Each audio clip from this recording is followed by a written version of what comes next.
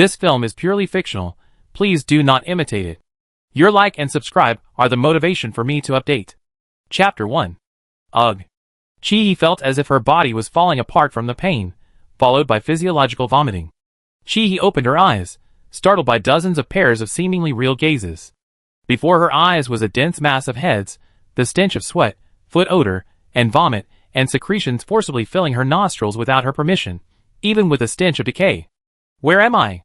She forcibly suppressed the bitterness in her throat. Chi began to analyze her situation. Her memory stopped at. She had fired a short-range air-to-air missile, sending the American fighter jet flying. The other side, enraged, retaliated with one. Her fighter jet was hit. The explosion's flames were vividly clear in the sunlight, a sight that evoked despair. She couldn't have survived the explosion. So she was dead, but where was she? Chi roused herself and looked around at the faces of everyone around her. Good, she didn't recognize a single one. Chi was starting to question her existence. She had always been a realist, and had never imagined that time travel would happen to her. Just then, a light she had never seen before leaped up in the previously dim space. Everyone grabbed whatever they could, and Chi's arm was also grabbed by someone next to her. A sudden recoil threw Chi away, and she finally saw where the light came from. She was thrown into a window that looked like glass, and through the dirty glass, she saw the rings of a huge planet reflecting sunlight and emitting magnificent colors. A dazzling flash, gone in an instant. What kind of world is this? A chill ran from Chi's heels to the top of her head. A star ring? And what was that just now? A spatial jump? Chi's scalp tingled.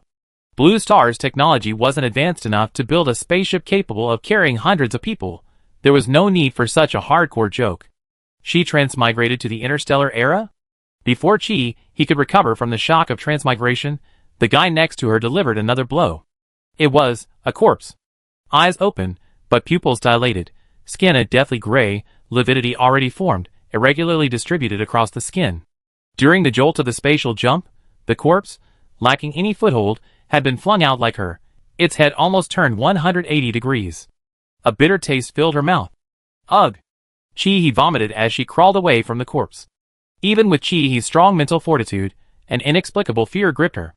The corpse had already developed lividity, indicating that it had been dead for over 4 hours.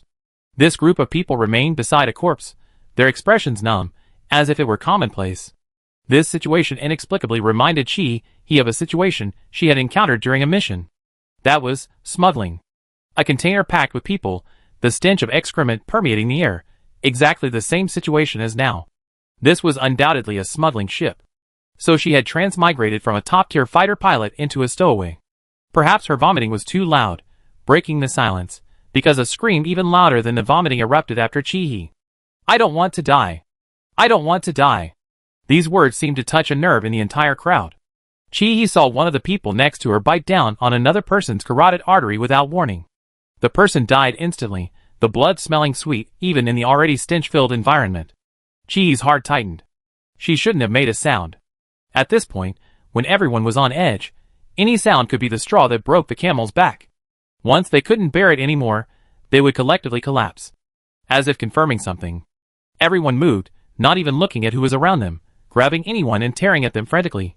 Chi kicked away the person who lunged at her, and then retaliated with a knee strike to another who tried to attack her.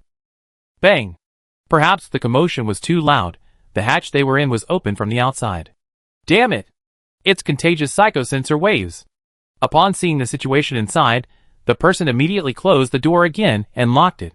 Chi narrowly avoided a woman's claws, forcefully twisting the woman's wrist and dislocating it. The instant the two separated, someone lunged at the woman, not caring who was who, and bit down on the face of the woman who had just attacked Chi. The woman's scream pierced the metal partition. Everyone was screaming. This was no longer mutual slaughter. They saw no humanity, only a contagious spirit within them, biting and killing. What's a contagious psychic horrific wave? Those people call this kind of mass madness a psychic horrific wave. Chi's face grew increasingly grim. The strength of her current body couldn't compare to the physique she cultivated through years of training in her original world. Severed limbs flew from the crowd, crashing to the ground, the metal pod floor beneath her feet already soaked in blood. At this rate, she'd die sooner or later. Damn it! Fate had given her a second chance, albeit randomly, but wasn't the ending far too abrupt? Bang! After an unknown amount of time, the door finally opened again. Chi-Hee's mental focus was highly concentrated. She immediately recognized that the people who came this time were different from before. Several people dressed in black combat suits and wearing black masks raised their guns and aimed at the crowd. It's an offensive psychic blast wave. Don't go in. Someone shouted, taking a step back. We don't have a commander. We don't have the ability to bring them back to consciousness. Is there a commander who can get here from a nearby star system? The tallest of the group asked. This is a smuggling ship, traveling on a dotted orbit. The nearest planet is over 100,000 light-years away. Moreover, too many people have gone mad. Even if they could get here, there's no guarantee there would be a commander with at least A-level mental strength on the asteroid. Kill them, give them a quick death. The speaker's gun was already pointed at the crowd still killing each other. Wait! Chi-Hee struggled to reach out from the crowd. Don't shoot. I can still be saved. Chi-Hee was practically shouting. Wait! The tall man leading the group immediately stopped, but his gaze remained fixed on Chi-Hee. Chi-Hee stepped on a hand. The hand that had been pulling her ankle, trying to drag her back into the mad crowd, released its grip in pain, but wouldn't let her go. The attack changed from scratching to biting. Chi-Hee's calf suddenly stung, and blood seeped through her trouser leg. Are these people even going to help? Are they just going to watch? Do they think she's doing a name-tag-ripping game? The tall man at the door seemed to finally confirm that she was still rational, but he didn't approach. Instead, he unbuckled another gun from his waist, stepped on it, and then kicked it forcefully to Chi-Hee's foot. Catch! Chi-Hee reacted quickly, hooking her toes, twisting her body, and bending over. The gun flew through the air in a beautiful arc before landing steadily in the hand of the sprawling Chi-Hee. Her hand was extremely steady. The moment the gun landed, she immediately raised it and pulled the trigger, finding the perfect angle. Bang! Bang! Several shots rang out. Chi-Hee aimed at the torsos of the men surrounding her. However, bullets were limited. Even if she emptied the magazine, she might not be able to take them all down. Chi-Hee struggled to break free from the crowd and run towards the door while firing her gun. Hurry! A slightly urgent voice rang out not far away. Then Chi-Hee saw a round thing fly overhead. Wait! Is this how reckless combat is these days? Completely disregarding human life. Chi-Hee cursed as she mentally commanded herself. Run, you idiot leg! But her calf had been bitten hard, and now, like a rebellious teenage girl, it wouldn't obey her commands. Bang! The sphere exploded the moment it hit the ground. However, it wasn't shrapnel as Chi-Hee had imagined, but a gel-like substance. Chi-Hee used all her strength, but couldn't escape the blast radius. Half her body was encased in a jelly-like green substance. I'm not saying this outright. But couldn't you at least give me a heads up if it wasn't lethal? If she'd known it was this thing, she wouldn't have run away, wasting all that effort. Give me your hand. A hand wearing a black tactical glove was offered to her with an urgent voice. Judging from the tone of the person opposite her, Chi-Hee sensed something was wrong. Her survival instincts beat her brain, and she grabbed the hand. Then the gel-like substance enveloping half of her body began to solidify at a visible speed. Holy crap! Without thinking, Chi-Hee wrapped her arms around his neck. She stretched, trying to use the force to pull herself up. Quick, quick! It's about to solidify. The man's body visibly stiffened before he used all his strength to pull her out of the gel-like substance, like a radish. His teammates were also frozen in place. What are you standing there for? Let's go! It wasn't until the man carried the now sculpted Chi-Hee under his arm, like a sculpted object to their side, that his teammates came to their senses. The group exchanged glances, quickly exited the cabin, and closed the door. Only after confirming she was out of danger did Chi-Hee belatedly realize how recklessly she had tried to survive. Stepping out of the starship, Chi-Hee truly felt that this was no longer Earth. Before her eyes came a cold corridor, with the feel of a science fiction movie, through which she could see the boundless space. Consistent with the group's earlier conversation, there were no planets nearby that could be distinguished by the naked eye. This was unlike looking at the night sky from Earth. This was Chi-Hee's first time seeing space from space. To describe it, space was like an overturned and blurred palette of colors, a flowing kaleidoscope of hues, predominantly red and black, interspersed with shimmering dots. It was dazzling, breathtaking. The person carrying her glanced at Chi-Hee, paused upon seeing her utterly bewildered expression, and slowed their pace. Sensing the man's change, Chi-Hee, like a turtle released from a pond, stretched her neck and met his gaze through her armpit. The man's face was completely obscured by a military hood, revealing only his eyes. It had to be said, those eyes were truly beautiful. Elfin gray-green pupils, and looking at his facial features, he was a foreigner. Or perhaps that wasn't entirely accurate. He wondered if the concept of a nation even existed anymore. After all, the people next to her seemed to have similar skin to hers. Why don't you put me down and I can walk myself? Then her request was ruthlessly rejected. The substance inside the gel bomb solidifies instantly upon contact with air and requires a specific solution to soften it. I don't have any solution with me, so you can't move. I carry her. One of the green-eyed teammates tried to take over the task. No need. We haven't figured out her specific situation yet. I have the highest mental strength here, so I do it to be on the safe side. This made Chi-Hee unhappy. She was just an ordinary transmigrator, without the system's favor or any special abilities or cheat codes. She was nearly bitten to death right from the start. These people are overestimating her by treating her like a monster. Can I ask for a different position?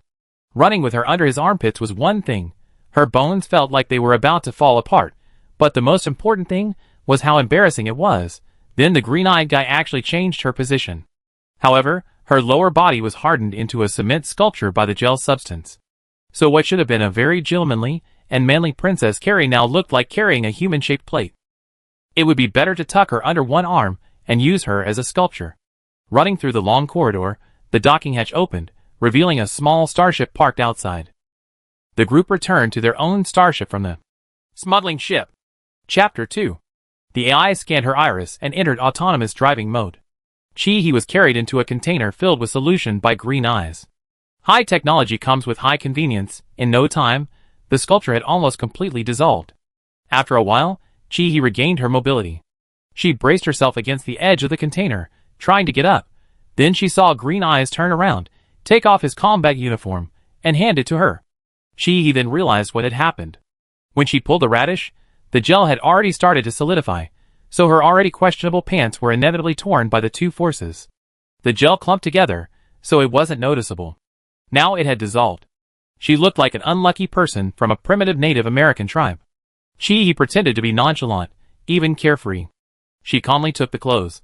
"Thank you, you're so kind." She pronounced these words with exceptional clarity. As long as she wasn't embarrassed, it was others who were. Green Eye's face, turned away, had an expression of inexplicable constipation. "I go find you a pair of pants, but they might not fit. We don't have any female team members here." Chi-Hee nodded hastily. "Okay, I'm not picky, anything is fine with me." Then she choked on her words. No, she quickly tried to cover up. A matching set would look better. Haha, she wasn't just not picky, she was practically picking on him. This time, the green-eyed man didn't even hesitate. He opened the door, as if a madman was chasing him. The door slammed shut behind him after he left. "Ah!" Chi-Hee cried out inwardly, realizing she wasn't tough enough. Her skin was still too thin. She needed more practice, at least to avoid making the same mistake again next time. She climbed out of the solution. This place was originally a washroom. She looked at herself in the metal mirror. Her hair was matted and stuck together, her face was stained with blood, and there were mangled teeth marks on her arms. She was malnourished and emaciated. She had been too hasty. It must have been really tough on him. Fortunately, her appearance hadn't changed much. She was still herself. Chi-Hee glanced at the disinfectant on the sink, gritted her teeth, and decided to wash herself first, even though it hurt. However, the shower system was surprisingly convenient. With this high-tech system, you didn't need to shower at all. After entering the shower room, you just pressed a button, and the misting spray system would wash away the dirt within a minute. You could walk in like a fool, and come out clean. It was just that not having to wash your hair yourself gave Chi-Hee the illusion that you weren't completely clean. Then, looking in the mirror, she found her hair was still tangled. She reluctantly brushed it aside, and it became a complete mess. It was definitely clean. Even the natural oils were gone. Using this stuff too much will probably cause hair loss. Chi-Hee silently disinfected the bite site. The pain made her thoughts wander. Will being bitten by those crazy people turn her into a zombie? If only she could be reborn. Given a second chance, she'd definitely defeat that bastard, and with another season, she'd be a 5-star king of glory. She hadn't even finished the last season of Gintama. She just subscribed to a yearly premium membership. The most embarrassing thing was, she hadn't deleted her browsing and chat history. Physical death and social death occurred simultaneously. Chi-Hee just wanted to hug her helpless self. Then she caught a glimpse of the tag on the left shoulder of her combat uniform. Ji Yinshin. G or G? Ji Yanchen? How strange. How could a foreigner have a Chinese name? Knock knock knock. There was a knock on the door. I put your pants at the door. I wait for you in the restaurant. Wasn't he embarrassed to say pants? Shouldn't he just knock and leave? He didn't hear any footsteps leaving for a long time. She could only force herself to answer, okay, thank you. Then he heard him leave. When he arrived at the restaurant, she only saw Ji Yanchen, not her teammates, who had come back with her earlier. Where are your teammates? To ease the awkwardness, he made conversation. They'd gone into hibernation pods. What he didn't know was that those who had come into contact with the sentinel wave would be in an unstable mental state. Those few had low mental strength, so the first thing they did upon returning to the spaceship was to lie in hibernation pods, and then take turns resuming the spaceship's operations. However, they usually didn't need to do much. The spaceship was piloted by a super artificial intelligence. Eat something first. Ji Yanchen handed two long, thin items. He didn't stand on ceremony. She was genuinely hungry. Next, I ask questions, you answer. Okay. He nodded. He had saved her. What was wrong with asking questions? She accepted. Name. Ji Yanchen produced a pen and paper from somewhere and handed it to her, gesturing for her to write her name down. He put the food in her mouth and realized it was biscuits. This was probably the spaceship's reserve rations. They were compressed very tightly. The taste was quite hearty, almost transporting her back to her military training days years ago. Even in interstellar times, it was still unpalatable. She took the pen, intending to write her full name on the paper. Then she remembered the name on his clothes and wrote down the pinyin. You can't write Chinese? Ji Yanchen asked, looking at the pinyin, still covered in cookie crumbs. Yes. He excitedly put down the cookie, a stark contrast to her previous half-dead state. She took the pen and rewrote her full name. Actually, Ji Yanchen's question was quite ordinary, but to it was the best news she heard since waking up. The existence of Chinese was a signal. No matter how far the world had progressed, the civilization she knew still existed. This was something language couldn't compare to.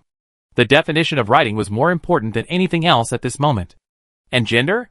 Ji Yanchen asked his second question. He paused in her chewing, her expression contorting. What did she just hear? Had the world developed a third gender? Putting aside he's unchangingly thin figure, that wasn't the point. The point was that he thought Ji Yanchen across from her was blind. She decided to indulge in a morbid musing. Male. Now it was Ji Yanchen's turn to look constipated. However, this awkward atmosphere lasted less than 10 seconds, because something even more awkward happened. Lying isn't illegal in the Alliance, but falsifying information is.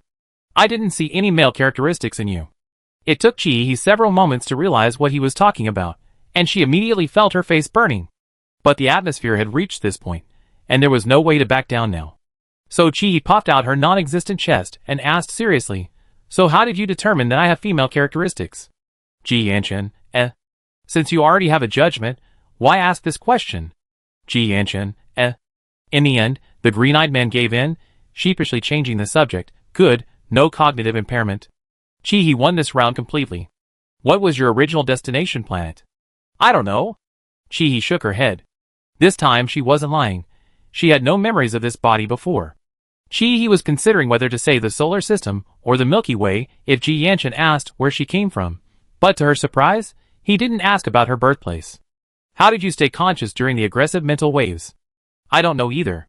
Could she say she didn't even know what mental waves were? As if sensing he's confusion, Ji Yanchen sighed. The Alliance doesn't refuse to accept stowaways from war zones, but most of them don't survive to reach the peace zone. The trauma of war is a tremendous burden on everyone's psyche. Nearly 70% will die from mass psychotic waves. He could only grasp the superficial meaning in Ji Yanchen's words. Psychotic waves were probably a type of mass mental illness.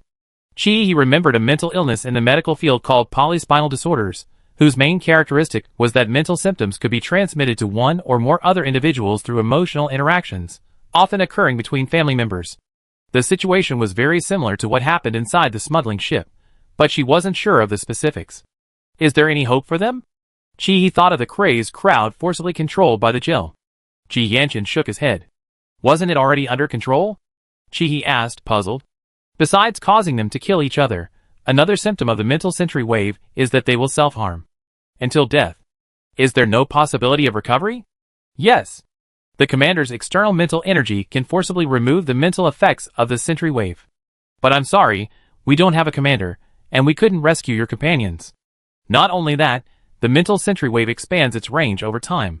Once discovered, those on the smuggling ship who haven't gone mad will choose to abandon ship. So that group of people can only become dust in space. He swallowed the latter part, not saying it aloud. The thin, small girl opposite him, even in that chaotic scene, didn't choose to harm anyone. Even when firing, she only aimed at non-lethal torsos, presumably because she couldn't accept this fact. In this era, maintaining reverence for life other than oneself requires immense courage, and this wasn't her fault. Now, let's get back to your question. Have you had your mental strength tested?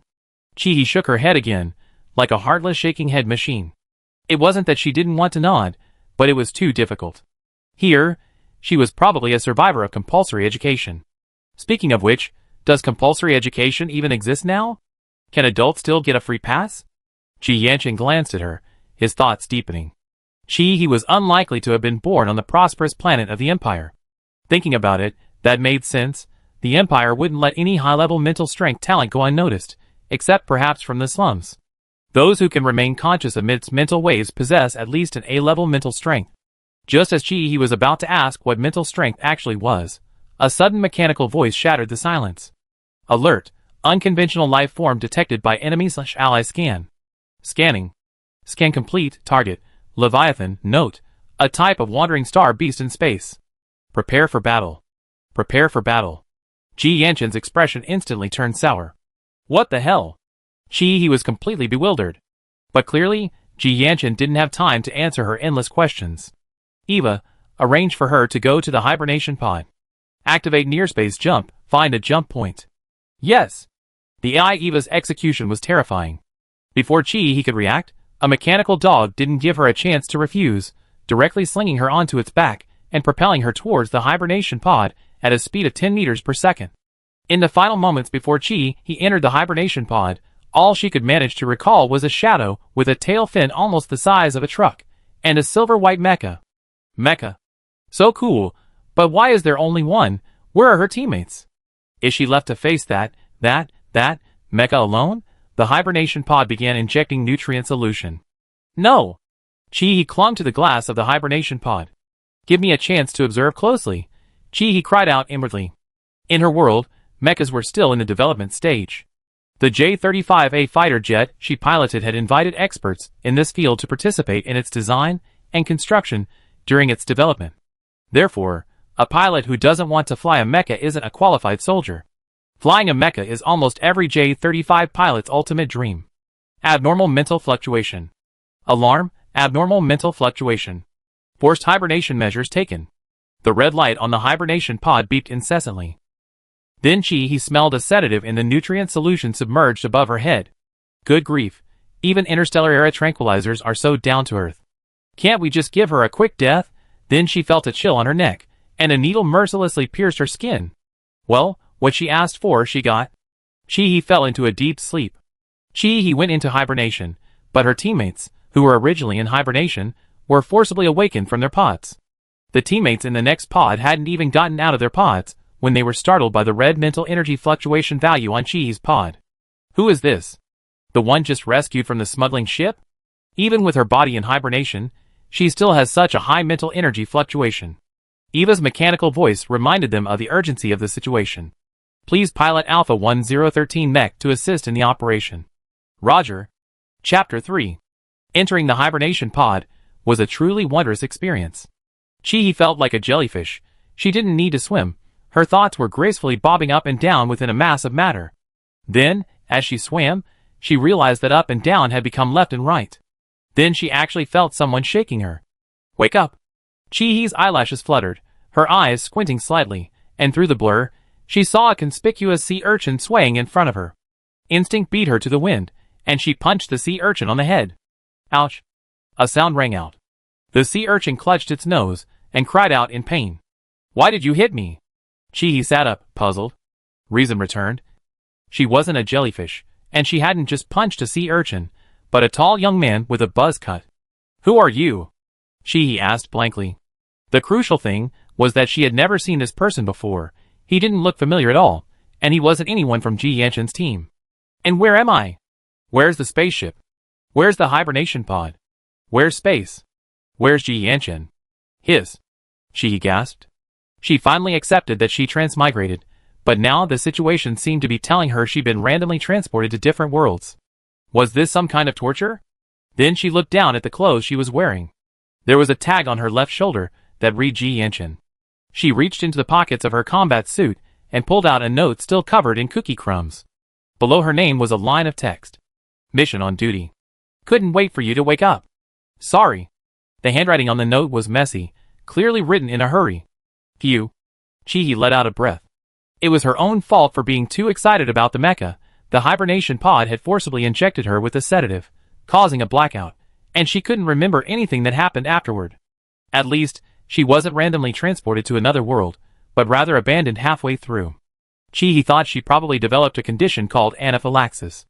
Especially the fact that she had been exposed to two completely unfamiliar environments in a short period of time, leaving her mind buzzing and unable to process anything. The urchin-headed man, who had been wiping his nosebleed, finally finished dealing with the unexpected situation and returned to Chi-Hi's side with 2 wads of tissue stuffed in his nose. My name is Fong Qingyu. Turns out, it wasn't a sea urchin, but a bluefish. But this fish was a bit too salty. Fong Qingyu was a mess, his clothes in strips. With a cane, he could easily cosplay as the leader of the beggars sect. Are you a soldier of the Empire? Do Imperial soldiers also smuggle themselves in? Your name is Ji Yanshan? This guy's crazy. Chi-Hi suddenly felt that he hadn't deserved the punch he received earlier. Even social bullies aren't this ruthless. Before Chi-Hi could speak, the fish negated all the questions he had asked. The Empire doesn't have soldiers as thin as you, but this uniform is definitely an Imperial combat uniform. So are you a relative? Lover? Girlfriend of the soldier who carried you down? Chi-Hi was speechless. Why did he send you to the Alliance? Did he not love you anymore? Say something. She had never seen such a chatterbox. Yes. He fell in love with a Leviathan. Chi-Hi said speechlessly. It was meant as a joke, but unexpectedly, Fong Qingyu patted her shoulder sympathetically and said, Don't be sad, this is his sincere farewell to you. What the hell? Really? They even have reproductive isolation here. After initially marveling at this person's lack of common sense, Chi-Hi finally discovered his strengths. Being a chatterbox has its advantages. She only needed to strike up a conversation to extract a considerable amount of information, without revealing her otherworldly origins. So she tentatively inquired. Where are we? Kasang, Fong Qingyu said, this is the Alliance's 13th colonized planet, and one of the few combat zones. Fong Qingyu reached out, and pulled Chi-Hi up from the ground. Get up quickly, don't disappoint your boyfriend. Chi-Hi smiled wryly, wondering if Ji Yanshan would be furious if he knew he suddenly had an ex-girlfriend. Here, it's almost our turn. Fong Qingyu handed her an exaggeratedly long gun. Then he pulled open the makeshift tent.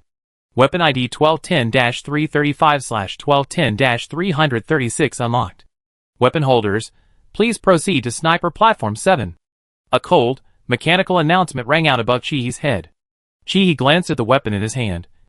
It was engraved with 1210-336. Follow me. Fong Qingyu skillfully led Chi-Hi up a series of steps. Chi-Hi had no choice but to follow. Upon arrival, they found themselves inside an arched, transparent protective shield. At first glance, Chi-Hi felt a chill run down his spine. Creatures resembling lizards with bat wings were continuously swarming towards the shield. Fong Qingyu rushed onto the left-hand gun rack and mounted the weapon. Then he put on a VR-like headset. I go left, you go right. Whether we get to eat meat today depends on this. What? Chi-Hi was a little confused. Shoot those bugs. You call these bugs? Fong Qingyu had already shot and killed a bat while speaking. The protective shield probably had a special coating. The blood of the killed monsters didn't stick to the shield but instead flowed straight down.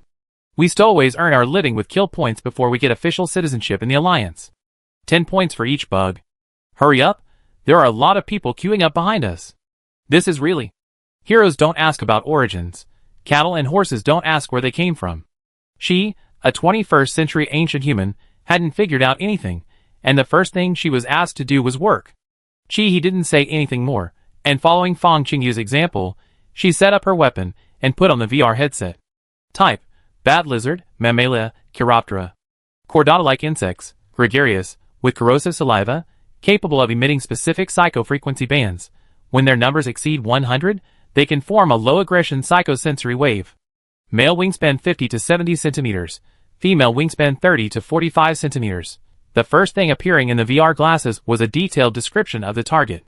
Target locked, distance 23.6 meters, current wind force 2.3 angle. So advanced? Chi-Hee exclaimed. However, she wasn't used to relying on equipment to capture targets. Her dynamic vision, like that of a fighter jet pilot, followed her soul, so she aimed directly with her naked eye and fired several shots. She finally understood why the gun was on the rack. The recoil was terrifying. The rack vibrated slightly after each shot. If Chi-Hee, with her small frame, were to fire directly, her shoulder would probably be ruined in less than 3 shots. The Alliance was indeed considering the needs of these stowaways, not only building protective shields to safeguard their lives, but also taking recoil into account. Chi-Hee silently aimed, then pulled the trigger, like a merciless firing machine. Weapon number 1210-335/1210-336 is about to enter lock-on state. Countdown 10 seconds. 10, 9, 8.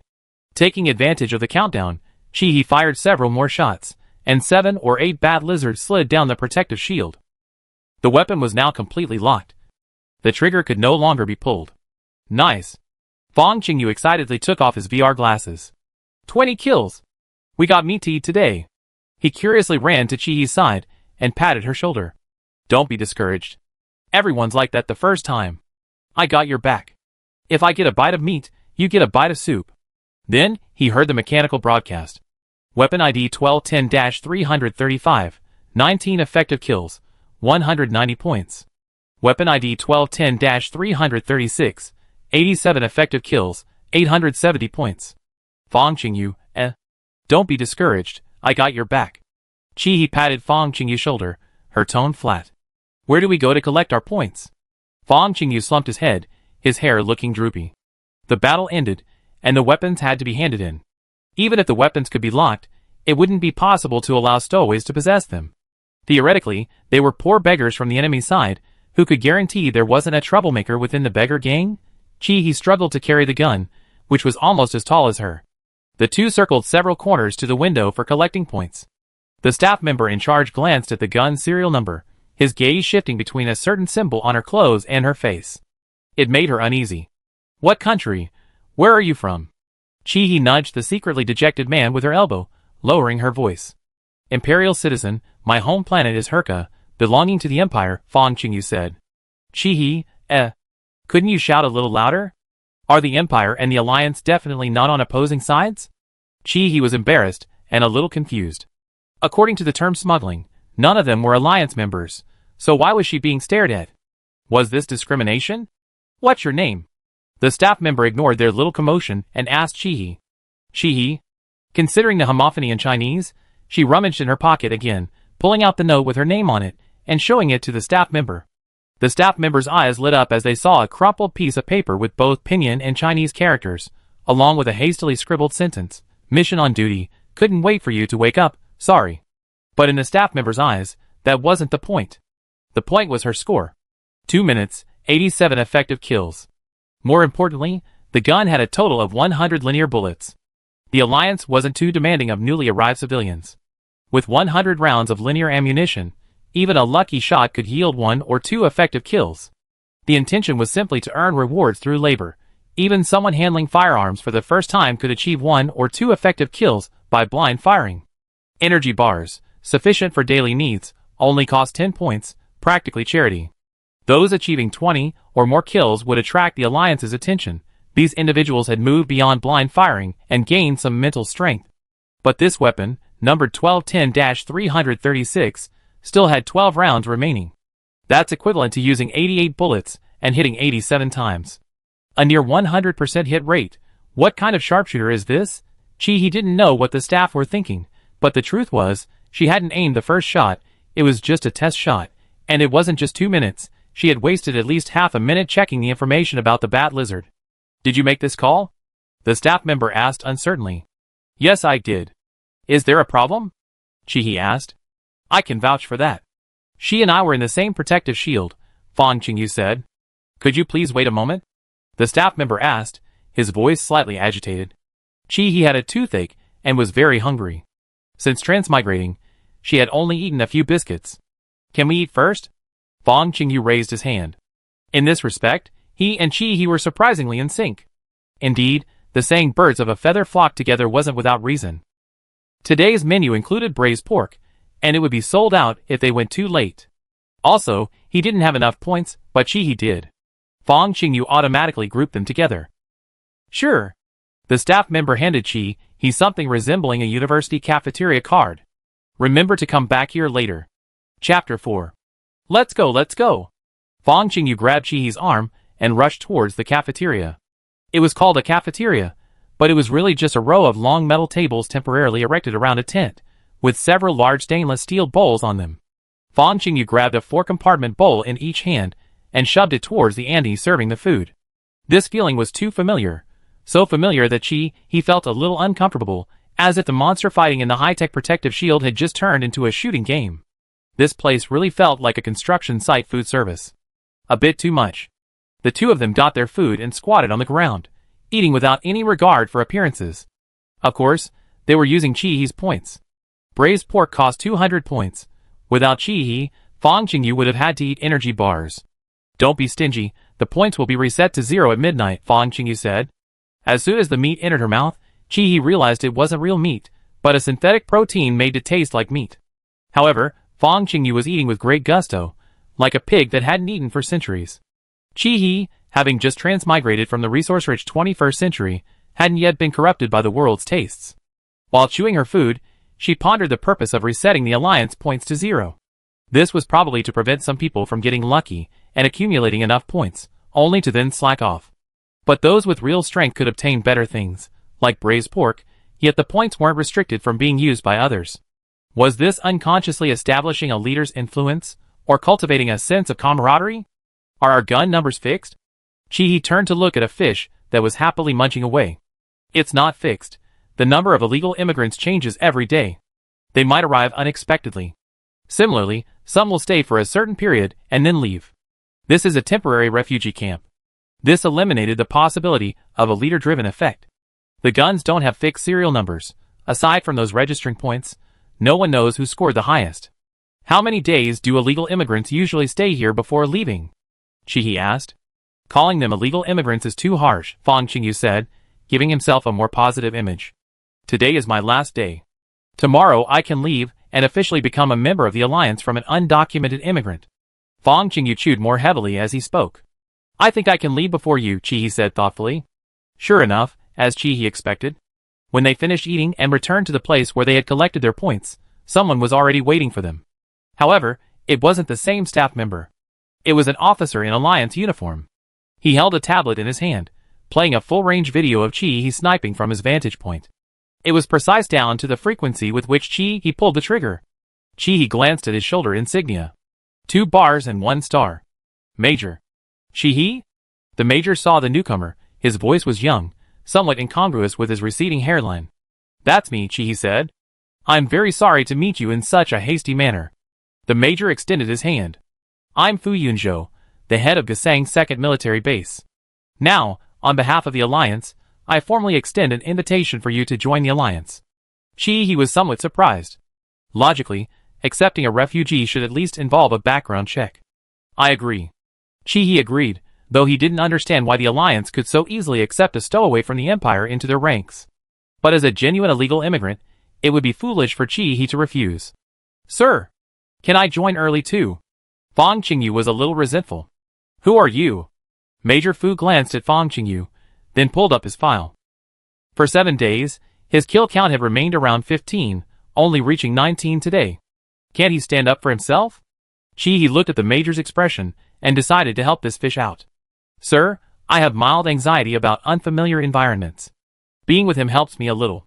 This was actually a common problem for stowaways, probably due to unfamiliarity with a new organization and fear of the future. These usually stabilize over time. Using this as an excuse was a bit far-fetched. Sure enough, Major Fu looked troubled. The Alliance has its own evaluation standards, and that's not a secret. The 7-day sniper hunt is actually a test. Achieving 20 effective kills within 2 minutes is a standard. I can make an exception and give you another chance. Fong Qingyu's expression turned serious, seemingly understanding the hidden meaning in Major Fu's words.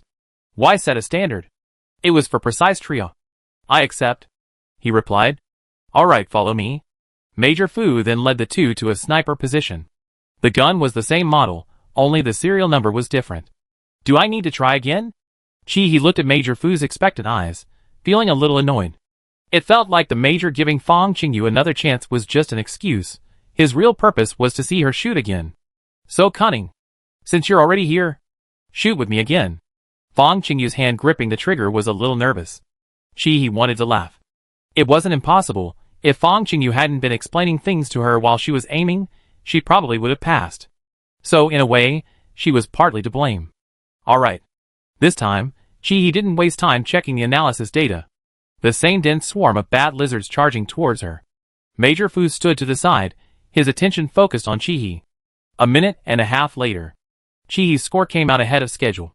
Weapon ID 1210-11 effective kills 100, points 1000. This was the limit.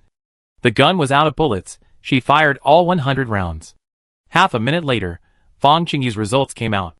Perhaps realizing that failing this time would relegate him to the ranks of ordinary players, the pressure fueled his motivation, and his score was surprisingly good. Weapon ID 1210-12, effective kills 29, points 290. Wait. Major Fu suddenly called out. Chi-He, you go out first. Chi-He was completely confused. Fang Qingyu was equally confused. Had he passed or failed? Major Fu opened his personal terminal and dialed a number. Reload the linear rifle. Keep it unlocked. Roger that, Major. The other person replied. Chi-He, go back to the points redemption area. Make sure you're more than a kilometer away from this protective shield. What's going on? Major Fu's expression was very strange. How to describe it? It was as if someone who owed him money had appeared before him, but that person had no money to pay. Excitement and frustration intertwined, causing his facial muscles to twitch. He obediently withdrew from the sniping position. Major Fu stared at Fang Qingyu. You have 2 minutes to rest, then shoot again. However, the retest results were not ideal. Fang Qingyu recovered his 15 effective kills. Major Fu immediately had a staff member remind Chi-He to return. The two tested again. Chi-He maintained his level. Fang Qingyu's effective hit count this time was 28. After several rounds of testing, Chi-He felt her legs were about to break. Who could possibly cover thousands of meters in minutes? It was like a death knell, and she was doing it all on foot. Her pants were practically falling down. Major Fu, looking at the panting Chi-He, said with delight, Chi-He, you possess an extremely rare amplifying type of mental power. She? A child who slipped through the cracks of compulsory education? He didn't understand. Simply put, your mental power can influence those around you. A person's mental power can't be raised to a higher level on its own in a short time. The most direct manifestation is shooting accuracy. Fang Qingyu's shooting accuracy remained around 15 for the 6 days before you appeared, but after you arrived, his accuracy changed, reaching 19 for the first time. The first change wasn't significant, it was still below 20. Chi-He nodded thoughtfully. The second time was even more obvious, 29 kills. Compared to his previous 15 kills, the increase is almost 100%. Goodness. Is she some kind of human mobile Wi-Fi hotspot? Would her internet speed be any better if she were next to him? He didn't quite understand something. The bat lizards were very densely packed, and not very fast. Just like their name suggests, these creatures combine crawling and flying. With high-tech VR glasses on, even if they didn't shoot at flying targets, wouldn't a creature crawling on the protective shield be just like a balloon at a balloon popping stand? Why was the effective firing rate so low? At first, she thought Fang Qingyu was just too incompetent, but after seeing a group of people only able to collect energy bars, it wasn't a matter of incompetence. He turned to look at Fang Qingyu, who also looked completely bewildered. It seemed she wasn't the only one who didn't understand. So she asked the question directly. Because of the psychic sentry wave, Major Fu said. That word again. He had heard the term on the smuggling ship, but she didn't understand what a spiritual sentinel wave actually was. Humans discovered the existence of spiritual sentinels after Earth entered its post-glacial period. Initially, humans believed they were invisible radiation bands generated by the interaction of solar wind and Earth's magnetic field. However, as Earth entered a period of depletion and humanity broke through the atmosphere to officially enter space, this theory was overturned. In other star systems without a sun, spiritual sentinels still exist. Ultimately, Through the efforts of generations of humans, it was discovered that spiritual sentinels are actually an invisible energy inherent in living organisms. This ability is becoming increasingly apparent as humanity delves deeper into the universe. You could think of it as a form of alternative evolution. Major Fu sighed. The bad news is, humans aren't the only ones with this ability. Other matter in the universe possessed it even earlier. The bat lizard.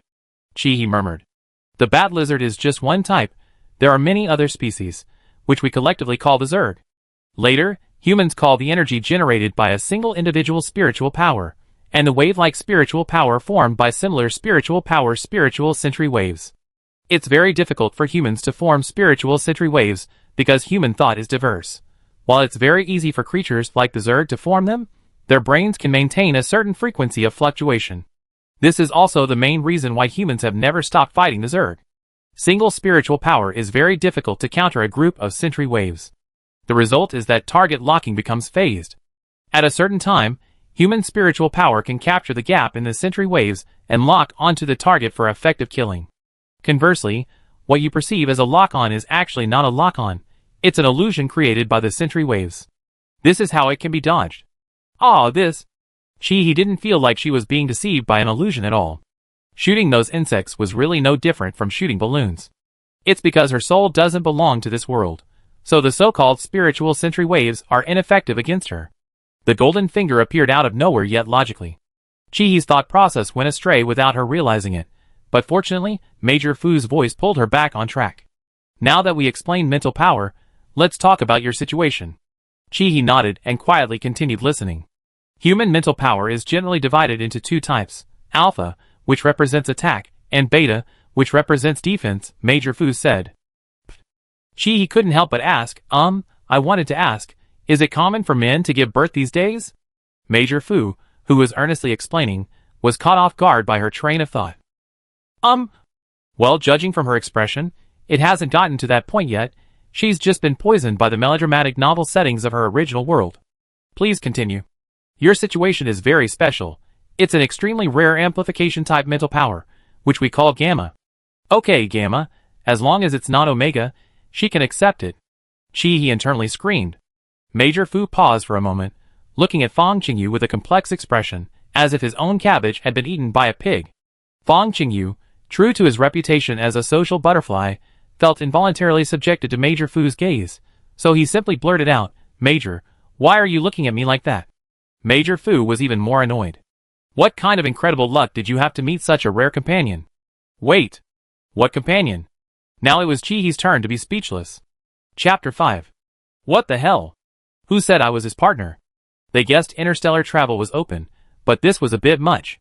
What on earth was going on? The three of them looked at each other, the atmosphere freezing. Even Fu Yunzhou, who had weathered countless storms, had a moment of hesitation. You two really aren't a couple? Chihi sighed. Major, I'm a sucker for good looks. Fang Qingyu, what do you mean? Major Fu replied dismissively to Fang Qingyu without thinking, you're ugly. Fang Qingyu, why the personal attack? Didn't I just mention the characteristics of amplifying mental power? Major Fu tried to control his upturned lips. Ahem, well, I say it now. All recorded Gamma mental power users only amplify the power of their lovers. He was clearly an exception. He confirmed again. You two really aren't? No. She could still tell whether she liked someone or not. He had a bad feeling. She felt she was very likely to be used as a guinea pig. Should she sacrifice her reputation and temporarily team up with Fang Qingyu? However, it was clear that the bewildered Fang Qingyu had absolutely no chemistry with her. Damn it! Come on, come on! Follow me to the lab. Major Fu looked excited. Just as she thought. Could she refuse? Although that was the thought in her mind, he still obediently followed Major Fu to the lab. There were two reasons. First, she herself wanted to figure out what her mental power was all about. Second, she was essentially an undocumented immigrant. The original owner of this body was probably able to board the smuggling ship by tearing up her imperial household registration.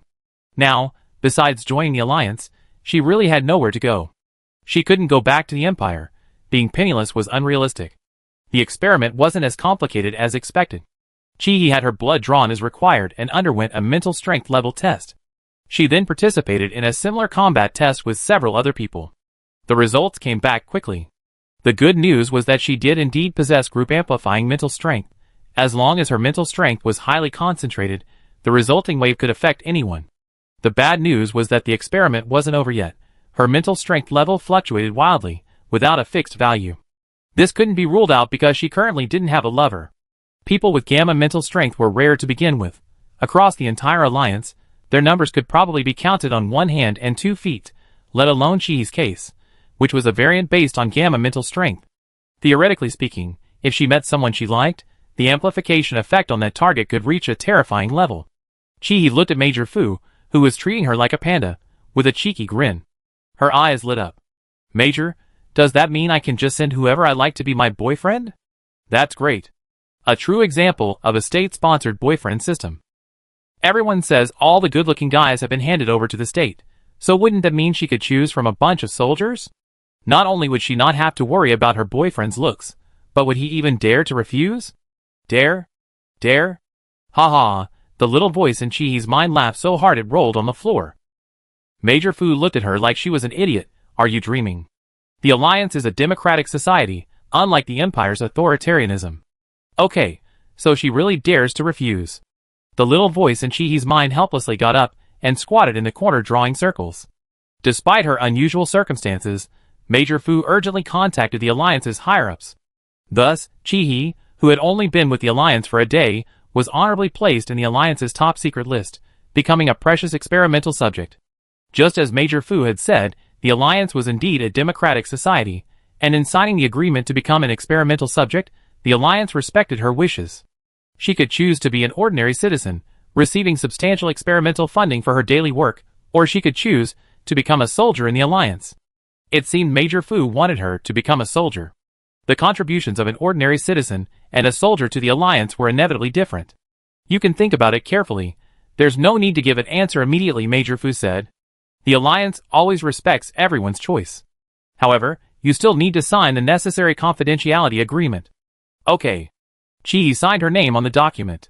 Besides Chihi, Fang Qingyu, who was undergoing experiments next door, also signed a confidentiality agreement. Fang Qingyu wasn't as conflicted as Chihi. Chihi guessed he hadn't even read the contents, directly signing his name, a mess of scribbles, on sheet after sheet of paper. After signing, with nothing to do, the two sat side by side on a bench outside the lab, letting their minds wander. Chihi was silent for a while, then asked Fang Qingyu for the first time about smuggling.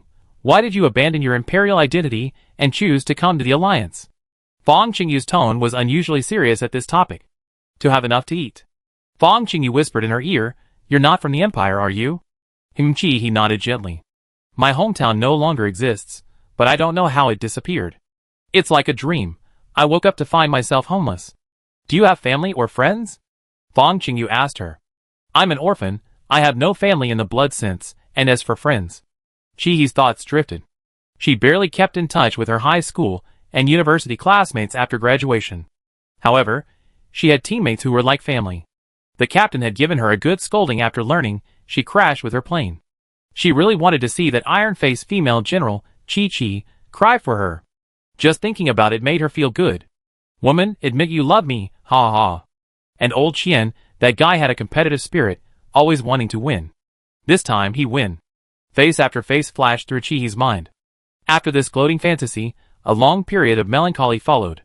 She didn't know if she was in a world thousands of years in the future, or a fictional world. Time and space were insurmountable chasms. She could never reunite with them. That much she knew. She was an orphan once again. Try to cheer up. Fang Qingyu patted her shoulder. My definition of home is simply where I am, not what nationality I belong to. So pessimistic? Chihi glanced at him, then quickly covered his mouth before he could say anything more. Please shut up, okay? What you said is very ambiguous. Wasn't this blatantly telling everyone that if the Empire ever became better off than here, she'd leave immediately? You're speaking so loudly, aren't you afraid the passing Alliance soldiers will hear you and beat you up? Fang Qingyu, breathless from being suffocated by her, struggled to break free. Didn't you do any research before coming to the Alliance? Chihi thought to herself, what research? I don't even know how I got here. The Alliance accepts every human. Fang Qingyu emphasized the last two words, human. So simple, only testing species as an option? Chihi found it unbelievable. Yes, but after obtaining Alliance citizenship, you must abide by Alliance laws and fulfill the obligations of a citizen. Then why did you say you came to the Alliance just to have enough to eat? Is the Empire that poor? Shi asked. Fang Qingyu shook her head.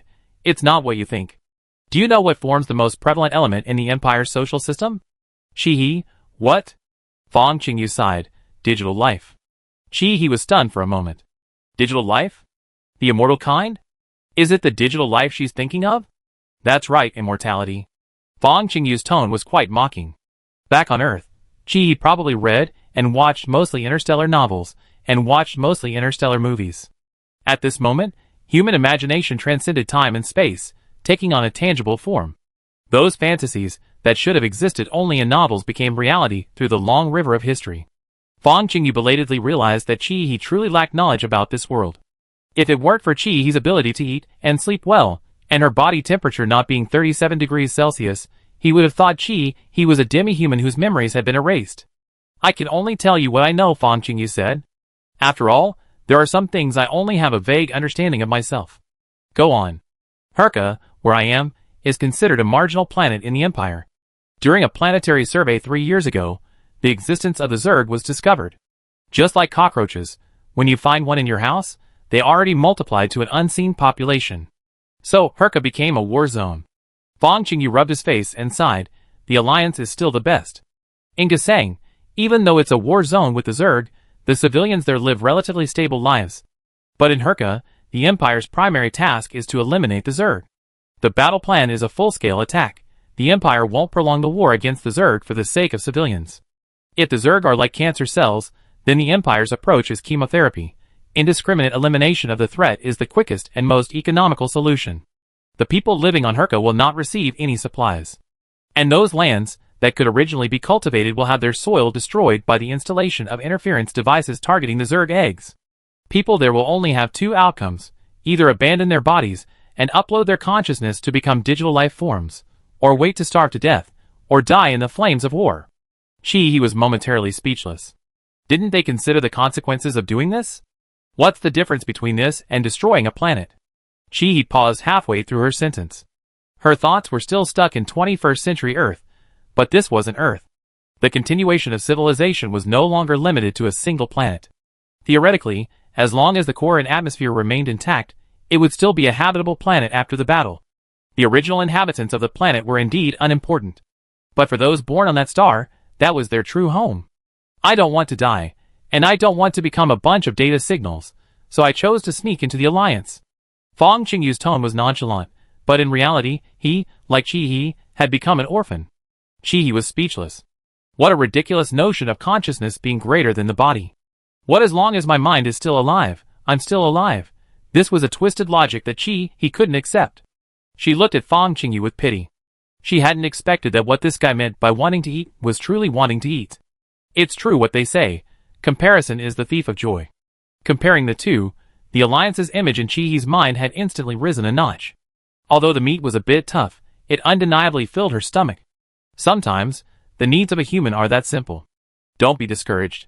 As long as you're alive, you can go back after Herka completely eradicates the insects. Shi patted Fang Qingyu's shoulder, trying to comfort him. Fang Qingyu's expression was one of utter constipation, much like hers. The Empire doesn't accept stowaways. Giving up imperial citizenship is tantamount to abandoning the Empire. She stroked her chin solemnly and said, then the Empire is doomed sooner or later. You're right. The not-so-bright Fang Qingyu actually grasped the meaning behind Shi's words at that moment. If the Empire were finished, then Helka would belong to the Alliance, and he was now a legitimate Alliance citizen. The two exchanged a knowing smile. At that moment, Shi suddenly felt that becoming an Alliance soldier was very meaningful. With a burning red heart, Shi went to Major Fu and fully expressed her firm beliefs. And then, she and Fang Qingyu were ruthlessly packed up and sent to military academy. Becoming a soldier was far from simple. Chapter 6. Your true identity needs to be kept secret.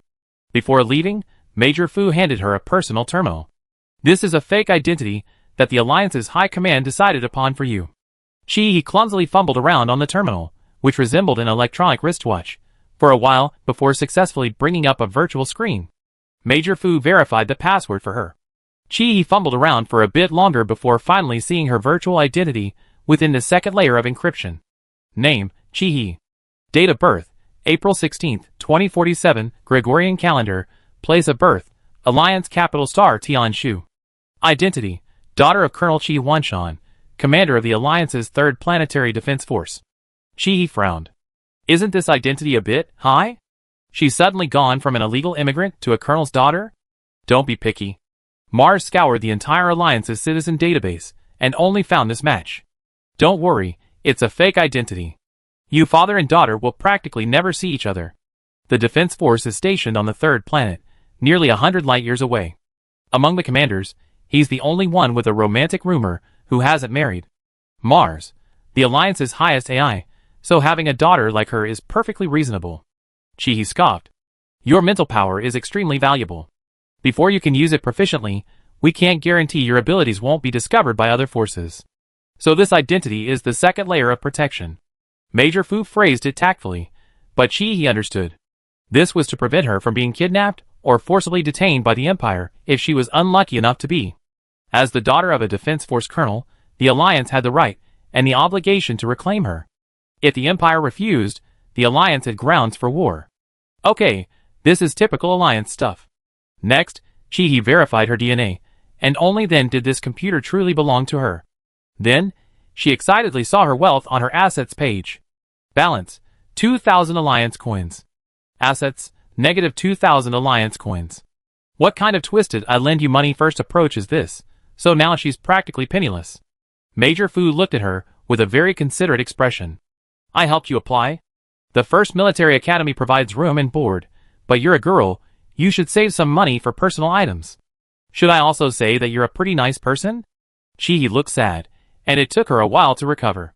At least go buy some clothes. Wearing this to the Military Academy will get you beaten up.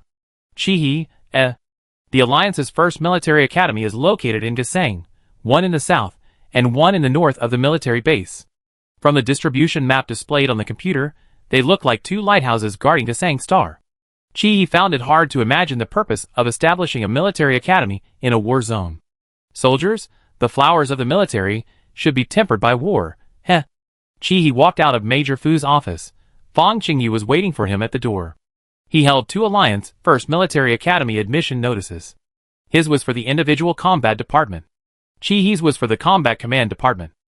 Major Fu said Chi and Fong Qingyu out of the military base in a land-based warship. Chi was somewhat shocked to see a land-based warship for the first time. Its shape was somewhat like a combination of a modern tank and a lunar cargo rover, but much larger. Although Chi didn't see any weaponry on the warship surface, this behemoth was undoubtedly equipped with weapons. One could tell a thing or two just from the hydraulic stabilization device at the stern of the ship. She was somewhat eager to try it out. For some reason, she always had a weakness for these kinds of things. Otherwise, she wouldn't have flown a fighter jet in her past life.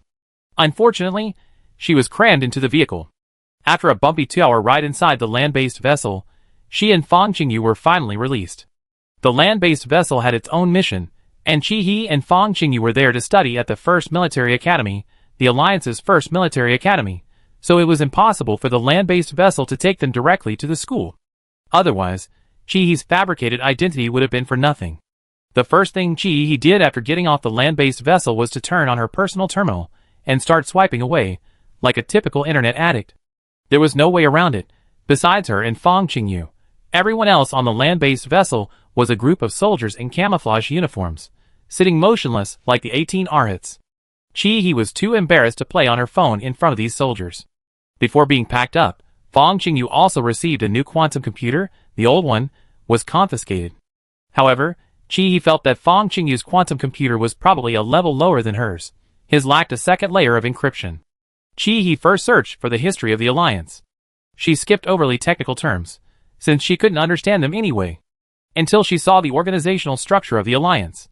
At the top of the list was Yin Kingdom. No matter how many guesses she had had, she only felt grounded and settled when she received the definite answer. Perhaps to others she was just a stowaway, and shouldn't have such strong nationalistic sentiments, but only she knew that this was the only shared belief between her and herself from thousands of years ago.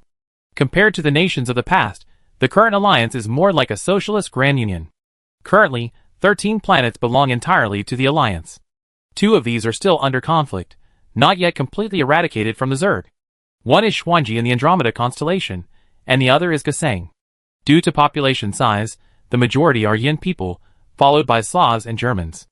After nearly 1,000 years of racial integration, the people walking the streets of Gesang are a mix of yellow and white skin tones. Of course, there are many mixed-race individuals. The girl walking towards Chi had long, jet black hair but beautiful blue eyes. There was also a handsome younger brother with blonde hair and soft features.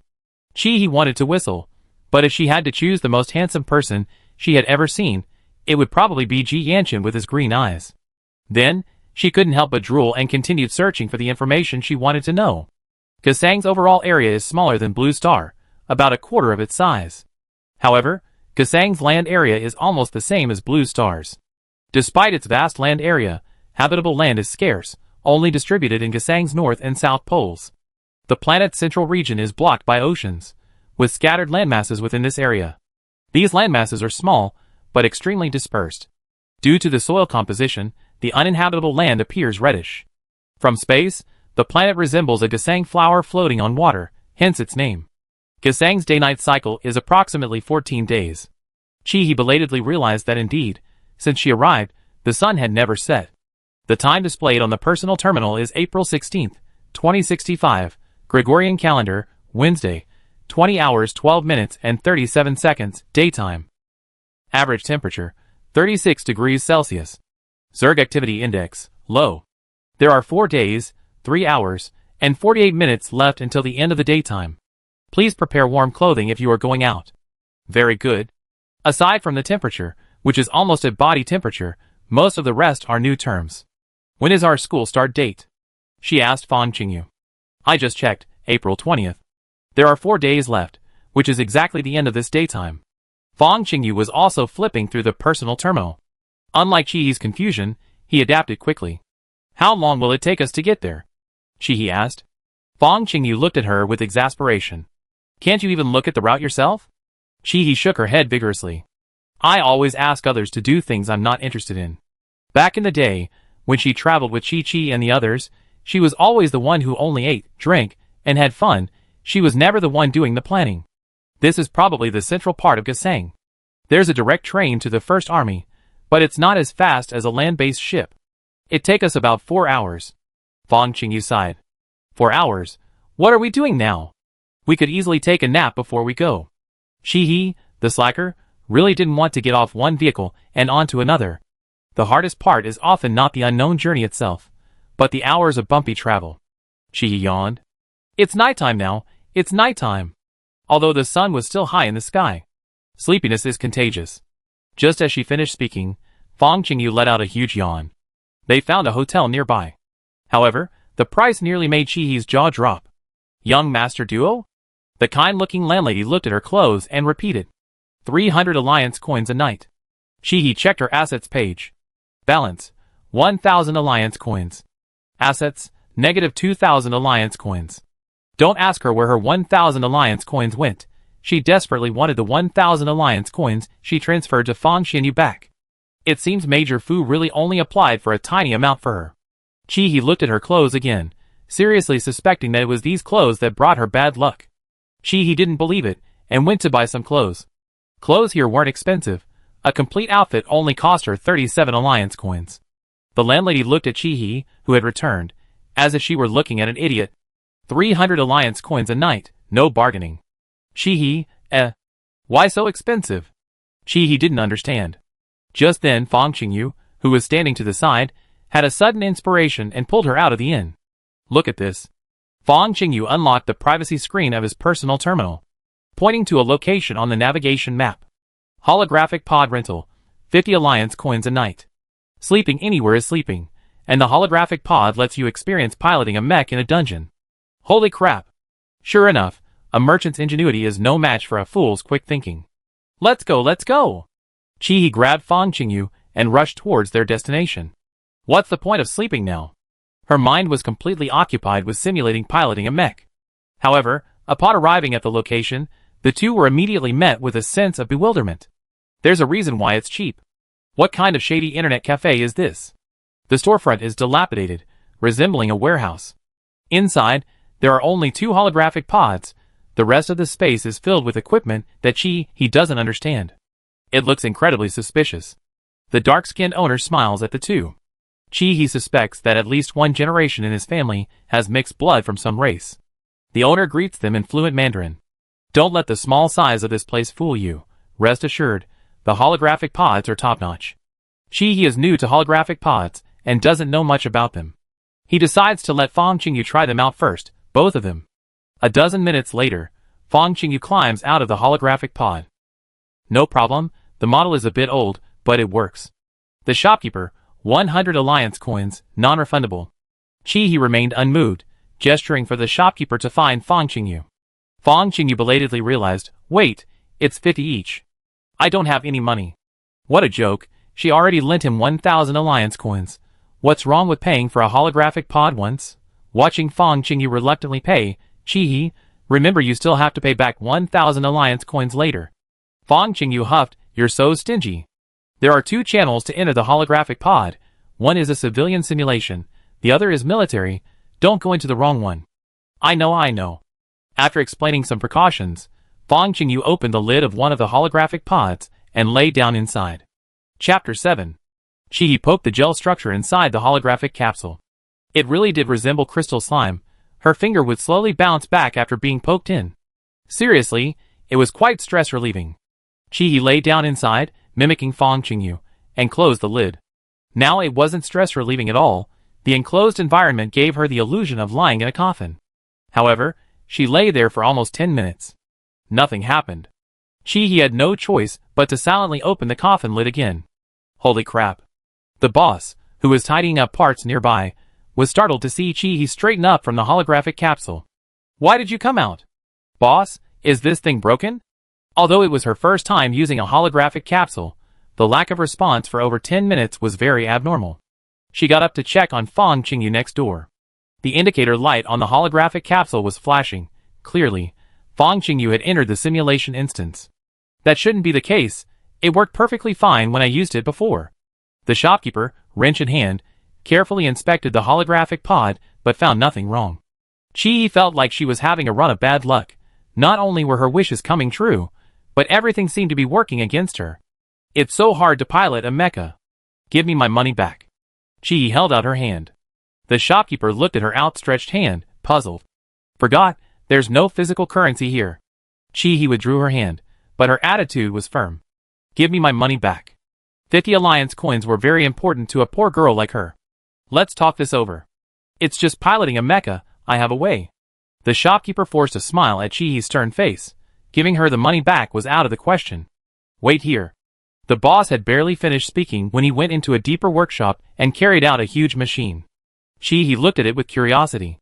It resembled a cockpit, but it was missing many parts. The front window was completely broken, and where the seat used to be was just a bare bar, looking like the back seat of a bicycle. In short, the cockpit only had an operating system left. This is an operating system salvaged from a mecha. Although it's just the operating system, it'd be perfect for practicing, the boss said, handing her a VR headset. He disconnected several ports from the holographic capsule and connected the operating system and VR headset. It's done. This is a true full sensory mecha. Chi-He looked at the VR headset in her hand, feeling ripped off. But she couldn't let the 50 alliance coins go to waste. Here, I get you a stool. Sitting here is like being in the cockpit. Chi-He reluctantly sat on the square stool, put on the VR headset, and tried to connect it via the optical computer. Unexpectedly, the connection was successful this time. A white hall appeared before Chi-He. This must be the preparation area. Remember not to choose the holographic mech, choose the manual control one, otherwise you won't be able to start it in the simulation instance. Chi-He could still hear the boss's nagging in her ear. Okay. Chi-He waved her hand impatiently, signaling the boss not to disturb her. This was Chi-He's first time logging into the simulation instance, using her personal terminal. The first interface that popped up was character creation. Unable to detect your face, please adjust your facial features yourself. Chi-He thought to herself, so there's a function to create characters based on facial features? This was actually a beautiful misunderstanding. Chi-He's current personal computer was bound to her personal identity, which was that of a prospective military academy student. In the simulation, military academy students couldn't adjust their facial features like ordinary people. This stemmed from the years ago, when various military academy simulation competitions used proxy players.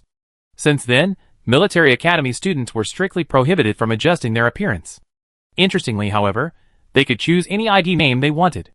Of course, Chi-He's actions were entirely a glitch, exploiting a bug. Chi-He thought for a moment and grinned. In her mind were Ji Yanshin's eyes. It was a pity, though, that Ji Yanshin wore a mask the entire time, only revealing his eyes. Otherwise, she could have created a completely virtual version of Ji Yanshin. Now, she could only adjust his eyes. When it came to creating her ID, Chi-He felt that it would be a disservice to those eyes if she didn't choose something impressive, so she confidently typed in 4 words. Trust me, I win. By the time Chi-He added Fang Qingyu as a friend through his personal computer ID, Fang Qingyu had been waiting for her in the preparation area for a full half-hour, almost ready to quit the simulator. A lazy bum, huh? Who are you? Trust me, I win. I'm Chi-He. The lazy bum's jaw nearly dropped to the floor in the simulator. How did you manage to transform yourself like this? Oh, it's not important. Chi-He waved her hand, her mind elsewhere. Having finally logged into the simulator, piloting the mecha was the top priority. After all, unlike Fang Qingyu, who could lie in a holographic pod, the square bench was uncomfortable for her. To open a mecha instance on the civilian channel, we have to wait. We don't have enough points. We have to wait for someone with enough points to open the instance. We can apply to join as team members. Fang Qingyu gave her a brief explanation. Chi-He sighed helplessly. So nobody's piloting one now, right? You guessed right. Chi-He checked the simulation dungeon's mechanics. The civilian channel was more like an alternative online game, and the targets were mostly Zerg. To activate a mech-based combat mode, a large number of points were needed, which required killing many Zerg to accumulate. Ordinary citizens who accumulated enough points could experience the joy of piloting a mech in the dungeon. However, this experience wasn't as enjoyable as people imagined. Theoretically, the mental strength of ordinary citizens was below D level, and the first feeling of piloting a mech for those with low mental strength was dizziness. It was truly dizzying. They couldn't even stand up, let alone pilot one in battle. But people always have a strong curiosity about things they haven't experienced, and they won't give up until they try it out. Chi-He could guess the Alliance's intentions. During the war with the Zerg, popularizing Zerg weaknesses and simulating attacks was necessary, but the Alliance didn't recommend anything related to actual combat. However, as long as curiosity existed, there would be a steady stream of ordinary people fighting Zerg, a different kind of educational experience. He switched to the military channel, where there were more options. Training, combat, real combat. Chi counted them down in order. These were the 3 main categories. Chi hadn't had time to look at the subcategories yet. Suddenly, a notification popped up in the simulation system. Automatically matched. What's going on? What automatic matching? Chi was momentarily confused. Then he watched helplessly as the countdown began. 3, 2, 1. The countdown ended, Chi-He's vision went black, and the screen successfully switched. 5v5 PvP instance loading successfully. Scene, Ruins Battlefield. Chi looked around. Apart from herself, the other 4 people were all standing ramrod straight. She belatedly realized she'd been matched into the military channel. Judging by their posture, they were undoubtedly military academy students. A female voice, clearly altered, rang out in the team channel. Someone's come in. This was something the team hadn't expected. The simulation instance actually had 3 modes: 1v1 duels, 5v5 team battles testing tactics, and 100v100 large-scale battles. Generally, large-scale battles were only used during military academy league selections. With strict activation requirements, school approval was needed. Military academy students usually only used the first 2 modes. However, the 5v5 team mode didn't necessarily require 5 players. That was the upper limit. The lower limit was only 2 players. Their instance today was a 4v4 against the opposing team. No one expected the system to suddenly match a new teammate. Interestingly, the matchmaking mechanism is equal for everyone. A 5v4 situation is impossible, so the opposing team must also have a new teammate. Are there still military academy students with 0 points? They could easily rack up 3-digit points just by playing casually in civilian channels. One of the team members frowned as he looked at Chi's profile. Being able to enter this instance indicates he's definitely a military academy student, but judging from the situation, he's a freshman, and one who's never played a simulation instance before. This game is over. Someone groaned. Chi didn't really understand what the team was groaning about. She was selecting her mech on the control panel. She was lucky, the Ruins Battlefield was a mech combat instance. Newbie, Choose the defensive Xuanwu model. I just beg you not to die. Qi paused for a moment. Are you talking to me? Everyone was speechless. This person seemed a bit dim-witted. Then, they heard Qi's reply. Sorry, I can't choose the Xuanwu model. What does this mean? Did this person come here specifically to sabotage us? Qi had checked the Xuanwu model they were talking about while they were speaking. It wasn't that she was stubbornly contradicting them. The main problem was that the Xuanwu mech was a sensor-based mech. If she chose it, she'd be stuck in place. So she pressed the option button, scrolled to the bottom of the list, and found two manually operated mech models at the end. One was a bionic mech, its appearance less human-like and more like a tiger. Model, Sharp Tiger A1 bionic mech melee type. The other was a humanoid mech. Model, J980 humanoid mech, agility type. The name of this model was too familiar. Qi considered for a moment, then chose to be human first. A confirmation notification appeared on each teammate's screen. The four were so angry, they almost jumped out of their holographic pods. What kind of operation is this? They have sensor-equipped mechs, but don't use them. They're just using human-equipped ones. This isn't just ridiculous, it's an act of revenge against society. Still fighting? Someone asked sullenly. Fight. The captain, nicknamed Sixth Princess, gritted her teeth. The opponent was her old nemesis of nearly 20 years. If she backed down over something like this, where would her pride be? Just thinking about her sarcastic attitude made her angry. Let's pretend this newbie doesn't exist, and proceed with our equipment build as planned. The group selected their mechs and pressed the prepare button. Chapter 8. The ruined battlefield was even more desolate than Qi had imagined. High-rises collapsed, and abandoned buildings rose and fell like waves. 5 mechs appeared on the platform. Flagship, Data Reconnaissance. The Sixth Princess issued the order the moment the map refreshed. Flagship C1 was a medium-sized mech.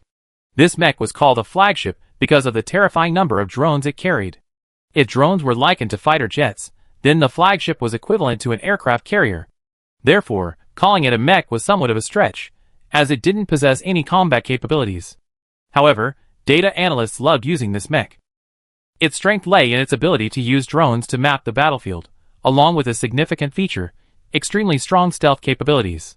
With its anti-reconnaissance capability activated, the enemy had to operate their radar at full blast to find it, placing a huge burden on their battlefield energy consumption.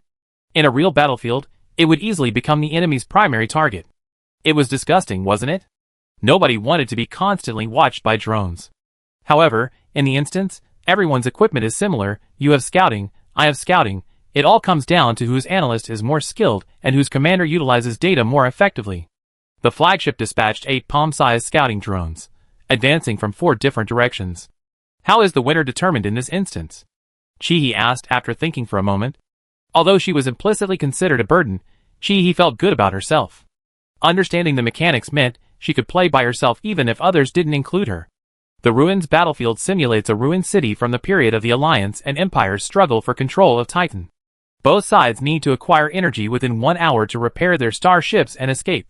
There's only one energy source. Once one side successfully installs it, the other side is automatically killed by a high-altitude particle beam bombardment. Another easygoing teammate explained to Qi. If neither side acquires energy within 1 hour, they'd both be bombed. The winner is determined by the number of survivors on each side before the bombardment. Qi clicked her tongue, understanding. 1 hour time limit. No chance to stall or drag things out. There's no such thing as a drawn-out game here. If you dare to drag it out, you experience a scripted death. I wonder what it feels like to die in a dungeon. Does the holographic pod simulate pain? Qi guessed it probably did. Why bother explaining so much to her? Do you really expect her to be of any use?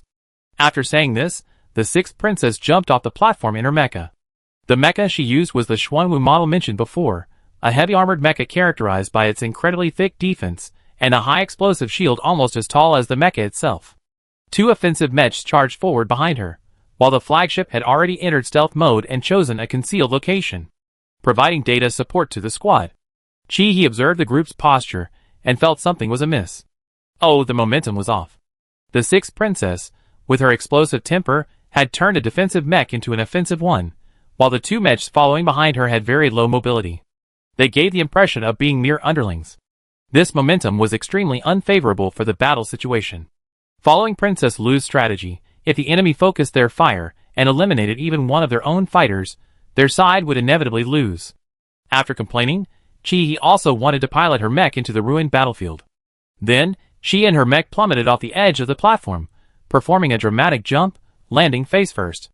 Overly excited from her first time piloting a mech, Chi's main body, outside the simulation instance, tumbled off the stool, hitting her head on the control panel. Good heavens. She didn't feel any full sensory damage, but she felt the full force of the physical damage. Her head was 100% swollen. However, she couldn't remove her glasses and force herself to exit. She could only crouch down, frantically feeling around to secure the stool before continuing her journey. Meanwhile, on the Alliance Military Simulation Forum, in a live stream room titled "Have You Started School Today?", the streamer Hebai sprayed a mouthful of soda directly onto the screen. The live stream chat erupted in a uniform ha ha ha. Torpedoes are no match for me, LV3. Ha ha ha. As expected, the juniors are the best for making a scene. I have white circles under my eyes, LV2. Putting aside the headstrong contestants' bizarre maneuvers, her mecha's head-down jump pose alone deserves a laugh. Alice, will you tear it? LV1. What jump? I'm your senior, LV1. Jump what? The streamer finally wiped the screen clean, coughed a few times to forcefully regain his presence. Why bother? We're all military academy students. Everyone started as a newbie. Where's the tolerance? Where's the screenshot? Where's the sharing? This fueled the fire, and the people in the live stream burst into laughter. In no time, hundreds of screenshots of the mecha with the ID "Trust Me" to win falling headfirst were taken.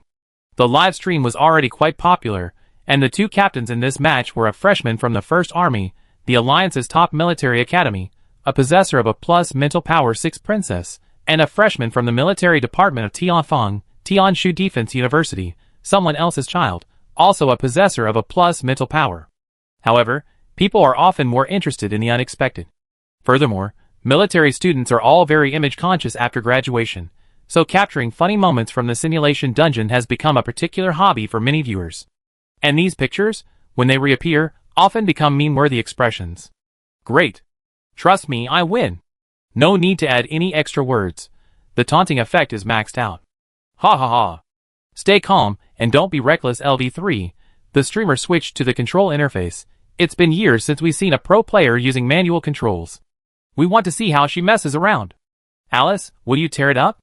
LV1. LOL. Does the person upstairs want to learn how to do a headstand? Amidst a barrage of ha-ha comments, the streamer, Hebai, still switched screens. This screen switch refers to switching to the cockpit view, a feature unique to manually controlled Mechs. After the introduction of sensor-equipped Mechs, the remaining control interfaces in the cockpit were pitifully few. Therefore, for fully sensor-equipped mech pilots, switching screens was reduced to simply looking at the visuals. The Alliance's controls can be quite rigid at times.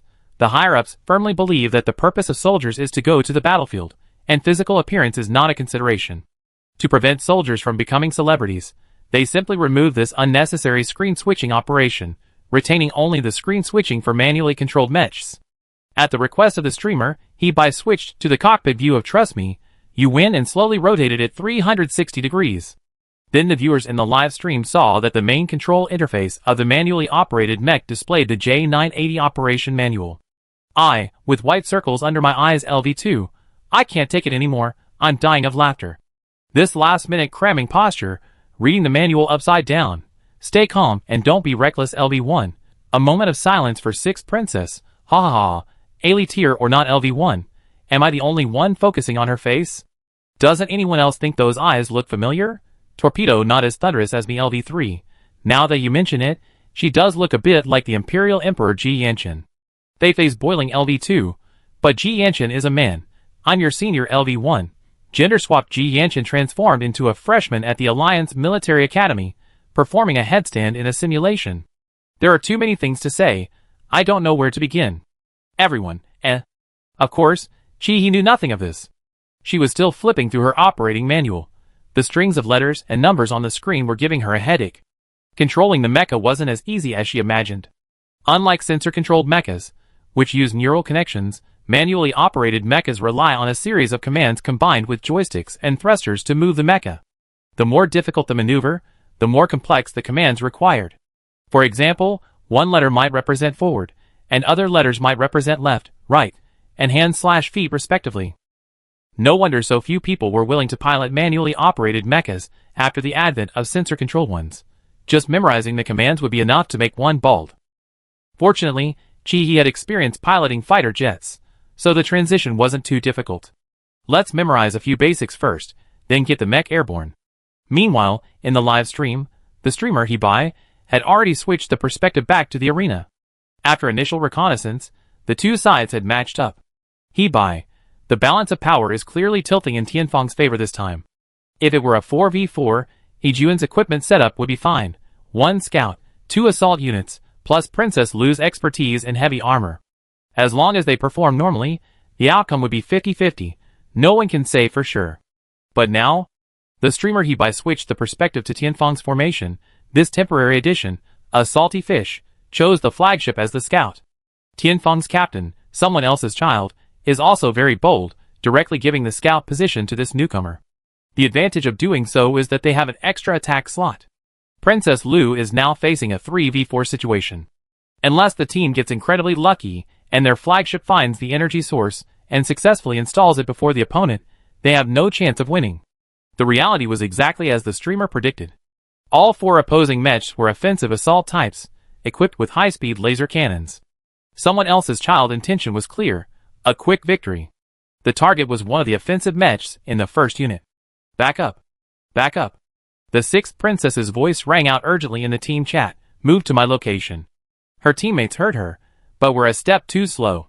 The 6th princess could only rely on her 8+ level mental power to charge in. Boom! The high-speed laser cannon was blocked by the high-explosive shield. The sensor-equipped mech's reaction speed, reflected in its mental power, was significantly slower against the lock-on of 8+ level mental power. Even a slight difference in evasion level made a huge difference. If the 6th princess hadn't used herself as a human shield, her teammate's offensive mech would have been completely unable to dodge the laser cannon. But this put the 6th princess in a passive position. She had no way to retaliate. Chapter 9. Send one person to flank. Other people's child issued the order in their team channel. The formation has been exposed. The enemy knows where our weakness lies, and it's difficult to find individual targets scattered. But the advantage is on our side. Leave 2 people with me to hold off 6th princess. The words had barely left their lips when another high-speed laser cannon struck precisely. At that moment, a spectacular scene unfolded. 6th princess thrusters suddenly activated, charging towards the high-speed laser cannon. In the blink of an eye after withstanding the attack, the high-explosive shield suddenly contracted and shrank. She actually retracted her shield at this moment. The viewers in the live stream exclaimed in astonishment. 6th princess timing was impeccable. Linear bullets from the mech's left hand, combined with the firepower of her teammates behind her, followed in quick succession. The left-wing member of the Sky Defense team, who wanted to flank, was unfortunately hit by a bullet. Beautiful. The streamer He-Bai exclaimed. The layman sees the spectacle, the expert sees the technique. Although He-Bai's main job now is as a commentator and streamer, don't underestimate his past. He's also a military graduate, but he switched to streaming after being injured in a mission. These freshmen are amazing, He-Bai praised, quickly switching to the key details in the replay. 6th princess retracted her shield almost instantly after the laser cannon exploded, truly achieving 0 delay. A second earlier and the machine would be damaged, a second later, and the attack would miss. And her target selection was incredibly accurate. That's what it means to have anticipated your plan. She had expected the enemy to send someone to flank them. These 2 are truly rivals, who've been vying for 20 years. What do you mean by vying for 20 years? Someone asked in the live stream. A helpful viewer quickly stepped in to explain. 6th princess and other people's children. These 2 are from the same family, and they're twins. Ha ha ha, then it's more than 20 years of rivalry. Freshmen are already 20 this year, so you have to count the rivalry even before they were born. What a damn intense family rivalry. Luckily, both the 1st Army and the Sky Defense are Alliance universities. If one of them went to university in the Empire, that would be truly a case of unrecognizable family ties. That's impossible. If they really did that, their mother, a general, would be the first to smash their heads in. But that general is probably too busy to even know that her 2 daughters have already taken their rivalry to the heavens. The Alliance Planetary Defense Force's internet speed has been stuck at 2G. Many viewers in the live stream recognized these 2, and everyone laughed together. I can't even look at their IDs the same way now. I thought choosing other people's children was a subtle way of implying their own excellence, But it turns out it's a story of personal hardship. Ha ha ha. After discussing the gossip about the two captains, everyone turned their attention back to the commentator. It's a pity that the Xuanwu mech has limited weaponry. Sixth Princess could only choose to have his teammates behind him counterattack. It really comes down to the difference in mental strength. His teammates didn't take advantage of this opportunity. The mech on the left flank was only damaged, but it still retained its combat capability. Let's look forward to the next battle. Seeing that their quick victory plan had failed, other people's children adjusted their battle strategy, with their 4 mechs spreading out and hiding in the ruins of the collapsed building. Meanwhile, 6 princesses didn't continue the pursuit. The numerical disadvantage remained a persistent problem. Just as everyone was lamenting that the battle was likely to become a stalemate, a death notification appeared on the screen. Trust Me to Win successfully eliminated a salty fish. What happened? The Sky Defense flagship is gone? Was it taken down by the First Army's manually controlled Mechs? A barrage of question marks flooded the chat. Flagships were notoriously difficult to kill. They had watched countless group matches, and the reason most games dragged on was because of the presence of flagships. This flagship, nicknamed King of Survival, was actually killed? Maybe that salted fish didn't activate its anti-reconnaissance mode. Are you kidding me? What's the difference between a flagship without anti-reconnaissance mode and a dead fish? Maybe a dead fish isn't salty. He raised his hand to interrupt. Let's watch the replay. At everyone's request, let's start from Trust Me to Win headfirst fall. The video cut back to about 10 minutes ago. Then the comments were flooded with ha ha ha. In the video, Trust Me to Win looked like an old lady, her entire mech trembling for a full minute before finally getting up from the ground. Alice Tier or not LV1, oh my god. What kind of Parkinson's is this? I'm your senior LV1, oh no, I'm afraid she shake the mech to pieces. Unlike the intense battle on 6 Princesses' side, the style here is clearly different. Not only was she shaking, but most importantly, she was also maneuvering her mecha to touch her belly button with her hand behind her back. The comments section was already in stitches. What kind of pose is that? Showing off the J980 physique, huh? Hilarious. But their laughter quickly faded. After familiarizing themselves with the basic operations of the J980, Chi immediately set the thrusters to forward 3. The mech, like a fighter jet, with all thrusters at full throttle shot off. LV2 with rolled up eyes said, Freshman? Don't they even start with forward I? Going straight to forward 3? Here, we have to mention a crucial point. Under normal circumstances, mechs are used for land combat, with bullets and artillery fire flying everywhere. Flight is only possible in a few situations. Using a mech for flight puts the pilot under pressure several times their own weight inside the cockpit. A forward I thruster experiences 4g of gravity, while the 6 Princess thruster was at forward 2, experiencing approximately 6 to 7g. That's already incredibly impressive. But this newbie went straight into the third forward flight, without any transition from the first to the second. The 8 or 9 gs of gravity in the third forward flight would cause severe blood flow shortages to the brain for an average person, potentially leading to graying, blackouts, or even fainting. Stay calm, don't be reckless LV3. She won't faint inside, will she? I have white circles under my eyes LV2. It's still flying. The anchor quickly switched the cockpit view. A pair of slender hands were operating the controls. The right hand gripped the joystick, controlling the mech's flight direction, while the left hand moved back and forth between the touch screen and the dazzling array of mechanical keys. It was as if they weren't operating a mech, but rather playing a musical score. Their gazes shifted to her face. Behind her bright smile, she even whistled. Everyone was left with only one question. Was this really a newbie? Their intelligence was being crushed, and their self-esteem was being mercilessly crushed as well. What if I'm a bit of a fan of her looks? Are you sure you're not a fan of Ji Yanshin from the Empire? I'm reporting you. There's a whopping 500,000 likes here. Ignoring her eyes, her features are quite beautiful. Is it only Ji Yanshin who has those eyes? The person upstairs is crazy. Alright, everyone, stop focusing on looks. It would be a joke if the Alliance turned off the hand-controlled screen switching too. The energy bar on Chi-He's cockpit panel was rapidly decreasing. Regaining her familiarity, Chi-He used one hand to control the thrusters, reversing the forward motion and slowly descending. Another reason why mechs don't support aerial combat is insufficient energy. Flying for too long can easily lead to them becoming grounded. And this descent happened to land near a salted fish. The video footage shows that a salty fish is in stealth mode, in an invisibility state. From the viewer's omniscient perspective, a salty fish mech is transparent. So how did he die? Fast forward the loading bar. He appeared. Just 100 meters from the flagship's hiding place, Chi-He suddenly raised her cannon. This is like a ghost story. How did she know there was someone here?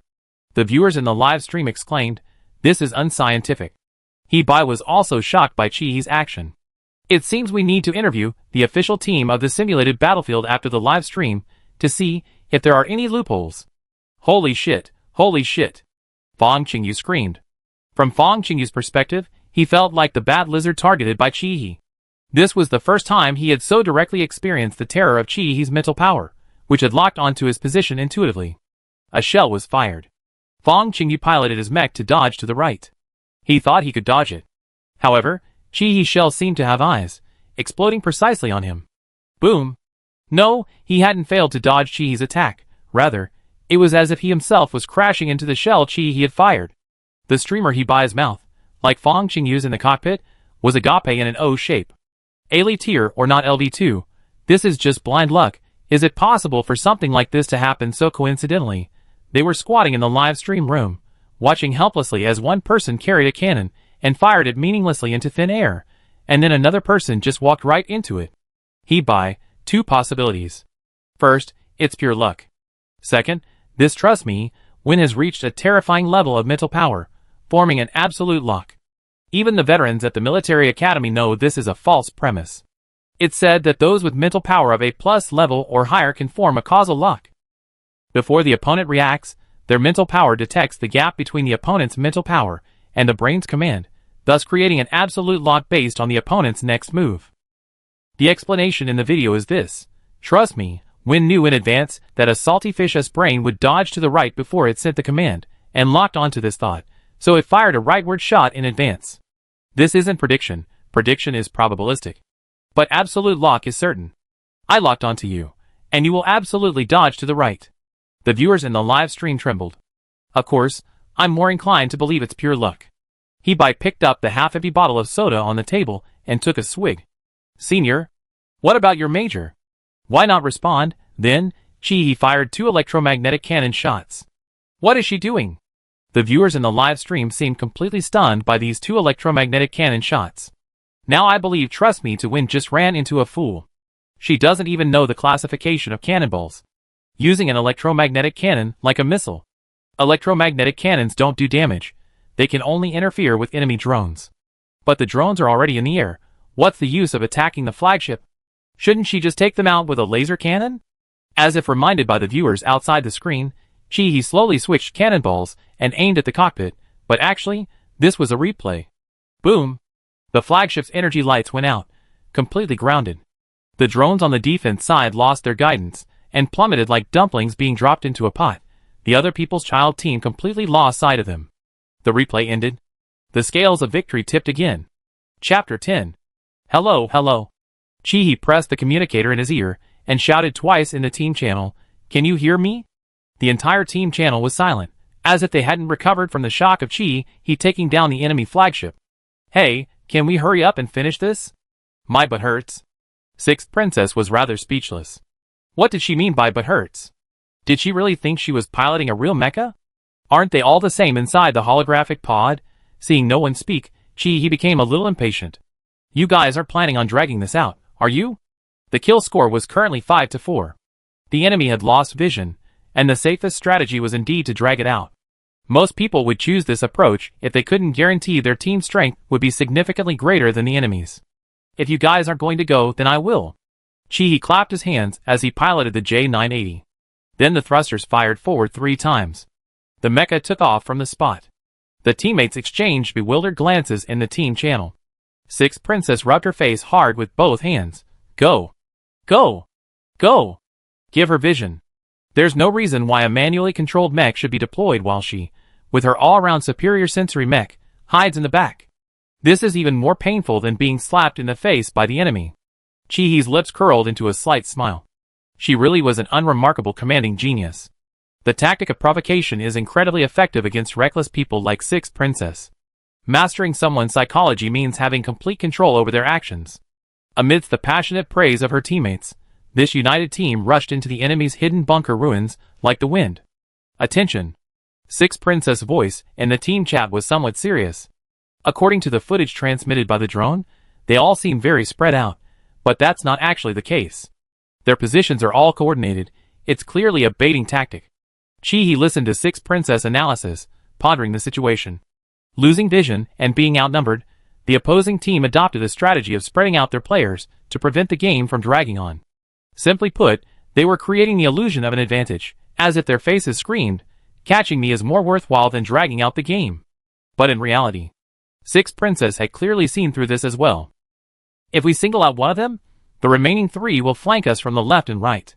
Unlike their hastily assembled team, the opposing four, even without vision, possessed an advantage due to their long-standing teamwork. That's easy. Chi-He suddenly spoke up. What suggestions do you have? Six Princess, unusually, didn't retort. Who's the commander on the other side? Chi-He asked. That other girl's one. The flagship in the team timely sent Chi-He the approximate location of other girls. Looks like she's the strongest. So who's the weakest among us? Chi-He asked again. A long silence followed. Alright. Chi-He rubbed his nose. So my suggestion is to trade the weakest for the strongest. You think I'm the weakest, so I hold her off while you take out one of the remaining three. Of course, let me clarify, I don't think I'm the weakest. That's your prejudice. Feasible. Six Princess affirmed. Even the strategic maneuvering of the commanders must be based on teamwork. As long as Trust Me to Win can hold off the opponent for 20 seconds, they can focus fire and eliminate the squishy mech that was damaged earlier. After the tactical discussion, Chi-He continued with the forward 3 attacks, and the mech instantly rose into the air. The J-980, having secured the high ground, entered a stationary state. The previously quiet live stream audience erupted in chaos upon seeing this scene. I'm your senior LV1. Is this really not some alumnus' Smith account? The streamer, He-Bai, truly lives up to his reputation as a military academy graduate, seizing the opportunity to explain. Why bother? Then let me give the freshman a quick lesson. Keeping a mech stationary in the air is far more demanding than accelerating. It requires not only a balance between lift and gravity, but also a balance between relative wind speed and airspeed. Of course, military academies don't teach that. Strictly speaking, they teach fighter jet and starship piloting skills. The second-year required course, Starships in Flight, has a 70% failure rate. As for applying fighter jet techniques to piloting a mech, well, you have to admit this person's skills are unparalleled. Suddenly, I understand why this person pilots a manual mech. Alice tier or not LV1. Is this what we want to hear, senior? I seriously suspect you're trying to provoke the alliance. Torpedo without my torpedo LV3. Fellow LV1 juniors, this is your senior's love for you, haha. The audience was in an uproar, especially the level 1 players, who were all wailing and determined to dig up the back-end data of the Alliance military simulator, showing no sign of giving up until they found out who Trust Me, guaranteed to win was. This is too much of a blow. This is definitely a low-level account. Of course, Chi-He didn't care about that. Hovering high in the air, she activated the wind cannons on her mecha and fired 2 shots at the ruins below. Whether they hit or not, she'd blow up the building first. If the enemy tried to use a guerrilla tactic, her energy reserves couldn't withstand that. The wind cannons weren't very powerful, but a large section of the already crumbling building collapsed under the attack, sending dust billowing everywhere. The Sixth Princess didn't know whether to curse or curse. Was this part of the tactic they were discussing? This is like blowing up a latrine. Everyone, friend or foe, is blinded. No one can see clearly under these conditions. Aside from identifying friend or foe within a designated range, anything outside that range is just blind firing with mental power. The Sixth Princess felt like 1,000 alpacas were stampeding through her mind.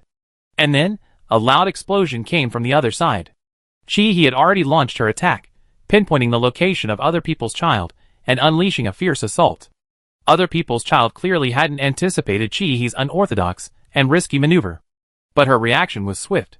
The 2 attacks clashed in midair through the smoke and dust. Chi-He used a supersonic missile, while Other People's Child used a linear laser projectile. Missiles are less powerful than laser projectiles, but in a midair collision, whoever has the more expensive weapon suffers. Both had incredibly fast reflexes and precise positioning. For a moment, the flashes of the exploding shells resembled fireworks bursting in the smoke and dust. Other People's Child truly couldn't spare a hand to support her teammate. If she dared to change the direction of the shells, the enemy's attack would definitely hit her. A plus-level mental strength provides a certain intuition when targeted, enabling optimal judgment.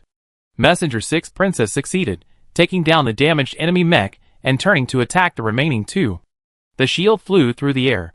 Combined with long-range supersonic missiles from her two offensive teammates, they took down another one. The score was now 4-2. Stay calm, and don't be reckless, LV3. Sister Winging is amazing.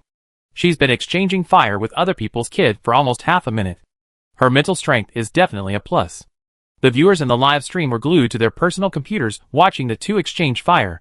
The streamer didn't switch to the perspective of other Mechs. Amidst the billowing smoke, only blurry outlines of the two Mechs were visible, offering no visual appeal, but the absence of death messages for either mech spoke volumes. The rate of fire per minute of Mechs is relatively slow compared to starships. Freshmen haven't yet learned mech close quarters combat. The most common method is exchanging fire with firearms.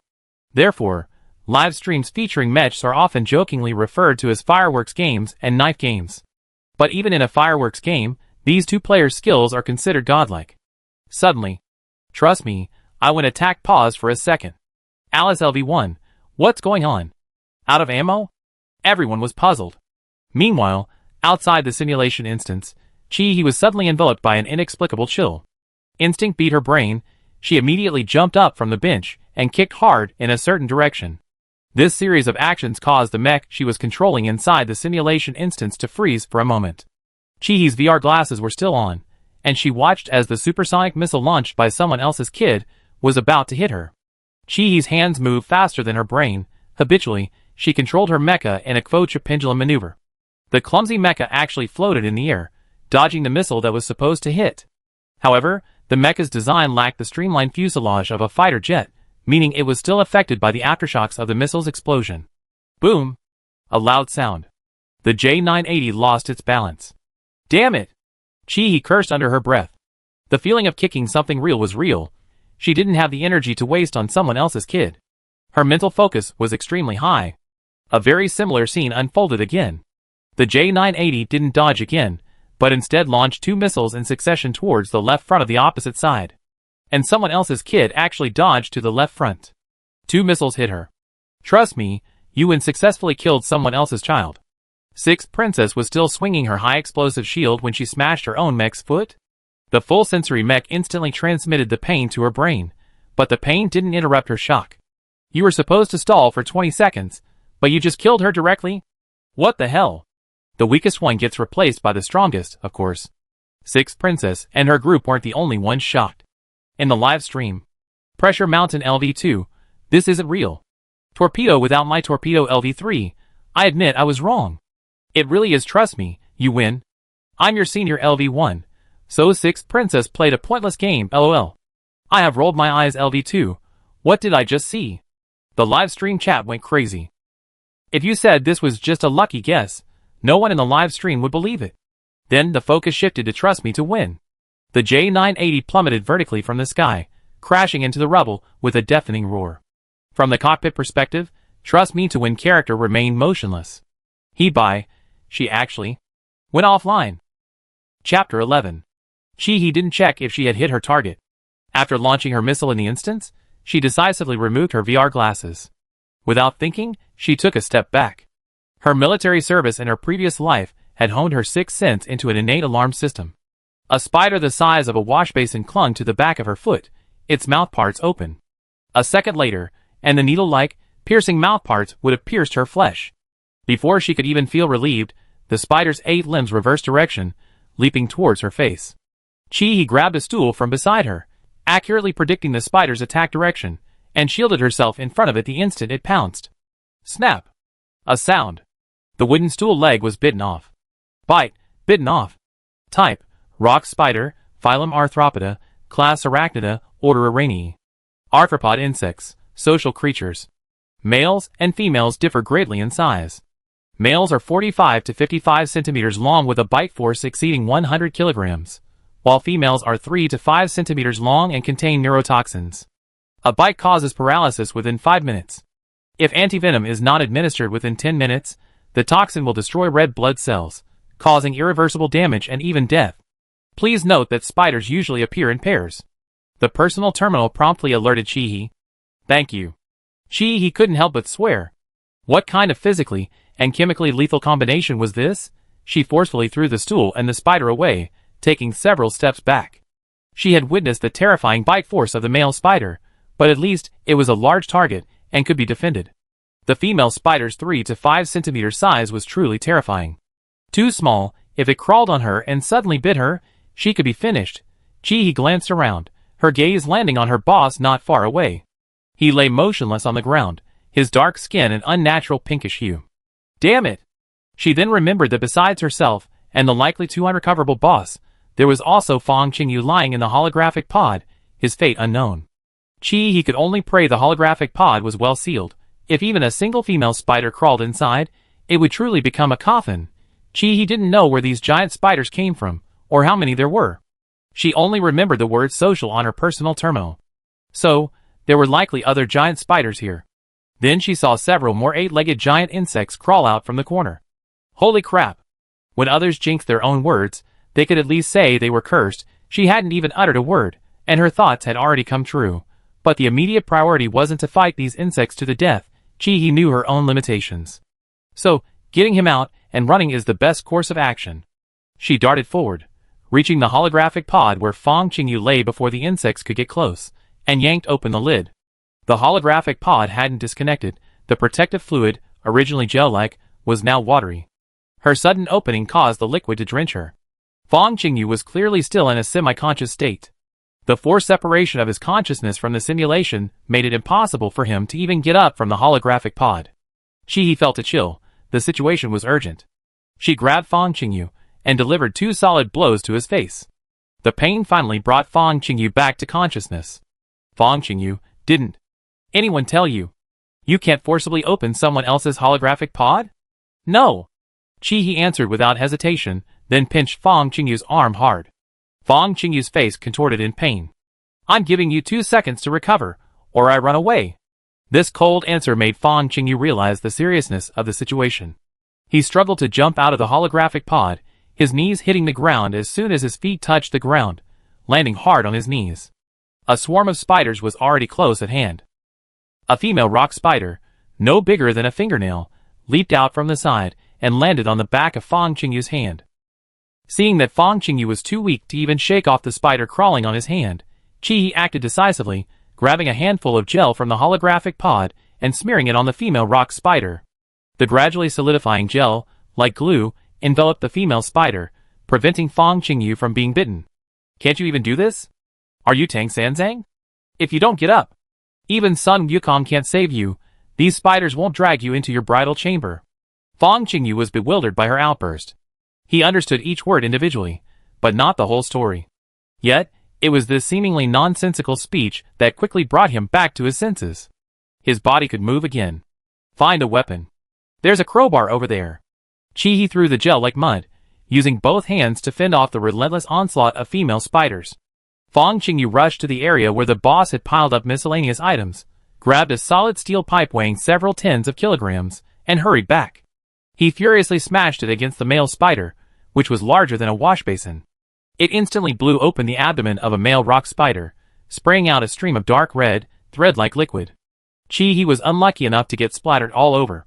Fong Qingyu's arrival relieved He's pressure slightly, but only slightly. This can't go on. There are too many. He struggled more and more with each drop of the gel. The female spiders were only the size of a fingernail. If this continued, her vision would go double.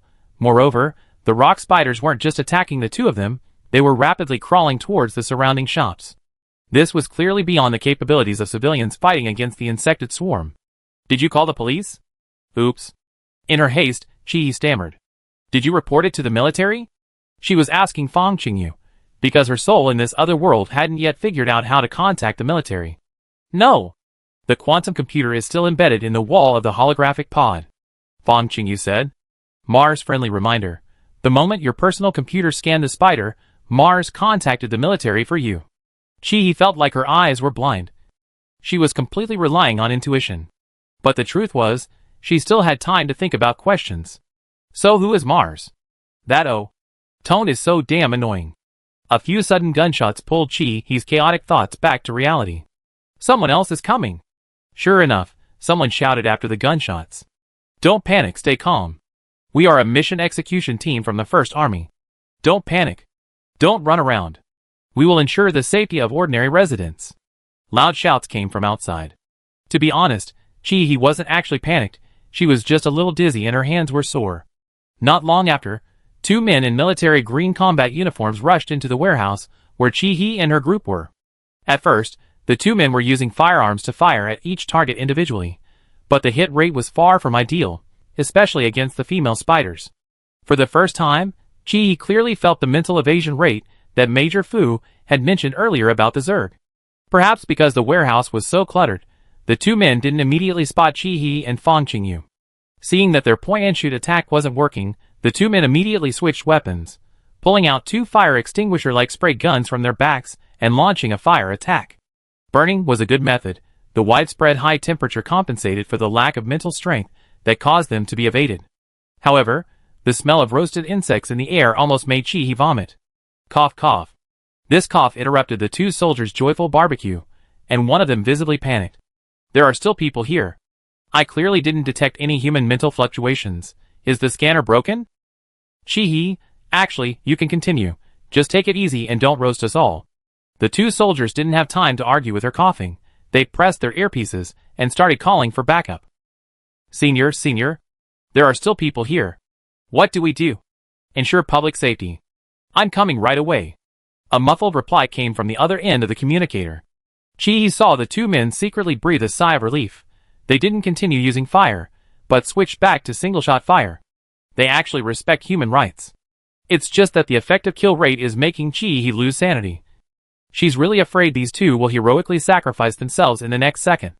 So she could only continue her mud-throwing career, throwing mud at whichever female spider tried to jump onto her. She hit it every time. After a while, the man the two rookie guys called Senior finally arrived. His shooting skills were much better. Bang! Bang! Bang! Amidst the gunshots, the last male rock spider was also taken care of. Only a few female spiders, still struggling in the gel after being hit by Chi-hee's mud. Chi-hee knew best how well she had thrown the mud. She rushed forward, quick as a flash, and stomped them all to death in a few quick stomp shots. After confirming that all the insects were dead, Chi-hee took a deep breath. The air was somewhat still, everyone was staring at her. How embarrassing. Haven't these people ever stomped on insects before? Why are they staring at her like that? Take off your clothes. The voice sounded familiar. Chi-hee looked at the speaker. Upon closer inspection, the face also looked somewhat familiar. The man was also wearing a military-style face mask, but his eyes, which were exposed, weren't the gray-green eyes she'd seen before. The man tucked his gun back into his belt, took off his coat, and after a moment's thought, removed his gloves and handed them to her first. Change your clothes. The blood of the pan spider is poisonous. Wearing contaminated clothes could cause secondary injury to yourself or others. Chi-hee stared into his eyes for a long time, the familiarity becoming increasingly unreal. They were clearly different people, the eye color was different, and upon closer inspection, even the face shape was slightly different. But why did she feel such a sense of familiarity? Take them off quickly. Fang Qingyu, seeing Chi-hee still in a daze, was as anxious as a mother hen. Put on gloves and take them off. Don't get your hands dirty with blood. Thank you. Chi-hee took the gloves and put them on. The buttons on the front of her coat were covered in pan spider blood. She couldn't unbutton them without gloves. After quickly removing her blood-stained clothes, Chi-hee took off her gloves, making sure there was no blood on her skin, before taking the man's clothes and putting them on. Every day, she felt unworthy of having her own clothes. She subconsciously looked at the sleeves of the clothes. This time, there were no letters. After confirming there were no dangers, the two were led onto a land-based warship, Chi-hee's gaze still lingering on the man. Stop staring. He's gone to handle the aftermath. Your eyes are practically glued to him. Even a face-obsessed person shouldn't be so indecent. Fang Qingyu waved his hand frantically in front of her, trying to salvage his friend's image. I didn't. Chi-hee denied vehemently. I just think he looks like someone I know. Who? Fang Qingyu asked curiously. Chi-hee was taken aback by his question, unsure how to explain for a moment. After thinking for a long time, she uttered 3 words. Ex-boyfriend. Fang Qingyu, Sure enough, shamelessness knows no bounds. Chapter 12. Judging from Fang Qingyu's expression, Chi-hee knew he wasn't up to anything. But Chi-hee didn't care. What was a face anyway? Could you eat it? Chi-hee turned and headed towards the cockpit of the landship. She remembered there were still people in the cockpit. Excuse me, classmate, Can you tell me someone? What was that tall guy's name? The classmate in the cockpit was startled by the head suddenly sticking out from the carriage. Tall guy? You mean Senior Lostan? He had indeed heard others call him Senior. Oh right, his full name is Lostan. Lostan Ovich Sherbakov. The format of the name clearly indicated he was Slavic. His blue eyes and features did fit the character description. Is he from the Alliance? This question was completely unexpected. Her classmate glanced at her before replying. Girl, stop browsing the Starnet. Senior Lostan is a native of the Alliance, and there were rumors that he looks a lot like Ji Yanshin from the Empire. But let me tell you, the Empire's gene editing is so overused. Who knows how many genes were edited into Ji Yanshin's face? Just now, a screenshot circulated on the Starnet saying there's a female version of Ji Yanshin in the simulation instance. So the female version of Ji Yanshin is her? Is her internet speed that fast? She only just logged out of the simulation instance. Fang Qingyu, hearing the familiar name, leaned closer. Ji Yanshin? That name on his clothes. So he really looks like your ex. He quickly covered his mouth, forcefully interrupting him. You're right, those shameless imperialists, stealing our alliance's superior genes. Fang Qingyu was shocked by her ability to switch sides. Shamelessness and ruthlessness going hand in hand were truly something else. The group waited in the vehicle for nearly half an hour. Finally, the rest of the mission team arrived. Chi-hee, with her sharp eyes, spotted Lostan in the crowd from afar. Upon closer inspection, she noticed a wound on his arm. That made sense. He had given her his combat suit, and inevitably, he had gotten male rock spider blood on it during the battle. The filamentous dark red liquid on his arm resembled raised grooves, beneath which lay corroded flesh. Is there a med kit? Where is it? Chi-hee hurriedly asked her classmate in the cockpit. Is anyone injured? On the second section bulkhead, there's a medic. Before he could finish, Chi-hee stood up, deftly located the med kit, and swiftly opened it. What did Fang Qingyu want to say? But Chi-hee had already jumped off the train with her medical kit. Perhaps her clothes were too familiar, or perhaps someone was already paying attention to something. In any case, Lostan immediately spotted Chi-hee approaching with her medical kit. The nearly 1.9-meter tall man stood still, letting Chi-hee walk over and pull him aside by the hand. The medic next to him was completely bewildered. His job had been stolen. But soon, a knowing look, like that of a CP fan leader, appeared on his face, and he casually made way for them. Chi-hee pulled Lostan to sit down on a flat spot, and opened her medical kit to treat his wounds. Her technique, though not professional, was surprisingly skillful. She tore open the gauze, poured in half a bottle of hydrogen peroxide, first wiping away the blood from his arm, then using the remaining half bottle to disinfect his wound again. Finally, she wrapped it with clean gauze. Throughout the process, Lostan didn't utter a sound, only awkwardly turning his face away when Chi-hee looked at him. Chi-hee noticed his ears were slightly red, and her hand pausing on wrapping the gauze paused. Have many people said you and Ji Yanshin look alike? Lostan clearly hadn't expected her first words to be this, his expression momentarily stunned. Before Lostan could answer, Chi-hee continued. Actually, you two don't look alike. I seen him. Your eye color is different, your jawlines are different, and your heights are different. You're two different people, right? Lostan remained silent for a while. He hadn't expected Chi-hee to be so observant. After a pause, he finally answered her. We were never truly one person. Chi-hee slowly finished bandaging the body, tying the end with a rather unsightly bow, then sat down beside him. A long time ago, I watched a science fiction movie. I've forgotten the name, but it was about a person whose body was parasitized by some kind of creature. It acted very convincingly, fooling many people, including friends and superiors. This continued until one day it returned home from get-off work. It met the body's mother, and her mother recognized her at a glance. This wasn't her daughter. Why do you think that is? Its appearance and figure hadn't changed at all. The air was strangely oppressive. Chi-hee, dressed in Loston's clothes, sat beside him. To outsiders, the atmosphere resembled that of a sweet young couple. But only the two of them knew how unpleasant their expressions were. Seeing Lostan remain silent, Chi-hee smiled at him, her eyebrows curving upwards. I think it's the soul. Because their souls are different, and those who are close to them see their soul through their bodies. What are you trying to say? Loston's tone was indifferent, yet carried an ambiguous undertone. Chi-hee stood up, leaning closer to his face. So I think you and Ji Yanshin are very similar, not just in appearance like others think, but in your souls. Lostan didn't immediately grasp her abrupt shift in thought, his expression freezing on his feet. However, he still found a point of contention in her words. You said you're close to them, but this seems to be the first time we met. Chi-hee suddenly felt like laughing. Chi-hee, this is just a hypothesis. Whether the soul truly exists has always been a false proposition. However, Chi-hee moved even closer, her eyes already large and clear. At this close range, Lo-stan even saw himself reflected in her eyes. You think we're not close enough to see your soul, but I think we're close enough. Ever heard of love at first sight? A strange blush rose on Lo-stan's already pale skin, particularly noticeable in the late-night sunlight. The trick worked. Chi-hee knew when to stop. After saying this, she immediately stepped back, picked up her medical kit, and left. He wasn't given a chance to speak at all. Just kidding, of course Chi-hee had to run. This was actually a test. Although she was thick-skinned, it didn't mean she was shameless. This kind of flirting and running away was a first for her, and she was a little clumsy. Ugh, that's not the problem. What if he rejected her in public? Just thinking about it was terrifying.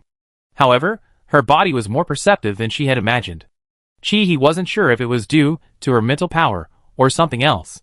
In any case, she detected the exact same mental power fluctuation she had felt from Ji Yanchen the instant Lo-stan's emotions fluctuated. This was more reliable than her wild guesses about a soul. She seemed to have gotten the answer she wanted. But everyone has the right to keep secrets, so she didn't intend to expose him. Lo-stan only slowly straightened up a while after Chi-hee left, so she had really discovered something? Or was she simply teasing him? This guy. When she returned to the land-based ship, not only was Fang Qingyu looking at her with a strange smile, but the classmate in the pilot's seat was also giving her that look. This was really awkward. Are you serious? Fang Qingyu whispered in her ear. When have I ever not been serious? TCH, Fang Qingyu scoffed at her words. I wonder who was bragging about being a face-value person before. In his eyes, Chi-hee was practically a playboy. Unexpectedly, Chi-hee's rebuttal was unusually serious this time. I'm very loyal. Fang Qingyu, yes, you only like that type. Chi-hee wanted to punch him, believe it or not. By the way, Chi-hee remembered something she wanted to ask before. There was someone named Mars, who helped report to the military. Who exactly is this Mars? The student in the pilot seat snapped out of his CP fanboy reverie. Hey, which remote star system are you from? You don't even know who Mars is? It's impressive you got into the first military academy. Mars is the Alliance's highest level AI, comparable to the Empire's EVA. These two AIs are practically lifelong companions to their respective military academy students. Chi genuinely didn't know. When a military academy student receives their acceptance letter, the Alliance uses a quantum cluster to lock onto their personal computer, and loads and runs Mars within it.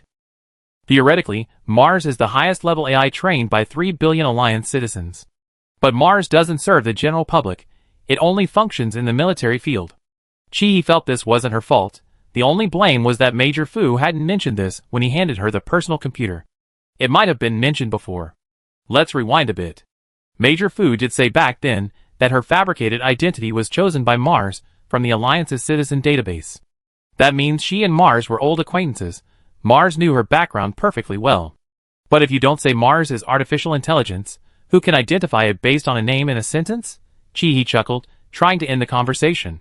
They couldn't talk about it anymore, otherwise, she exposed her illegal residency status. The First Army's mission execution team was supposed to return to school after the mission. After learning that Chi-hee's personal terminal was the one Mars reported, the pilot, who had been promoted to senior, enthusiastically offered to take her and Fang Qingyu back to school. This directly extinguished their idea of taking a special train on their own.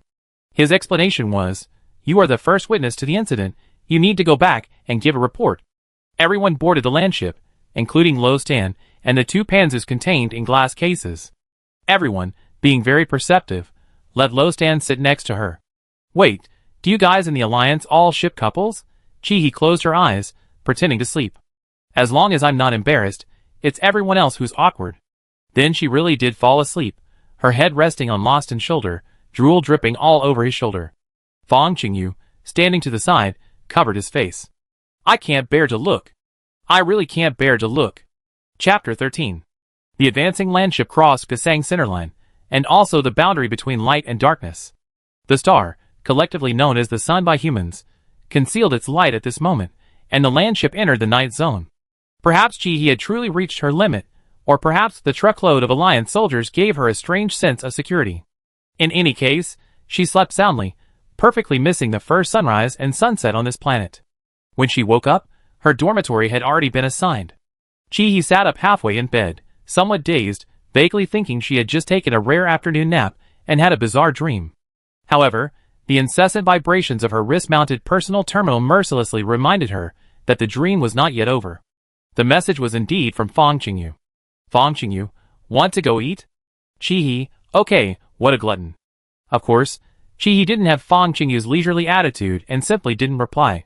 She got out of bed and looked around the dormitory. It was a standard two-person room, with a bunk bed and a desk underneath, and one bed was still empty. There were still 4 days, scratch that, 3 days until the official start of enrollment, so she and Fong Qingyu were actually early. The only thing was, the dormitory's decor was undeniably hardcore. Everything was metallic: metal bed, metal desk, metal chair, metal cabinet, metal door. Chi ran around the room twice, but couldn't find any other colors.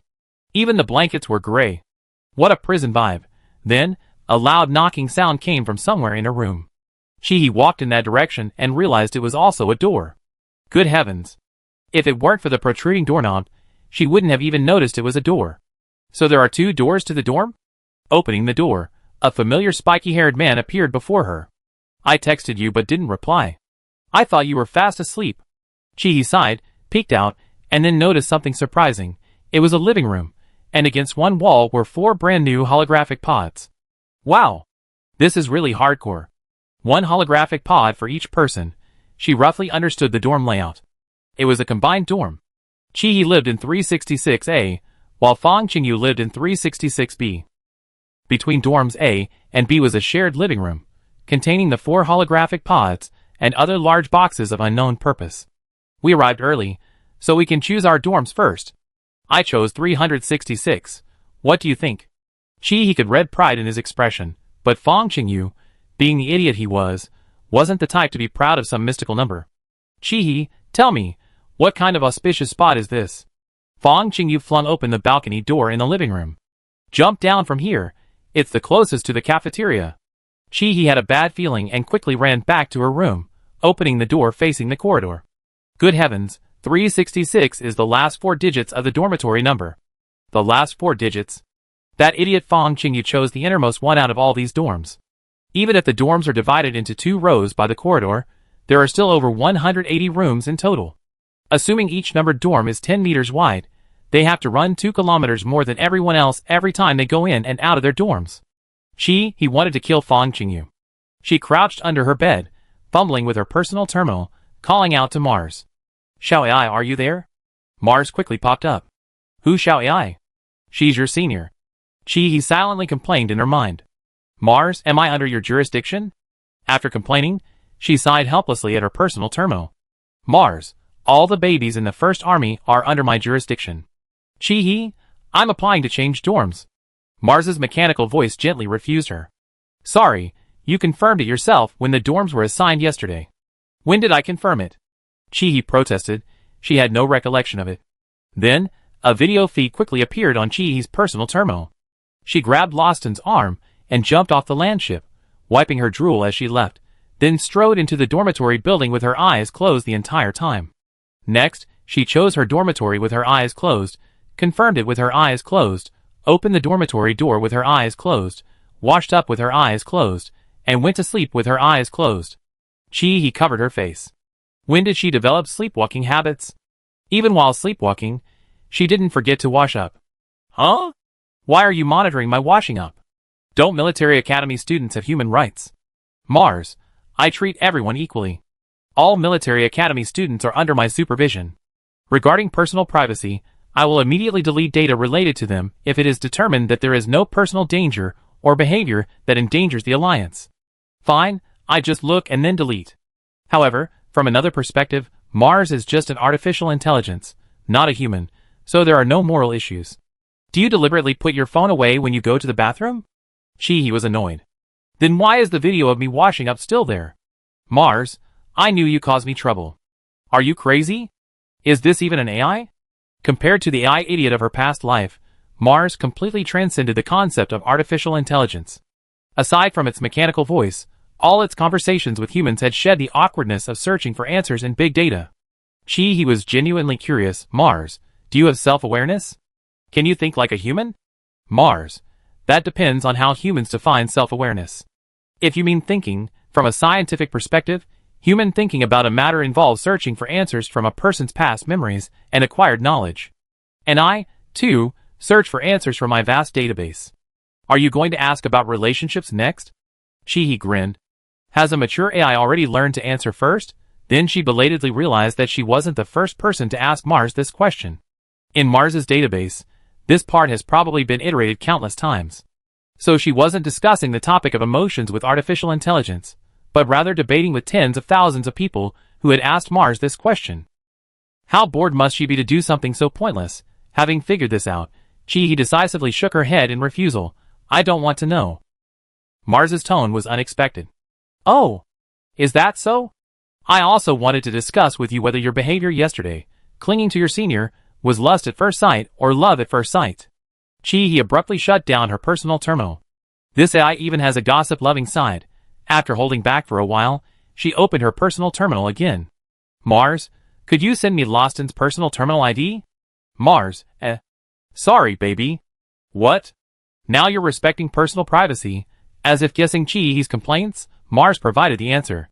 Military Academy students hand in their personal terminals during their studies, only returning them on holidays. Of course, a military version of the terminal will be issued then. You can add him as a friend by searching his name. So she had her own personal terminal countdown. 3 days. He gasped, clutching her personal terminal tightly, and asked uncertainly, Mars, do you know my personal situation? Mars, what do you think? What do you think? After a period of frustration, he felt relieved. This damn AI definitely doesn't know she's actually a transmigrator. Suddenly, she felt a thrill of having fooled everyone. What a strange competitive spirit. He cleared his mind of the jumbled thoughts, turned off his personal terminal, and opened the living room door to find Fang Qingyu to have dinner together. Running 2 kilometers was obviously out of the question. He also chose to jump out of the window. Fortunately, the buildings on the First Military Academy campus weren't tall, and their style had a hammer and sickle feel to them. The exterior walls were mostly red, a stark contrast to the metallic interior. Walking around the campus, it was hard to feel like you were in the interstellar era. Instead, there was an indescribable retro vibe. 2 days passed idly, and what was frustrating was that once you entered the military academy, you couldn't leave without a mission. It was truly no different from being in prison. He was thankful that Lostan had lent her the clothes, and also thankful that the dormitory had a negative pressure sprinkler system, allowing her to shower and wash and dry simultaneously. A mere 5 minutes from start to finish, incredibly convenient, except for the potential hair loss issue. Since she couldn't go out to buy new clothes, she couldn't return them to Lostan, and more importantly, she couldn't find him to return them. The Alliance's First Military Academy has 3 campuses. Strictly speaking, the 2nd Military Base, where she initially arrived, also belonged to the 1st Army, serving as Campus 2, though it was later converted into a military base. Therefore, 70% of the students at the 2nd Military Base were her seniors. While the 1st campus, where they were now, wasn't a military base, it was similar. The 1st Army's educational methods were very rigorous. Besides the fixed academic courses, Military Academy students had to undertake security tasks. Security in the north was handled by the 2nd Military Base, while security for ordinary residents in the south was the responsibility of the 1st Army's Military Academy students. Lostan was able to rescue them last time largely because his small team happened to be responsible for security in that area. There was still 1 day until the official start of school. Other students began arriving at school. He and Fang Qingyu squatted not far from the school gate, acting as volunteers. Driven by the dark thought that they couldn't run 2 kilometers alone, they were recommending various mystical room numbers to the new students, unafraid of being beaten up by their classmates after they found out the truth. Mars was shocked by her behavior of trying to scald others after getting soaked herself, and after the initial shock, ruthlessly changed the dormitory allocation mechanism to random. He didn't want to speak, and Fang Qingyu dared not speak. Then, the listless He heard Mars's gentle, mechanical voice ring out in front of a student who had been randomly assigned a room number. Your dormitory room number is 366A. What a coincidence. We be roommates from now on. I'm also in 366A. He almost burst out laughing, then turned and met the gaze of her randomly assigned roommate. TSK, why does that feel a little familiar? The person opposite her had long, flowing, jet-black hair that reached her waist. She was slender with fair skin, clearly from a wealthy family. Her almond-shaped eyes were like crescent moons, upturned at the corners and downturned at the edges. Even though she wasn't smiling, her eyes conveyed a sense of warmth. "Hello, my name is Chi-Jiani." She extended her hand, behaving like a perfectly ladylike lady. Chi-He stared at her face for a long time, finally finding a familiar image from her memory amidst the strong sense of incongruity. "Damn it, this is the sixth princess from the simulation game. Hello, I'm Shinma Weining." "Chi-Jiani, hello, Weining, we be roommates from now on, please." Her expression froze, her smiling lips twitching. "You who?" Chapter 14. Chi-Jiani stared at Chi-He's face, unable to believe it. The Chi-He in front of her was a completely different person from the one she had met in the simulation instance, but that irritating tone had left a deep impression on her, and for a moment she couldn't utter a word of doubt. Then her gaze shifted to Fang Qingyu standing to the side. "Fang Qingyu, hello, I'm a salted fish." Chi-Jiani, unconvinced, opened the Alliance Military Simulation Forum, found the live replay, and switched the view to the Heavenly Defense lineup. A striking urchin-shaped hairstyle matched Fang Qingyu's face. Furthermore, she recalled that Trust Me to Win and A Salted Fish had both mistakenly entered their combat instance. "I believe it. The relationship between people is so strange. One second they were just politely saying hi, and the next, after a fiercely competitive simulation instance, their relationship had advanced by leaps and bounds. The world is right. Becoming online friends before becoming friends is definitely the easiest way to bridge social gaps. Without a doubt. So who won in the end?" She gossiped. "Our team, but we couldn't find the energy source, so we won by sheer numbers. He'd taken a full-blown high-altitude ion beam attack, a scripted death, and then been ejected from the instance." "Why did you two AFK?" Chi-Jiani wouldn't rest until she got to the bottom of this. The talkative Fang Qingyu chimed in. "We had to log off. We almost got eaten alive by the spiders halfway through. So big." He exaggeratedly spread his arms to show the size. Hearing this, Chi-Jiani's eyes lit up as he looked at Chi-He and Fang Qingyu. "Zerg? I heard that freshmen in the military academy are assigned defensive missions. Is that true?" The expression on his face was no longer feigned. There wasn't a trace of fear towards the insectids, only pure longing. Chi-He noticed something shocking. Chi-Jiani's appearance was entirely an illusion, possessing a strange beauty reminiscent of Hou-Yi residing in the body of Chungna. "Come on, let's go, I take you back to the dorm." Chi-He mischievously led Chi-Jiani through the main entrance of the dorm, gesturing for Fang Qingyu to follow. However, she overestimated herself and underestimated Chi-Jiani's stamina. As a result, she was panting heavily, while Chi-Jiani walked like a dog, not even breaking a sweat after 2 kilometers, and his pace wasn't slow at all. Chi-He almost gave up, finally realizing that her physique was truly pathetic among military academy students. No, she had to get training on the agenda. By the time the two finally opened their own dorm door after passing the 365th dorm room, Fang Qingyu was already casually sitting on a chair in the living room, engrossed in his computer. She hadn't even noticed when he turned and walked out the window. Chi-He inwardly cursed Fang Qingyu for being such a terrible teammate. How could he go through the window at a time like this? Wasn't that blatantly telling Chi-Jiani that there was a shortcut, and that she was deliberately leading her on a roundabout route? "Explain," Chi-Jiani said, arms crossed, smiling at her. "Fang, you lazy bum. That's so unfair. You had a shortcut, and you didn't tell us." Better to sacrifice a friend than herself, Chi-He decisively shifted the blame to Fang Qingyu. "Fang Qingyu, it's not good for girls to climb walls. That damned survival instinct." The three of them ate lunch in the dormitory. Chi-He and Chi-Jiani didn't want to go to the cafeteria again, so Fang Qingyu excitedly took on the task of getting food. "I heard that starting today, the school cafeteria is providing meals according to military standards." He enthusiastically climbed over the wall again, and packed lunch for the three of them from the cafeteria. However, both Chi-He and Chi-Jiani found the food utterly unpalatable. The Alliance's hardcore nature wasn't just reflected in its military prowess, even its daily diet was incredibly hardcore. A few days ago, because there were no official reports, Chi-He and Fang Qingyu relied half on canned food and half on the cafeteria for sustenance, and the food hadn't been this bad. This wasn't rice in the traditional sense, it was starch that had been reshaped to resemble rice. Chi-He almost cried. Chewing for too long made his throat feel like it was being scrambled, so he could only swallow it whole.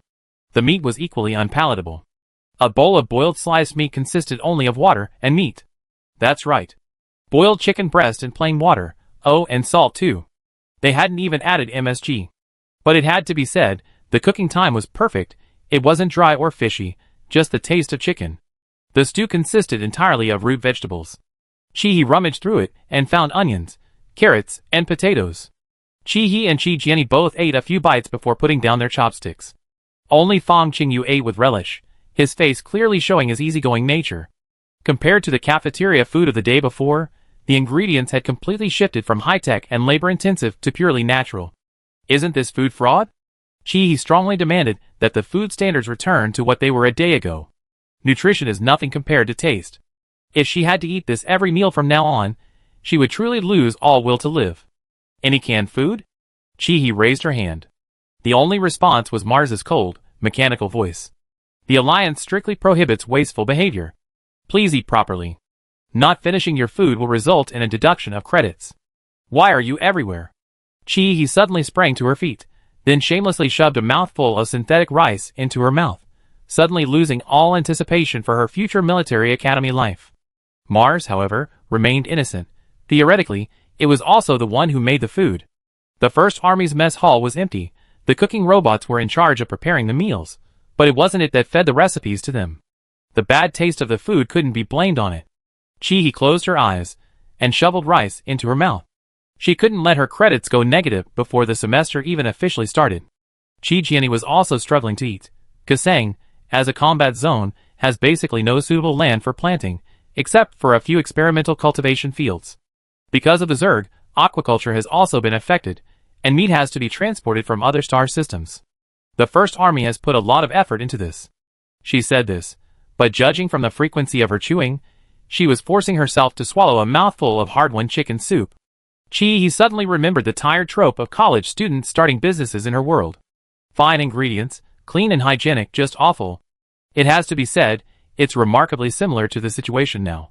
The two of them struggled to finish their meal when, just then, the door between dormitory 366B and the living room opened. A chubby young man walked in. Anton was startled by the three pairs of curious eyes staring at him. His prepared greetings choked in his throat, and his face turned red. New roommate. Chi-Hee jumped up from her chair. Have you eaten? Anton, they're so enthusiastic. Before he could answer, Chi Jianyi immediately understood the meaning behind Chi-Hee's words. She quickly got up, rushed to the balcony in the living room, and opened the window. Sharing the good fortune. Anton, completely bewildered, was speechless and could only wave his hand to indicate he already eaten.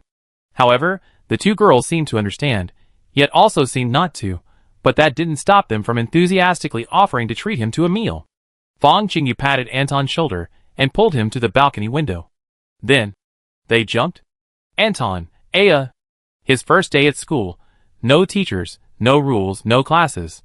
Before he could recover from his confusion, he was greeted by his three roommates jumping off the building with him. There's no problem between people that a meal can't solve. If one isn't enough, then two will do. Of course, no one ate the second meal. The four of them tacitly huddled in their dorm eating canned food. Chi-Hee finally regained some confidence from her new roommate, Anton. Anton's full name, Anton Sergeyevich Kozlov. He was a true Slav, and setting aside the age-old problem of memorizing his name, it's common knowledge that Slavs are incredibly beautiful in their youth, but their beauty is fleeting, and they often go bald as they age. For some reason, the image of Loston's bald head suddenly popped into her mind. Chi-Hee, standing beside her, covered her lips with her hand and made a soft kukuka sound. Everyone was completely bewildered, having no idea what she was laughing at. As for why she had regained her confidence, it wasn't because Anton was unattractive. The main reason was that Anton was a little overweight, and combined with the typical Slavic physique, Anton's weaknesses were quite obvious. He would be out of breath after just a few steps, and eventually, even Chi-Hee, now skinny as a rake, couldn't keep up with him. Chi-Hee almost blurted out, "You didn't come to military school just to lose weight, did you?" Anton, since I was little, I've been interested in machines. I'm a bit introverted, but definitely not aloof. In the future, please. Please what? This hesitant, breathless speech almost suffocated Chi-Hee, especially since Anton was speaking Russian, with each sentence accompanied by a trill and pause. Chi-Hee's personal computer almost crashed, unable to translate. The three looked at him with complicated expressions. Take care of me. Anton himself blushed slightly, a childhood ailment, a stutter. This ailment also made him introverted, quiet, and reluctant to go out. He stepped forward and patted him on the shoulder. I think Russian is the hardest language in the world to learn. Could you teach me sometime? Me too. Fang Qingyu quickly chimed in. Qi Jian's gaze fell on Qi and Fang Qingyu, and he couldn't help but smile. Her Russian was fluent, being from the alliance capital, Xingtianshu. She had received trilingual education, Russian, English, and Chinese, from a young age. She certainly noticed Anton's stutter. But people are always moved by seemingly insignificant things. She understood Qi's intention, and suddenly felt there was nothing to be proud of in speaking Russian. Count me in, I don't speak it either. Qi Jian and the other two smiled and saluted Anton. Anton, who had been tense, seemed to deflate like a spring, gradually ceasing his self-imposed awkwardness. I can speak Chinese, but my pronunciation isn't very standard, Anton said. Who said it's not standard? You speak it very well. The three gave unanimous affirmation. The roommates' conversation only lasted until 8 o'clock in the evening. Instead of receiving specific enrollment instructions, the four were greeted by a robot appearing at the door. Please hand over your personal terminal. This wasn't just their dorm's problem. As they opened the door, they clearly saw several students in the opposite dorm also being asked to hand over their personal terminals. Since everyone else was doing it, there was no point in hesitating. They handed them over without hesitation. But after the door closed, Qi launched into her conspiracy theory. Something's not right, something's very wrong. Why? Fang Qingyu knew Qi's authority on this matter well. If she felt something was wrong, then it definitely was wrong. Look, the enrollment notice says April 20th, but it doesn't specify the registration address or time. However, as long as you arrive at the school, Mars will arrange your dormitory. Dormitory assignment is actually the top priority of everything. Qi stated her opinion. What does that prove? Fang Qingyu was a little confused by what she said. We can't just wander around the school before school starts, and besides, we arrived early, we need a place to sleep. Qi Jian hadn't thought there was anything wrong with what she said before, but after contacting the robot collecting the personal computers, she immediately realized something was amiss. If it's just about assigning dorm rooms, why collect the personal computers now? The timing is wrong. If they really wanted to collect them, they could have done it all during the official registration. Exactly. Qi gave Qi Jian a knowing look. This friend is great. So I think the school might be playing a bigger game. Chapter 15. Following the principle that military academy freshmen must endure the trials of war, Qi had a reasonable guess. I think they might make us experience the cruelty of war. How? Send us to the front lines to fight bugs? That's unlikely. There's no such thing as torture like that. Qi thought at most it would be some kind of live-action CS. Since Mars specifically arranged for everyone to stay in the dorms must be a key location. Like a stronghold? Qi Jian stroked his chin thoughtfully. You got me excited. As soon as he finished speaking, Fang Qingyu started running around the living room, with Qi following closely behind, like two huskies. Qi Jian was convinced by Qi's conspiracy theory, and went back to his room to start searching. Anton, being a tech geek, was somewhat out of touch with the other three warmongers. But seeing his teammates moving, he felt embarrassed to stand still, so he also went back to his dorm and started touching and tapping around. The four of them searched for a while, but found nothing useful. We even turned the bed upside down, but nothing's there. Could they be sending us into the holographic pod to look for clues? But the holographic pod is locked. Qi and Fang Qingyu had already figured this out on their first day in the dorm. It was completely unusable. What's this big box for? Qi Jian kicked the large box next to the holographic pod. A miracle happened. A locked icon appeared on the previously unremarkable box. The holographic pod is locked? This thing can be locked too? Qi immediately noticed something amiss. This isn't an equipment box. Who made this equipment case so perfectly sealed? If Qi Jian hadn't kicked it, she would have thought it was just a stool. Qi Jian shrugged helplessly. This thing is probably remotely locked by Mars. It can only be unlocked at a specific time. Qi nodded in agreement, and the time is most likely midnight, or it could be the next second. That's like saying nothing at all, Fang Qingyu said. It's based on experience. Qi retorted, how could it be the same? Her instructors in her past life loved to catch people off guard when they were sound asleep. They also liked to use unconventional tactics. Acting unpredictably was a common trick of theirs. Whistling the whistle when people are most relaxed, or unexpectedly ringing the alarm. Which do you think the Alliance soldiers prefer? Qi Jian, I guess they both prefer. Then does that mean we have to leave someone here to wait from now on? Fong Qingyu wailed, grabbing his hair. That's right. Aside from Fong Qingyu, that half-baked idiot, everyone else who got into military academy had consistently demonstrated a keen sense of warfare. Of course, Chi-He was an exception. While her body in this world was only partially functional, her theoretical knowledge from her previous life was solid. At most, it differed slightly from the interstellar era, but that wasn't a big problem. Since there was a confrontation, whoever got the weapons and equipment first would gain the upper hand. Anton, standing to the side, raised his hand. How about I give it a try? His. The three warmongers gasped in unison, staring at him. You can pick locks? Like I said before, I've been interested in machines since I was a child. Are smart locks also considered mechanical? The group was greatly shocked. Anton pulled an electronic integrated circuit board from his small bag and slapped it onto one of the boxes. The board looked unremarkable, resembling an old-fashioned mobile phone circuit board. Without the help of a quantum computer, the wait will be a little longer. Chi-He and Fong Qingyu, like two curious children, pressed their eyes against it. Shi Jianyi was much calmer. Is this a way to disrupt the superposition state of quantum bits? Chi-He and Fong Qingyu exchanged a glance, both seeing a face full of question marks in each other's eyes, then tacitly looked away. Don't ask, the answer is they just don't understand a bit. Anton, no, it's not that simple. Disrupting Mars's quantum bit superposition state is extremely difficult. Mars's quantum computer mainframe is roughly the size of 2 football fields. Destroying its mainframe in Gasang would probably require a bomb with a yield of tens of thousands of tons. What I'm doing now is simply releasing external data streams through this electronic integrated board, like a human knocking on a door. If Mars hears my knock, it will send a wisp of data to this electronic lock. There are generally 2 possibilities. First, it hears it and chooses to lock the door even tighter, which I can't open with my current abilities. Second, we're lucky, and the door is only slightly ajar, in which case we can get in, that is, unlock it. Fong Qingyu, huh?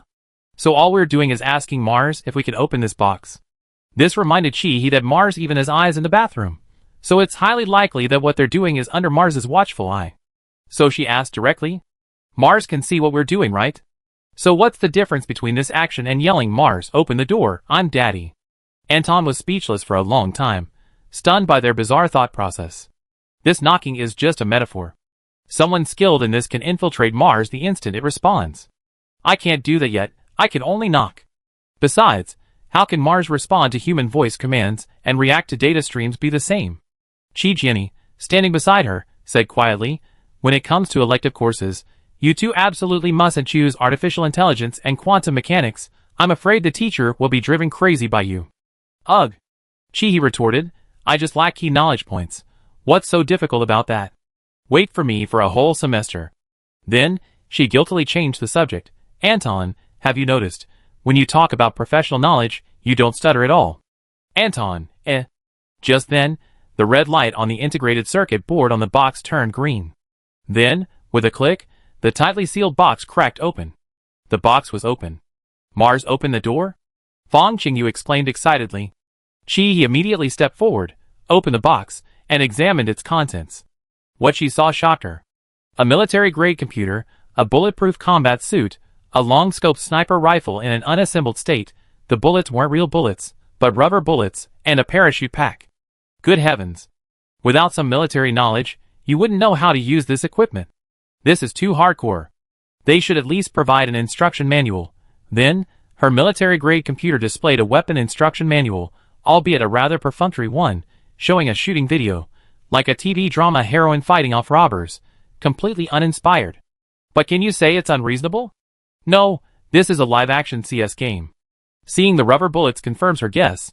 It won't actually let you inflict serious damage on your teammates. If you can't understand the manual or use it, it just means you're bad. Just be a monster for others to score points against. Military proficiency test, spot on. Anton followed the same method, opening the remaining 3 boxes one by one. The equipment inside was largely the same, with slight differences in the weapons.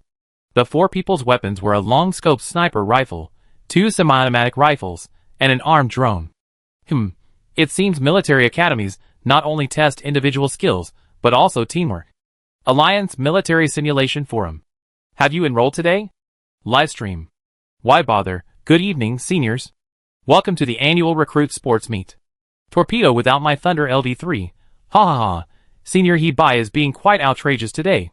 What role are you putting yourself in? Steady, don't be reckless LV3. As everyone knows, today's military simulation forum will only feature seniors, because all the juniors' personal computers have been confiscated. LOL. The barrage is full of experienced seniors, merciless, ha ha. I have rolled my eyes LV2. To be honest, everyone is very cooperative. Before today, not a single person revealed this year's entrance combat exercise. Alistair or not LV1, it wouldn't have mattered if they had revealed it. The format of the prank competition varies from year to year. Back in our year, the simulated battlefield was truly horrific. The simulated gravity was double, which was equivalent to carrying yourself forward. My water cup is hot water LV1. Dead memories are attacking me. We're in the same year. Everyone understands each other's sympathy, a kind of if you've been rained on, you have to pour boiling water on others kind of beauty. He-Bai, of course, at this time, our juniors are still in the dark, some might even be in bed. A night without a personal terminal is a good time to sleep, lol. He-Bai, there will be a few hours of garbage time ahead, the streamer is going to take a nap, and will come back later. Unfortunately, the streamer definitely won't be able to sleep. On several frequency interfaces, Mars' signal started to fluctuate. He-Bai decisively zoomed in on the interface. Someone has already gotten their hands on a military personal terminal. I remember personal terminals are locked in equipment cases. The equipment cases are fixed to open at midnight, and watching the new recruits frantically trying to get their hands on them has almost become a regular entertainment program for the upperclassmen. Unexpectedly, this time there's someone who doesn't play by the rules. He-Bai, let's take a closer look. Wow! There's a real talent among this year's students. They open Mars's electronic lock with an integrated circuit. Everyone exclaimed, amazing. They also called out to Mars. This isn't just giving them free reign, it's giving them an entire ocean. It was hacked so easily. He-Bai, those who say that, watch out, Mars might blow your brain up in the middle of the night. Everyone burst into laughter. This is truly a hellish joke. The brain-blowing meme originally wasn't actually mocking the Alliance's AI Mars, but rather the Empire's EVA. It was initially a jab at the Empire's digital life form, brain in a vat, management system being managed by an AI, a mockery of the Empire's human rights system being inferior to AI's, a loophole. At that time, the Alliance's AI hadn't achieved full standardization, Mars was still in its development and training phase, occasionally exhibiting signs of artificial stupidity. This eventually led to a war of words between the Alliance and the Empire, with each side calling the other an artificial pet. Online, the back and forth was filled with insults. However, the Alliance's development of Mars leaned more towards a system of finding vulnerabilities. During Mars's development, it didn't prohibit, and even encouraged, capable individuals to hack into various data and challenge Mars. It wouldn't be an exaggeration to say that Mars was a cute little creature trained by 4 billion people. Thus, it ultimately evolved into the self-deprecating meme, watch out, Mars might blow your brain up. After livening up the atmosphere, He-Bai was about to see what the group would do next when the focus suddenly shifted to 360 SIX's living room. Because the group had taken their equipment and returned to their respective dorms. It must be said that Mars still respects human rights. How can you livestream changing clothes in a dorm, perfectly achieving I just watch, and then I delete? The group reappeared, now dressed in combat uniforms, and with their parachutes strapped to their backs. You know what? They looked much more alert in those gear. The only remaining issue was weapon distribution. Before we distribute the weapons, shouldn't we confirm the squad leader's identity? He had barely finished speaking.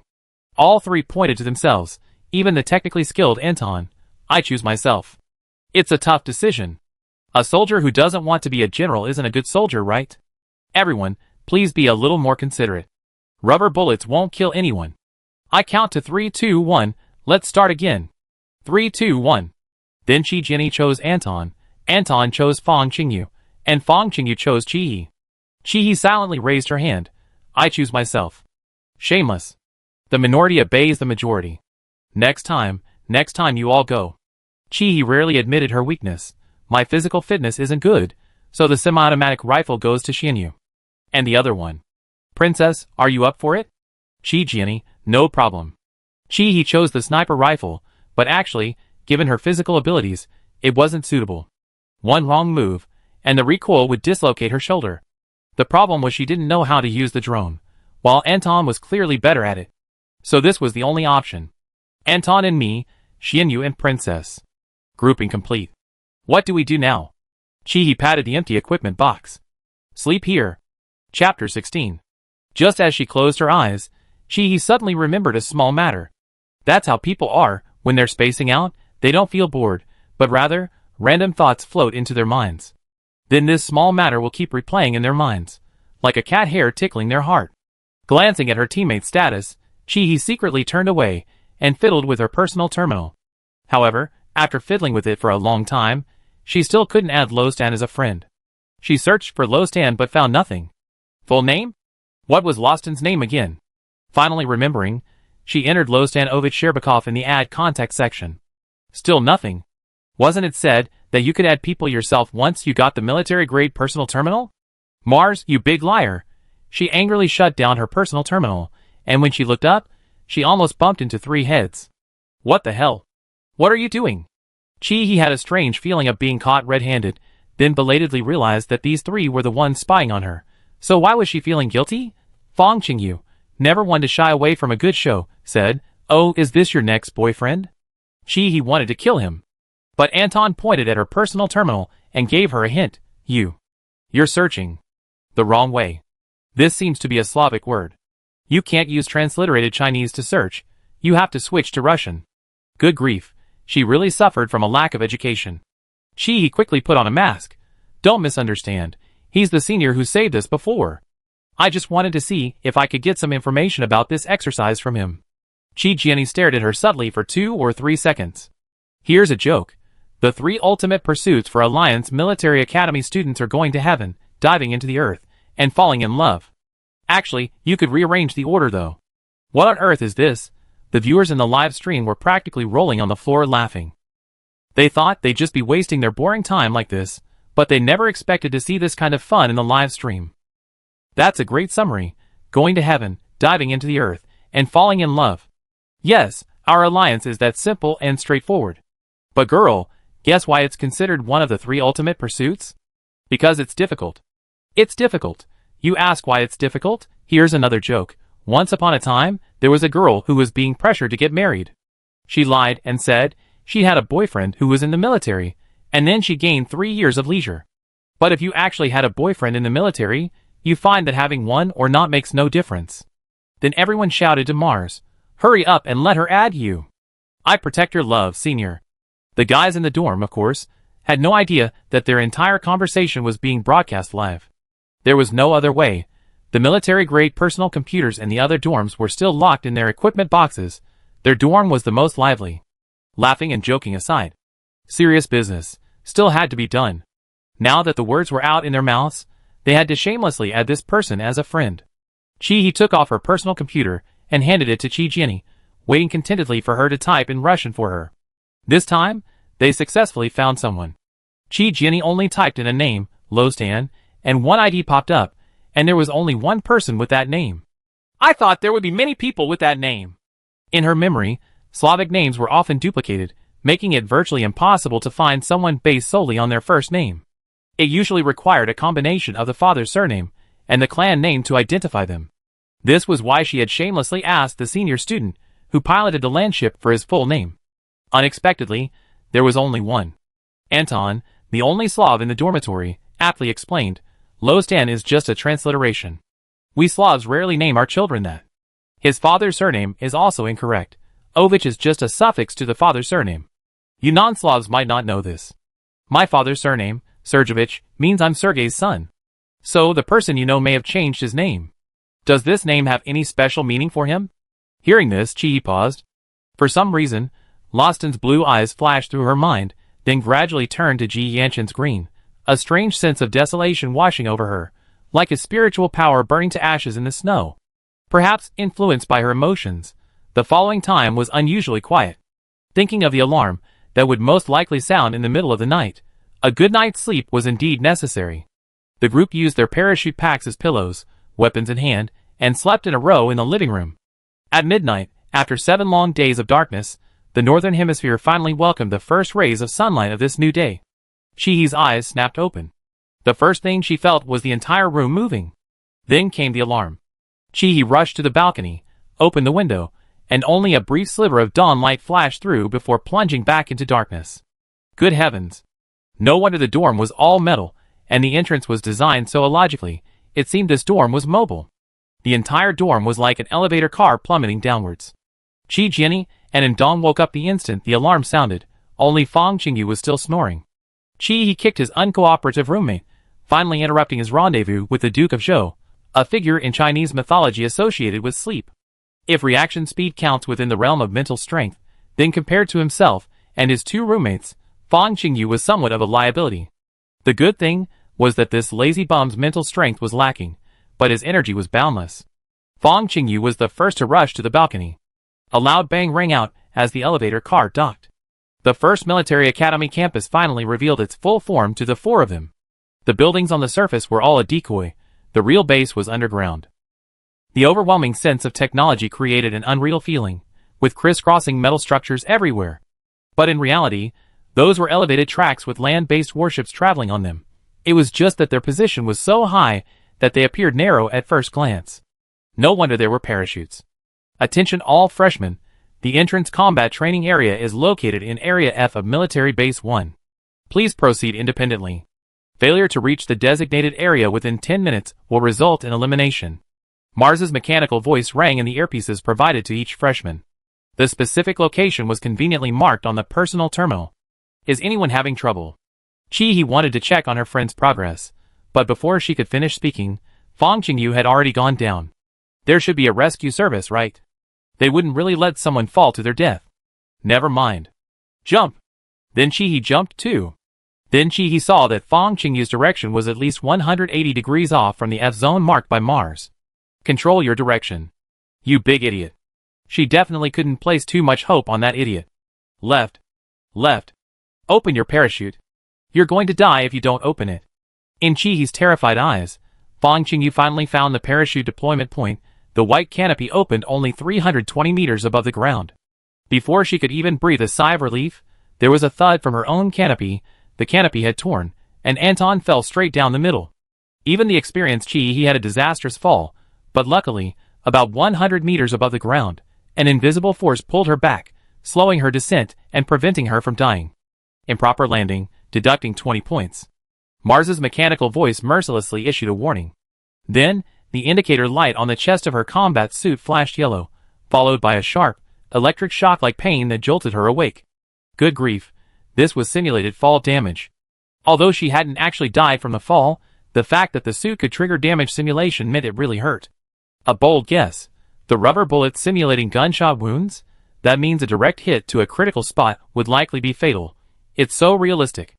On Chihi's squad command interface, 3 of the 4 members' vital signs were yellow. Only Qi Jianyi's were still normal. Damn! Whoever wants to be the commander can have it. The live stream chat was practically bursting with laughter. Starting with a yellow light gift pack. Hilarious. You know, the damage simulation lasts the entire exercise. Thought we were going to be kings, but we're just dead. If you guys were any faster, you'd be eliminated with a red light. Did anyone see that girl's expression? She was so angry she wanted to punch someone. Ha ha ha. The exercise officially begins at midnight. In teams, all against all, everyone outside your team is the enemy. A red signal means elimination. Successful kills score points. The top 10 teams will receive extra credits, which can be counted towards required courses. Supplementary rule: removing armor during the actual combat is strictly prohibited. Violators will be disqualified from ranking. Chihi listened to Mars's announcement, limping as he rejoined the 3. You know what? Mars was actually quite considerate, only announcing the rules after someone landed. It's just that the 4 of them had such a terrible start. It's okay, no one else has come down yet, the advantage is on my side. Chihi encouraged herself. How do we attack? Qi Jianyi unfurled his parachute. They were currently on the top floor of a building. Considering everyone would have to parachute down soon, this was a perfect opportunity. Deal with the parachutes first. We created a time difference. We ambushed them while they're in the air. The previously dejected group was greatly shocked. Could this really be done? They laboriously crumpled their parachutes and threw them through the building's windows, making sure no one could see the white objects from above. I find a sniping position, and Princess Salty Fish will cover the damage on the ground. Any objections? Chihi said. No objections. Qi Jianyi took the lead, sliding down the building's pipes. Fong Qingyu excitedly followed, forgetting even the pain in his body. Anton, control the drone, fly along the edge of the building's rooftop. Flying too high would be conspicuous, and then give us location information. I'm fine with that. Anton agreed quickly. The mission was assigned. It must be said, the quality of military academy students is unmatched. He barely found a spot to set up his sniper rifle when people started jumping. Such a good opportunity couldn't be wasted. No one would die from the fall anyway. He immediately adjusted his scope. Just as the other person was about to deploy their parachute. Bang! The bullet spun from the muzzle, hitting the unfortunate man precisely in the chest. It was truly godlike accuracy. The man only managed to utter an F word before the indicator light on his clothes turned red. A jolt of electricity coursed through his limbs, and he fell vertically. Damn, someone's lying in wait. Mars, is this really not against the rules? I'm reporting it. His roommate jumped right behind him. And then, he too received the red light suit. Chapter 17. Despite the pain all over her body, he fired 2 more shots. But both shots missed. The remaining 2 disregarded the altitude and immediately deployed their parachutes to forcibly reduce their descent speed.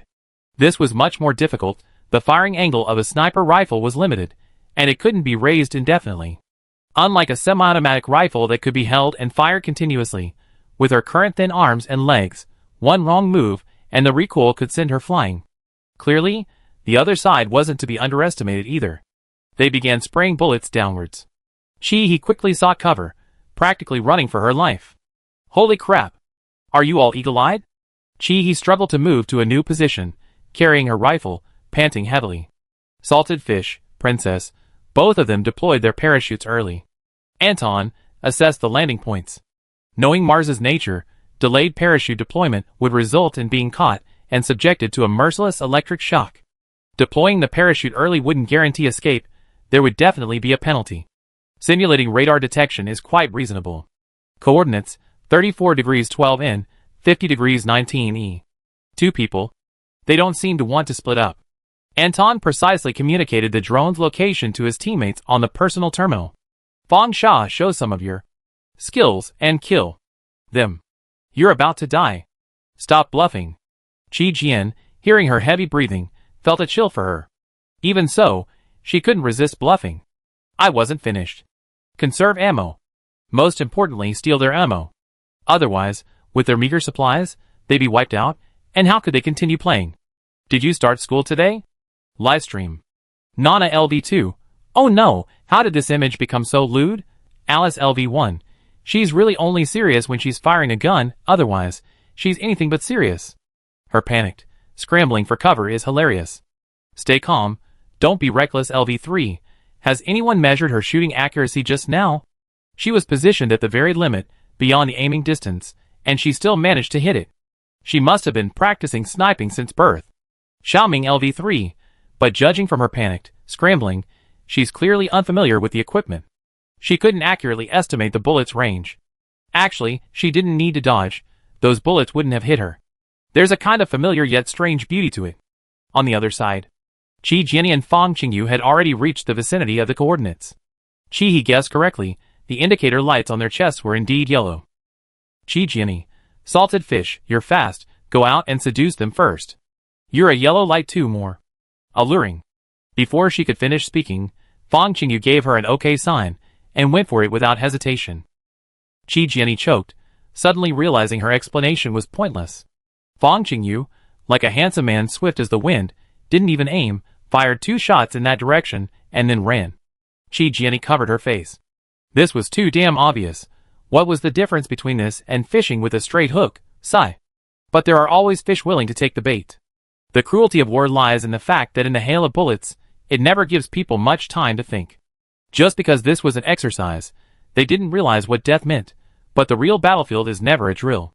The pursuit was indeed dangerous, but wasn't Fong Qingyu's tactic of luring the enemy also dangerous? Rat-a-tat-tat of gunfire made hearts leap into throats. All Qi Jian could do was shoot faster and more accurately than the enemy. Bang! Bang! 2 gunshots rang out. Qi Jian's timing was impeccable. He used a corner as a point of view, launched a surprise attack, and successfully took down the 2 men. The 2 men, shot in the back, were stunned for a long time until the red light came on, and the simulated damage electricity built into their armor rendered them immobile. Only then did they realize they had been tricked. The corpses lay on the spot, incapacitated. Chi Jiani, carrying his gun, emerged from the shadows, approached the two men, and crouched down to search their ammunition. You have no sportsmanship. Even though they were dead, their mouths could still speak. We are enemies, comrades. To speak of sportsmanship to the enemy is cruelty to oneself. Fang Qingyu ran back after not hearing the gunshot. You guys were shooting too hard. Chi Jiani complained. The semi-automatic rifle magazine only had 11 bullets left. Considering a full magazine of 30, and excluding the shots fired in midair, these two had nearly emptied Fang Qingyu's magazine. Chi Jiani couldn't help but look at Fang Qingyu differently. Fang Qingyu probably only looked stupid. The two lying on the ground. Is this our fault? Is there no justice? Let's go check on the two who fell first. Their bullets are definitely full. Chi-He's disruptive actions in midair disrupted any plans the other four-person teams from the other dormitories were making. Chi-He was having a blast sniping from the air. Later, she discovered the bullet range and focused on sniping those with sniper rifles, denying them any chance to retaliate. As for the others, she ignored them. Some people started mimicking her after landing, causing chaos, which was a disaster for those who parachuted in later.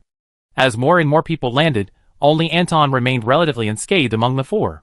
Fang Qingyu and Chi Jiani gradually fell behind in looting, and after a few waves, they began to flee, adding to the growing number of people on the ground. The scene became extremely chaotic. There were even instances of people attacking their own teammates. The built-in devices in the combat suits didn't care whether the bullets were from teammates or not. Anyone hit would receive an electric shock.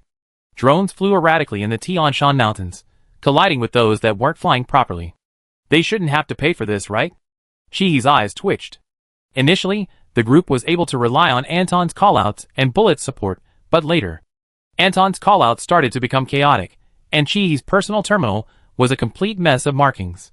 Except for the 4 small green dots representing her own team, everything else was covered in red dots. Shihi's scalp tingled. Let's go. Let's play it safe for now. Chi-He decisively changed tactics, mainly because she was out of bullets. How do we play it safe? Tell me. The 4 of them were already scattered, and it was clearly unrealistic to regroup through the hail of bullets right now. But Chi-He quickly found a good spot. Let's lie down first. How do we lie down? Fang Qingyu didn't understand. Literally lie down. Putting herself in her shoes, at this point in the battle, very few people were using their personal terminals to fight. If she got dizzy looking at her personal terminal, then everyone else would too. Basically, everyone runs to wherever there are people or gunfire. When 2 people meet, it's a rapid-fire exchange of fire, a contest of who has the strongest arm and fastest hand speed to take down the other. Lying down. It really is the most stealthy method right now. Cover up your chest indicator light. Lie down anywhere. The viewers in the live stream were laughing hysterically. Ali tier or not LV1. Is there such a flashy move? She stirred up a huge wave, and then successfully disappeared. I have white eyes LV2. But you know what? This was amazing, ha ha ha, from now on, I'm her fan. Imperial Pill LV1, upstairs +1. But are you sure she won't get chased down after the exercise? The viewers in the live stream all laughed together. Then, in the screen, Chi-He was already lying down, and next to her was a real corpse with a red light. This person was completely blinded by her actions. He really wanted to yell, there's still someone here. Chi-He, corpse, please close your eyes. Corpse, I die with my eyes open. Less than a minute later, Chi-He's kill count jumped up again. What's going on? Just now, an unlucky guy unfortunately passed by our godlike figure, who casually lies down anywhere, and then, without warning, got hit on the head by the butt of a sniper rifle. I am your senior LV1, ha ha ha, who said a sniper rifle can't kill people without bullets. Damn it LV3, she even knows to shoot at the head, this simulates a heavy object headshot. Tyrannid LV2, I declare her today's MVP. Of course, this kind of technique can't be used too often, as it easily leads to retaliation. Chi-He also realized this, the students were only dead, not truly dead. They couldn't lie still for too long. The red dots on their personal computers would gradually decrease as more people were eliminated. Once they reached a certain number, these people pretending to be dead would be easily discovered. Anton truly lived up to his reputation as a survival king, hiding from beginning to end, but his drone control was also top-notch. He hadn't been sniped yet, and was still diligently reporting positions to Chi-hee. Chi-hee looked at the red dots and assessed the sparseness of the gunfire. She fired a signal to gather. The four of them furtively gathered. Chi-hee, I estimated that out of 366 teams, less than a tenth are left. And I guess most of them are not at full strength. And you know what? She was right. Among the remaining teams, there were very few with 4 members still intact. Next, I estimate that the remaining people will operate in teams, and that's our chance. Chi Jian understood her plan in a second. You want us to infiltrate their ranks. That's right. Chi-hee snapped his fingers. How many bullets do we have left? Fong Qingyu and Chi Jian started rummaging through their pockets. 8 rounds left for the sniper rifle, 32 for the automatic rifle. Fong Qingyu counted. Chi Jian opened his magazine to check. I have 4 left in my gun. Chi-hee thought for a moment. Anton, abandon the drone and go pick up an automatic rifle. Give me the sniper rifle bullets, and each of us gets 12 rounds. Should we split up or pair up? Chi Jian asked. Of course we should split up. Pairing up would make us look weak. Chi-hee smiled slyly. Now it's time to test your acting skills. Chi-hee, try to find squads with 2 people left. Teams with 3 people might not want you. Can you be more specific? Fong Qingyu scratched his head. Chi-hee rolled his eyes, counted out 12 bullets, and slapped them into his palm. You're so stupid. Find a squad, yell at them, comrades. Want to cooperate? What if they just raise their guns and start shooting me? Fong Qingyu said. Chi-hee, then you die. Damn, you have no heart. Whoever dies first treats me to dinner. Canned food. Chi-hee quickly changed his mind, thinking of the unappetizing meal. Listen to the gunfire now. Judging by the sparseness, they don't have many bullets left. That's our advantage. Chi-hee carefully analyzed for the 3 of them. An extra soldier is invaluable to every squad. Even if they have ill intentions, they won't want to waste a few bullets. As long as we find common ground, there's no one we can't persuade. Of course, if they want to kill and rob, surely 12 bullets will kill 2 people. If you're unlucky, then disregard what I said. That's the plan. As for the specifics, we see how things go. The 4 exchanged a knowing glance. They dispersed in 4 different directions. Chapter 18. Chi-hee moved slowly, crouching low and clinging to the wall, but when passing open sections, she ran incredibly fast, not even running in a straight line. Her zigzag movement gave her an almost sleazy appearance. But soon, Chi-hee realized a problem. Damn it! This place is too empty. Without drones to provide location information, finding a lone team by chance is incredibly difficult. Maybe she should just lie down. However, shortly after this thought crossed her mind, she spotted 2 heads lurking suspiciously behind a large roll of steel. Sure enough, you can't shout your desires too loudly, or fate will hear you. Chi-hee bent down, trying to find a rock. But she couldn't find one. What the hell is this place? It's so damn high-tech.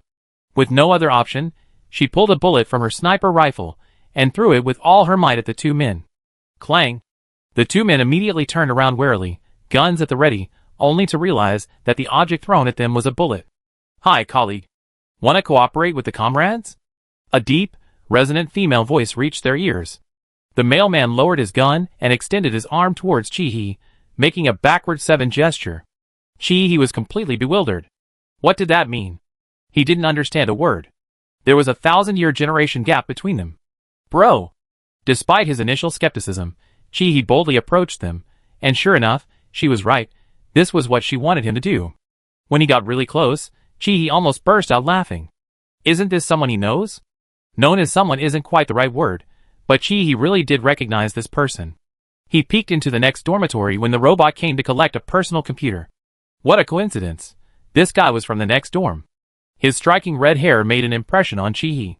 From a distance, he was wearing a helmet, so it wasn't clear, but up close, a tuft of red hair peeked out from under the helmet. The 2 didn't immediately lower their guard. Instead, they kept their guns pointed directly at Chi-hee. Don't shoot. Are you from dorm 365? Chi-hee carefully confirmed. And you are? The red-haired guy asked suspiciously. From 366 next door. My name is Chi Jian. Meeting is fate. Let's team up. Chi-hee decisively impersonated Chi Jian. Face? Unimportant. The 2 then lowered their guns. The saying a close neighbor is worse than a distant relative holds true in any era. Having exchanged the code, the 3 huddled behind the steel roll and introduced themselves. Ivan Ivanovich Ivanov. Goodness, their ancestors have all been named Ivan for generations. Hongruoro. Another girl said. At least it's not a Slavic name anymore. Where are your teammates? Oh, I don't know where they're pretending to be dead. Chi-He replied evasively, using a double entendre. Hongruoro glanced at Chi-He's thin frame, finding it hard to believe that she was the only one of the four who had survived this long. Could she be the legendary king of survival? I have bullets. How many do you have left? Ivan and Hongruoro exchanged a glance, seemingly hesitant. Chi-He quickly pulled all the bullets out of her gun, her eyes resolute as if she were about to join the party. I have 7 left, 8 including the one I mentioned earlier. I'm being very generous, I can give you 5, and I keep 3 for myself.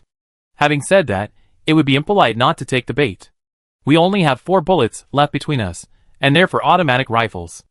Chi-He understood, pursing her lips to suppress a laugh. With so little, they dared to let me get close. They clearly underestimate me. Do you have a drone? Chi-He asked. Yes, Ivan said. Then let the drone pinpoint the location, shall we go? You guys lure them in and run, be careful, I snipe. Wait a minute. Ivan seemed to realize something. We give you the location, you kill them, won't the point still go to your team? You can't say it like that. Chi-He continued to bluff. Mars said the top 10 get extra points, so if I take down a team, doesn't that mean your team's ranking will also jump up? It's a win-win situation, and the key is I'm on your side, we're teammates, I'm your fire support. In the live stream, senior student Hebai passionately explained, they're almost completely fooled. I remember Mars clearly said it was for successful kills, but she's obviously misleading us, turning kill scoring into survival ranking. Military Academy rule number 1. Confirm all the details of the mission and memorize them. It be on the test. The chat was flooded with crying emojis. Clearly, Minnie had been tricked before. Did anyone notice her expression when she heard about the 4 bullets? Her question, do they have a drone? Was a very subtle question. So, if the other side didn't have a drone, she would definitely have taken them both out without hesitation. Hilarious. I bet 2 cans that's exactly what she was thinking. The drone captured the location of another squad. The 3 of them started moving towards the specific direction. Because they were different groups, their military-grade personal computers couldn't be used to form teams on the fly. Chi-He could only follow behind the other 2, maintaining a distance of about 10 meters. Now there were only 30 teams remaining, but a total of only 51 people. The previous chaotic battle was incredibly fierce. The change happened too quickly. Before they could catch up with those people, the other side actually turned around and pursued them. A bullet grazed Ivan's head. The newbies are quite skilled. This was unacceptable. Chi-He's fighting spirit was immediately activated. She immediately lay prone on the spot, placed her sniper rifle on the ground, and without even using a scope, blind fired in the direction of a head. Then, on her personal computer's team channel, Chi-Jenny happily received the Red Lantern set. What's going on? Chi-He belatedly realized. This is a total disaster. It's Chi-Jenny on the other side. What a blow to my teammate. Before she could even grieve, Chi-He fired 2 more shots, taking down 2 opponents. Ivan and Hongruoro hadn't recovered from the shock of their temporary teammates' incredible performance when they were also sniped. Chi-He, looking pained, walked up to Chi-Jenny and made a gesture of respite by touching her goggles. Chi-Jenny, furious and shivering with rage, kicked her. Chi-Jenny. You're toxic. You're toxic. I'm your teammate. I seriously suspect you did this on purpose. Die with your eyes open. Die with your eyes open. Then Mars's merciless announcement rang in the headsets of the 4 members of the team. Teammate accidentally injured. Group score reset to 0. Ivan and Hongruoro, lying nearby. Who am I? Where am I? Chi-He covered her face and looked up at the sky. The remaining commotion was irrelevant to them. The entrance exam practical exercise ended in this utterly chaotic mess. The electrical devices on their bodies were remotely cancelled. The corpses lying on the ground dusted off imaginary dust and got up. Their eyes were filled with murderous intent, their teeth grinding together. Artificial intelligence always prioritizes efficiency, announcing the scores on the spot. After announcing the scores, they waited for the land-based ship to pick them up and take them back to their dormitories via the orbital track. Chi-He's words had truly come true. Their team's score was dropped, while the score of the team next door, 365, jumped up 1 place, squeezing into the top 10. The 4 of them stood together. Only Fang Qingyu remained, grinning foolishly. Actually, it's good that the grades were cancelled. Otherwise, if we had ranked first, they would definitely know you were the one causing trouble in the air. We escaped a disaster. He looked at the people around him. Why don't you shout louder? All eyes turned to the four of them. Realizing something was wrong, the four of them took off running. Nearly 100 people chased after them. The tingling sensation from the electric shock couldn't stop the 100 people's urge to kill them. Mars. Help. Mars. Mars. Group fighting, academic credits cancelled. The group, successfully outmaneuvered by Mars. Damn. Turns out you're the one playing the tricks the most. The practical exercise ended, everyone had a day off, and then it was time for official reporting. Chihi's acceptance letter stated she was in the command department, though this wasn't her choice. Major Fu had decided on her direction based on her mental abilities. Jenny and Anton chose their own majors. Jenny chose individual defense, the same direction as Fang Qingyu, though Fang Qingyu chose individual combat. This was actually due to their different mental abilities, and their education also focused on developing mental abilities. Jenny's mental ability was defensive, beta. Even though she loved mechs and various weapons, when using her mental power to materialize, she was still a shield. What was infuriating was that Anton, who possessed alpha mental power, chose logistics, medical and repair, a field that didn't require mental power. Anton chose mechanical repair, a major he was good at and enjoyed. Jenny grumbled in exasperation, what a waste. This mental power would be so much better if it were me. The only normal one among them was the eccentric Fang Qingyu. Alpha mental power equals individual combat. The command department is an exception. It doesn't have a strict requirement for the type of mental power, but it does have a strict requirement for the level of mental power. It must be at least A+ level to study command. It has a strange beauty that's both absurd and demanding. However, few people want to study command. Just looking at the textbooks on Chihi's personal computer is enough to make one's scalp tingle. Military theory, campaign studies, modern tactics, data analysis, and even troop management. What is she, a fighter pilot, supposed to do with all this? Of course, besides her major, there are also general education courses and electives. The good news is that electives can be chosen according to personal preference. Finally, she can happily pilot mechs and starships. The bad news is, with her current physical abilities, the teachers could kick her out. The credit requirements for the first military academy are very strict. Credits are awarded every semester, with a maximum of 100 points. Theoretical courses and practical courses each account for 50 points, evenly distributed. And the practical points here require real combat experience. Chapter 19. Jenny opened the military simulation forum of the First Army to check how to obtain theoretical and practical credits. Our major in mental power doesn't count towards the credits, it's assessed separately. The 50 theoretical credits have to be earned from elective courses. She swiped her personal terminal to open the elective course schedule. Chihi leaned in to study it with her. A 5-point system, that means we have to take 10 electives. You, thinking like that? No, 5 points is the maximum score. Can you guarantee you get a perfect score in every elective? Anton was organizing his equipment box. After returning to their dormitory, they discovered that all their personal belongings had been confiscated by Mars's robots during the exercise. Chihi's clothes for Ji Yanchen, which she had put in a closet, were also gone. Oh, and so was Loston's combat suit.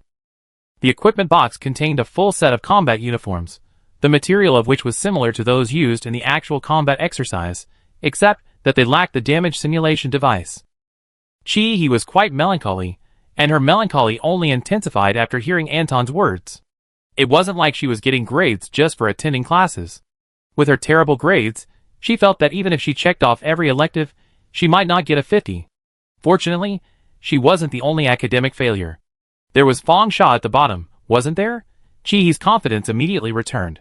Sigh, Jenny sighed. Practical points are even harder to get. You need to complete tasks to earn them, and the score depends on the difficulty of the task. Chihi immediately laughed. With your fighting spirit, do you really need to worry about getting these points? After the practical exercises, Jenny's original image as a gentle, refined woman from Jiangnan had long been shattered in Chihi's mind. Jenny, it's true that freshmen are assigned missions from their first year, the rumors are true. But there's a prerequisite. You have to complete the history of insectoid biological evolution before you can go on missions. Otherwise, you can only rely on the seniors' missions. Chihi's teeth ached a little. Thinking about it, it made sense. You can't even recognize all the insects. If you're sent out on a mission and encounter an insectoid, you'd be dead for sure. By the time you recognize all the insectoids, it'd be the second semester. That's why practical points are a nightmare for first-year students. Jenny suddenly leaned close to her ear and said cheekily, "Have you added that senior as a friend yet? We need to be prepared." He immediately opened her personal computer and placed the add contact interface directly in front of Jenny. "We're both seasoned foxes. No need for any ghost stories." Jian glanced at the still unapproved application, then covered his mouth and laughed uncontrollably. "Good luck. Our 366 dorms practice points depend on you. If all else fails, have Anton and Fang Sha hold him down, and you just have to force yourself on him." The living room door suddenly opened. Fang Qingyu had just returned from the cafeteria. "Hold who down?" Anton glanced at the three clowns, then turned on his personal terminal, switched to page-turning mode, and began reading his engineering book. After dinner, they started to have nothing to do. After the ordeal of the exercise, today was finally free time. He suggested, "How about we play a simulation dungeon? We can familiarize ourselves with the Zerg on the civilian channel first." The 4 brand new holographic pods hadn't been used yet. The suggestion was unanimously agreed upon by the other 3. The Zerg genealogy on civilian channels is more general, certainly not as complete as the military academy's records, but it's better than nothing, Jenny said. So the 4 handed their empty plates to the life-giving robot, and then chose a holographic pod they liked and lay down inside. Compared to the holographic pod they used at the warehouse owners, the one provided by the school was significantly better. The gel inside the holographic pod maintained the same temperature as their bodies, unlike the cold, hard ones they had used before. He poked it with her finger, her eyes unconsciously drooping slightly. She thought of the dark-skinned owner. She had done something ridiculous. She hadn't asked about his fate, as if he were still alive just because she hadn't asked. This was the first time she had witnessed a life end in the jaws of Zerg. This was the truth of the world. Without Alliance soldiers, even more would die at the hands of Zerg. And facing Zerg, weren't these soldiers also risking their lives for theirs? He closed the lid of the holographic pod and shut her eyes. However, 5 minutes passed. What's going on? This time, he was truly anxious. She flung open the lid of the holographic pod. This time. It couldn't be because the holographic pod was broken, it was new. He leaped over the pod and quickly pressed the emergency button on the lids of her 3 roommates' pods. The protective gel inside the pods rapidly changed from a liquid state back to a gel state. What happened? Fang Qingyu jumped out of the holographic pod, looking at He with a tense expression. Anton and Jenny were also startled by He. What happened? They suddenly pressed the emergency button. The problem is serious. He pressed her throbbing temples. I can't use the holographic pod. Anton was the first to react. It's not a problem with the holographic pod. I checked everyone's holographic pods. There's nothing wrong with them. He spoke too hastily, and his stuttering habit kicked in again. Then what happened? Jenny's expression also turned serious. You used it perfectly fine last time. He was clearly in the same combat instance as her not long ago. How did she log into her account without a holographic pod? That's the problem. He said helplessly, I didn't use a holographic pod last time. I used a discarded manual mech cockpit. So? That's why you chose a manual mech.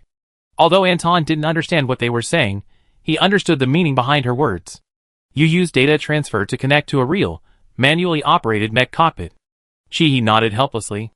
No wonder I waited for you for so long, and when I came out of the pod, I saw a pile of junk not far away. Fang Qingyu belatedly recalled the scene. Anton went around to the back of the holographic pod and unplugged a blue cable. Was this the cable you used back then? I didn't pay attention to the details at the time, but the color was definitely blue, He said. Anton's expression grew increasingly grim. In the 1st century after the Alliance's founding, mech development was still in the experimental stage. The first manually operated mech used a crude brain-computer interface, converting consciousness into bioelectricity, which enabled the connection between the human and the mech. But sensing is just sensing. All operations require the pilot to input commands to fight.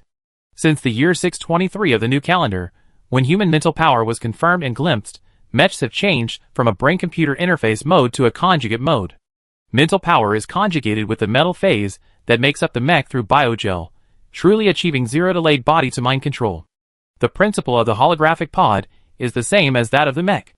To pilot a real mech, you need mental power of level B+ or higher, but the holographic pod doesn't. It's just a small terminal of brain-computer interface and conjugate, so even an ordinary person with a mental power level of F can use it. Unless you have absolutely no mental power.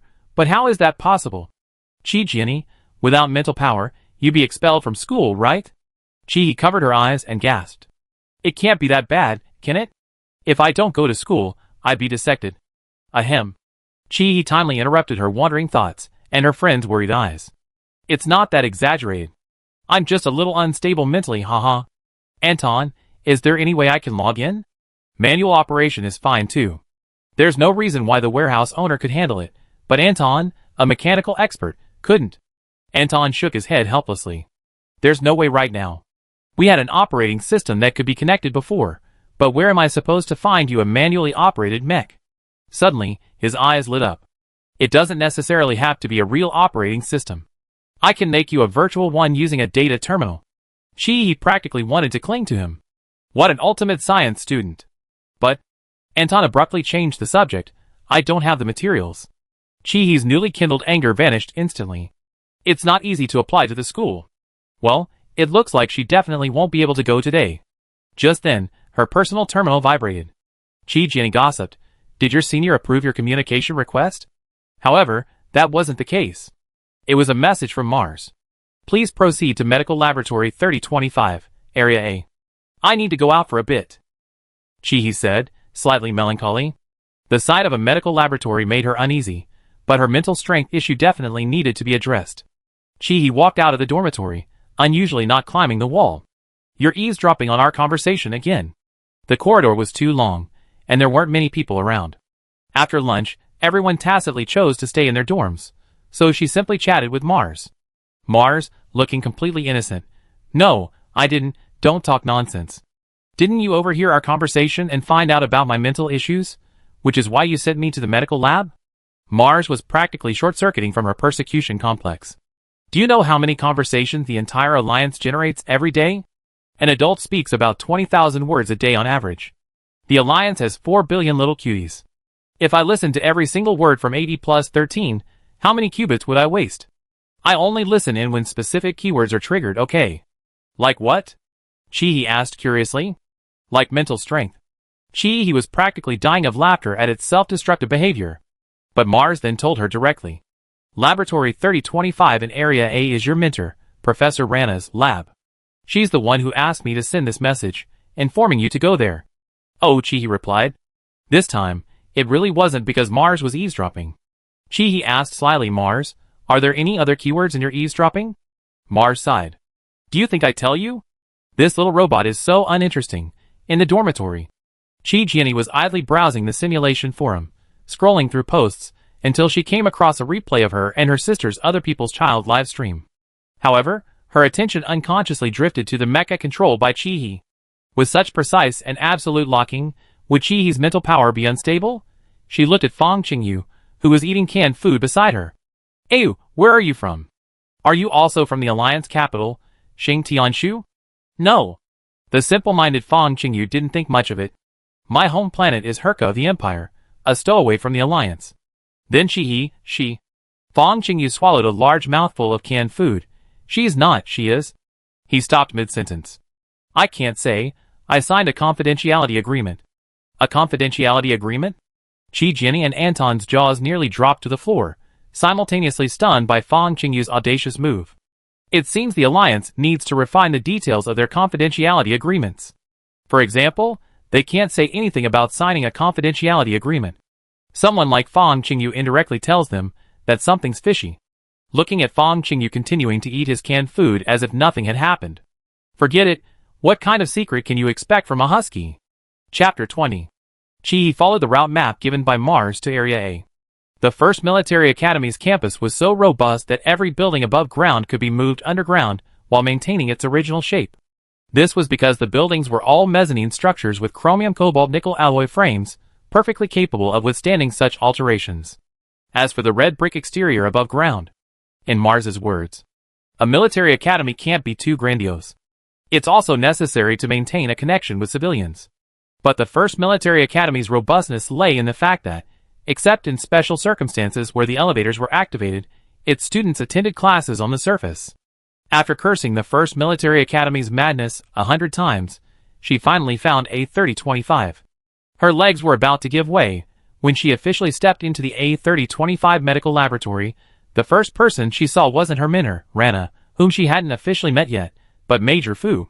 You arrived. Major Fu's expression was somewhat serious. Chi's heart skipped a beat. What was going on? Her gaze passed over Professor Fu's figure, finally landing on Professor Rana standing at the other end of the lab. She wore glasses, her long hair neatly styled in a bun, covered by a hairnet. Even her sideburns were perfectly combed, not a single stray hair out. Come over here. Professor Rana gestured for her to come over. Slavs weren't known for their smiles, and this imposing, unyielding demeanor only exacerbated the situation. Even the toughest person would find it hard to bear. Chi-He, being a shrewd person, immediately followed like a chick. Until Chi-He saw the pile of metal fragments in front of Rana. The cockpit of a hand-operated mech? This looked just like the one she had used. Professor Rana used her gloved hands to pry open the metal panel of the control panel. This decommissioned manual mech contained an insect egg here. Chi-He followed her gaze. It was a black egg case, no bigger than a thumbnail. The egg case was empty, clearly already hatched. The species of this insect egg is a rock spider. Good heavens, it really was the one she used before. Chi-He felt a chill run down her spine. Could just one egg case hatch so many rock spiders? She almost been surrounded back then. This is a type of insectoid that only lives on the planet Dahafa. Kasang hadn't found any trace of rock spiders before. Major Fu walked over. We investigated the mech serial number in detail. It was used by someone 20 years ago in the Dahafa campaign.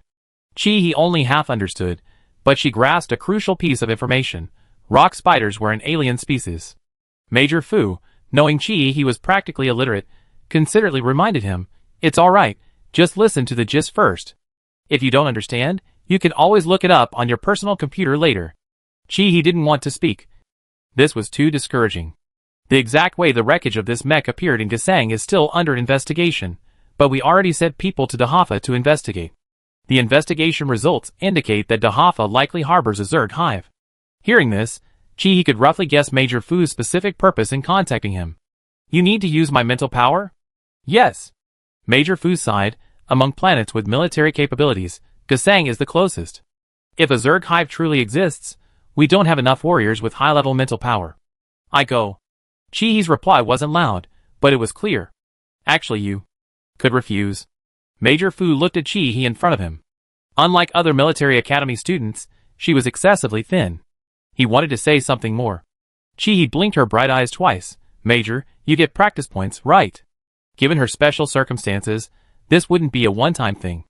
If she didn't get practice points every time because of the confidentiality agreement, that would be a huge loss.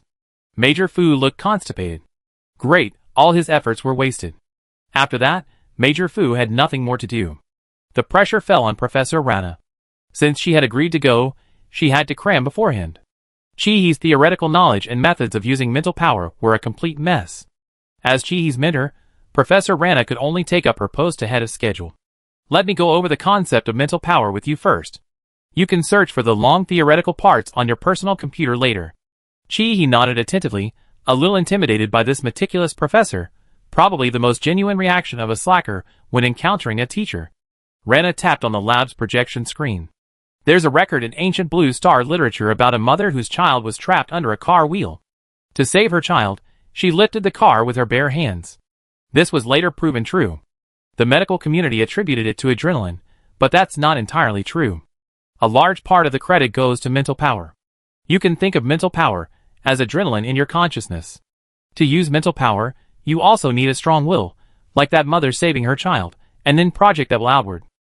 This was too abstract, but Chi-He understood. When she first met Fang Qingyu, she had indeed wanted him to get good grades. This was a manifestation of her wish, and it had indeed achieved its effect. So different types of mental power are because their wishes are different? Chi-He asked hesitantly.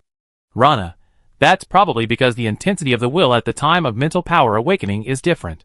Here's a joke. Among those who awaken beta mental power, there's a saying, we all have someone hidden in our hearts whom we protect even at the cost of our lives, even though they themselves don't know who that person is. Chi-He looked up and met the gaze of the serious instructor. Was she joking?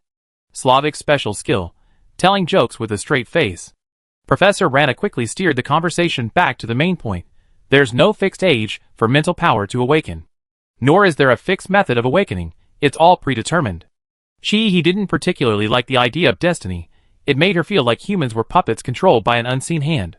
However, humans like to categorize technologies they hadn't fully mastered as black boxes. Before the black box was opened, wasn't it all predetermined, like the old saying in the scientific community of Earth, when in doubt, quantum mechanics? If they knew that quantum mechanics would be everywhere 1,000 years from now, wouldn't they slap themselves in the face? Thinking of this, Chi burst out laughing. Professor Rana was interrupted by her sudden laughter. "Aw, no Chi hurriedly explained. Unexpectedly, Rana laughed.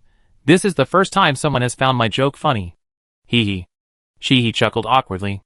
This misunderstanding was truly. Rana patted Chi's shoulder, her tone unusually gentle. "Are you afraid?" Chi chuckled softly, yes. But fate had given her a second life. She couldn't live with the same timidity as her previous one. "Don't be afraid, child. I go with you. My lover is there too. He will lead us to victory." She spoke these words as if reciting a vow, her eyes exceptionally tender, almost incongruous with her serious expression. Chi could never understand the Slavic romance. She was born 10 years after the disintegration of that nation. Only when she went to school and studied modern history did she learn about the lofty ideals of that era. But 1,000 years later, even though those nations had fallen apart, the ideals had never disappeared. She was willing to fight for the alliance, to fight for this great ideal. "Teacher, I have a question. My unstable mental strength, will it affect my ability to go to the front lines?" Rana paused in her drinking, almost dropping the glass. "What did you say? This you didn't know?" She thought Mars had already reported it. "No, you need to do another mental strength test." Half an hour later, Rana was completely overwhelmed by Chi's test report.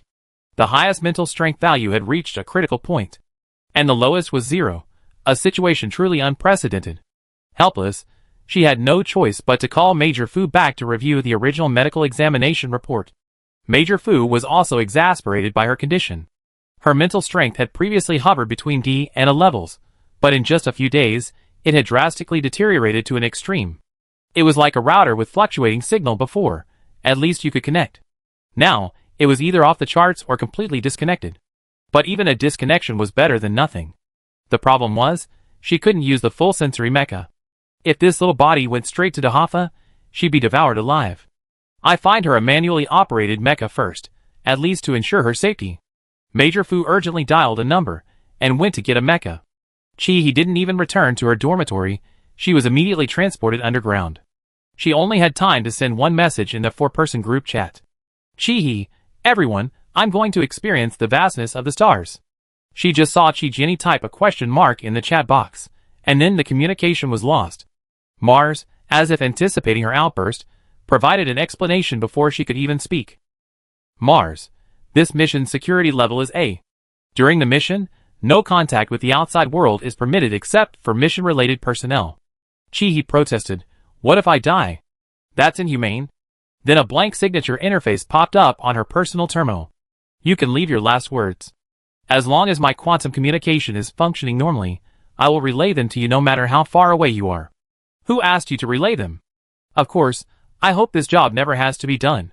However, Chi couldn't skip this procedure. Every soldier going to the front lines leaves a last word, because no one knows if they will return alive. "I have to write one. Anything is fine?" "Yes, anything is fine." Chi thought for a moment, wrote a comma in the blank space, and then signed her name in a flamboyant manner. She figured even Mars wouldn't be able to read this last word. The thought of Mars solemnly reading the comma made her want to laugh. The landship quickly transported her to the base's launch silo. After verifying a series of iris and fingerprint scans, Chi was fitted with a special suit of equipment as heavy as iron armor. This was to prevent gravitational imbalance during starship launch. Then she was transferred into the starship. Giant metal gates slid open, and dozens of starships were sequentially transported by moving platforms to designated positions awaiting activation. The nuclear fusion engine still emitted a dazzling light under the sunlight, and all the starships were on forward one, steadily increasing altitude and maintaining balance in their synchronous orbit. Finally, the activation light came on, and a dreamlike blue orb appeared at the end of the orbit, dazzling yet carrying an indescribable unknown. The jump permission indicator lit up, and the starship plunged into that dazzling light. Chapter 21. The experience of warp jumps is truly unpleasant. Even Chi, who underwent grueling training in her previous life, was pinned to her seat, unable to move. Indeed, There are differences between different heavens. What she experienced within the atmosphere in her previous life was child's play. This was actually a temporary reinforcement. The starships were all offensive vessels of the combat unit. Unlike flagships, combat ships didn't have hibernation pods. Looking across the entire starship, there were only 3 places to sit. One was the pilot seat, one was the co-pilot seat, and the last was the maintenance bay. Considering it was Chi-Yi's first time riding a starship, and the maintenance bay was too far from the cockpit, they were worried about her having an accident if she were alone. So, she was assigned to the co-pilot seat. Chi-Yi felt that Major Fu was probably not worried about her having an accident, but rather about her causing trouble. Judging from the way she looked when she saw the starship, her eyes were practically glowing with greed. It was hard not to think something was amiss. After the initial acceleration phase, the starship gradually entered a steady speed phase. The initial tension subsided, leaving only curiosity. In truth, Major Fu should have assigned her to the maintenance bay. Faced with hundreds of incomprehensible buttons and operating systems, Chi-Yi frantically rubbed her hands together, looking like a fly. The starship pilot was a very cool senior student. When the two changed equipment together, Chi-Yi had been drooling with envy over her figure. Junior, interested in piloting a starship? Want to try? The senior student next to her couldn't help but laugh at her actions. Out of 10 students in the First Army, 11 dreamed of flying. Can I? Chi-Yi exclaimed excitedly. Why not? It's not combat time yet. There's no gravity in space, you won't fall, you can fly however you want. With that, she directly transferred operating system access to the co-pilot. Chi-Yi couldn't help but admire her senior's skill and daring. Unlike during the Second Interstellar War, modern starships have dual operating systems. The most common configuration is one person piloting the starship and the other guiding attacks. When transferring access, the senior didn't forget to turn off the attack guidance system. Starships can be piloted by novices, but weapon access is restricted. Accidentally hitting a teammate would be hilarious. Although she only had the piloting system, it didn't stop Chi-Yi from grinning excitedly. Now that she had the controls, it would be a waste not to give it a try. Chi-Yi decisively shifted the thrusters to forward 4. The fusion engine blazed like a star, and the starship shot forward. It created a significant distance between itself and the fleet, performing a 360-degree flip at an angle. The senior's expression visibly changed. This guy is a total interstellar street hustler. What kind of crazy, heart-stopping maneuver is this? Meanwhile, his colleague in the maintenance bay was already swearing. He just unbuckled his seatbelt to check the starship's energy supplies when forward 4 accelerated him to the floor, rendering him immobile. He barely managed to get up, using the bay wall for support, and before he could even fasten his seatbelt again, a 360-degree spin sent him crashing back down. Who taught you guys to fly a starship like this? He's going to complain. Unsurprisingly, for the rest of the journey, Chi-Yi was stripped of all rights to touch the starship, experiencing firsthand what it meant to be targeted. With nothing to do, Chi-Yi could only pull out his personal terminal and start cramming on information about Dahaffa. Surprisingly, Dahaffa is actually an Earth-like planet. The Battle of Dahaffa 20 years ago was essentially a struggle between the Alliance and the Empire for this precious Earth-like planet. Compared to the digital lifeform's control over machinery, the Alliance suffered a significant disadvantage. After all, unlike the Empire's Mechs piloted by clones, whose bodies were practically worthless, the Alliance's soldiers on the battlefield were living, breathing human beings. At the time, the Alliance had to maintain stability in 2 war zones, while also deploying a portion of its forces to the front lines. This was a military burden akin to high blood pressure for the Alliance. Later on, the Alliance even had to resort to outdated methods, deploying manually operated Mechs. Coincidentally, at that time, the Empire's resistance to AI-managed digital lifeforms reached unprecedented heights. Nearly half of those who hadn't yet uploaded their consciousness resisted digital lifeforms, flocking to the Alliance. Meanwhile, half of those who had already uploaded their consciousness refused to enter clones, becoming electronic pets themselves. This lack of social governance caused considerable trouble in the Empire's rear. A delicate balance was thus maintained between the two sides. This balance was disrupted again by the arrival of the Zerg. The presence of the Zerg meant that the planet's value had to be reassessed. The Alliance was willing to eliminate the Zerg, but under the circumstances, this would have been tantamount to doing the Empire a favor. What? I wipe out the Zerg so you can continue to fight me for territory. That wasn't the most important thing. If that Empire were to stalk them from behind and finish them off, it would be even more troublesome. Unlike the already inhabited Gasang, the Earth-like planet Dahafa was still uninhabited by humans. So, with the mindset of if I can't have it, neither can you, and also to completely eradicate the Zerg from Dahafa, both nations made a decision almost simultaneously to activate large-scale high-altitude ion beams. Now, Dahafa is in an environment unsuitable for human habitation for the next century. After the war, the Alliance and the Empire only built outposts at their respective bases. All other military forces withdrew from Dahafa, and they remain so to this day. Chi shook his head, clicking his tongue, unsure how to comment. Wherever there are humans, there is factionalism and infighting. And when facing a common enemy, how much effort is required to achieve unity of purpose? Reality isn't a fictional story, reality is a cruel silent drama. All the scenes are presented before you, yet you hear no cries or roars beneath the calm. Dahafa is some distance from the starship's jump point, a problem left over from the war. After leaving the jump point, the starship traveled at cosmic velocity for a full 12 hours before finally spotting the flagship in near-Earth orbit. This was different from what she had imagined. Unlike ordinary starships, the flagship resembled a beehive. The circular surface was covered with countless holes of varying sizes, each serving as a mounting bay for different starships. Looking out through the starship's observation windows, the flagship resembled a faintly glowing planet, even overshadowing the actual planet behind it. Spectacular, isn't it? Her senior colleague said with a smile, pressing the control lever to slow it down. It's too big, it feels a bit unreal. He carefully chose her words. In terms of infrastructure, 10 empires combined might not even match one alliance. It's a pity the alliance's motto is people first, otherwise they give those empires a taste of the iron fist of socialism. Look at them now. Because of the Zerg, the alliance's flagship is hovering over Dahafa. Where is the empire? Shameless empires. Chi, seeing the indignant look, suspected her senior had been given some kind of indoctrination mission. No need. No need. Given the empire's insatiable nature, she swore 100 times she had absolutely no intention of going there.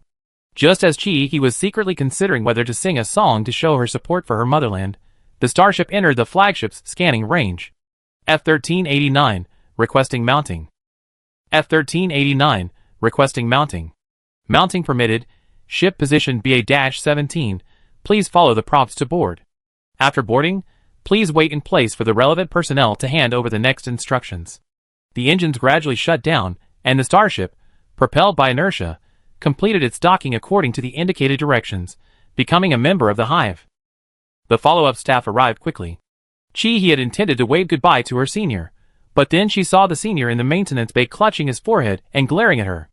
Realizing something was amiss, Chi quickly followed the staff. It wasn't her fault. It wasn't her fault.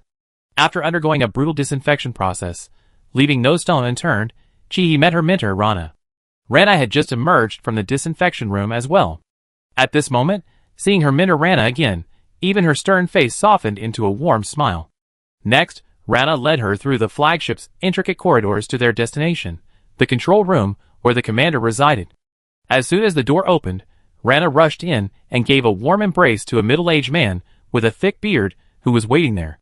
Completely bewildered, Chi belatedly realized that this commander was Rana's mentor's lover, Andreev. Slavic emotions are always passionate and unrestrained. Chi's gaze awkwardly met that of another person beside her. Major Fu. Major Fu, however, was already used to it. The embrace was passionate but brief. At times like these, the mission always comes first. Commander Andreev immediately threw himself into his work. The ground team sent photos from the ground 3 hours before your arrival. Everyone, take a look. The huge panoramic screen displayed a 3D panoramic image. Those were watchtowers standing at opposite ends of a canyon. One watchtower was topped with the Alliance's emblem, golden ears of wheat surrounding a 5-pointed star and a hammer and sickle. The other watchtower bore the Empire's white arc and star symbol. Chi stared intently, but still couldn't make heads or tails of it. These are outposts built when the Alliance and Empire withdrew from Dahafa. And that wrecked mech was used by the last watchtower keeper, Commander Andre said. We already dispatched a ground team into the canyon. As soon as he finished speaking, real-time vital signs data for the team popped up on the screen. Among the 4 names in Chihi's team, he found a familiar face. It was Lo Stan. At that moment, the indicator showing his mental energy fluctuations had reached a peak, and the alarm was beeping incessantly. The other 3 had also reached their limits, their progress bars all flashing red. They'd been attacked by an extremely strong mental sentry wave. We can't go any deeper into the canyon. Let them come back first. Commander Andre stood up from his chair, his gaze passing through the flagship's viewfinder as he looked down at the beautiful planet, his lips pressed tightly together. Chihi's heart clenched for some reason. Only when the team's shared vision was reactivated, and Chihi saw on the large screen that the two starships on the ground had ignited their engines and taken off, did she finally breathe a sigh of relief. This action was noticed by Rana, who was standing next to her. Is your lover inside? No. No, don't talk nonsense. Chihi's face flushed slightly, but her repeated denials were ineffective against Rana, who was experienced in such matters. Are all the people in your alliance just bystanders? Chihi internally screamed. She's a sucker for good looks. Look at these four, whoever's the best looking, that's definitely her. Major Fu blurted out of the blue. That's really quite good. Social anxiety reaches a certain point where it becomes numb. Oh well, let's just consider this a sacrifice to ease everyone's tense nerves. Chapter 22. With the return of the ground squad, a new round of combat plans was immediately deployed. Chihi was kept behind by Commander Andre. Do you know what's most important to the Zerg? My opinion? Chihi pointed uncertainly to herself. She was a clueless person. What good was asking for her opinion? I seen your file, not just about your mental abilities, but also Mars's evaluation of your combat exercises. Can I know what that evaluation was? Chihi was quite curious. It said you were ignorant and shameless. Ugh, why is this little AI swearing? Of course, don't misunderstand, those two words aren't derogatory. This isn't a human judgment of you, but a non-human judgment. AI's evaluation doesn't include human emotions. Those two words are just their objective surface meaning. Do you know what those two words mean to me? Chihi shook her head. Commander Andre pointed to Dahafa outside the viewing window. Ignorance, in a sense, represents uncertainty. Humanity's understanding of the Zerg is built upon countless battles. As humanity's understanding of the Zerg deepens, something unavoidable arises: limitations. This limitation exists not only among soldiers, but also among everyone in this era. Even ordinary people who have never encountered the Zerg are bombarded with various Zerg-related knowledge. But you are different. You don't have this limitation, not only regarding the Zerg, but in many areas, you demonstrated ignorance that is out of step with this era. So I'd like to hear your thoughts on the Zerg. Is this what they call being blinded by one's own involvement? Does she, an observer, need to enlighten her?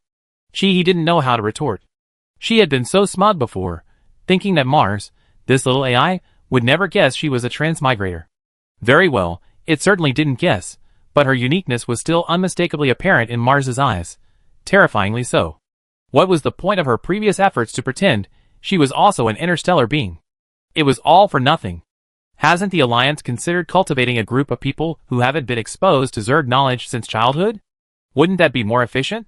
Commander Andre's gaze softened at her words. Child, the Alliance respects the human rights of every citizen. Everyone has the right to know about the Zerg. We won't treat anyone as a guinea pig. This. He understood the meaning in Commander Andre's words and eyes. Commander Andre probably imagined a grand drama, an imperial guinea pig, crossing tens of thousands of light years to join the Alliance, and willing to fight for the Alliance. Since that's the case, then she say it. After all, the decision-making isn't hers, it's Commander Andre's. If Commander Andre can really glean some key insights to break through limitations from her words, then she have made a contribution to the Alliance. I think, for a race, the most important thing is, of course, the leader. For the Zerg, the leader is undoubtedly the queen. He wasn't sure if the concept of a queen even existed. So far, she only encountered two types of Zerg, the bat lizards and the rock spiders.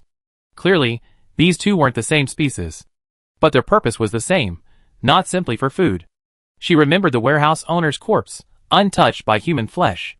In Chihi's view, they simply wanted to kill humans. So, who issued this same command across different species? You're right.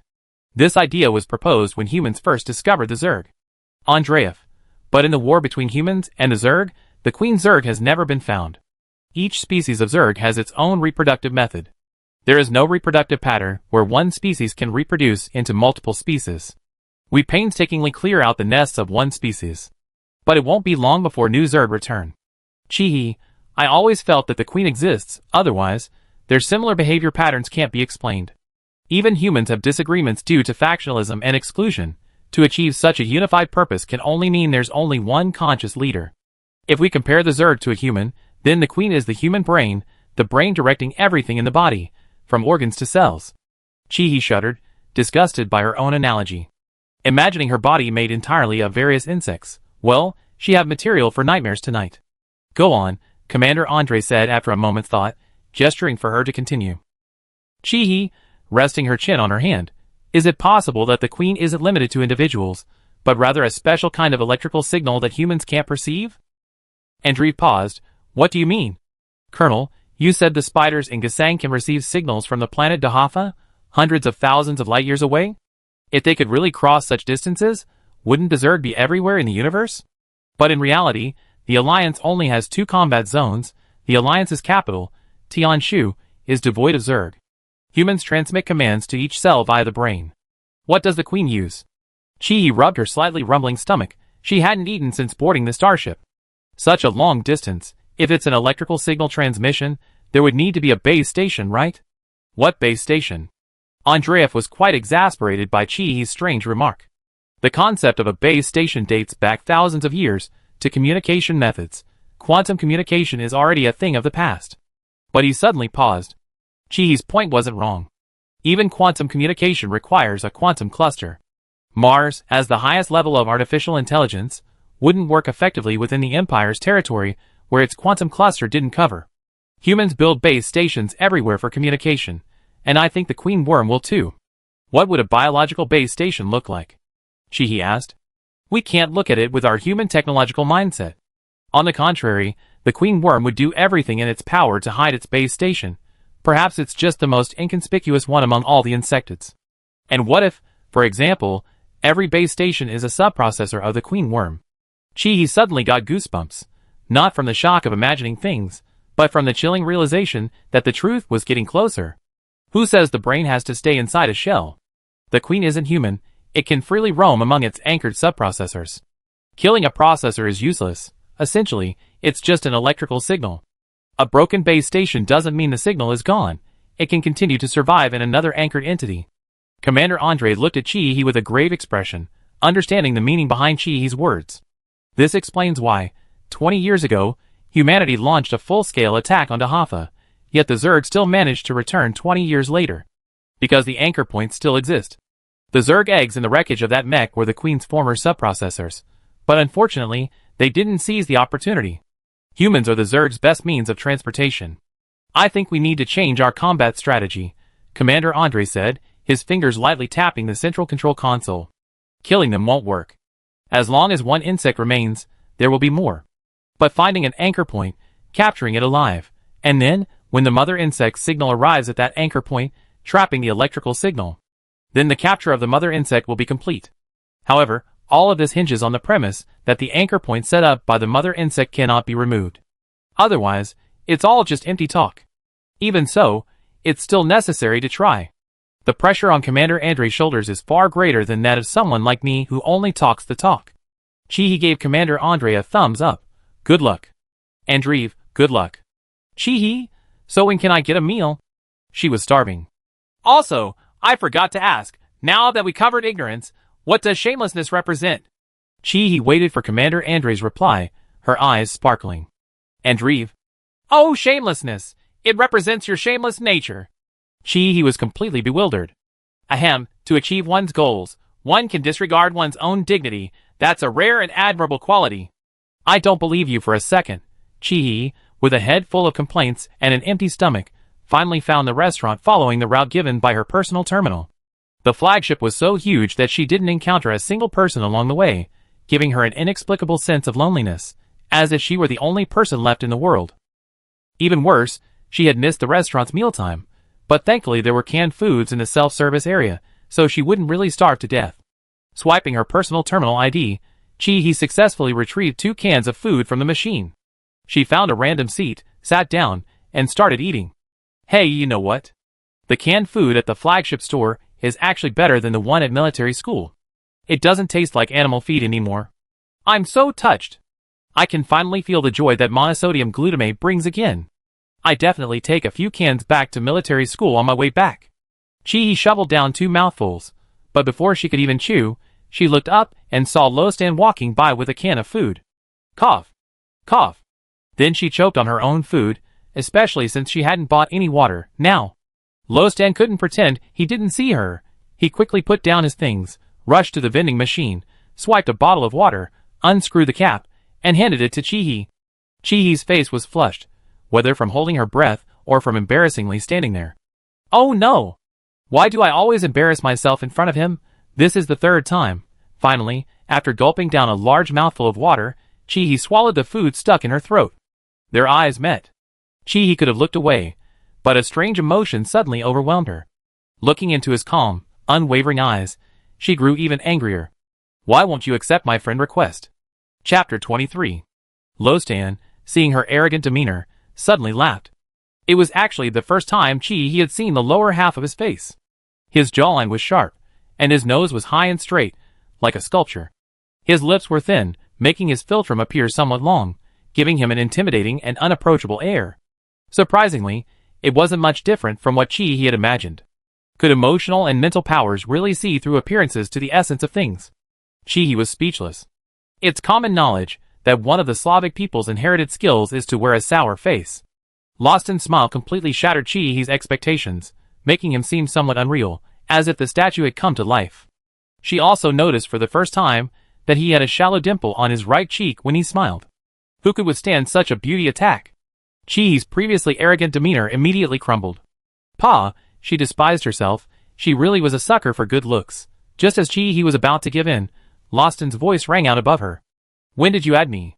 Just about a day ago. Actually, she already realized that the reason she couldn't add me wasn't because of Lostan, but because Mars would cut off communication during missions. Wait. I go back, okay? Chi-Hee nodded almost unconsciously, then her stomach growled loudly. Lostan took her can of food, broke off the spoon from his own can lid, and cut the food into small pieces. Probably afraid she'd choke again, he cut it until it was almost mush. It was unappetizing. Or, should I just order another one? Wha? Unfortunately, things were just as inhumane on the flagship as at military school. Wasting food was absolutely forbidden. Thinking she couldn't be the only one disgusted, Chi-Hee snatched Lostan's can of food and started cutting it into pieces, getting more and more enthusiastic as she cut, even shaping the can to resemble that lump. Ha ha ha. Chi-Hee looked up gleefully, seeing Lostan's indescribable expression. I eat it. What a mess she made. The two tacitly began eating, neither mentioning what had just happened. You be going on the next ground mission, right? Lostan scooped up a piece of the can she eaten from, and put it in his mouth. She really had to go, and because of her previous remarks to Commander Andre, the difficulty of the mission would likely more than double. But wasn't that under a confidentiality agreement? And once they were in their Mechs, who would be able to see whom? So Chi-Hee lied without a second thought. How could that be? Have you ever seen a first-year student go to the battlefield? I never seen a first-year student log onto a flagship either, Lostan said.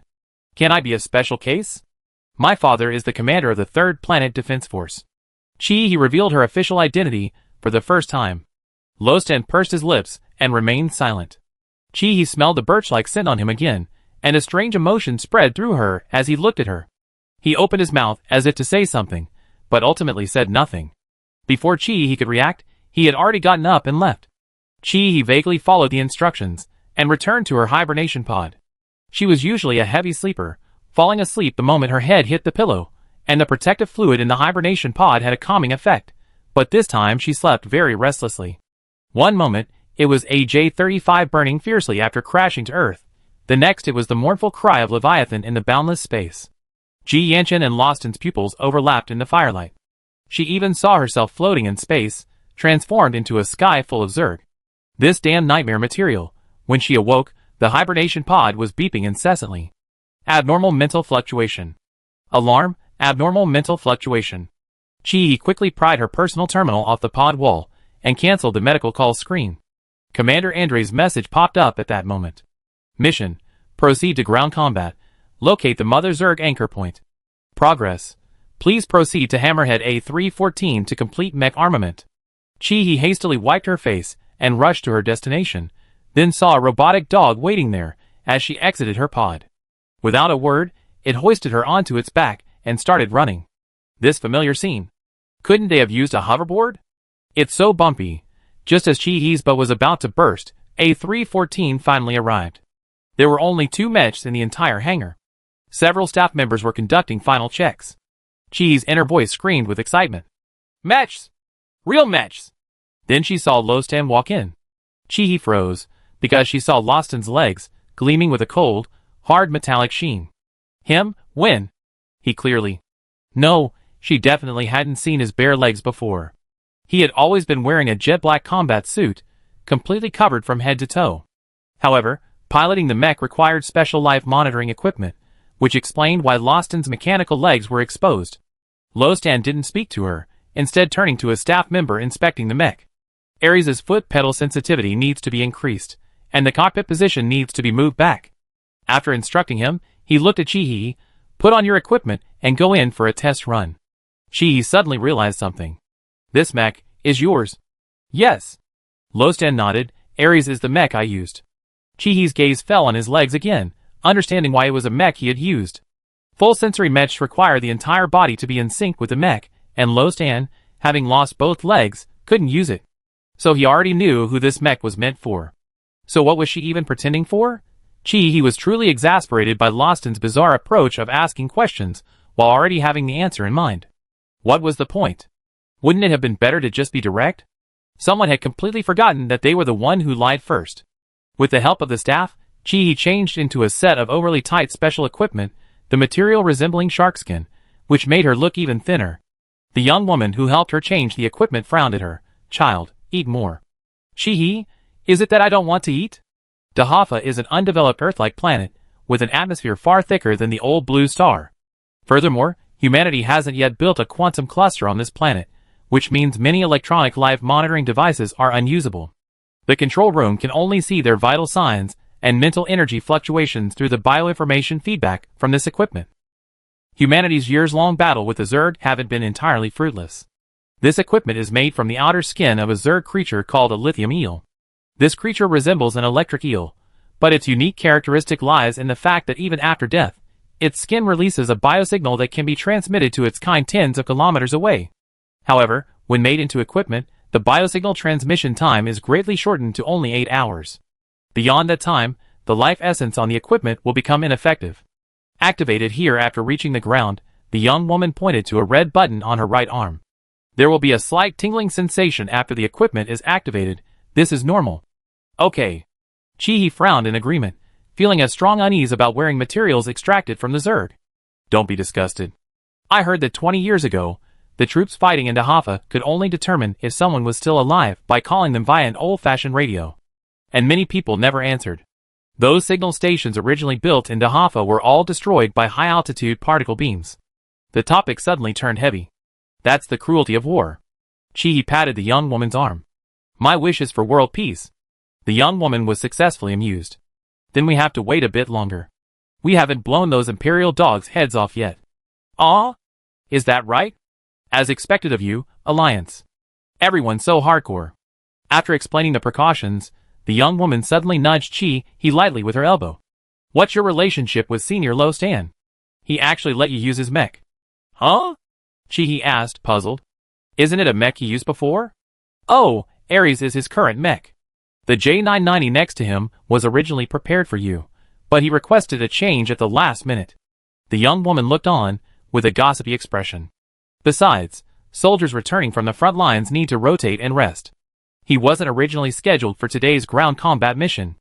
Then he probably likes me. He shamelessly whispered in the young woman's ear. As long as it wasn't directed at her directly, her skin was as thick as a fortress. Eek. The young woman was genuinely shocked. What happened to the reserved, blushing yen people were supposed to be? This person was an exception. After changing into her gear, Chi climbed onto the elevator platform. The 10-meter-tall mech required extra assistance to enter the cockpit. Lostan stood next to her, still with that sour face, but somehow he looked a little blushing. No way. Did you hear that? It's said that people with much stronger mental abilities have abnormally heightened senses. They're so far away, it can't be that bad. Thinking of this, Chi's face uncontrollably began to burn. Another staff member nearby stared at them, bewildered. Wait, why are these two blushing over a mecha? Meanwhile, the young woman next to them wore a strange, doting smile, her face clearly showing she was smitten. Chi forced herself to remain calm, silently repeating 100 times, the mecha is more important than men. As soon as the platform reached the designated height, she climbed into the cockpit without delay. The hatch closed automatically. Lawson's cool voice came through the headset. Put on the optical vision glasses. He put them on as instructed. The radar scanning system covering the mecha's entire body transmitted the external environment to her glasses with zero delay, giving her the illusion that it was her own vision. Her own vision remained unobstructed, and all the control buttons inside the mecha were clearly displayed. This was incredibly advanced. It was definitely not on the same level as the simulation dungeon. Now I tell you you do. Lostan remained standing on the elevator platform. Okay. I've flown the J980 in the simulation dungeon. You just need to tell me the differences. He became exceptionally serious as soon as she entered the mecha. Strictly following the rules, she would at least have to complete the second semester's Modern Weapons and Mecha 2 course and accumulate the required mecha piloting time in the simulation dungeon before she could actually handle a mecha. She was being forced into this situation. Lostan. The only difference is the weapons. Ares is equipped with a melee laser sword, and the use of heavy weapons requires my voice unlock. Lostan's gaze fell on Ares' white mecha shell, this time on the ground. Your primary task is to ensure your own safety. There was a long silence in the headset until a resolute no came through. No. Lostan, what do you take me for? If you don't unlock the weapon, I demand to switch back to the J990. The air froze. Only Lostan, wearing a headset, could hear Chihi's words, but the oppressive atmosphere seemed to spread. The staff standing nearby sensed something was wrong and began to wonder if they had made a mistake. The cockpit door opened again. Lostan, his face grim, added her voice access. You can speak now. Speak what? Weapon unlock voice code. Oh! Chihi thought for a moment. Trust me, I win. Lostan, what? Chihi, unlock code. Trust me, I win. Chapter 24. Lostan stared at her bright eyes, momentarily stunned. Oh right, Chihi remembered a serious question. What if I make a mistake and accidentally hurt my teammates? Won't I end up in a military court? Lostan sighed, realizing how late he asked. Yes. I'd be in court too. Chihi, you should have said so earlier. Suddenly, she leaned closer to him. Actually, you didn't give me weapon access just because you were afraid I hurt my teammates, right? Lostan paused, as if unable to find the right words. Before Lostan could answer, Chihi continued on her own. Before I came to Gasang, I received a favor from someone. I was wondering if he knew I went to military academy, he would be proud of me, or regret sending me here, because I don't seem to appreciate his efforts. Her slender hands landed on the control panel, her gaze fixed firmly on his eyes. But I don't want to be someone who can only be protected. The Alliance is good, humanity is good, and I'm willing to fight for the Alliance. Chihi herself was surprised at how naturally she could say these words. Perhaps that star was planted too deeply in her heart. If I don't come back this time, could you tell him, thank him? Lostan avoided her gaze. His fingers gripped the bulkhead slightly. You? No. His words were interrupted again. Chihi spat 3 times into the air. Lostan was a little confused by her train of thought. I'm about to go to war. I can't make promises I can't keep. Tell him something else, like, I'm going to seduce him. Then she slammed the hatch shut, almost catching Lostan's hand. She was undeniably stubborn, but her shamelessness hadn't quite caught up with her level of defiance, making her a little uncontrollable. Fortunately, the mission notification broke the awkward silence. 5 minutes countdown. Pilot, please take your positions. Lostan met her gaze through the window, a sudden smile playing on his lips. Perhaps the reflected light through the glass added a filter, or perhaps it was the undeniable tension before departure, but he felt her heart skip a beat. Don't laugh, you lose control. He waved dismissively. Get in the mech, we're about to take off. Lostan expertly jumped down from Ares' arm, then scrambled into the cockpit of the adjacent J990. The mech began fueling. All personnel withdrew, and the ceiling of A314 began to slide open to both sides. 3, 2, 1 The Mechs activated.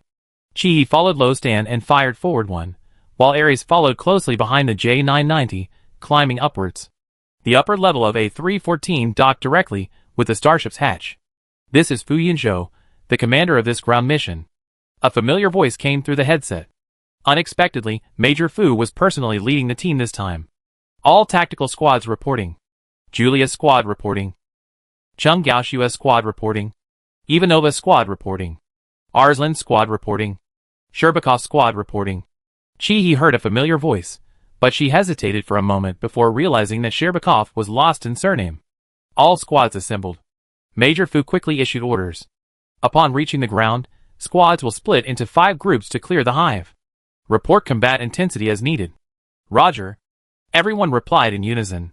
The combat starship's engines ignited, tearing through Dahafa's atmosphere, leaving long contrails as they sped towards their marked targets.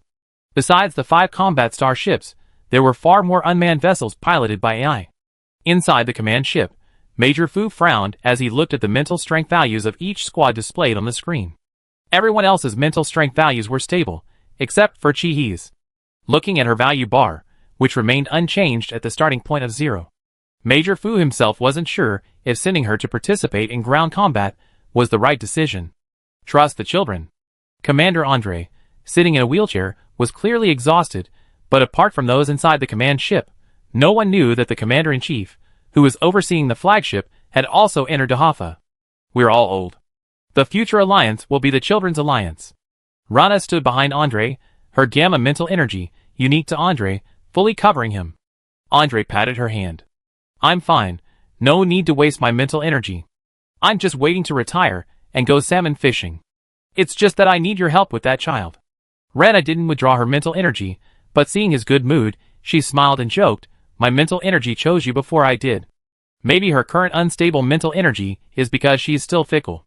Major Fu, watching the two cuddling, felt a surge of envy and thought, what a load of dog food. He lamented his own lack of a destined lover. As the starships traversed the atmosphere, the battle officially began. The first wave of attack wasn't carried out by humans, but rather by unmanned vessels launching a full-scale air-to-ground strike based on marked target points. A barrage of powerful laser beams combined with missiles followed. This was the first time Chi-He had witnessed such a large-scale combat tactic against the Zerg.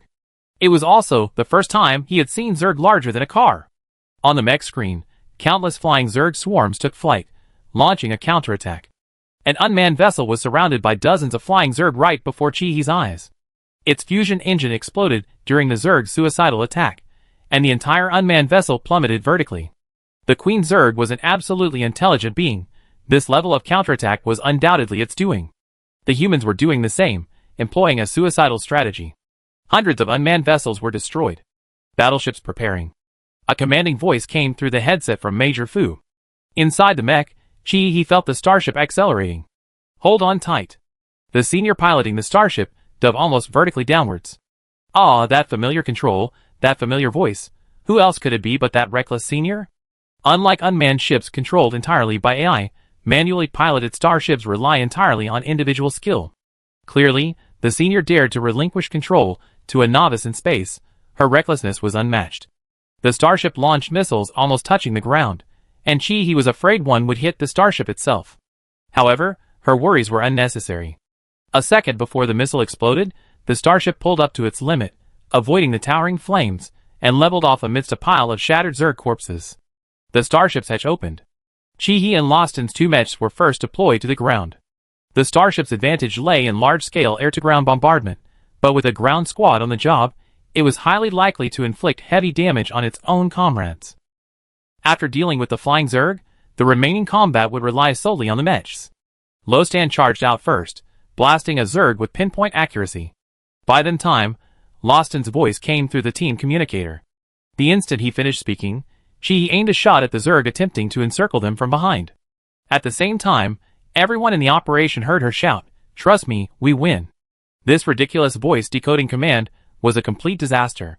Voice communication couldn't be turned off during combat. This was to prevent communication delays in emergencies. The battlefield was constantly changing. If everything had to be relayed through the commander, the wasted time could very well lead to the immediate death of frontline personnel. Of course, soldiers don't have time for idle chatter during combat. They maintain silence unless in an emergency to prevent communication breakdowns. Therefore, Chi-He's outburst sounded particularly eerie. She really wanted to dig a hole and bury herself. Of course, that was impossible, so Chi-He channeled her embarrassment into strength, firing missiles almost without aiming, relying on intuition one after another. She and Lostan, one in front and one behind, cleared a vacuum zone nearly 100 meters wide. At this moment, 3 more Mechs were deployed from the starship, joining the battle. The squad consisted of 5 people, but not everyone was fully armed in Mechs from the start. Someone had to operate the starship during landing, the co-pilot for guidance, and the maintenance crew for handling any unexpected situations. The basic combat strategy involves two Mechs initiating the attack, with the remaining personnel arming themselves upon landing. Later, the starships will operate on autopilot, maintaining a support distance. Attention all squads, report combat intensity continuously. Major Fu's voice relayed through the command channel. Chi understood the meaning behind this. The reason the combat squads were split into 5 teams attacking simultaneously wasn't because each individual possessed extraordinary combat abilities, capable of taking on 100 enemies single-handedly. It was a necessary tactic. The apparent attack on the Zerg hive was actually a decoy for finding anchor points. The Queen Zerg can accept the death of her current anchor point, but she absolutely cannot accept the capture of her unactivated anchor points by humans. Therefore, the closer a combat squad is to an anchor point, the denser the Zerg counterattack will be. Combat intensity is thus the sole criterion for determining direction. Suddenly, an invisible force enveloped her. Chi felt as if she had been struck on the back of the head, her head buzzed, and her vision blurred for a moment. She immediately understood. This is the mother insect's psychic whistle. Simultaneously, a large area of their team's psychic energy fluctuations turned red on the command ship's screen, except for Chihi's, which remained completely still. Approach me. The senior's voice came through the Mech speaker and communicator. She also used her psychic energy, and it was clear that her psychic energy type was beta defensive. Chi didn't actually feel any specific effect, she only felt a buzzing sound before returning to normal. However, seeing the others clutching their heads, even getting closer to the senior only slightly alleviated the effect. The senior can't hold on. This thought flashed through Chihi's mind almost instantly. Chihi, who hadn't yet fully mastered how to use psychic energy, spread it out entirely based on intuition. The first to feel the change was the senior, who was using her psychic energy. Her strained psychic energy flowed like a stream flowing into a water source. The other psychic energy was pulled back.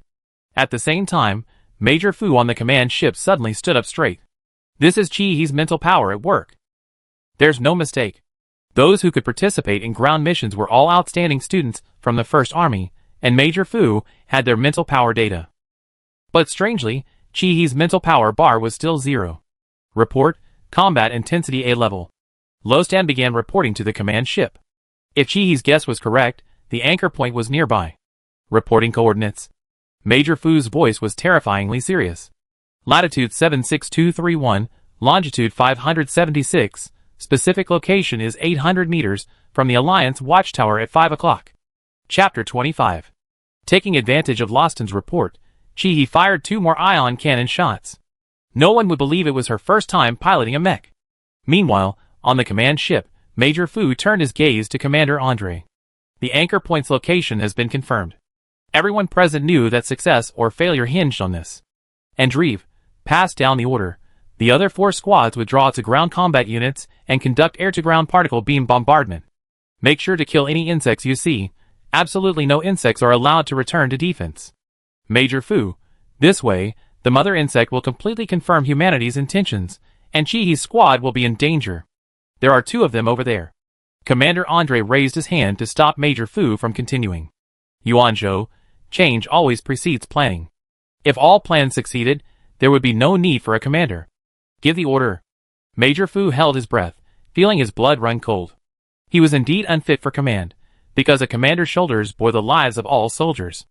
Each soldier's sacrifice was like a slow, agonizing torture for the commander.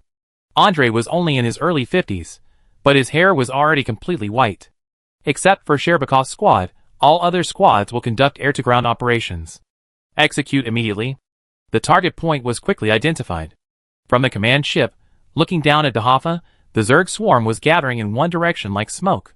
The battleships restarted their engines, and weapons of mass destruction bombarded the ground. They were using all their skills to prevent the Zerg from completing their defense.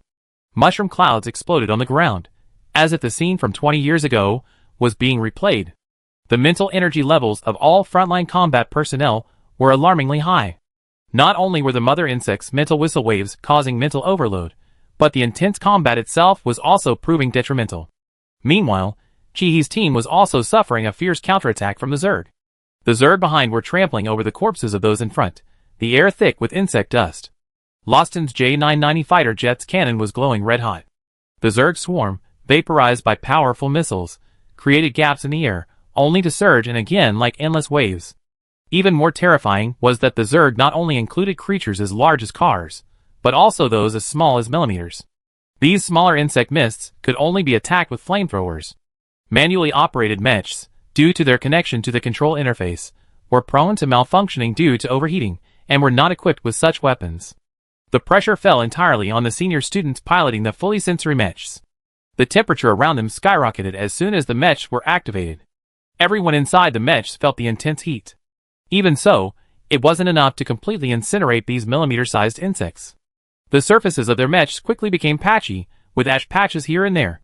Chi could even hear the crunching sound of the insectid's teeth gnawing at the Mech surfaces, a sound that sent chills down her spine. This couldn't go on. If even one venomous insect, like the female spider, crawled in, they'd be done for. Seeing another bald patch appear on her senior's mech, Chi decisively drew the laser blade provided by Ares, and sliced across the bald patch on her senior's mech. The laser blade's temperature was higher than a flamethrower, instantly killing a large number of insectids attached to the mech. This action terrified her senior, who thought she had lost control of her mental energy, and was about to attack her teammates. Is this some kind of crazy move? The senior student, initially shocked, was also impressed by her audacity. Major, can we retreat first? Chi, disregarding whether she was the captain or not, shouted frantically into the communicator. It was an emergency. She couldn't just watch them die. However, her cries went unanswered. Low Stan. No response. Helpless, Chi could only shout through the mech's loudspeaker. Low Stan. Communication lost. Piloting the J990, Low Stan fired a missile at the swarm of insects before replying through the mech's loudspeaker. You guys go first. That's the captain's order. In this situation, the worst thing to do was to go down in flames together. Chi decisively ran towards the senior student, who was still fighting. Senior? Communications down. Is the starship's autopilot still working? The senior didn't turn around, but answered clearly, no signal. We can't connect to the starship's autopilot. There's another way. Use mech flight mode to fly up, and then enter the starship. Chi quickly came up with a solution. Chi and Lostan's Mechs were clearly running out of energy. They were the two Mechs at the forefront, and now even their missile reserves were almost depleted. I still have enough energy. I go pilot it. Hurry. Chi urged her. In this situation, if they stayed any longer and ran out of energy, all 5 of them would truly perish here. The Queen's anchor point was almost certainly within their range. Major Fu's order earlier was clearly a large-scale clearing of the Zerg from other directions to prevent them from returning to defend. Therefore, reinforcements would definitely come. In this situation, returning to the starship and waiting for the main force was the right thing to do. Chi quickly brushed the insects clinging to her senior's body. The senior's mech immediately activated Advance 3 and soared into the sky. Low Stan, those Mechs that can still fly go first. The intensity of the Zerg's counterattack is very likely to vary based on the number of people. Their biggest headache right now isn't large targets, but the millimeter-sized insect fog. The more people there are, the more targets they be covered in, so it's better to leave while they can. Okay. Roger. The 2 seniors also activated Advance 3 and flew towards the starship. Just as Low Stan predicted, with fewer people, the Zerg's counterattack weakened. It seemed that in the Queen's eyes, Chi and Low Stan no longer posed a threat. She was intelligent, but also arrogant. Why aren't you leaving yet?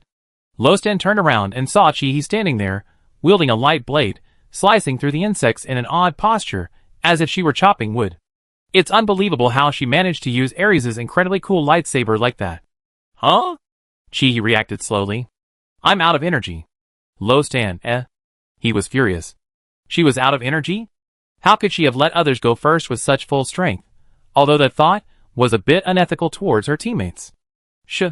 Suddenly, Chi turned around and looked in one direction. Did you hear something? The change happened in an instant. All the Zerg froze, as if time had stopped. Chi heard a very clear, long buzzing sound. Buzz, I see you. Chi actually understood. This is his language. With a deafening crash, Ares, piloted by Chi, crashed to the ground. Chi. Lostan's face turned deathly pale. He rushed to Ares' side as fast as he could. Chi. There was no response. Ignoring the surrounding Zerg, Low Stan opened the cockpit of the J990 and jumped out. Ares lay face up on the ground. Low Stan could only climb onto the mech's arm. The mech's outer shell, scorched by the flamethrower weapons, was still several hundred degrees Celsius hot. His hands were burned raw. Enduring the excruciating pain, Lostan opened the cockpit door of Ares. "Chi-Hi," he called cautiously. Chi-Hi's eyes were open, but the pupils had lost the dazzling light Lostan had seen. A wave of overwhelming fear washed over him, making him forget to breathe. He gently lifted her from the cockpit seat. Only after confirming she was still breathing did he realize how terrified he was of losing her. "Sherbakov squad requests backup. Sherbakov squad requests backup."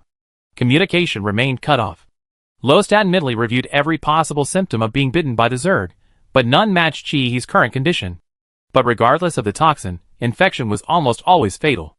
If things continued like this, Chi-Hi might not survive until starship support arrived, and once the starship approached, the Zerg counterattack would follow. Lostan, carrying the unconscious Chi-Hi, ran quickly in one direction. 1 kilometer away was a watchtower built by the Alliance 20 years ago. If there was any place where medicine might be found now, it would only be there. Lostan used almost his fastest speed ever. Chi-Hi was too light. Lostan didn't dare hold her too tightly, afraid of accidentally hurting her.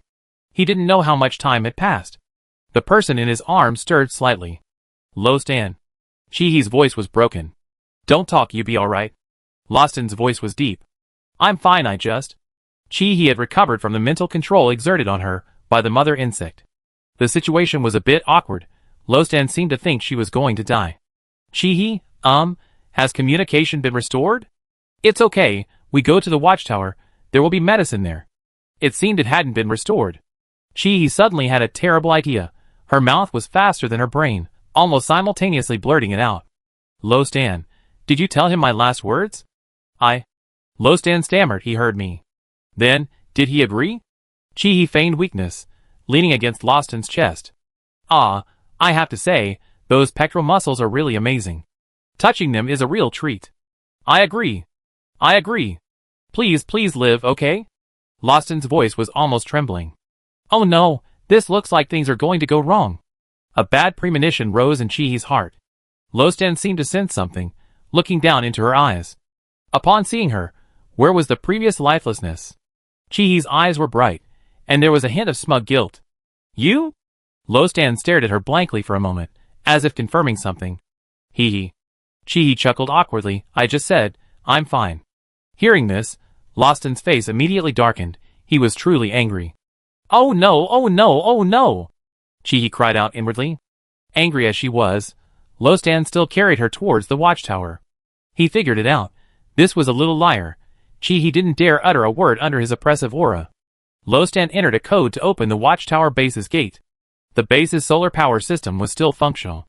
Lostan placed Chi-Hi on a lab table and began searching for usable medicine. Ignoring Chi-Hi's repeated assurances that she was alright, Lostan meticulously examined Chi-Hi's equipment, his scrutiny making her face burn, but she couldn't refuse. Confirming she hadn't been bitten by the Zerg, Lostan was still uneasy and injected her with a universal antidote. Chi-Hi nearly cried from the pain. This guy was definitely doing this on purpose. Chapter 26. Is this thing expired?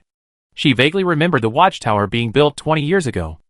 Chi-Hi struggled to hold back her tears, her gaze falling on the hand Lostan had used to give her the injection.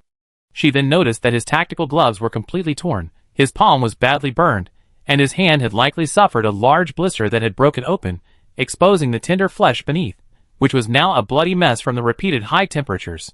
Her guilt reached its peak at that moment. "I'm sorry." Chi-Hi gently took Lostan's hand. Lostan silently withdrew his hand, not wanting her to see. "Lostan, I'm sorry, I'm the one who should apologize." Chi-Hi suddenly understood why he said that. Before, Lostan might have had a reason to deceive himself, but now, Chi-Hi had ruthlessly exposed the secret that should have existed between them. Lostan didn't ask how she knew. But the truth was, she had made it very clear from the second time she met him. She told him clearly and explicitly that she knew they were the same person. It was Lostan who refused to admit it. His "I agree" was probably just a consolation he gave her because he mistakenly thought she was going to die. Chi-Hi had a headache, a double whammy of physical and psychological pain. So who was it that said it's easy for a woman to pursue a man? "Lostan, if what I said before caused you any trouble, I can take it back. Just pretend you never heard it." Chi-Hi felt she had figured it out. She was never the kind of person who would die for love. Ultimately, she wasn't even sure if she belonged to this world. Her life had originally stopped 1,000 years ago on Earth, so living an extra life was a bonus no matter what. Besides, they only known each other for a short time. If this kind of feeling were in a novel, that lousy author would probably be torn to shreds. But saying those words brought a strange pang of pain to her heart, an urge to cry welling up. Oh no! She was getting love-struck.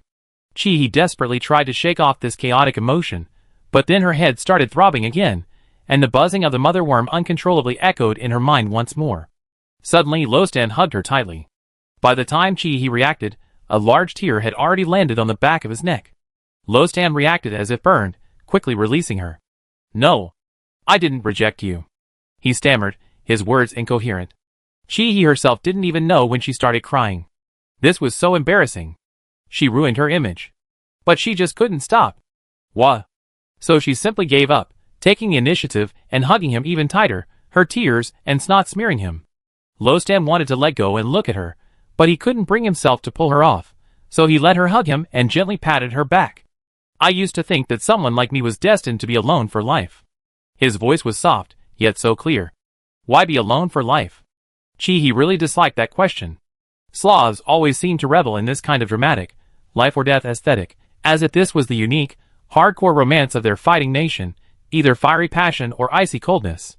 Lostan looked at her upturned face, snot still clinging to it, and then, in a very inopportune moment, blew a bubble. He couldn't help but laugh, his hand trembling slightly. Chi-He wanted to scratch him to death. All right, stop fooling around. Lostan grabbed her fidgeting hand. I'm from Eden, the capital planet of the Empire.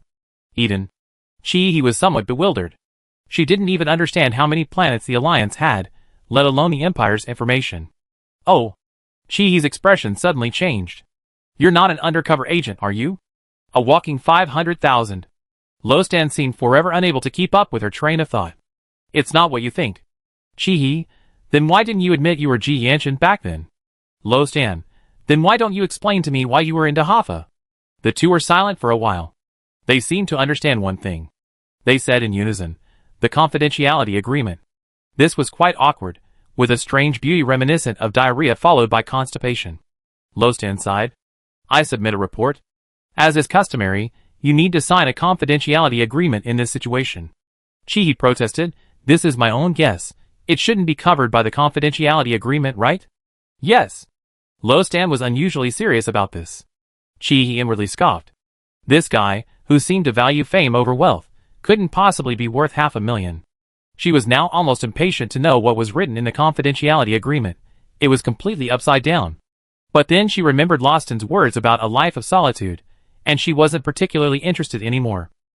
Lostan, do you know about gamma mental power? My own mental power, it should count, right? Deep down, Chi-He didn't believe in such a predetermined mental power, and had even wondered if this wasn't some kind of black box operation incomprehensible to humans. But at this moment, she believed it. Otherwise, how could she, a supposedly strong female lead, suddenly become love-struck? This was definitely not an excuse. Chi-He's face flushed slightly. Lostan, my mental power chose you before I did. No! Lostan suddenly interrupted her. Chi-He was genuinely annoyed now. She jumped off the lab table and slapped Lostan across the face. You deserve to be alone forever. All my passion was wasted. Lostan was completely innocent in this situation. Wait, he hadn't finished speaking, but seeing Chi-He's expression growing increasingly grim, he grabbed her hand. I think the beginning of love should be a bouquet of flowers, but I don't have any now. I'm sorry. Lostan opened her hand and, with his bloodied and mangled fingers, drew a small flower on her palm. Can I use this? Chi-He was utterly exasperated by his dramatic, almost ritualistic approach. Confessing her feelings on the first day, and she gets to experience domestic violence first? But her tears started falling uncontrollably again. Lostan lowered his head, reaching out to pull her closer. Chi-He felt her eyes were wet, not from tears, and then she realized that Lostan was kissing her, carefully kissing away her tears.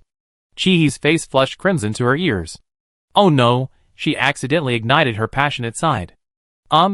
Is communication back up? Chi-He awkwardly changed the subject. Then came the senior's merciless voice from the communicator. TSK, back up. Holy crap. Chi-He was stunned. When? The beginning of love should be a bouquet of flowers. The senior on the other end of the communicator TSK. Goodness. We thought you two were going to live and die together, but you two have a baby already. Oh here, that's not a big problem. He remained remarkably calm. At this moment, all she was thinking about was that the contents of the confidentiality agreement hadn't been overheard. Thank goodness. Lo Stan, standing nearby, was practically dying of laughter at her Schrodinger's cat-like audacity. He could only try his best to cover his mouth to stifle a sound. Fun aside, serious matters still needed to be addressed. This wasn't a melodramatic romance. There was no reason to disregard others' well-being while in love. Senior, what's the situation outside? He asked. Chapter 27. It's strange. The senior's voice was still somewhat intermittent. We're on the starship, and what we're seeing is the Zerg retreating. But the mother Zerg's signal interference hasn't disappeared, and communication with the command ship hasn't been restored. ALFT is establishing communication, but internal communication could be lost at any moment before contact with the command ship is established. You all stay put and don't. Before she could finish speaking, a buzzing sound came through her earpiece, and the communication was lost again. He suspected that this communicator had a built-in gossip-eating attribute. How could it connect so quickly? Good grief, it's like it's done its business, and then abandons everyone. Fortunately, there was still some news about the Zerg, but it was unclear whether the news was good or bad. The Zerg were retreating, but why were they retreating at this time? He suspected it was related to the Mother Zerg's voice she had just heard. But she really didn't dare listen to the Mother Zerg's voice again, even recalling that sentence gave her a throbbing headache. Wait. She really couldn't remember what the mother insect had said? She clearly remembered just now.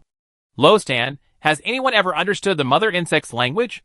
Chihi's temples throbbed as she asked with difficulty. Lo Stan seemed to understand something the instant she asked. You heard the mother insect's voice? Chihi was somewhat bewildered. Is something wrong? It was precisely because she heard the mother insect's voice that she lost consciousness. Lo Stan almost trembled as he scooped her up in his arms, supporting her with one hand while reaching for her equipment with the other. Chihi, startled, quickly grabbed his hand. What are you doing? Has she flipped some incredible switch? This is ridiculous. Don't move, okay?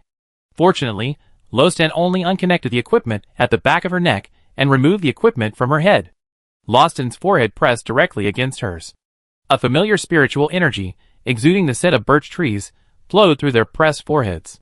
Don't be afraid, don't think about anything, calm your spiritual energy. He wanted to calm down, but this was too intimate. She seemed to be able to sense Lo Stan's emotions, but these emotions confused her. She sensed he was afraid. Afraid of what? Could Lo Stan sense her emotions too?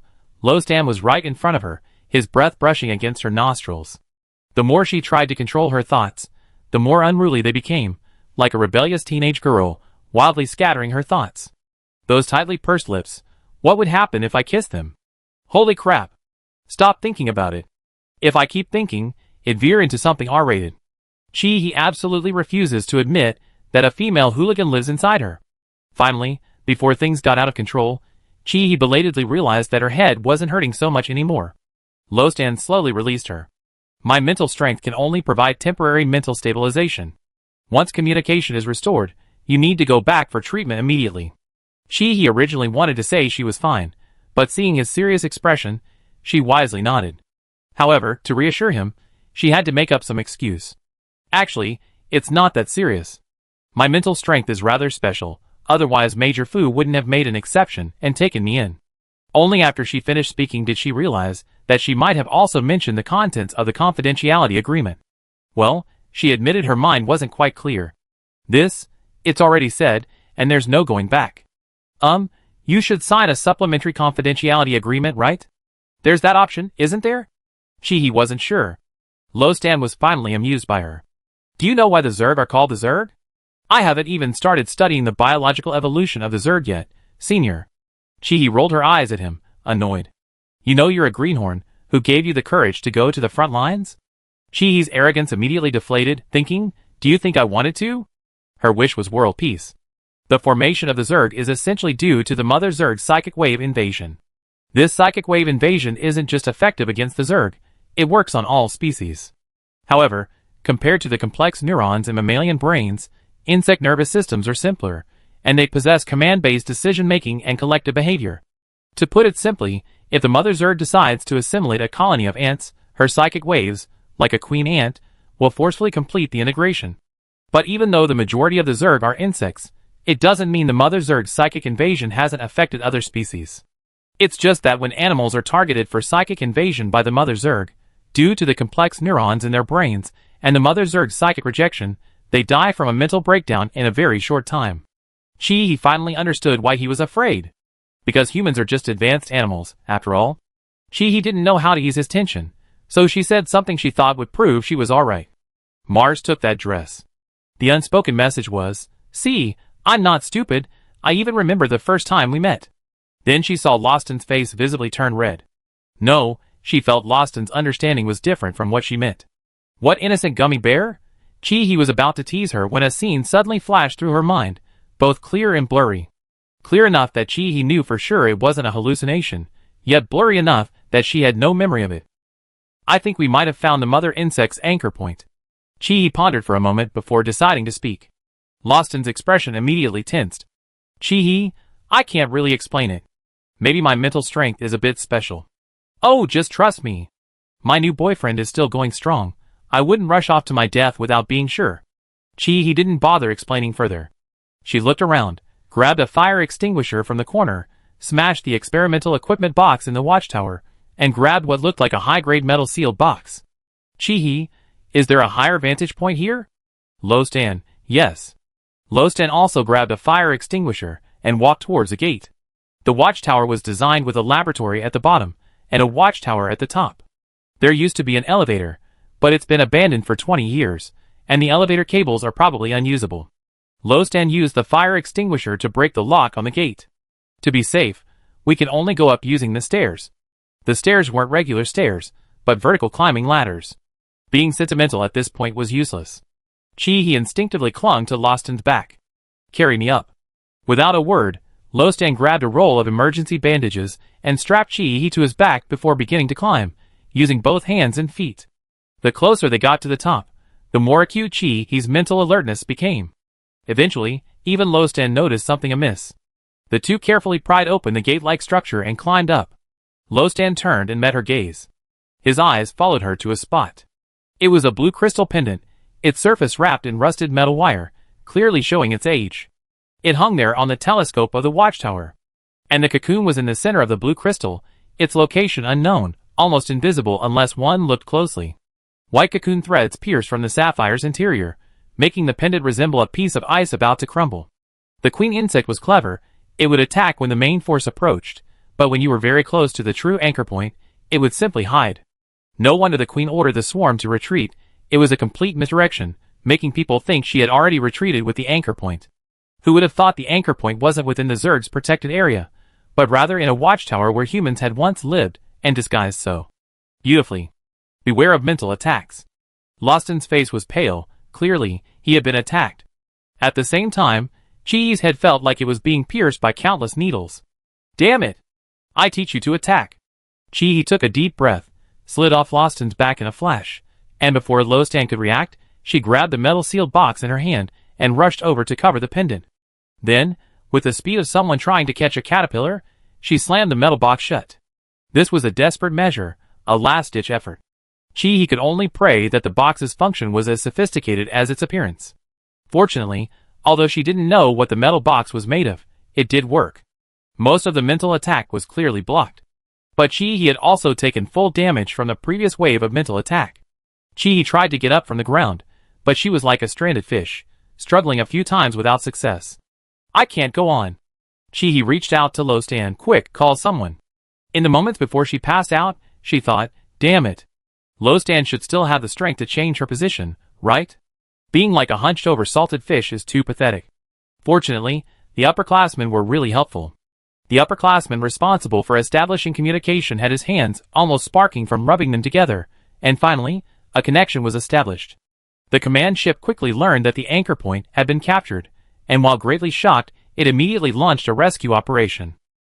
The Alliance's own watchtower had its roof ripped off, but the hardcore combat personnel, while rescuing people, didn't forget to preserve the Alliance's emblem, and incidentally fired a missile at the white arc symbol of the opposing Imperial watchtower. "My roof's gone, so yours gone too." A professional, carrying a constantly spinning metal sphere, transferred the cocoon into an isolation sphere. Of course, Chi didn't see any of this. She was fast asleep in Lawson's arms, looking more pathetic than a salted fish. Who in their right mind would faint and still cling so tightly to their senior's arm? The arriving medical team was dumbfounded. In the end, they could only lift them both onto a stretcher. The upperclassman, who had overheard their heartfelt confession, however, got a first-hand look at the spectacle. Oh, the beginning of love should be a bouquet of flowers. Chapter 28. Waking up, the scene was rather peculiar. Chi looked at the clothes she was carrying, then at the doctor standing beside her bed. Whose clothes were these? What earth-shattering feat had she accomplished while she was unconscious? Why did she feel a strange sense of shame? The doctor, however, seemed quite calm. Don't you want to go back to before you fainted and slap your face until it's swollen? Huh? I didn't. Chi actually thought about this question carefully. If she had to say what she hadn't done well, it was probably that she hadn't maintained her shameless nature.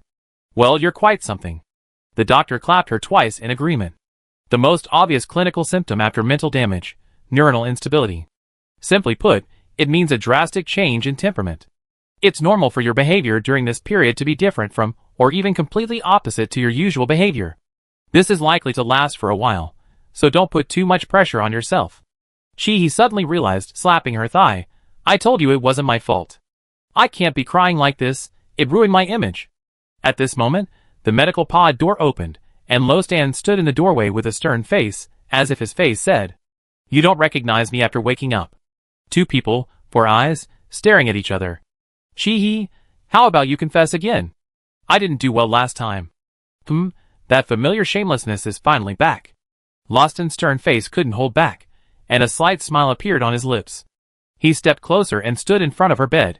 A confession can only happen once, and only once. Chi blushed slightly, but Lostan remained unfazed, even retaliating by ruffling her hair. Goodness, so this is the kind of senior you are? Where did the gummy bears go? Lostan chuckled, snatching the clothes from her hands.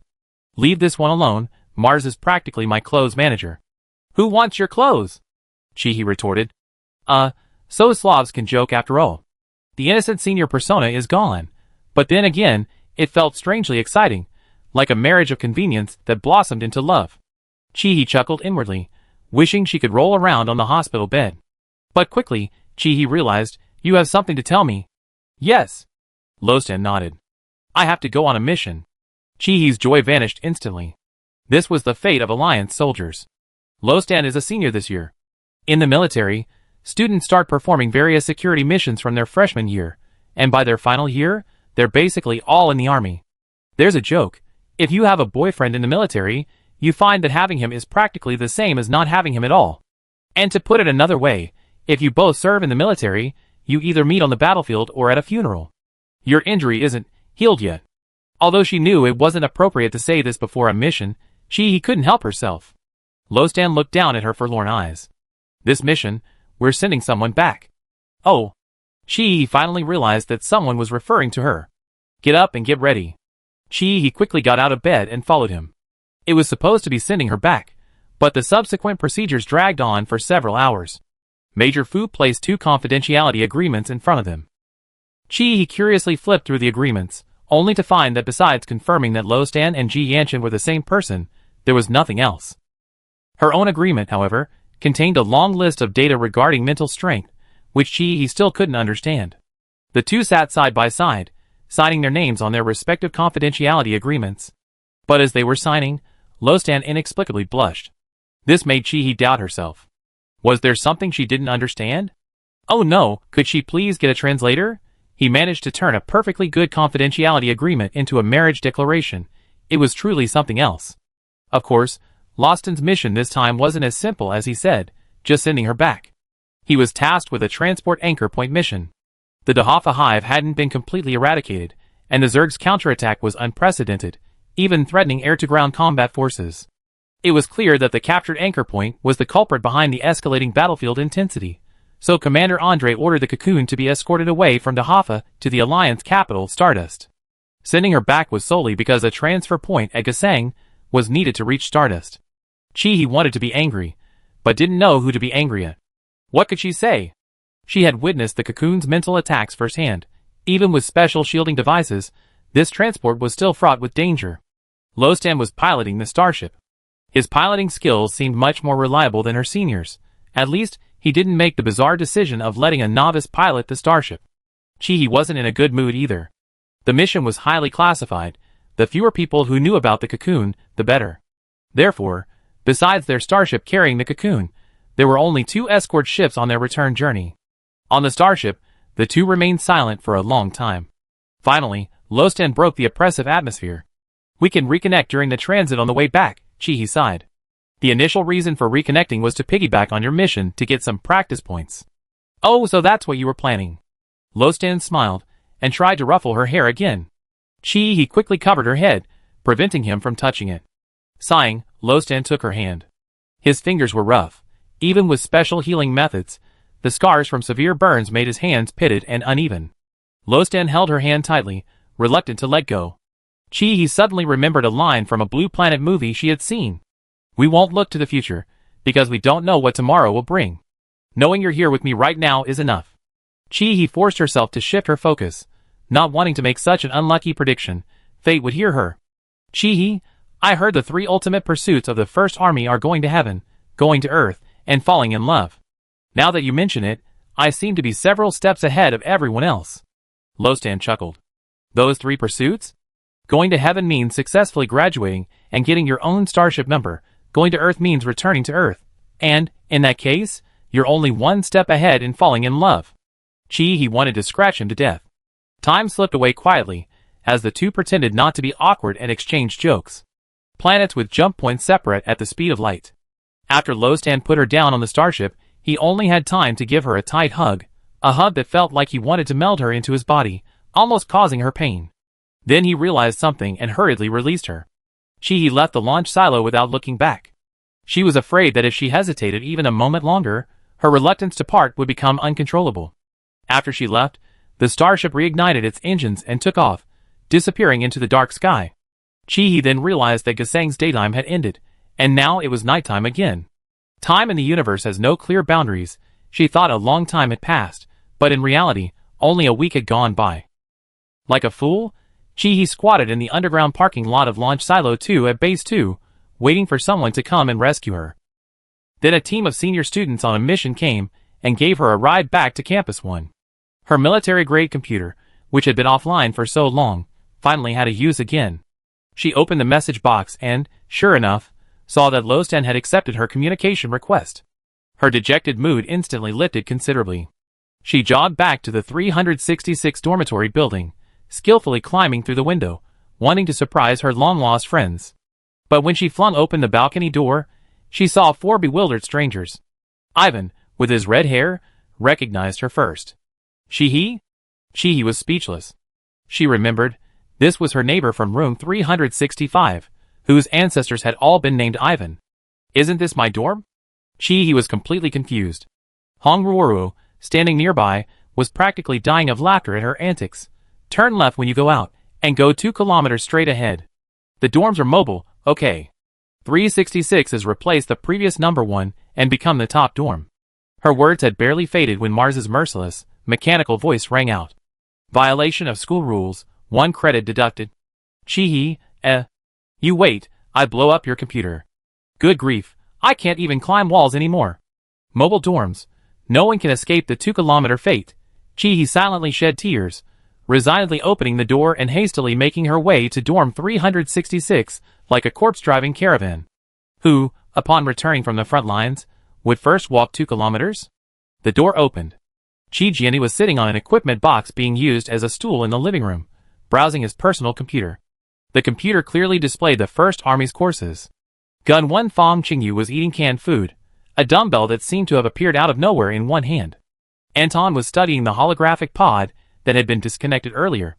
The 3 of them looked up at the sound of a door opening, glanced at Chi-He in the doorway, and then continued with their own tasks. Chi-He, seriously? Didn't anyone worry about my safety? Sobbing uncontrollably. You have no heart. No heart at all. Fong Qingyu, who seemed to have a stronger bond with her, calmly put down the dumbbell and canned food.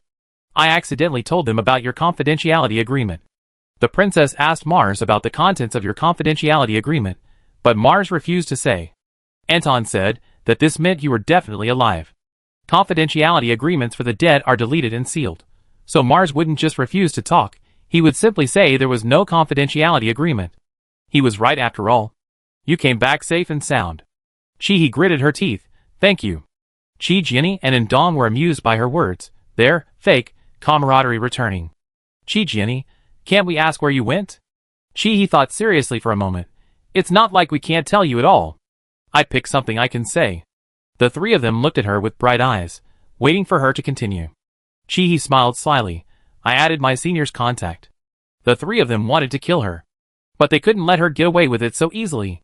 Finally, Chi Jenny patted the holographic pod and waved to Fang Qingyu and Indong. Come on, let's log in and pilot our Mechs.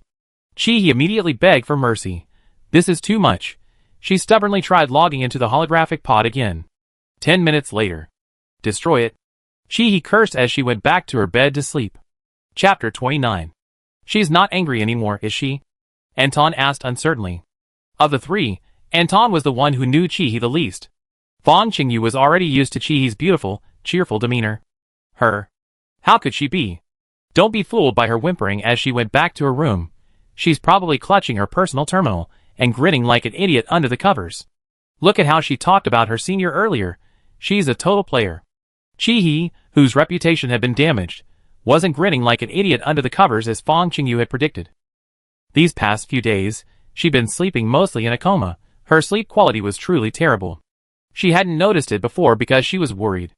Now that she had some free time, she really wanted to sleep forever.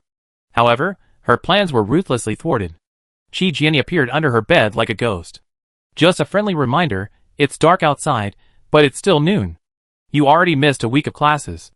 If you skip any more, failing is a certainty. Chi jumped out of bed, completely bewildered. Wait, she's been on the front lines. Isn't the school counting her absence as permission? How can it be considered absenteeism? Also, she hasn't even selected her courses yet. Chi blankly checked her schedule on her personal terminal, nearly fainting. Ahem. Chi Jenny coughed lightly twice. We were worried you missed course selection if you didn't come back for a while, so we selected them for you. So, Chi's fists clenched so tightly they cracked. Fang Sha has selected Fighting IN3 and Evolution, and application of cold weapons for you. And Dong has selected Weapon Development, and Mecha Materials Engineering for you. I selected Firearms IN3 and Mecha IN3 for you. The rest were randomly selected by Mars.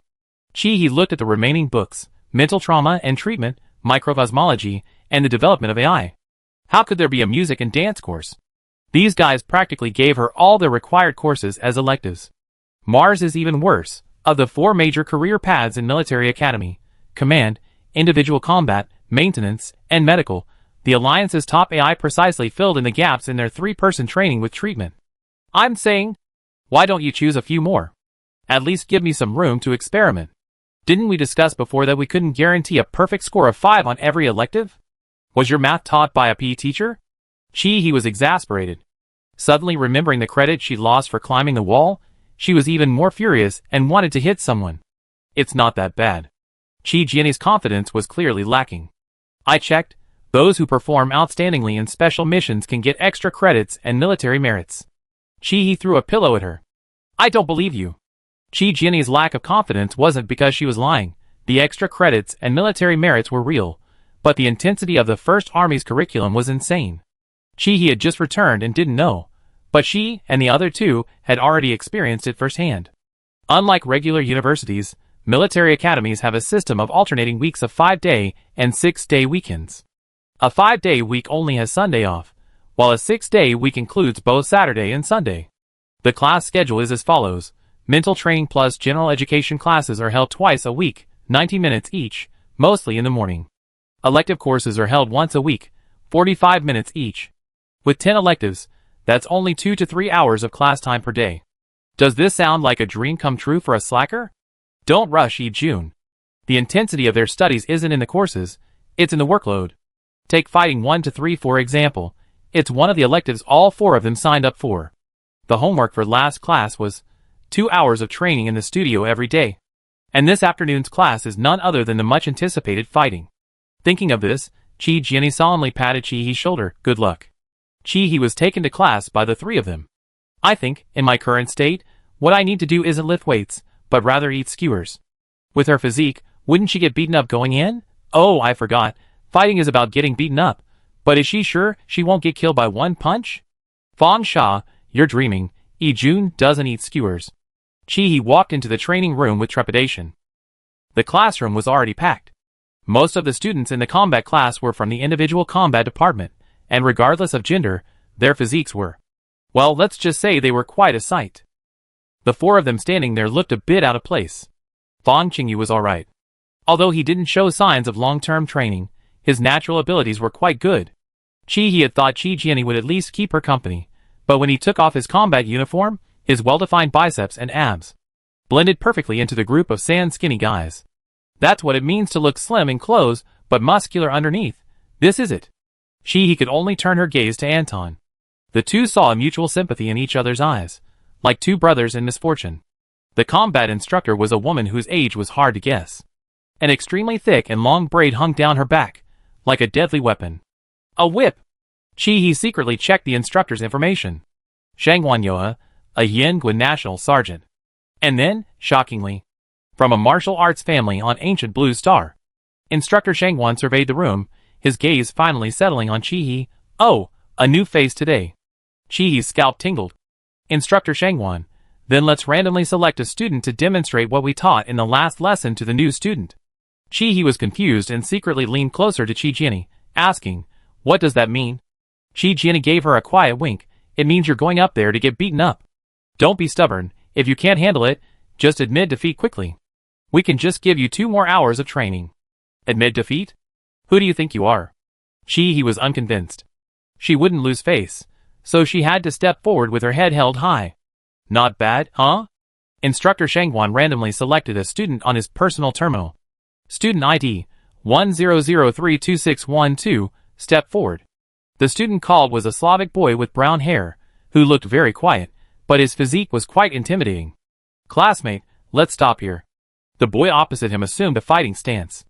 Chi-He didn't nod, but solemnly walked to the center of the fighting area, left fist clenched, right palm facing upward, giving the opponent a standard respectful greeting.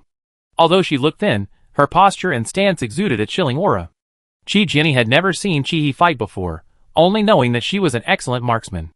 Ignoring the strange looks from others, he shouted towards the arena. Go Chi-He! Go! Take him down. The last, broken voice clearly belonged to Fang Sha. The crowd joined in the jeering. Hurry up, start fighting. Don't embarrass our individual combat department. The boy moved first, charging forward with a lunge punch.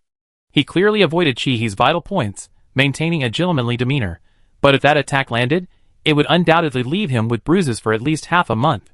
Everyone thought Chi-He couldn't dodge. Quickly, Chi-He didn't dodge. Instead, as if anticipating his attack, she took a step back, her right hand grabbing his wrist perfectly.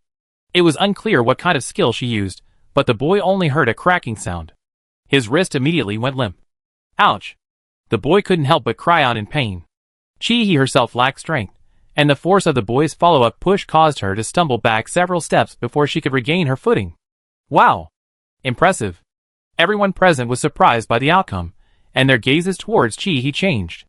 In terms of strength, 10 Chi-He's combined wouldn't be a match for her, but Chi-He's responses couldn't be explained by mere quick reflexes. They seemed more like the result of long-term experience. Chi-He smiled. Her opponent was too simplistic. Military boxing, huh? Back in the military, 9 out of 10 recruits' first set of broadcast gymnastics were defeated by her. Unexpectedly, 1,000 years later, everyone's still starting with military boxing. Thank you for your understanding. Chi-He ran over, grabbed the boy's dislocated wrist, and put it back in place. Then she looked at Instructor Shangwan standing to the side. Instructor, did I pass? Instructor Shangwan was impressed by her actions. You used to study Yin Kingdom martial arts? No, I just made it up on my own. Chi-He couldn't admit it, of course. She had to keep her transmigration a closely guarded secret. Instructor Shangwan looked at her, as if she were a rough gem.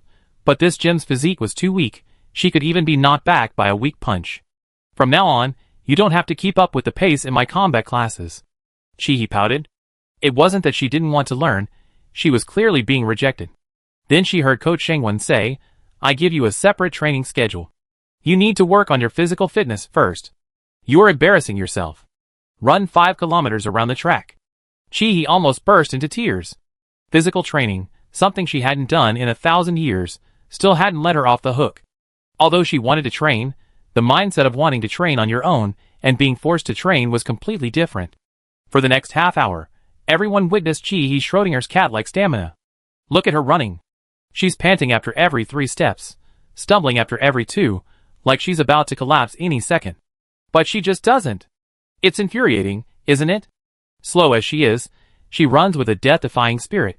That perseverance is truly terrifying. In stark contrast is Anton behind her, her slightly overweight buddy, who also needs to lose weight, now happily tasked with the glorious mission of reducing his body fat. Fong Sha and Princess, on the other hand, have already taken off, enthusiastically practicing military boxing on the sidelines. Chi watched, laughing so hard she almost lost her breath and ruined her 5-kilometer run. Coming out of the training room, Chi's limbs were completely out of sync. Finally, Fong Sha couldn't bear to watch her zombie-like gait anymore, so he went over and carried her on his back. Let's go eat. Chi looked utterly hopeless. How could she have forgotten to grab a few cans of food from the flagship store? Even worse. When Chi arrived at the cafeteria, she discovered that her food rations had been doubled. Ugh. Chapter 30. In the days that followed, all 4 of them were in a state of studying relentlessly, almost to the point of exhaustion. Compared to the other 3, Chi was having a particularly tough time. Her mentor Rana hadn't returned from Dahafa yet, so she was temporarily self-studying the lessons on the use of mental power. That's right, self-studying, which meant she had almost no classes in the mornings. But then another problem arose. The reason Jun was so extravagant, with each student having a holographic pod, was entirely because almost 80% of their homework had to be done inside one. Weapon development required testing various data inside the holographic pod, and Firearms IN3 wasn't just about teaching you how to use old-fashioned firearms from Earth. Interstellar weapons had been explored in countless ways: supersonic sniper rifles, phased array anti-detection sniper rifles, electromagnetic wave weapons, and all sorts of laser beams. These high-powered, high-damage weapons couldn't be used casually in reality. They all had to be leveled up in simulators first. Only after you practiced enough will you be qualified to experience live ammunition at the firing range. As for MechWarrior 1 and 3, those massive gadgets are ridiculously expensive. Are they something you can just let freshmen drive around playing with? So, Chi basically learned nothing this week. Her instructor wasn't back, so she couldn't solve her mental strength problem. Without solving it, she couldn't use the holographic pod. Not being able to use the holographic pod meant that most of her elective course knowledge remained superficial. Without practical application, that theoretical knowledge was like a blob of porridge in her mind, then vanished. The only things she could practice were physical fitness and dance. After being dragged into being dance partners by her, and having her feet stepped on countless times, they finally got their only day off this week, and none of them wanted to talk to her. Chi Jianyi hid in the holographic pod. Fong Qingyu boasted that he would take her to lift weights, actually knowing she was just trying to slack off. Sure enough, Chi waved him away. And Anton was doing free volunteer work, referring to repairs at his advisor's place, and wasn't coming back. Chi was bored out of her mind in the empty dormitory living room. Her chat with Lo Stan was still stuck on a heart emoji she sent. Lo Stan hadn't replied, and she wondered if the cocoon had arrived. The atmosphere suddenly turned somber. Then she ruthlessly dragged Mars out to be her chatterbox. The advantage of chatting with Mars was that she didn't have to hide anything when no one else was around. Mars basically knew everything about her situation. Chi, can't you let me apply for a data terminal? I don't need to have it installed. She really needed the holographic pod, otherwise, she definitely wouldn't have the courage to step into any elective course next week, because she hadn't finished a single assignment. Anton, who was doing volunteer work, sneezed, completely unaware that he was being mistaken for an installation technician. Mars, sure, my darling, have your mentor send me the command. Chi retorted, don't cut off the communication. Mars, that's a bit unreasonable, little cutie. Wake up, you're not human. Sigh. Chi sighed, a dead end. Can I buy my own data terminal? Chi asked, unwilling to give up. Mars gave her a positive answer, theoretically yes. As long as personal belongings are scanned and confirmed to be free of Zerg contamination, they can be used normally on holidays. Yes, today was a holiday, her personal storage locker was unlocked, she could play with her own personal computer, and she could also hug Loston's clothes and woof woof. Pa, taking this back is so unlucky. But is that the key point? The key point is that she needs a terminal to connect to the holographic capsule, and it can only be used on holidays. What? Give her a one-day trial? Wait. Eek. He suddenly understood the loophole in Mars's words. It can't be used on non-holidays, so as long as the data terminal is installed on a holiday, Mars can't forcibly remove it, right? Anton removed her holographic capsule, and didn't seem to receive any punishment.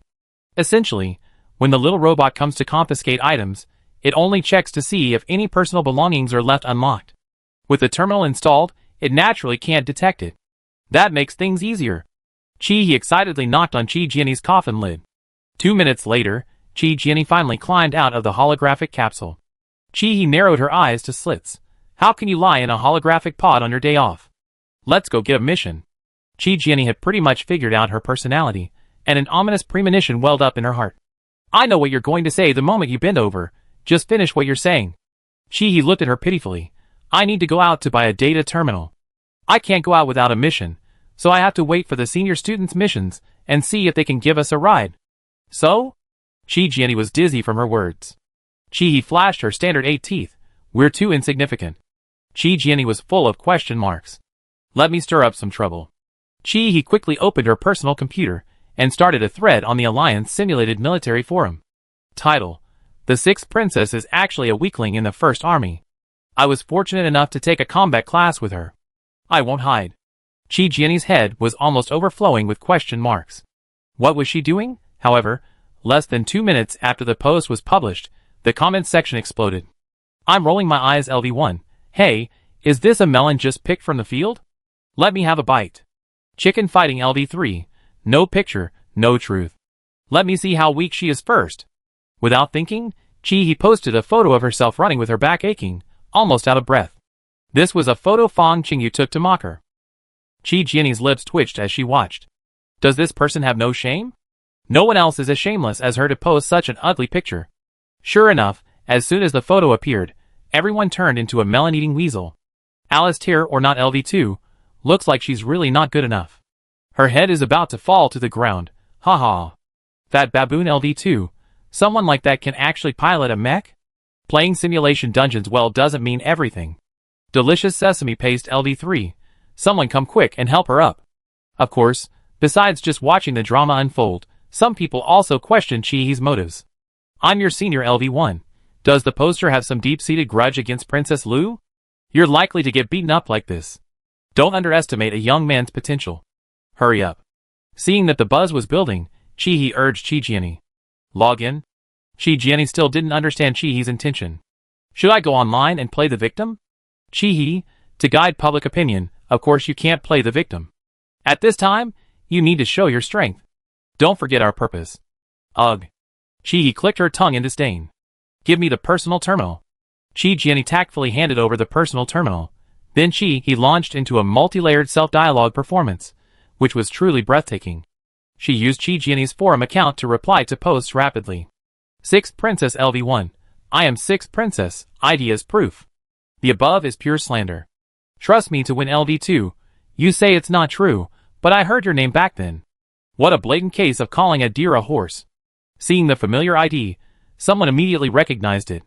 I with rolled up eyes. LV2, isn't trust me to win the veteran who piloted the hand-operated mech back then? These two really have a grudge. Ha ha ha, here's the link. Did you start school today? April 16th live stream replay. Sixth Princess. LV1, seeing is believing. I know everyone's busy with missions this weekend and doesn't have time to watch the performance at the training ground. So, I'm asking a senior student to take me on a mission so I can have a chance to prove myself. Thank you in advance. Waiting online. It's urgent. Less than a minute after this message was posted, a fish took the bait. A senior student's message followed the reply. Torpedo without my thunder. LV3, come to me. I just got a mission to pick up temporary residents at base 2. Chi Jian's mouth was agape. This works? Chi clicked her tongue and gave herself a thumbs up. This is called willing take the bait. I'm truly an ordinary little genius. She tossed the personal terminal back to Chi Jian. Just tell me if you got it done. Hurry, hurry, contact the senior student, or it'd be too late if he realizes it. Chi Jian quickly contacted the senior student. Remember to tell the senior student there are 4 of us. Of course, you can't leave your friends behind when there's a mission. Before Chi Jiani could even get the specifics of the mission from her senior, He had already quickly messaged her two roommates, who were wandering around outside, "Come back quickly, we're on a mission." Fang Qingyu and Ndong were completely confused. What was going on? Was she trying to trick them into going back to be her dance partners again? But seeing He's confident demeanor, they didn't seem to be lying. Not believing it, the two contacted Chi Jiani again and got a definite answer. Only then did they dare to quickly put down their work and rush back to the dormitory. The four of them quickly got dressed and headed to the mission meeting point. A senior and a female senior were already waiting there. As is customary, they introduced themselves first. Chi Jiani, Forum ID, 6 princesses. The senior glanced at her. She didn't look thin at all. Then he turned his gaze to Chi beside him. She did look like the slender figure in the photo. "Hello, senior. My name is Chi, Forum ID. Trust me, I win." Holy crap, so this is a half-baked deal. These freshmen are really something else. As for Fang Qingyu and Anton, their names don't even seem that important anymore. The senior sighed, but still included them in the mission team. They're already here, he couldn't back out now. But that didn't stop him from grumbling. Today's mission isn't difficult. If it were even slightly difficult, I wouldn't have included you. You know the temporary settlement at Base 2, right? Chi and Fang Qingyu were very familiar with each other. Back then, they were among the refugees. Unless there are unexpected situations, it's basically just standing still, maintaining order among the temporary residents. Nothing difficult. Chi, don't worry, senior, I promise to follow orders. The senior's forehead throbbed. Why didn't he believe him? The group boarded the landship in a grand procession and set off for Base 2. Landships, interstellar vehicles, differ from starships only in that one is on land and the other in the sky. Both are equipped with nuclear fusion engines, and even the slowest can travel several hundred miles per hour. Chi had driven starships before, but never a landship, and she was itching to try it herself. Unfortunately, it wasn't her turn to drive one. Chapter 31. The senior student piloting the land-based transport ship was practically flying. On flat roads, it was fine, but on any slightly rougher terrain, it truly became a case of comrades are worse than potatoes. After all, you have to be careful with potatoes, lest they shatter into pieces, while comrades, if a comrade falls in, they chase after you to climb back up. The 4 people in the troop transport could only make small talk. They were afraid that if they didn't say something soon, what came out wouldn't be idle chatter but vomit. Chi, does the Alliance still accept stowaways? Actually, she had wanted to ask this question for a long time, always feeling that the cost and risks of doing so were extremely high.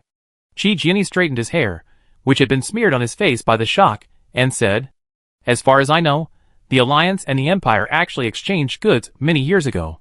After all, we're all human, and even if there were factions and divisions, it never escalated to the point where we fight on sight."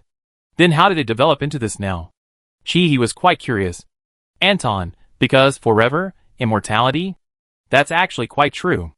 Chi Jiani raised an eyebrow. Speaking with an air of nonchalance, it's said that the Alliance isn't without research into consciousness uploading, but Alliance law doesn't allow consciousness uploading aimed at achieving immortality. But people are born, grow old, get sick, and die. Dying of old age is one thing, but for some young people, regardless of their own wishes, just considering their family and friends, almost 90% of them want them to continue living in the world of consciousness. So, for a period of time, it wasn't that Empire citizens chose to smuggle themselves into the Alliance, but rather the other way around. Alliance citizens flocked to the Empire. I even heard that many years ago, Alliance soldiers could choose whether or not to upload their consciousness before going into battle. This was the result of negotiations between the Alliance's high command and the Empire. And then? Chi asked curiously. Then, Fang Qingyu straightened up, his voice carrying an inexplicable sarcasm. Then the Empire legalized cloning and transferred the management of consciousness to the highest AI, Eva. Add to that the Battle of Dahafa 20 years ago, and the Alliance and the Empire became sworn enemies. Chi frowned slightly. In her opinion, the decision to transfer the management of consciousness from humans to AI was quite correct.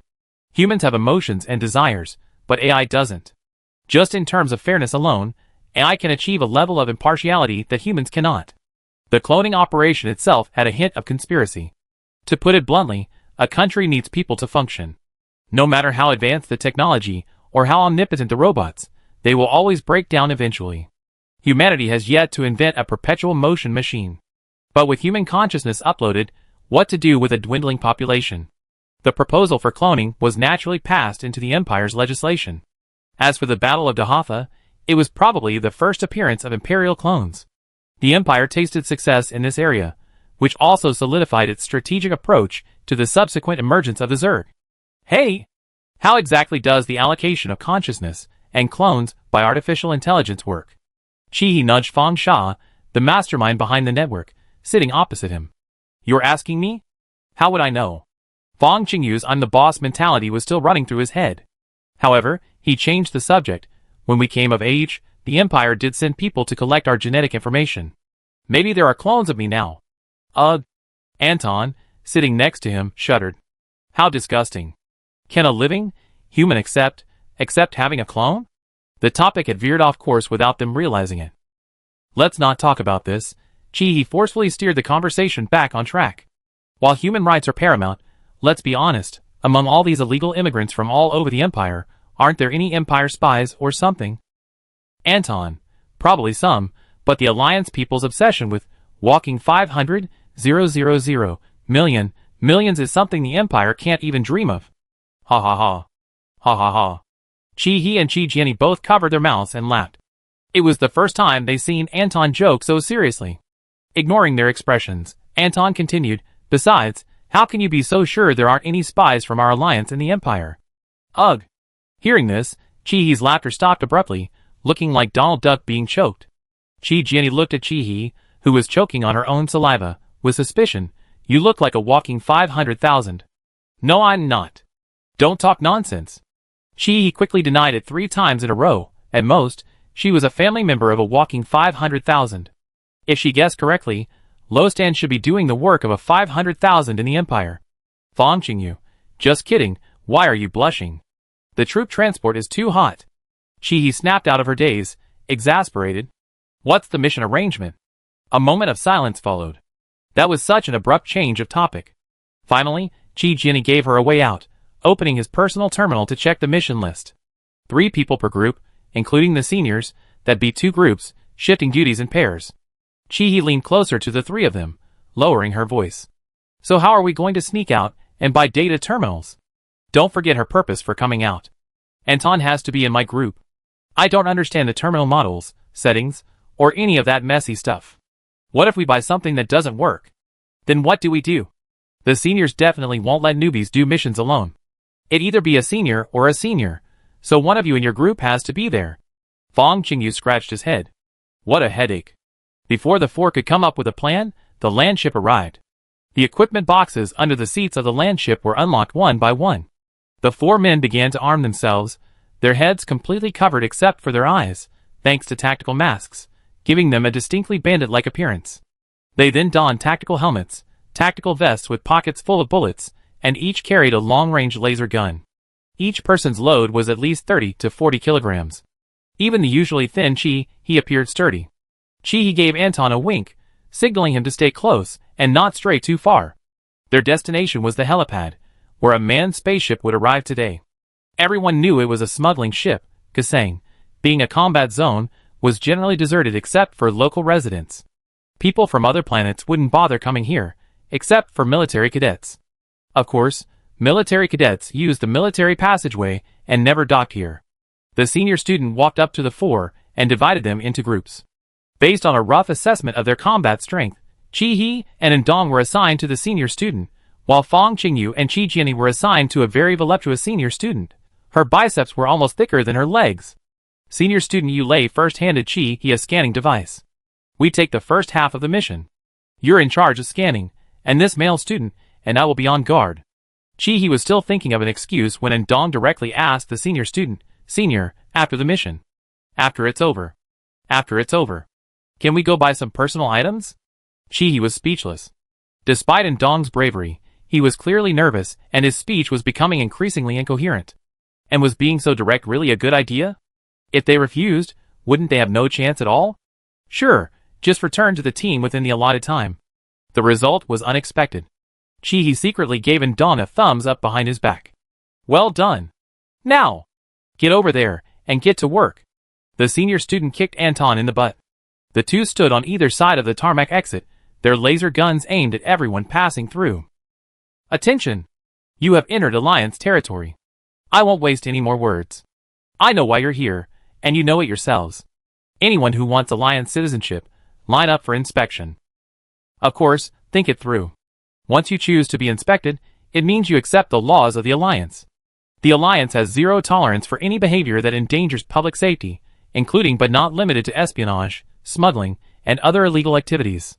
Those wishing to leave, please proceed to the lounge on the left. We will transport you to the transit planet shortly by starship. Chi glanced to the left. It wasn't a lounge at all, but clearly an isolation room. The frosted glass was so thick even a gun couldn't penetrate it. This was clearly a warning to those with ill intentions. I'm leading you a way out.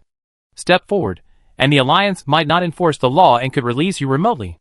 But if you're caught, you won't be so lucky. After the announcement, no one stepped forward. Chi used a scanner to scan each person one by one, first scanning their entire body to ensure they weren't carrying any insect eggs, then checking their mental state, and finally registering their names before letting them pass. Although it only consisted of 3 steps, each step took considerable time. The insect egg scan was meticulous, leaving no stone unturned. The mental state check was even more rigorous.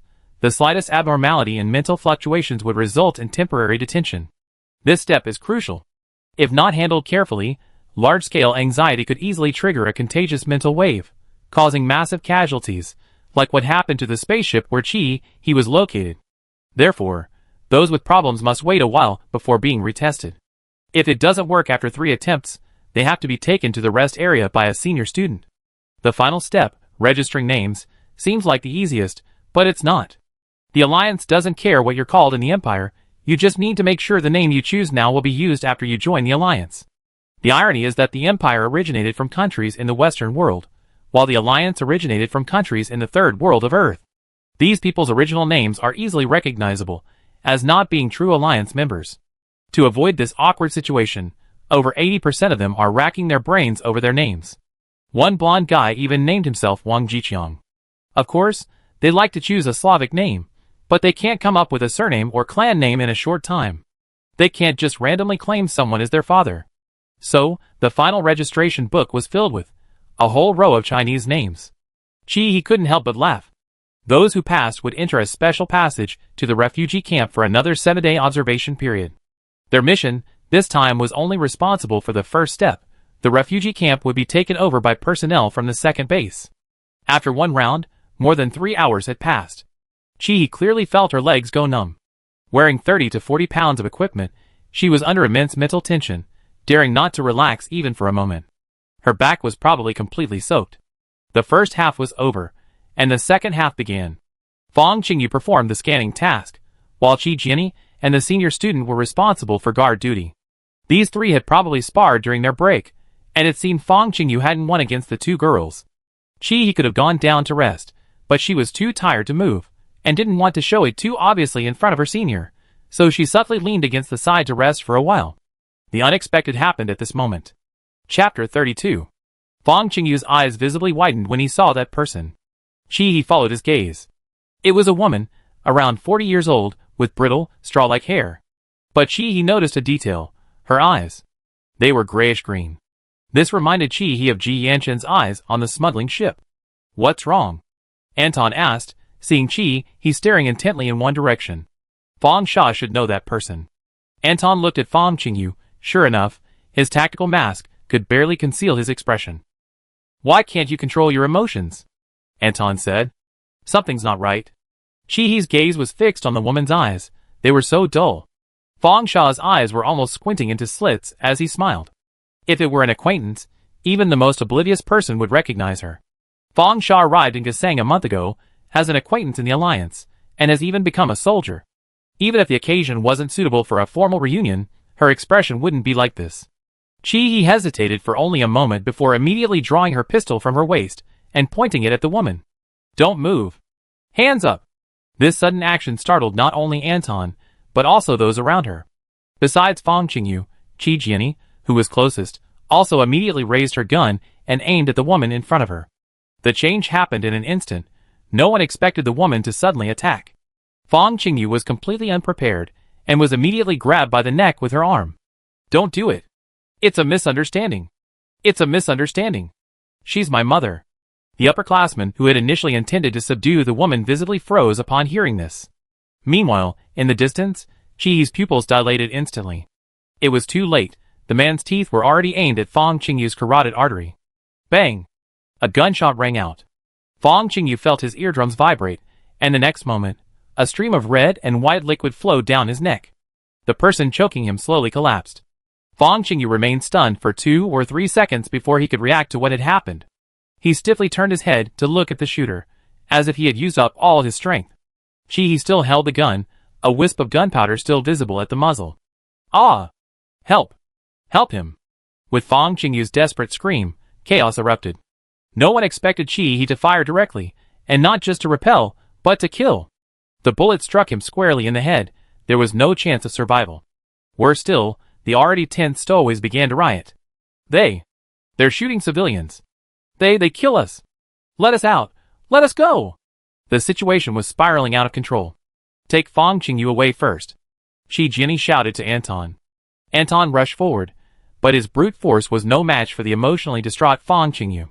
Finally, Shi Jianyi, in a moment of ruthlessness, knocked Fong Qingyu unconscious with the butt of his rifle. Only then could Anton carry Fong Qingyu down the tarmac. The senior students couldn't care less about these freshmen. If the rioting stowaways broke through the defenses, it would cause irreparable damage to Base 2. Trust the Alliance. We won't harm civilians. However, the reassurance seemed ineffective. A surge of uncontrollable irritation welled up within Chihi.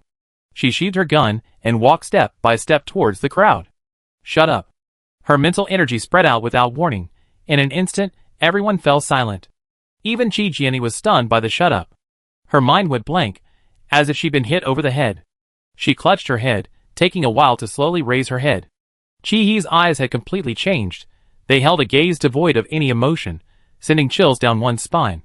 The 2 upperclassmen beside her stammered, wanting to say something, but the words stuck in their throats. Even someone who has been on the battlefield would resist killing. Only those immersed in war for a long time lose their reverence for life, not just others, but also their own. It all happened so suddenly. In the situation just now, Chihi hadn't done anything wrong, but honestly, could they have done it? They couldn't, but a freshman had. As the crowd quieted down, Chihi realized her temples were throbbing. A metallic taste filled her mouth. She couldn't help it. She braced herself against the ground with the butt of her rifle to keep from falling. Are you all right? Chi Jianyi noticed her distress, and quickly helped her up. Chihi shook her head, swallowing the blood in her mouth, before speaking. I'm fine. But things had escalated like this. She estimated she'd be facing a military court. Shooting a civilian was a serious crime. A headache. Even more troublesome was how she would face Fong Qingyu. The person she had shot was his mother. I already reported it, Chi-He. You shouldn't be here. The senior student stepped forward to support Chi-He, only then realizing how terribly thin Chi-He was. She was only holding up the scene with her combat uniform. Don't touch that corpse. Wait for the professionals to arrive. Chi-He didn't have the strength to argue anymore, only reminding the others. Chi Jianyi wanted to help her down. Chi-He gave a bitter smile and waved her hand in refusal. I can get down myself, don't worry, I won't run away. Chi Jianyi was practically furious. How could she be joking at a time like this? But since she said that, she used the excuse to grab Chi-He's hand. But anyone with a discerning eye could see that she wasn't using any force at all. Instead, she was using her body to help Chi-He get some leverage. Chi Jianyi, Senior, please control the situation first. I escort her downstairs. Go ahead, reinforcements will be here soon. The senior, of course, noticed Chi Jianyi's subtle movement, but pretended not to. The reinforcements from Base 2 arrived very quickly, along with medical personnel. However, these medical personnel didn't look kind at all. They resembled executioners. The stowaways who hadn't yet been checked were temporarily moved to an isolation room, where a squad of armed soldiers stood guard. These soldiers weren't students.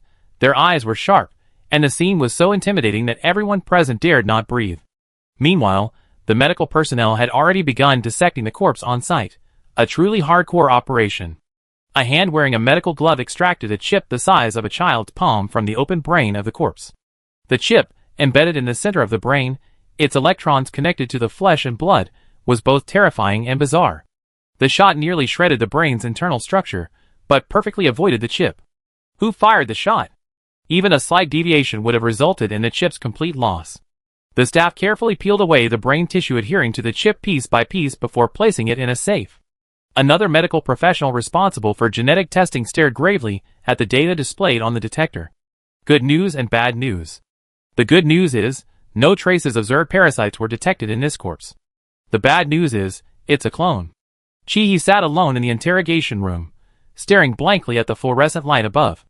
Now that the initial shock had subsided, Chi-He began to worry about herself. That person seemed too strange. Thinking back, even though Fang Sha was in danger at the time, wasn't her own emotion rather inexplicable? How could she have judged this person to be problematic? Why did she kill him outright instead of wounding him? Reason told her it was her intuition, but had she ever had this intuition before? He had been trying to adapt to this world, but it seemed she hadn't even adapted to her own body. Knock, knock, knock. There was a knock on the door. Of course, the person who came wasn't asking for Chi-He's opinion. The door opened, revealing an unfamiliar officer. Don't be nervous. I'm Lu Dongqing, the captain of the Special Operations Team at Base 2.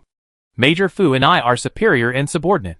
I know you have a special status, but there are a few questions I need you to answer. Chi-He nodded weakly. Lu Dongqing, the autopsy of the target you killed hasn't been completed yet, but I can tell you one thing. She was a clone. Chi-He's expression faltered. A clone? We confirmed that. Although clones are genetically identical to their originals, we still have ways to distinguish them. The problem now is, we want to know how you determined she was problematic. Lu Dongqing stared into her eyes. I said intuition. Do you believe me? This answer sounded somewhat perfunctory. But that was Chi-He's answer. Before leaving the helipad, you reminded your seniors not to touch the body. Why? Intuition. Chi-He's answer remained the same, a hint of inexplicable irritation in her voice. Captain Lu, I need to confirm. Major Fu didn't reveal anything about my confidentiality agreement to you. Since he didn't, I don't think this matter is your responsibility. Lu Dongqing hadn't expected a freshman to be so assertive. I'm sorry, but the Alliance has specific criminal laws regarding soldiers shooting civilians. If you don't have concrete evidence to prove the rightness of your actions, we will have to detain you according to the law. Chi-He sighed. There was nothing he could do, the law was the law. Even in the interstellar era, in this matter, you had to prove your innocence. They couldn't just let you go, because the other party was a clone. The two matters were not to be confused. I request that the case be transferred for further investigation. Okay, then you probably have to wait for Major Fu to return. Lu Dongqing didn't make things difficult for her. Everyone was just going through the motions. How long will I be detained? Chi-He asked. Special circumstances, special reporting, I can't give you a specific time, Lu Dongqing said. Chi-He knew Major Fu was in Dahafa. It would take 3 to 5 days to get here after being notified. Couldn't we communicate by phone? Chi-He mentally raged. She truly couldn't understand cutting off communication. Fine, she wait. Can I see my roommates? Chi-He softened her tone. They're at the door. Lu Dongqing chuckled, opened the door, and let Qi Jianyi and Indong in. You two talk, I go out first. Qi Jianyi walked in, with a stern face, and gave Chi-He a light flick on the forehead. Are you alright? What? Chi-He clung to Qi Jianyi, feigning distress. I'm going to be locked up. Qi Jianyi was speechless. You mean you can't? She stopped mid-sentence, sighing. Fang Sha is such a tough guy, he's thick-skinned. He'd just take a bite if he gets bitten. Chi-He knew she was joking. Teeth are the hardest and most aggressive organ in the human body. They couldn't afford to gamble with that. How's Fang Sha? Chi-He looked up at Anton behind Qi Jianyi. Anton patted her shoulder. He's fine, just emotionally unstable. The doctor gave him a strong sedative. He's lying down now. Chi-He didn't know what to say. We already heard, that person is a clone. Don't blame yourself too much, he understand. Qi Jianyi comforted her. Chi-He gave a wry smile. Fang Qingyu was different from them. He was a true traverser from the Empire, crossing tens of thousands of light years to reach the Alliance. If he knew her mother had been cloned, it would probably be another blow. Let him calm down first. I talked to him myself later. Qi Jianyi and Anton remained silent. Why the long face? I think it's fine.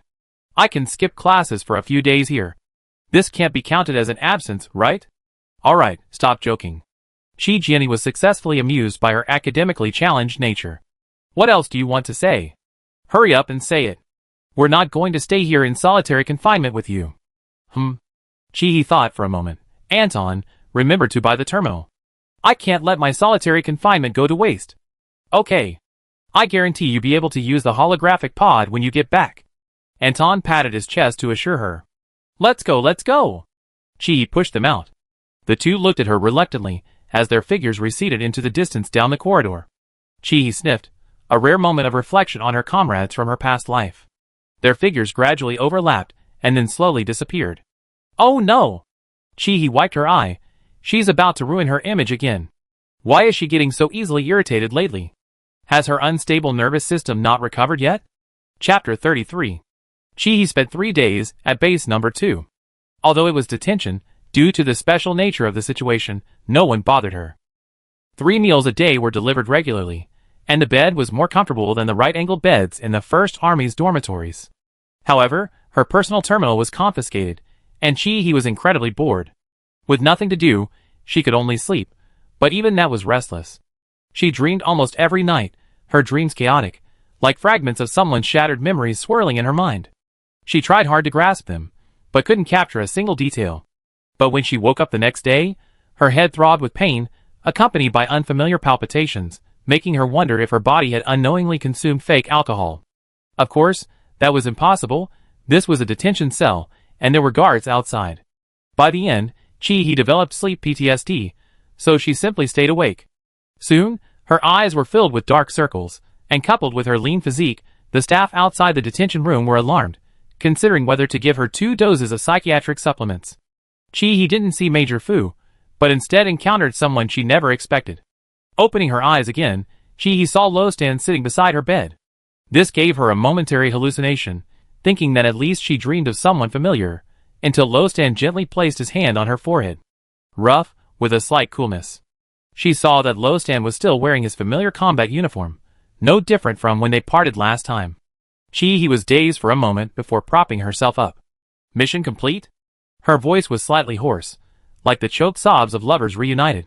But Lo Stan knew it wasn't. Chi had a fever, her forehead was burning hot. Lo Stan nodded, gently pulling her into his arms. Chi blushed for a moment. So much time had passed, even the most unstable neurons should have stabilized by now.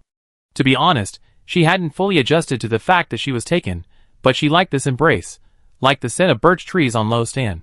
Lo Stan held her silently like this for a long time, until drowsiness washed over her.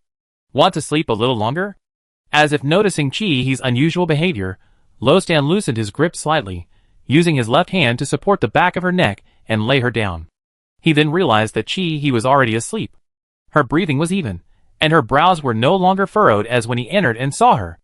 Lo Stan simply pulled her into his arms, letting her sleep in his embrace, and thoughtfully covered her with a blanket. Lu Dongqing, standing outside the detention room, couldn't bear to watch. He had expected the authorized person to come out and communicate with him, but instead, the person simply stood there, unmoved. He now stood in front of the one-way glass observation window outside the detention room, completely unsure how to proceed with the next step of the negotiation. He couldn't wait until Chi woke up. Fortunately, after confirming that Chi was asleep, Lo Stan turned on his personal terminal. He pointed at the observation window and tapped his terminal with his finger. Lu Dongqing turned on his own terminal and, sure enough, saw a communication request. Lo Stan's terminal interface was projected onto the center screen. The chat interface showed that the communication had been connected, and on the other end was Lu Dongqing. Lu Dongqing also knew why Lo Stan had come. Just as he was about to speak, Lo Stan gestured to stop him, instead pulling a bone conduction headset from the side of the personal terminal and placing it on his temple before signaling that the other party could begin. The data on the incident has been sent to your personal terminal, Lu Dongqing said helplessly. As a high-ranking special operations team member and head of military legislation, he was somewhat annoyed to have to communicate according to someone else's instructions. Normally, he would be sitting upright in his office, completely composed. However, seeing Lo Stan's less than pleasant expression, he could only try to remain calm. Lo Stan didn't respond, or even speak. Instead, he typed with one hand on the virtual keyboard projected by the personal terminal. Send a doctor over first, and have him come in quietly. Lu Dongqing, what's wrong? Lo Stan's face darkened further, like a volcano about to erupt. This was how the people in their military department cared for people. They didn't even realize someone had a fever. If he hadn't arrived today, Chi's condition might not have been discovered until tomorrow. The person in his arm seemed to sense something and frowned uneasily. Lo Stan forcibly suppressed his emotions, afraid of affecting her. The doctor arrived quickly, tiptoeing in to examine Chi-Hi. Throughout the examination, he could feel the oppressive atmosphere emanating from someone. After the examination, the doctor's brow furrowed slightly. She lowered her voice. Aside from malnutrition, there are no other external injuries, but her mental state has been under constant pressure, and she hasn't been able to relax. This is the main reason for her fever. The doctor paused. Did she use mental attacks on a large scale before? Even people with high mental strength can't act recklessly like that. The consequences of overdrawing mental strength are severe. It can easily cause permanent mental trauma. Do you know what permanent trauma is? It can turn you into an idiot. The doctor was getting a little annoyed. I prescribed 2 doses of mental energy soothing medicine for her. Wake her up and let her drink it first. Lostan shook his head in refusal. He could tell from the dark circles under Chi-Hi's eyes that she hadn't slept well. She finally managed to fall into a deep sleep. Give it to me. Lostan reached out and took the mental energy soothing medicine from the doctor, opened a bottle without hesitation, and poured it into his own mouth. Then he gently pressed his lips to Chi-Hi's lips. He fed her little by little, little by little. This scene would normally be considered extremely ambiguous, but perhaps because Lostan's expression was too serious, the doctor didn't see the slightest discomfort. He didn't take advantage of her, he only gently touched the corner of her lips, not even his entire lips, as if afraid of disturbing her sweet dreams. He slowly and gently slid the medicine into her mouth along the corner of her lips. The doctor shook his head, instructing her to bring her to the infirmary again when she woke up, before leaving the detention cell. After feeding her 2 doses of the soothing medication, Lostan tucked Chi-Hi back in, then turned his gaze back to the personal terminal. A document was transmitted to Lu Dongqing via the personal terminal. This is Chi-Hi's mental strength report, Lostan typed. Upon receiving the report, the first thing Lu Dongqing saw was the word gamma, and in the section for the target of the mental strength attack, Lostan's name was listed. This is obviously fake. Chi-Hi's mental power is a variant, and there's still no definitive definition. But this can't be discussed. Lu Dongqing, is this her confidentiality agreement? Yes, Lostan replied. No, gamma mental power is indeed extremely rare, but it shouldn't be so strictly forbidden that not a single word can be revealed. If she had said even a single word, she wouldn't have been locked up for 3 days. Lostan produced another report. This is my confidentiality agreement number. Lu Dongqing was genuinely shocked this time. It was the first time he's seen an agreement with an SSS confidentiality level. This wasn't just an agreement where you couldn't ask about the content. It had reached the point where even the number couldn't be revealed. You saw it. Chi-Hi's mental energy was targeted at me. Gamma's mental energy has a unique directionality, which makes it exceptionally sensitive to non-mental fluctuations directed elsewhere. It turns out that what Chi-Hi sensed on the tarmac was an electrical signal emitted by the chip in the clone's head. If you're unsure, check the 3rd item in the mental energy report. Lu Dongqing, Chi-Hi's mental attack caused her immense mental burden. Not only did you fail to notice it immediately, but you also failed to carefully monitor her physical condition afterwards. This is your way of handling things. Lostan didn't speak, communicating entirely through text. But the anger between the lines was palpable. Lu Dongqing was utterly exasperated. No, it was partly his fault. Who would have thought a first-year student would use mental energy? If you remember correctly, this was a second-year course. And before seeing the mental strength report, who knew about the peculiarity of her mental strength? This is utterly an undeserved disaster. But what can he refute now? The problem is indeed with the person involved, and it's almost certain he'd be labeled as negligent. Any other problems? Lostan's eyes lowered slightly. No. Lu Dongqing sighed, admitting defeat. Then I leave the incident report to Captain Lu. I hope similar oversights won't happen again. I also report the results of this investigation to Major Fu truthfully. Lu Dongqing chuckled awkwardly. He realized this guy was just standing up for his wife. He didn't know much about Gamma's mental power, but he knew one thing very well. It only amplified the mental power of one's lover. Would you like me to change your room? Lostan, thank you for your kindness, Captain Lu. I think this is fine. Lu Dongqing quickly pulled the curtain shut outside the observation window.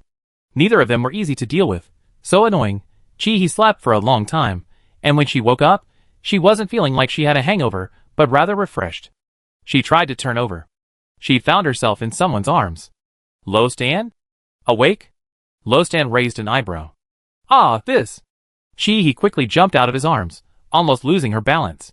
Thankfully Lostan caught her. Chi-Hi, you've been holding me like that the whole time? How long? Yeah, someone's like a koala. Lostan looked pained, pretending to rub his arm. Couldn't you just put me on the bed? He was shocked by his stubbornness. I couldn't bear to. He's arrogant attitude instantly deflated. Oh no, has this guy let loose since confirming our relationship? He's even better at flirting than she was back then. Don't get all worked up in this weird place. Major Fu sent you to handle my matter, right?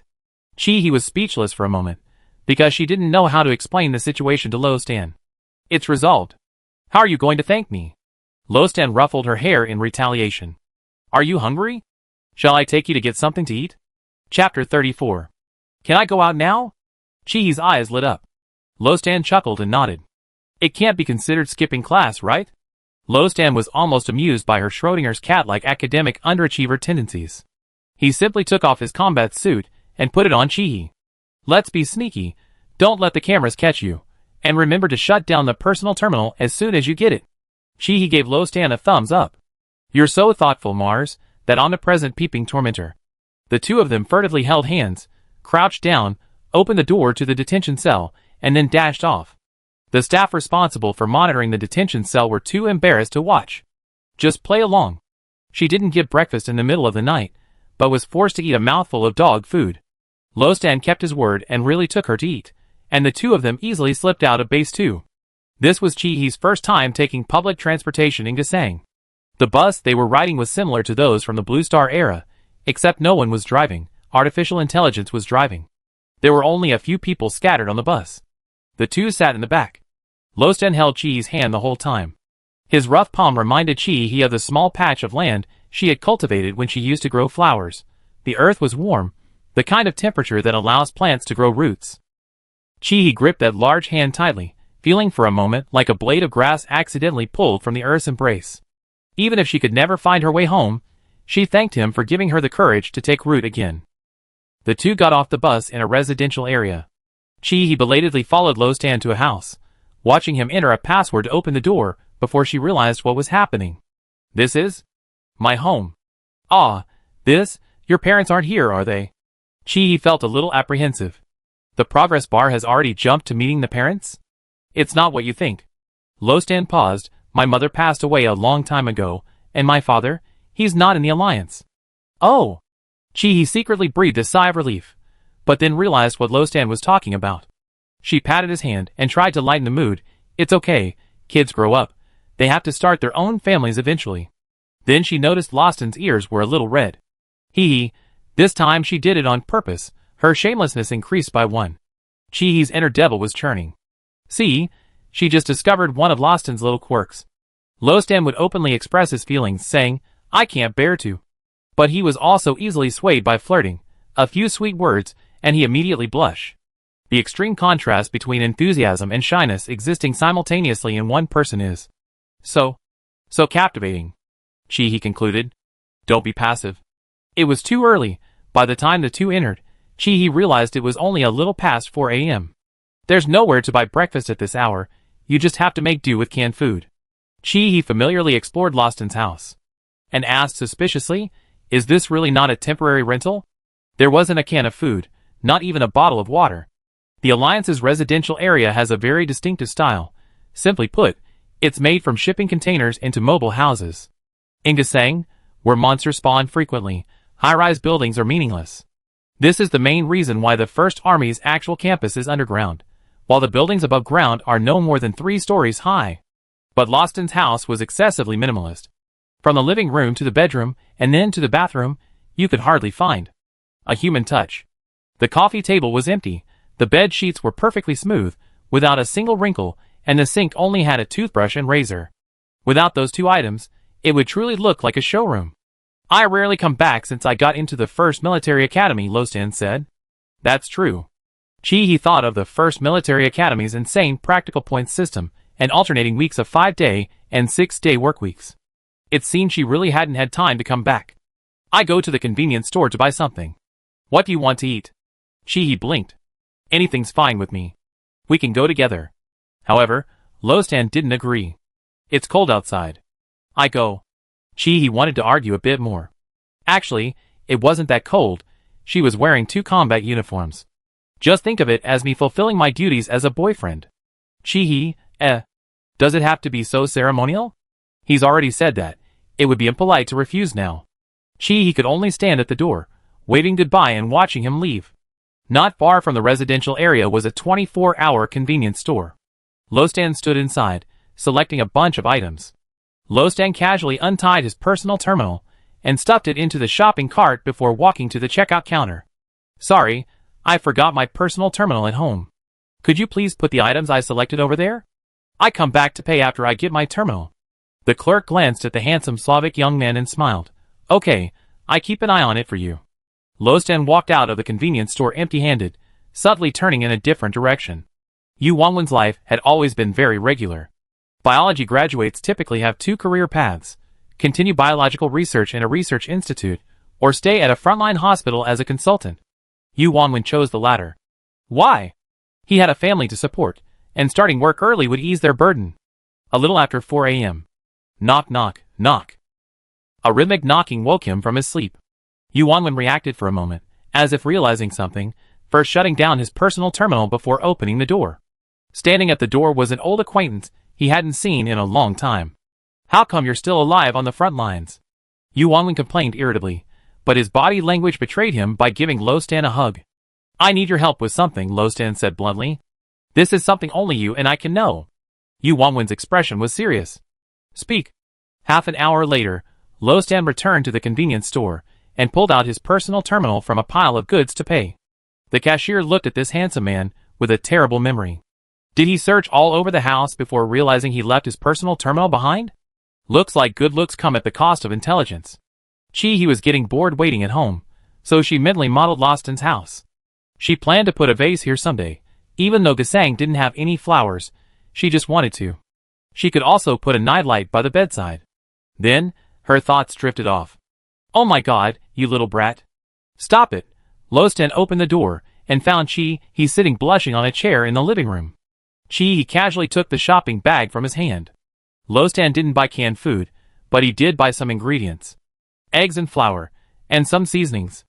Lostan cooked the meal, making a few simple pancakes.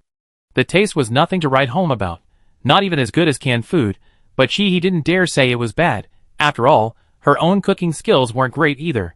She wondered if she could still eat at the canteen after retiring, and then he remembered that the canteen food was also indescribably bad. Why don't you get a chef's certificate? Lostan paused, awkwardly stopping his hand as he sprinkled seasoning on her. Okay. Although she knew she couldn't just waste the day like this, he didn't expect Lostan to take her to the hospital after breakfast. I'm fine, he argued. Lostan wouldn't listen to her. You have severe malnutrition. The Alliance People's Army-affiliated hospital at Base 2 was also open to civilians, but most of the patients were soldiers, so the entire hospital was unusually quiet. Most of the soldiers who came here were suffering from physical injuries and psychological trauma from fighting the Zerg. But soldiers, after all, have some image to maintain. They can't exactly wail and scream in front of civilians. So when he saw a young woman being treated for her wounds in the lobby, tears welled up in her eyes, but she didn't utter a sound. A true warrior. Lostan skillfully led her to a consultation room. At the door, he gently nudged her. I wait for you outside. Oh. Before he could even offer him a reassuring smile, the doctor closed the door. He had expected the doctor to be middle-aged or elderly, but he was surprisingly quite young. Doctor, let me introduce myself. My name is Yu Wanwen. You can call me Dr. Yu. He looked at the smiling doctor, completely bewildered. Young doctors are so enthusiastic, huh? Under the doctor's guidance, she laid down in the treatment pod, though she didn't understand why someone malnourished needed such high-tech equipment. Then she fell asleep. She dreamed again, this time more clearly, but she wasn't the protagonist, she was merely an observer. He couldn't see the protagonist's face clearly, but she did see the pendant around her neck, a blue crystal, the same blue crystal as the one containing insect eggs in Dahafa's. She wanted to get closer to see if there were any cocoons inside, but before she could get a good look, she woke up. The alarm in the treatment pod beeped incessantly, startling he into taking a deep breath. They shouldn't be able to hear us outside, right? Yu Wanwen's expression was beyond words. He frantically turned off the equipment and pulled her out of the treatment pod. Did you have your mental strength tested by the military? He nodded. Yes, I was tested.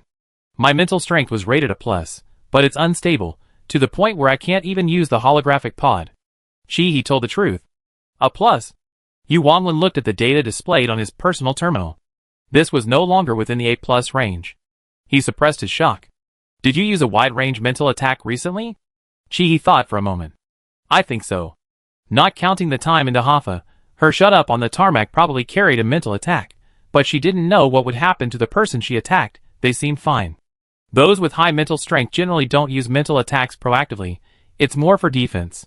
A natural release, almost instinctive. But yours is already. Yu Wanglin hesitated, choosing his words carefully, already acting like a skill. Don't continue this behavior. He was startled and nodded hastily. Finally, after a long pause, Doctor Yu prescribed a whole box of medicine. Yes, a whole box. The test tubes were piled up in front of her. Nutritional supplements made up only a quarter, the rest were all mental tranquilizers. How should I take them? 2 a day? He asked. Yu Wanglin, 1 nutritional supplement a day, and the mental tranquilizers, take them whenever you have a headache. He emphasized again, always carry them with you. Okay. He nodded resignedly. She couldn't disobey the doctor. He walked out of the consultation room with a bitter expression, clutching the medicine, and saw Lostan standing at the door, his face serious, maintaining the same posture he had when she entered. Is this bitter? Lostan's face flushed slightly, and after a pause he said, It's all right, not bitter. Chapter 35. He looked at him, bewildered. Wait, why are you blushing? Are you trying to fool me? The reckless one, didn't think twice, and immediately opened a bottle, and poured it into her mouth. Well, it wasn't bitter at all. It was this taste. Had she tasted it somewhere before? Before he could recall where she had tasted something similar, Lostan's personal terminal beeped. Leaving again? Only when he said this did she realize she sounded somewhat like a complaining woman. She quickly adjusted her expression. It's okay, I have to go back to class too. If I don't graduate, I really become a laughingstock. Lostan took the box from her hand, and held it for her, then smiled, and ruffled her hair. He always liked ruffling her hair, like seeing her angrily cover her head, and refuse his touch. Going to Daharfa again this time? Actually, from the moment Lostan appeared before her, she knew perfectly well that this was a return mission after delivering the cocoons to their destination. Dealing with her was a squeezed-in opportunity. The Daharfa hive hadn't been completely eradicated yet. Lostan gently took her hand, rubbing her fingers in his palm. There's still time. I take you back. Lostan requested a landship from Base 2. For the first time, Chi felt the landship's speed was incredibly fast, almost like a starship. They remained silent, just like last time, until the landship stopped at the entrance of the 1st Army Academy for so long that someone came to ask what had happened. Chi rubbed her cheeks, forcing a smile. I'm leaving. She tried to open the car door, but Lostan stopped her. Well, I worry about you. He pulled a folder from under his seat. Lostan, this is the incident report from the helipad. It's a violation. He instantly understood Lostan's intention. He had even considered the possibility of her facing her teammates. She suddenly turned around and hugged Lostan tightly. Lostan was taken aback by her sudden initiative, stunned for half a second before hugging her back forcefully. He considered herself an optimist, but at this moment, pessimism prevailed. In her past life, she dared not fall in love because she knew she was facing the possibility of losing her life at any moment. If someone loved her, she didn't want him to endure the pain of losing her. But now, she was willing to bear the pain of losing him even knowing it would happen someday, and resolutely choose him. The landship only restarted and headed back the way it came after the figure disappeared from sight. Midway through his journey, Lostan went to the convenience store again. This time, the clerk didn't see him carelessly leave his personal terminal behind. Lostan paid expressionlessly, and as he left, he slipped a small note disguised as trash from a blind spot in the security cameras. Carefully leaving his personal terminal inside the landship, avoiding any potentially active cameras, Lostan then opened the note. Upon opening it, Lostan saw densely packed writing on the paper. This writing wasn't even typed on a computer, it was all handwritten. Because the paper was so small, and the writing so illegible, reading it one character at a time was difficult on the eyes. But Lostan read it word by word, extremely seriously. Molecular nerve cell activity index, minimum 0, maximum 6800. Lostan stared at the data, momentarily stunned. Others might not know, but Lostan knew what Yu Wangwin's research focused on, the generational index between mental power and molecular nerve cells. Although this research hadn't been included in mental power testing for various reasons, Lostan knew what this value represented. A normal person's nerve cell activity index is generally below 100. A person with mental power has a nerve cell activity index between 200 and 1000. Even his own nerve cell activity index was only 1200, which was already the result of his father's madness. And Chihi's value was more than 5 times his. Lostan, do you know what this means? The Zerg's molecular nerve cell index is around 4000, a dividing line for forming mental sentinel waves. Now it seems, the only difference between her and the Zerg is that her body is human. Do you know what this means for the Alliance? This is a time bomb. If she ever betrays us, the Alliance will find dealing with her no easier than dealing with the mother worm. Moreover, her unstable mental state is actually good news. Once her mental state stabilizes, no one can guarantee that her brain and body can withstand the excessive activity of her molecular nerve cells. If they can't withstand it, her body will face collapse.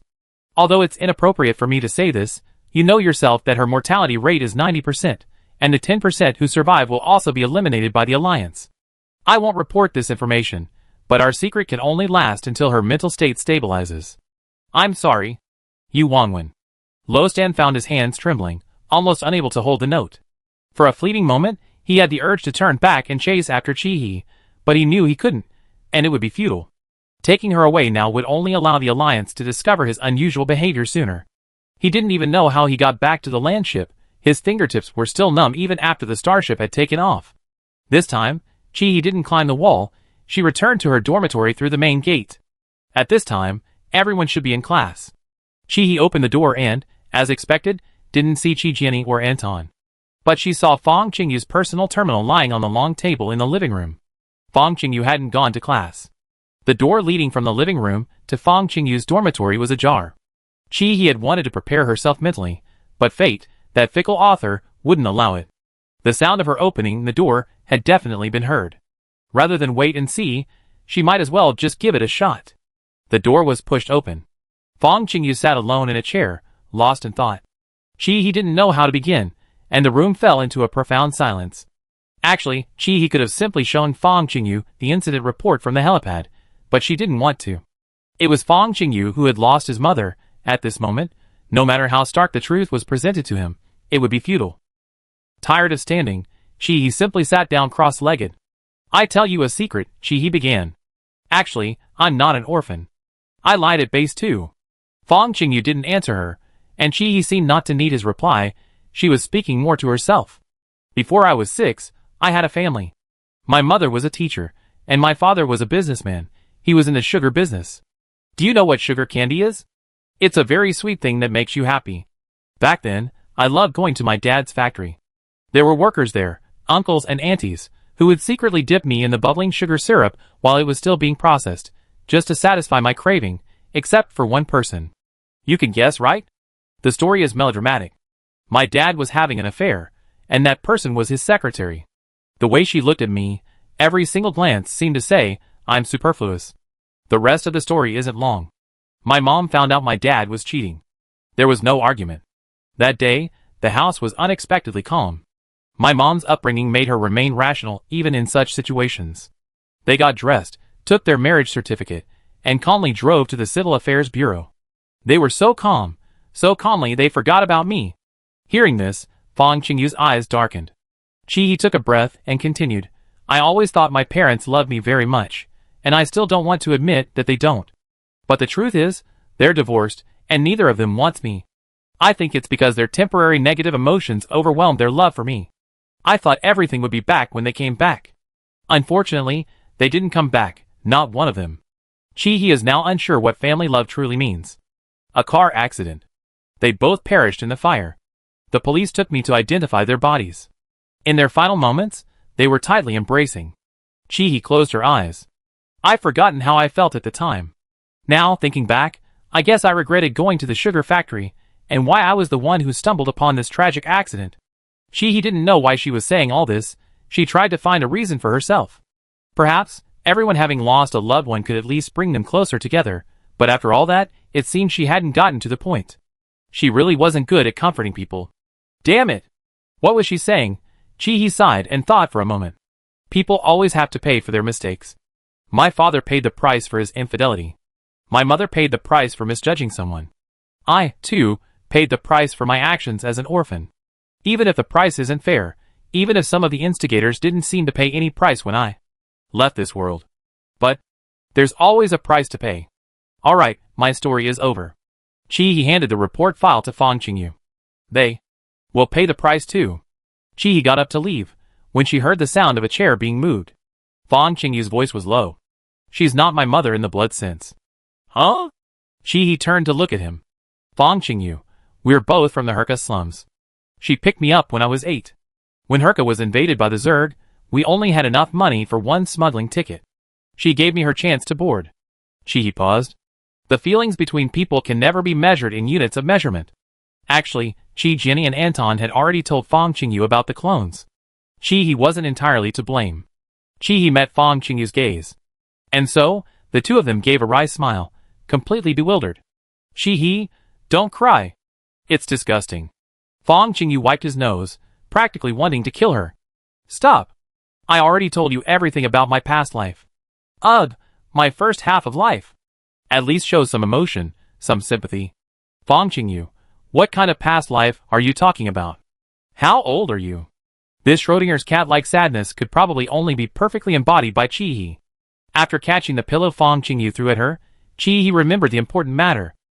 The clone of your mother has an electronic chip inside its skull. Judging from all the signs, it shouldn't be your mother's consciousness. The Empire is probably playing a long game. But we greenhorns probably can't participate in something this big. Right now, focus on your studies. You need to try to get back as soon as possible. Fong Qingyu shrugged. Let's go. Time for class. Chapter 36. Chi-He sighed and turned on her personal termo.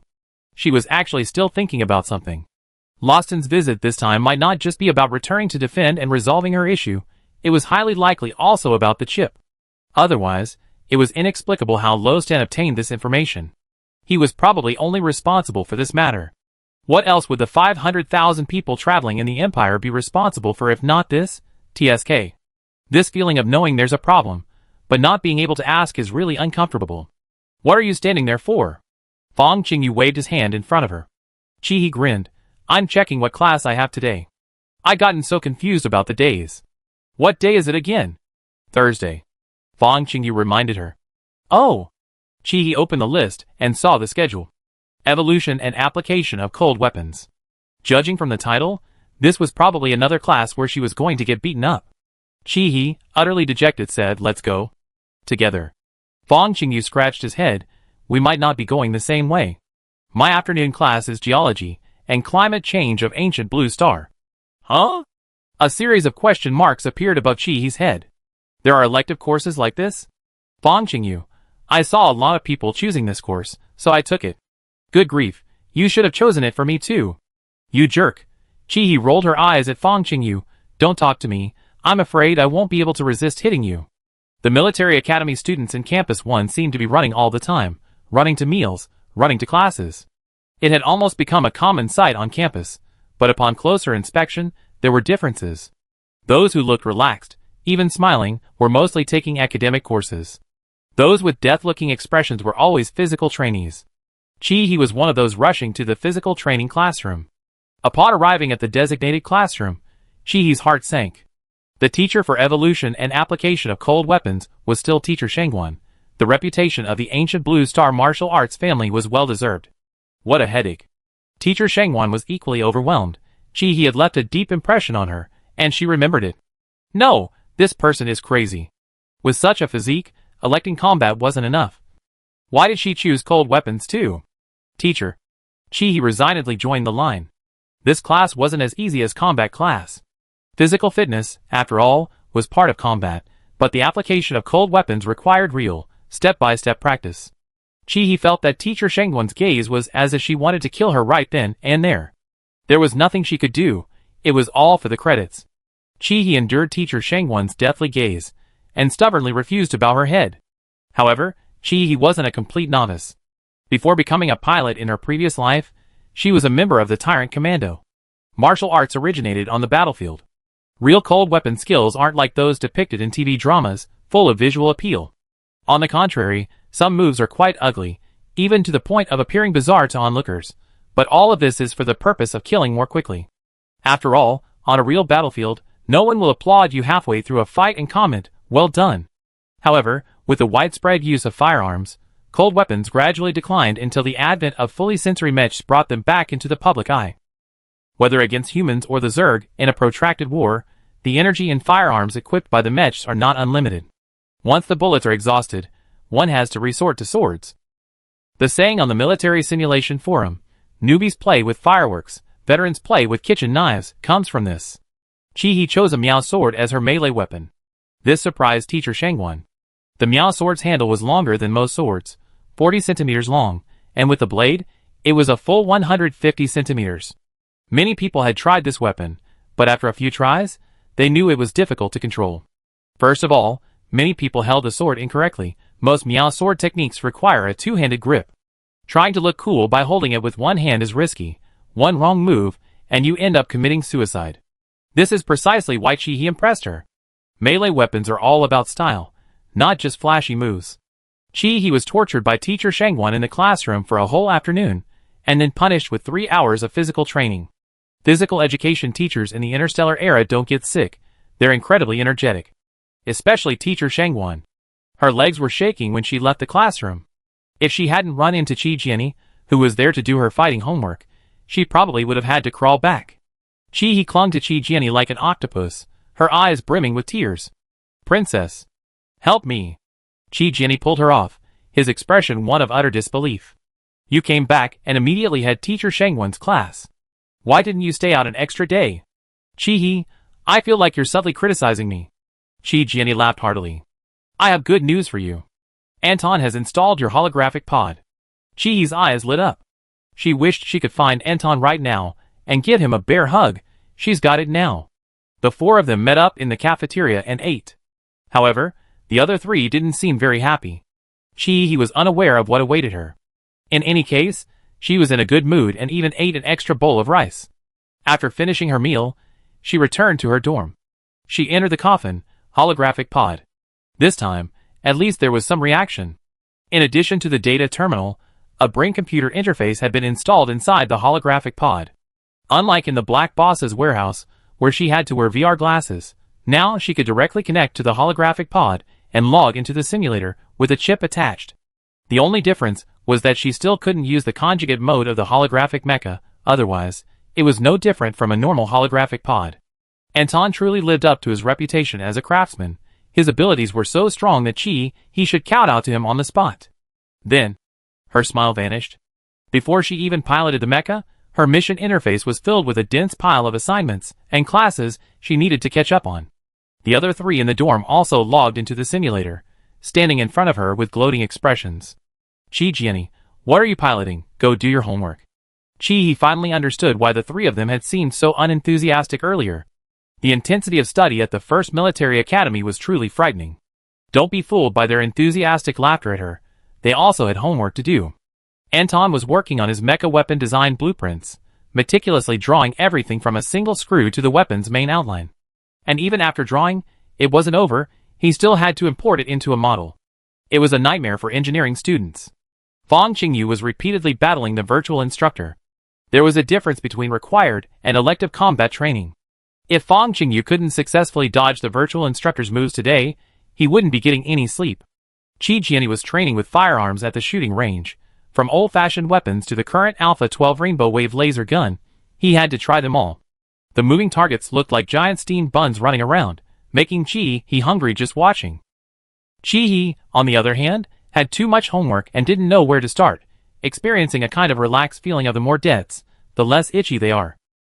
Then she started observing her teammates doing their homework and nagging. "Antosha? Your drawing is wrong, too monotonous. Is a knife just a knife? Think outside the box, make the curve of the knife bigger, and add a string to the back of the blade.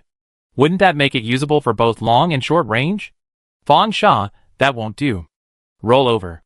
Roll over and do a side kick. Where are you kicking? Kick his head. Princess, I feel your shooting accuracy isn't very good. You need to anticipate the target. It's a moving target, not a zergling, there's no dodging. Wow, this laser gun is so cool. It burns a hole in one shot." Finally, the 3 of them revolted. They all quit their missions, clenched their fists, and charged forward. Chi experienced what it felt like to get beaten up in a simulator. No way, how can you hit people? Have you no love at all? Chi, stop right there. Anton, don't worry, it's just in the simulator. Your real body won't get hurt. I teach you a lesson today. Upon hearing this, Chi thought, that's great. Then the three of them started fighting each other in the mission lobby. Chi's physique in the simulator was no weakling. It's time to show you what a true military bully looks like. She showed no mercy whatsoever. Anton and Fang Qingyu were screaming in pain, while Chi fled as soon as things turned bad. They ran around the entire quest lobby. The others in the quest lobby watched the four of them. Are they not even required to enter the dungeon anymore? They can just fight in the quest lobby. It ended with the three of them begging for mercy. The ending was also tragic. The three of them finished their homework and had free time, while Chi was still struggling to catch up on his homework and attend tutoring sessions.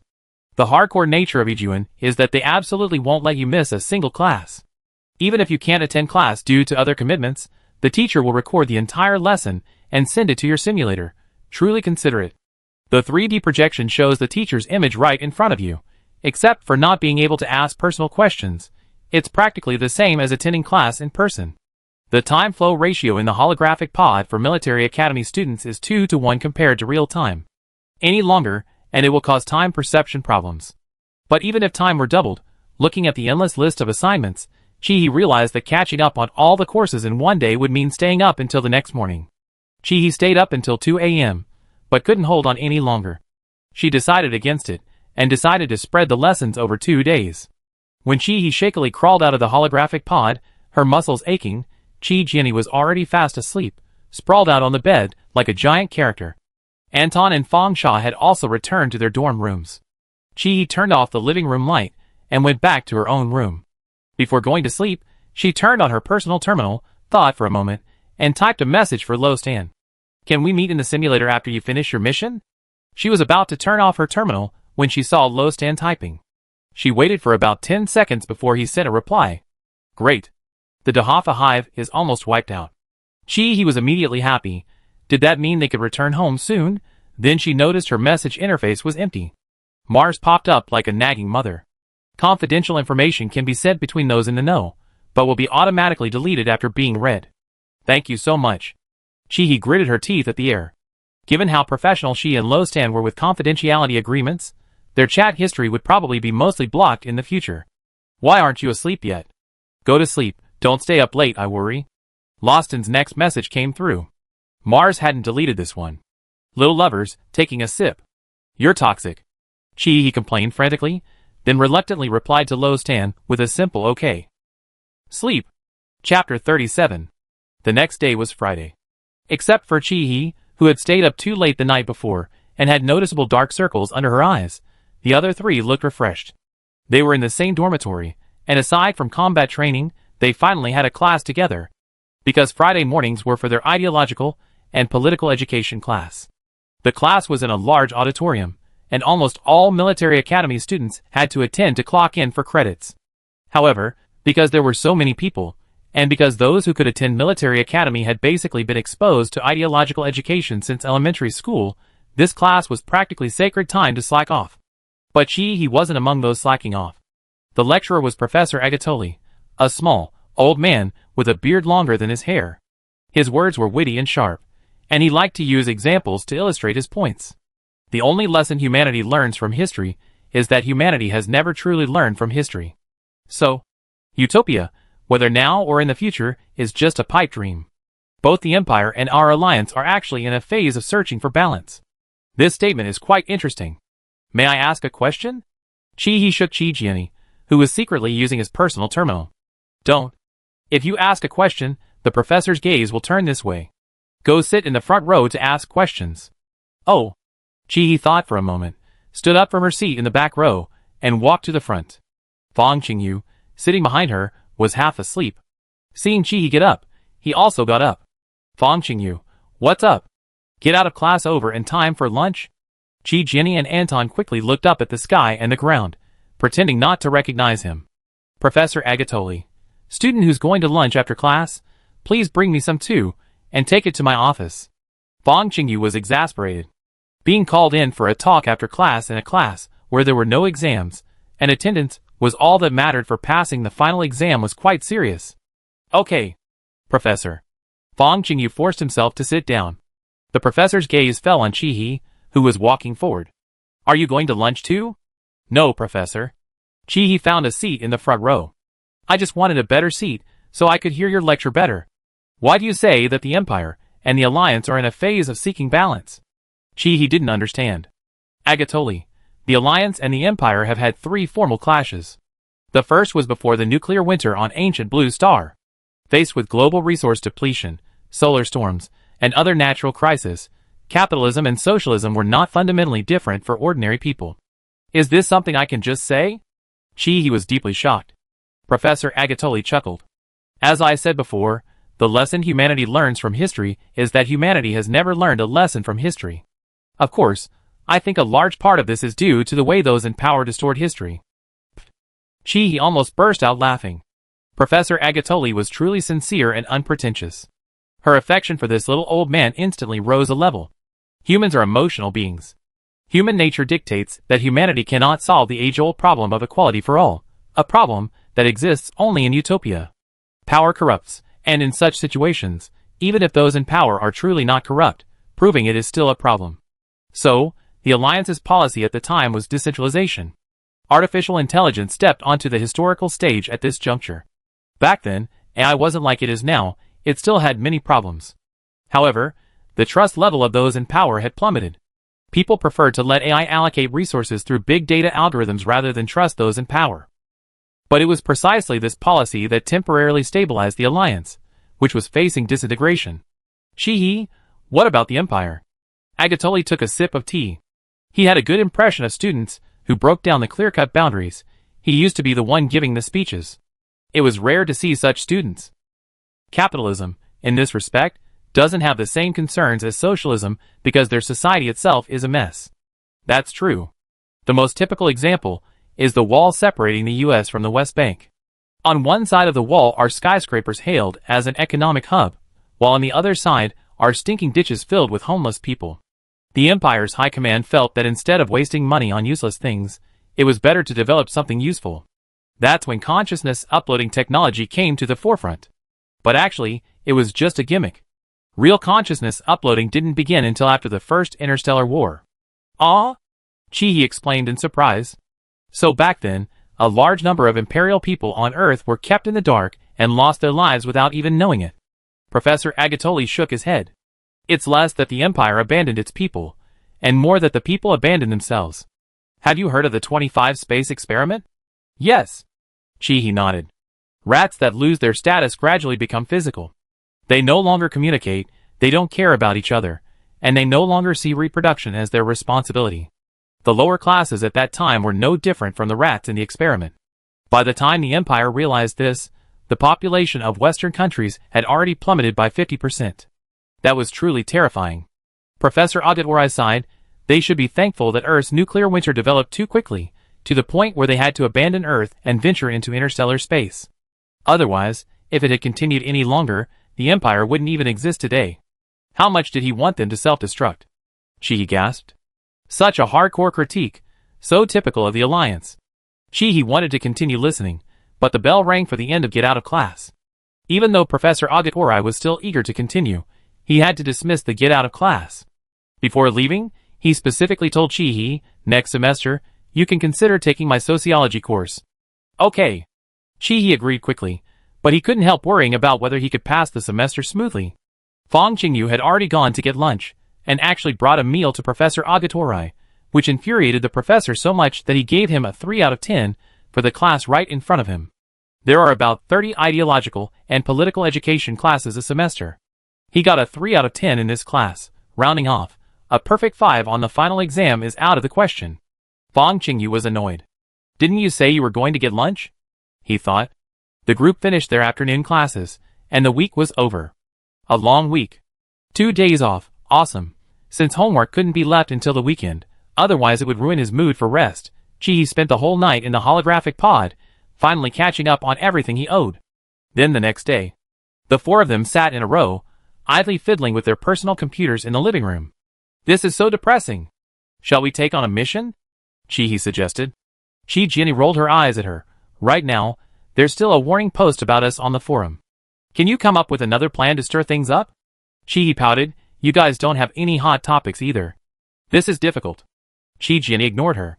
But Anton reached out to her. You mentioning the mission reminded me.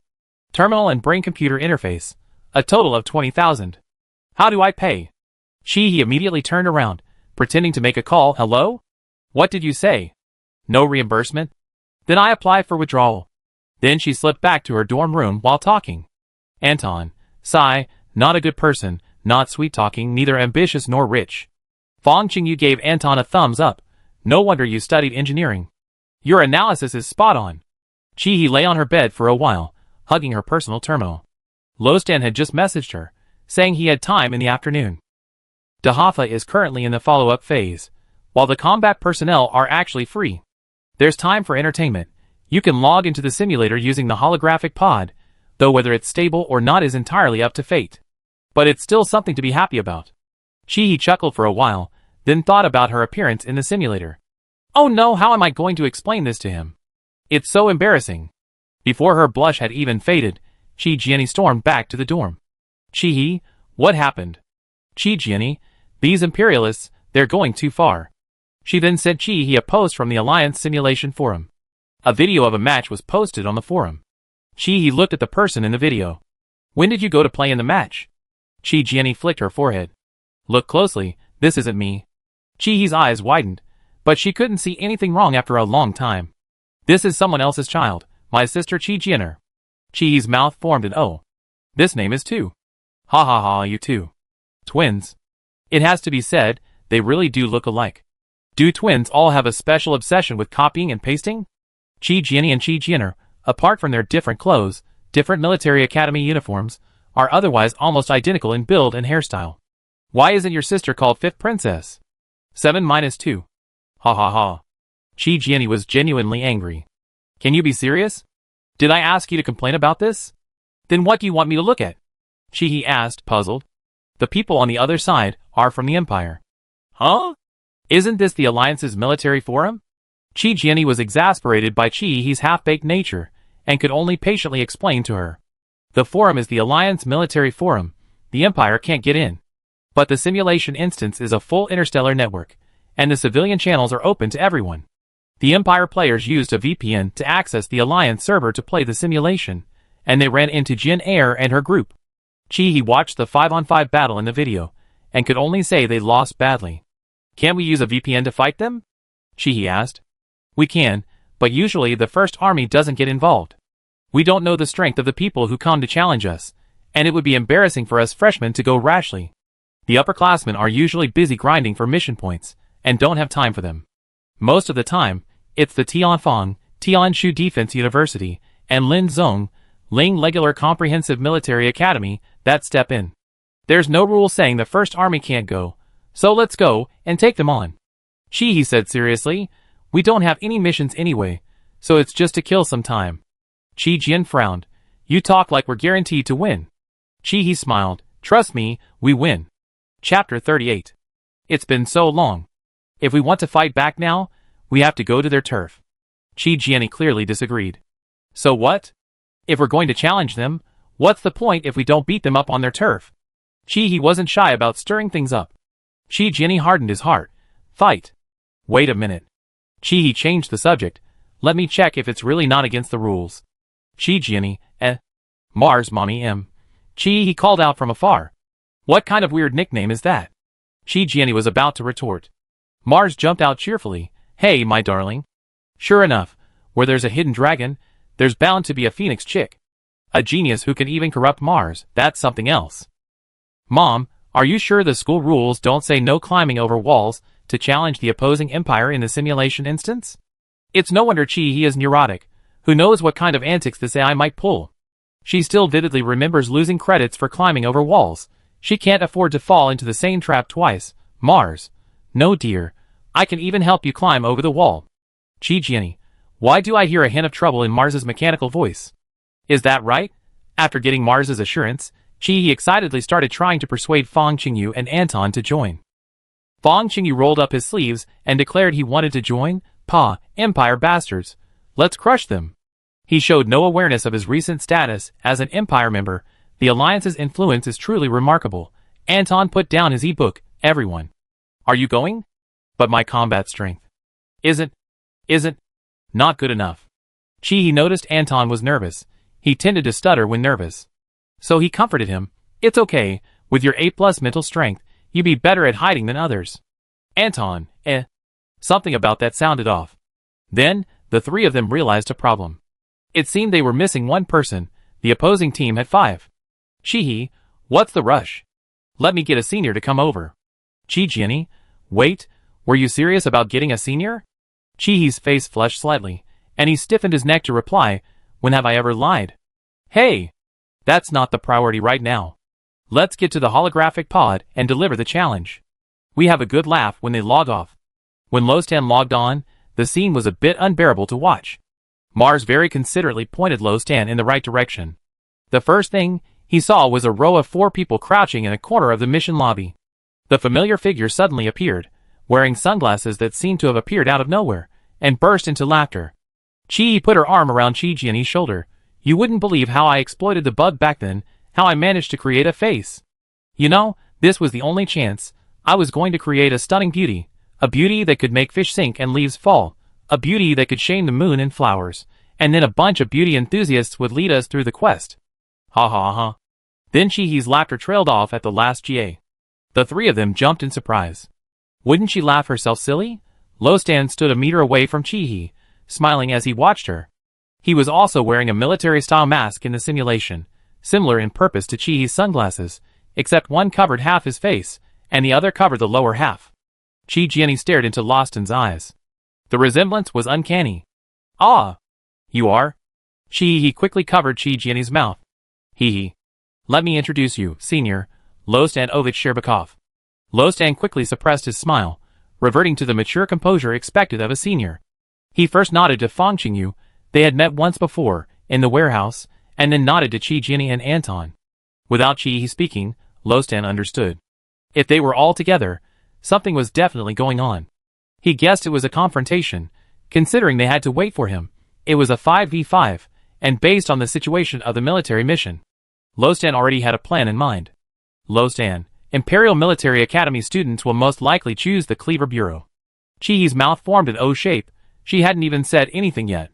But Lostan's words brought this question to her attention. If it were a knife fight, they really wouldn't stand a chance. It's already been arranged. Lostan reached out to pat Chihi's head, then pulled back halfway. Yeah, the challenge has been sent. This is an incredibly reckless move.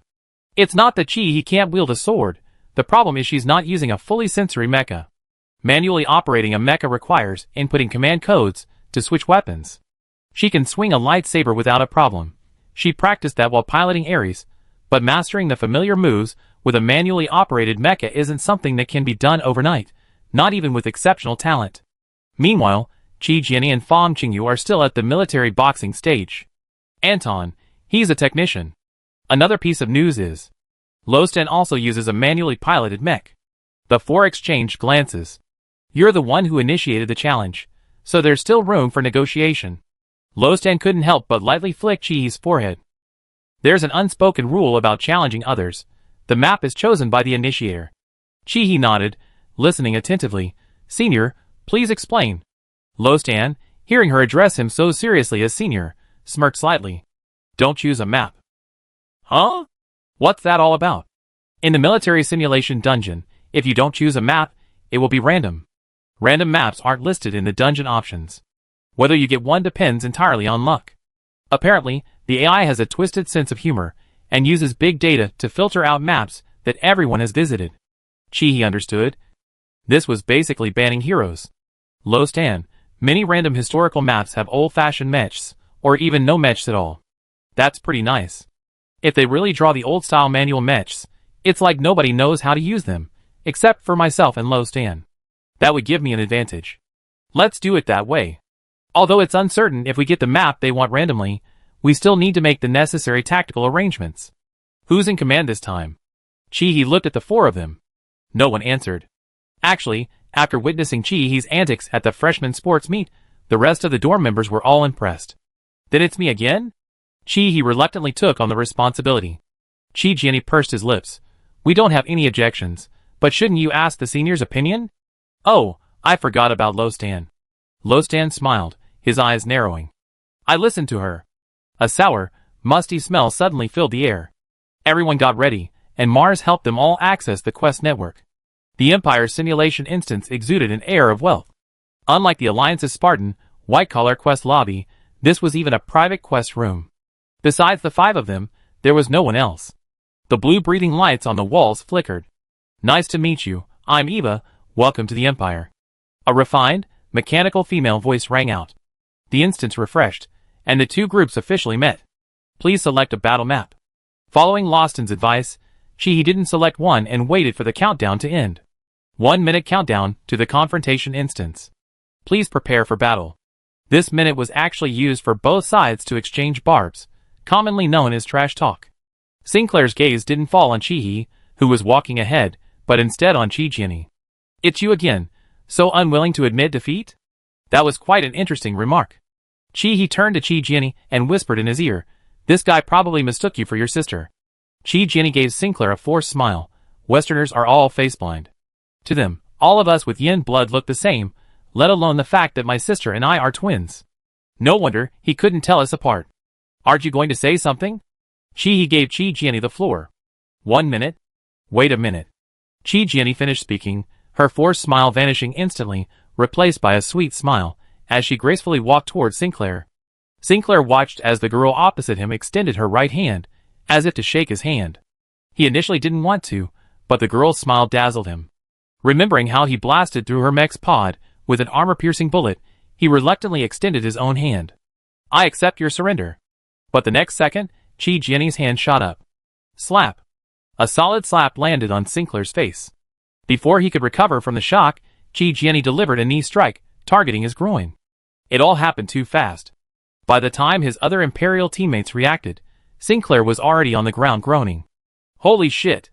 He couldn't help but curse aloud. Who said she was reckless? Chi Jianni is the real reckless one. Although Chi Jianni is reckless, she's not stupid, she kicks and runs. Chi Jianni, I just wanted to test if the Empire doesn't disable pain detection in the mission hall, and I didn't expect they really wouldn't. He was completely taken aback by her actions. This time, even if we lose, we still make a killing.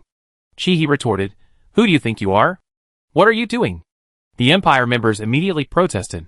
They shouted and tried to charge. However, the countdown reached its final 5 seconds.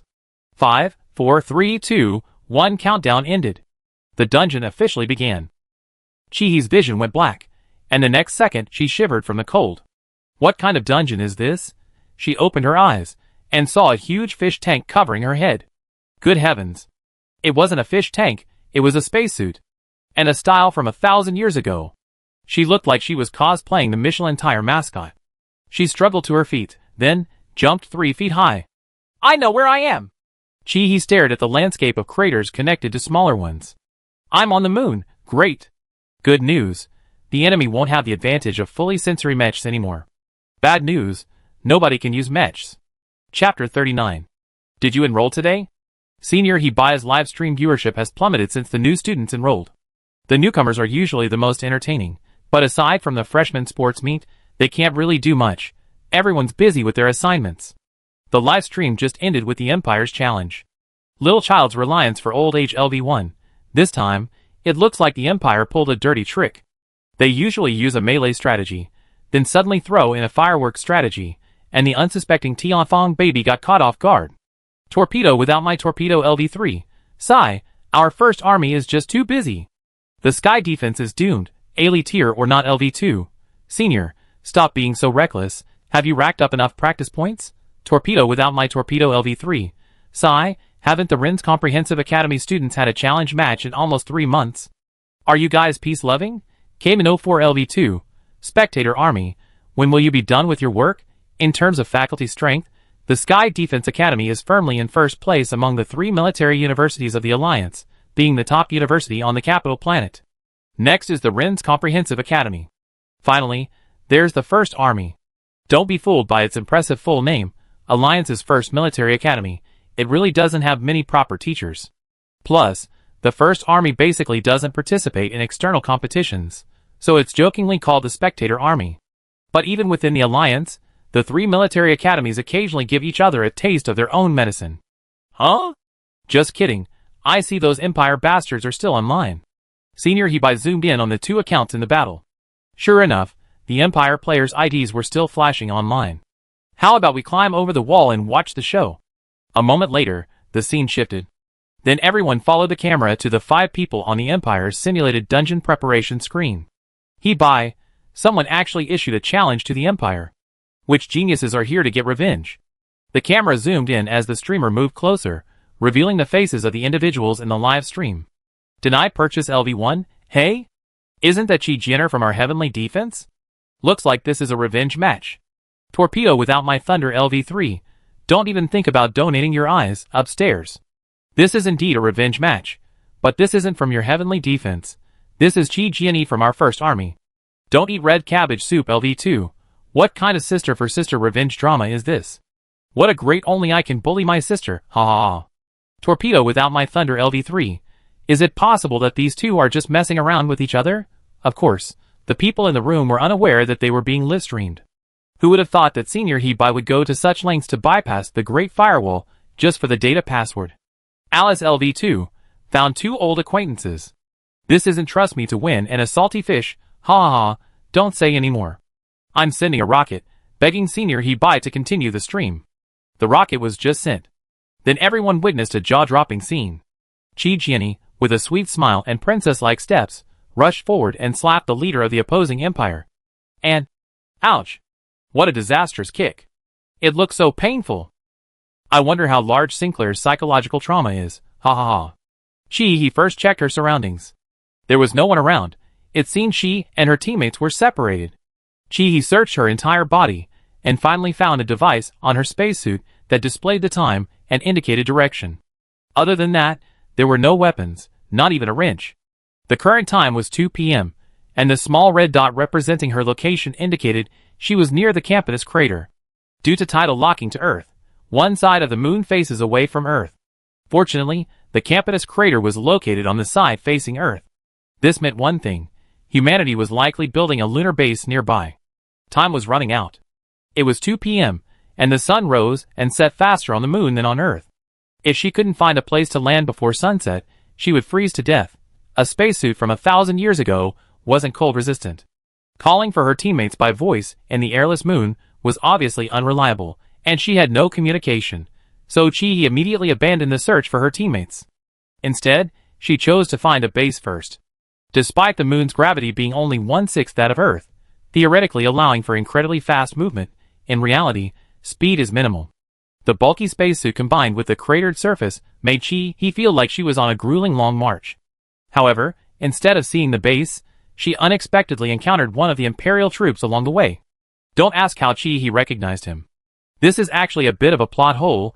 Chi possesses a Schrodinger's cat-like ability, just as she could smell the birch-like scent on Lo Stan, and after spending a lot of time with Chi Jenny and the others, she could spot someone in a crowd in a second. But the person opposite her clearly didn't have that ability. Separated by 2 large glass domes, neither could see the other's face clearly. And they couldn't just shout. The scene froze for a moment. Chi's mind worked quickly. Before the other person could react, she swiftly drew several lines on the ground. The person opposite looked down. A crooked English letter. F****KU. The other person was even more confused. Was he even on their side? How could they have forgotten to agree on a code? And this damn random encounter. The flurry of internal monologues only lasted a moment. Chi had already approached him, even giving him a friendly okay sign. Then the person, who had been standing still, took off running. Chi looked at her okay sign. Damn it! She miscalculated. She'd forgotten that Westerners didn't seem to use that gesture. Chi immediately gave chase. The person was right in front of her. There was no reason for her to let them escape. Perhaps the interstellar humans were less adapted to the lunar environment than she was, because after circling around a couple of corners, Chi actually caught up. The two tire-like beings then began to wrestle. With 1/6 the gravity, it was difficult for either of them to exert force. In fact, due to the inertia from punches or kicks, they often lost their balance before even landing a hit. The fight resembled an old person practicing Tai Chi, or more accurately, 2 cats fighting, played at 0.3x speed. The viewers in the live stream were practically dying of laughter. Although it was unclear exactly who was who, it was undeniably hilarious. A barrage of ha-ha-ha messages flooded the screen. Let's bet on who will win. I bet on the top. I bet on the bottom. Then their figures rolled across the live stream screen a few times. He buy, let's rebet. In the end, Chi-Hee was the one who showed no sportsmanship.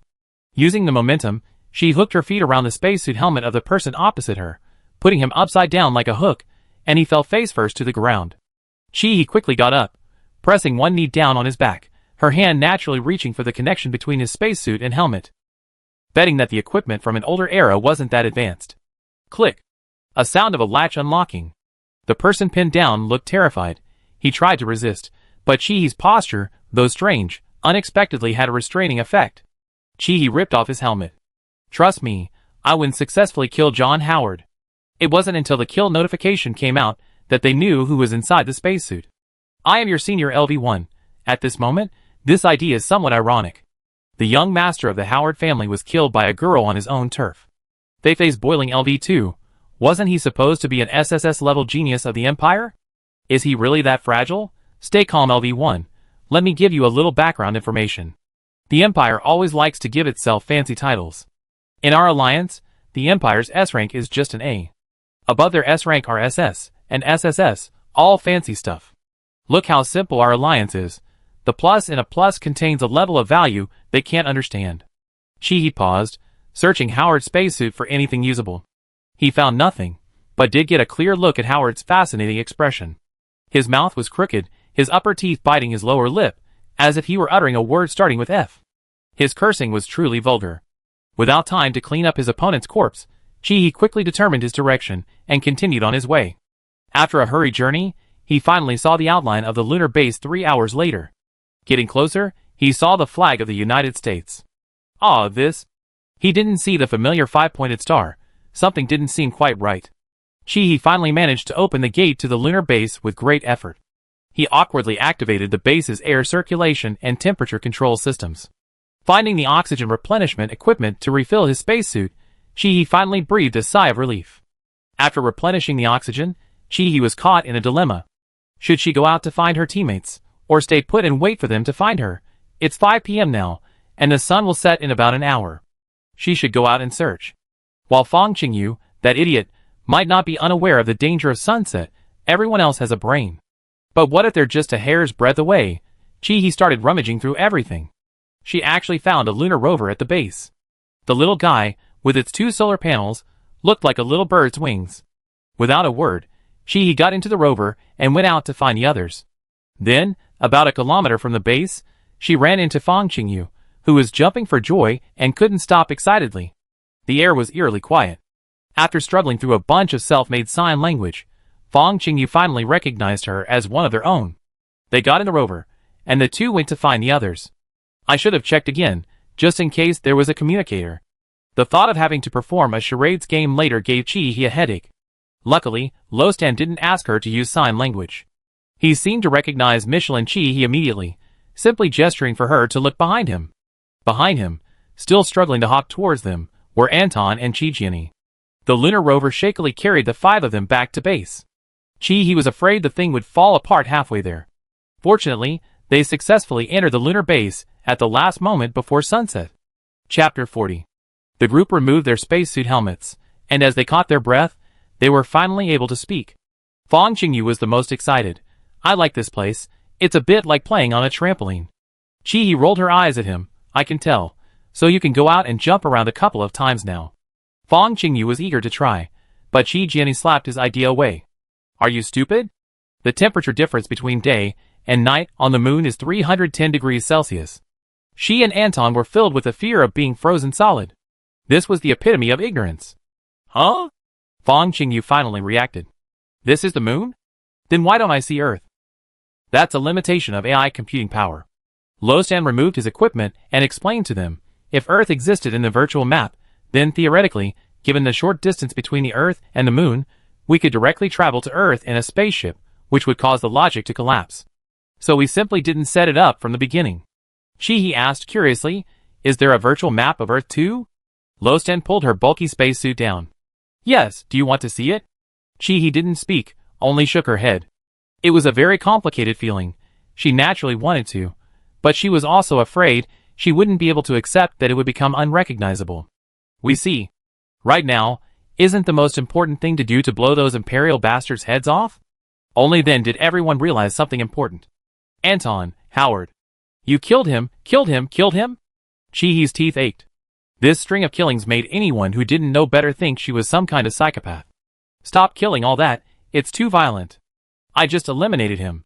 They've been online for so long, it's nice to log off and go to the bathroom. Ahem. Chi-Hi only remembered that Lostan was beside her after speaking, and her habit of constantly joking about bodily functions. She glanced at Lostan guiltily, deciding it was best not to bring him along for group activities in the future. He had no sense of propriety. Lostan seemed to notice her embarrassment, and wisely pretended not to hear. Instead, he proactively changed the subject. Commander, what's our next deployment? Chi-Hi's face flushed slightly. She followed orders in every kind of individual combat. In this strange atmosphere, Chi-Hi began to analyze the situation. We're currently located on the east and west sides of the Campanus crater. Judging from the flag, this is a base belonging to the United States. Considering the spacesuits we're wearing, I think the simulated period is roughly during a time of nationalistic infighting. Too ancient. Converting that to Chi-Hi's situation, it's like she traveled back to the Northern Song dynasty. Right now, besides Howard, whom I killed, there are no other kill notifications. So, the 4 Empire members are likely at another base, and that base is 90% likely to belong to Yen. This is really worrying. As everyone knows, Yen is most famous for its infrastructure prowess. Having some good materials is truly invaluable. Chi-Hi, I don't think we can break into that base. There isn't even a single firearm in there. 1,000 years ago, everyone was still exploring space. Even without fighting, various problems could prevent them from returning to Earth. Carrying a wrench was more useful than carrying weapons. So everyone, let's just go to sleep. Chi-Jianni practically wanted to kill her. Can't you be serious for once? Chi-Hi dodged Chi-Jianni's slapping hand. I'm being serious, okay? If we had land ships, we could launch a surprise attack, but right now, we only have these little bird cars that run on solar power. What kind of surprise attack are we going to launch? What are we going to do instead of sleep? Let's all lie down and wait for the sun to rise. They didn't even need to worry about a sneak attack from the other side. The wheels of history rolled backward, neither did they. It was fair and reasonable. Besides, why are we in such a hurry? They're the ones who should be anxious. As long as we play it safe, they lose by the head count. However, as soon as Chi-Hi finished speaking, time within the base began to flow rapidly. In the blink of an eye, 12 hours had passed. Everyone except Lostan was completely bewildered. The simulation instance won't allow wasted computing power. Once everyone is certain there will be no action tonight, it will rapidly accelerate the progress bar. Good grief. I should have discussed this longer. At least, we could have figured out what to do after waking up. Since it's already like this, there's no point in hesitating. Chi-Hi, let's go! We go find them. Fong Sha was astonished by her impromptu command. Not playing it safe again? Playing it safe? We need to take control of our own destiny.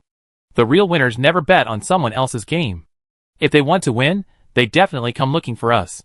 Once we're out of the base, the odds of winning are entirely up to luck. Everyone agreed on this point. With only 1/6 gravity, even walking is uncontrollable, let alone fighting. Anton, so we're going to their base to fight? Chi-Hi nodded. That's right, before they come out. Wait for me. Anton was quick. Searching for anything usable was a common trait among mechanical engineering students. In less than a minute, Anton had retrieved 3 fire extinguishers from the base, and 2 rod-like objects made of engineering poles, resembling swords with handles. A craftsman's creation. Figurine collectors ecstatic. Weapons. Chi-Hi chose the engineering pole sword, gave the other to Lostan, and the other 3 each took a fire extinguisher. The team set off in a grand procession. Have you enrolled today? The viewers in the live stream were laughing hysterically. This was truly the least intense challenge in history, but why was it so hilarious? What kind of fighting spirit is this? This energetic young man and woman? A new, unsuspecting viewer glanced at the group on screen. Is this some kind of old documentary? Chi-Hi drove again, and this time, the experienced Chi-Hi wasn't being overly cautious about the car falling apart. It had a high load-bearing capacity. So, the little car began its hesitant, hearse-like journey towards the Yen Kingdom's lunar base. The 2 bases weren't actually that far apart. Humans are inherently social animals. When there's no war, people prefer to cluster together and build bases. Meanwhile, Sinclair and his group were indeed inside the Yen Kingdom's lunar base. The Imperial team, also missing weapons and a teammate, felt their anxiety was on a completely different level compared to Chihi's group. This feeling reached its peak when they unearthed a pile of potatoes and sweet potatoes from the base. Are these Yen people from ancient Earth crazy? What kind of decent person goes to space with potatoes? Are they even going to plant them? What kind of old folks are obsessed with farming? Chihi and his group abandoned their vehicle about a kilometer from the base. Be careful, if you don't sneak in and run into them outside, remember to protect the connection between your spacesuit and helmet. If you're really unlucky, remember to control your expression. Chihi said seriously into the communicator. I understand lifting the helmet, but what's with the control your expression? The three in the dormitory didn't even want to ask anymore. Whatever Chihi said was never serious. Anton, like Doraemon, pulled out a piece of tape from his pocket and wrapped it around each person a few times. The group crept furtively towards the base. They crouched down by the entrance door. The Empire's team didn't make them wait long. Sitting around wasn't an option, they had one more person on the other side. Then, before they even came out, they were kicked back into the base. Sinclair immediately realized what was happening. He tried to get up, but Chi Jianni beat him to it, kicking him in the waist. The 4 members of the Imperial team were also wearing spacesuits. After all, they had just left the base and still needed to be fully armed. With everyone in spacesuits, their physical disadvantages were almost negligible. Chi Jianni, true to her reputation as the violent Sixth Princess, even her mecha was wielded with a large shield. Sinclair was immediately pinned to the ground and beaten. It was clear this was a deep-seated grudge. Anton and Fang Qingyu faced off against another member of the Imperial team. This person's name was Eric Zephyr. Zephyr, one of the 7 great surnames of the Empire. The defining characteristic of this family is their imposing stature. Their spiritual strength is secondary. Theoretically, this family can be considered a form of individual cultivation. Eric is already 2 meters tall, and even more muscular in his spacesuit. I take back what I said earlier, a particularly outstanding physical weakness can't be compensated for by a spacesuit.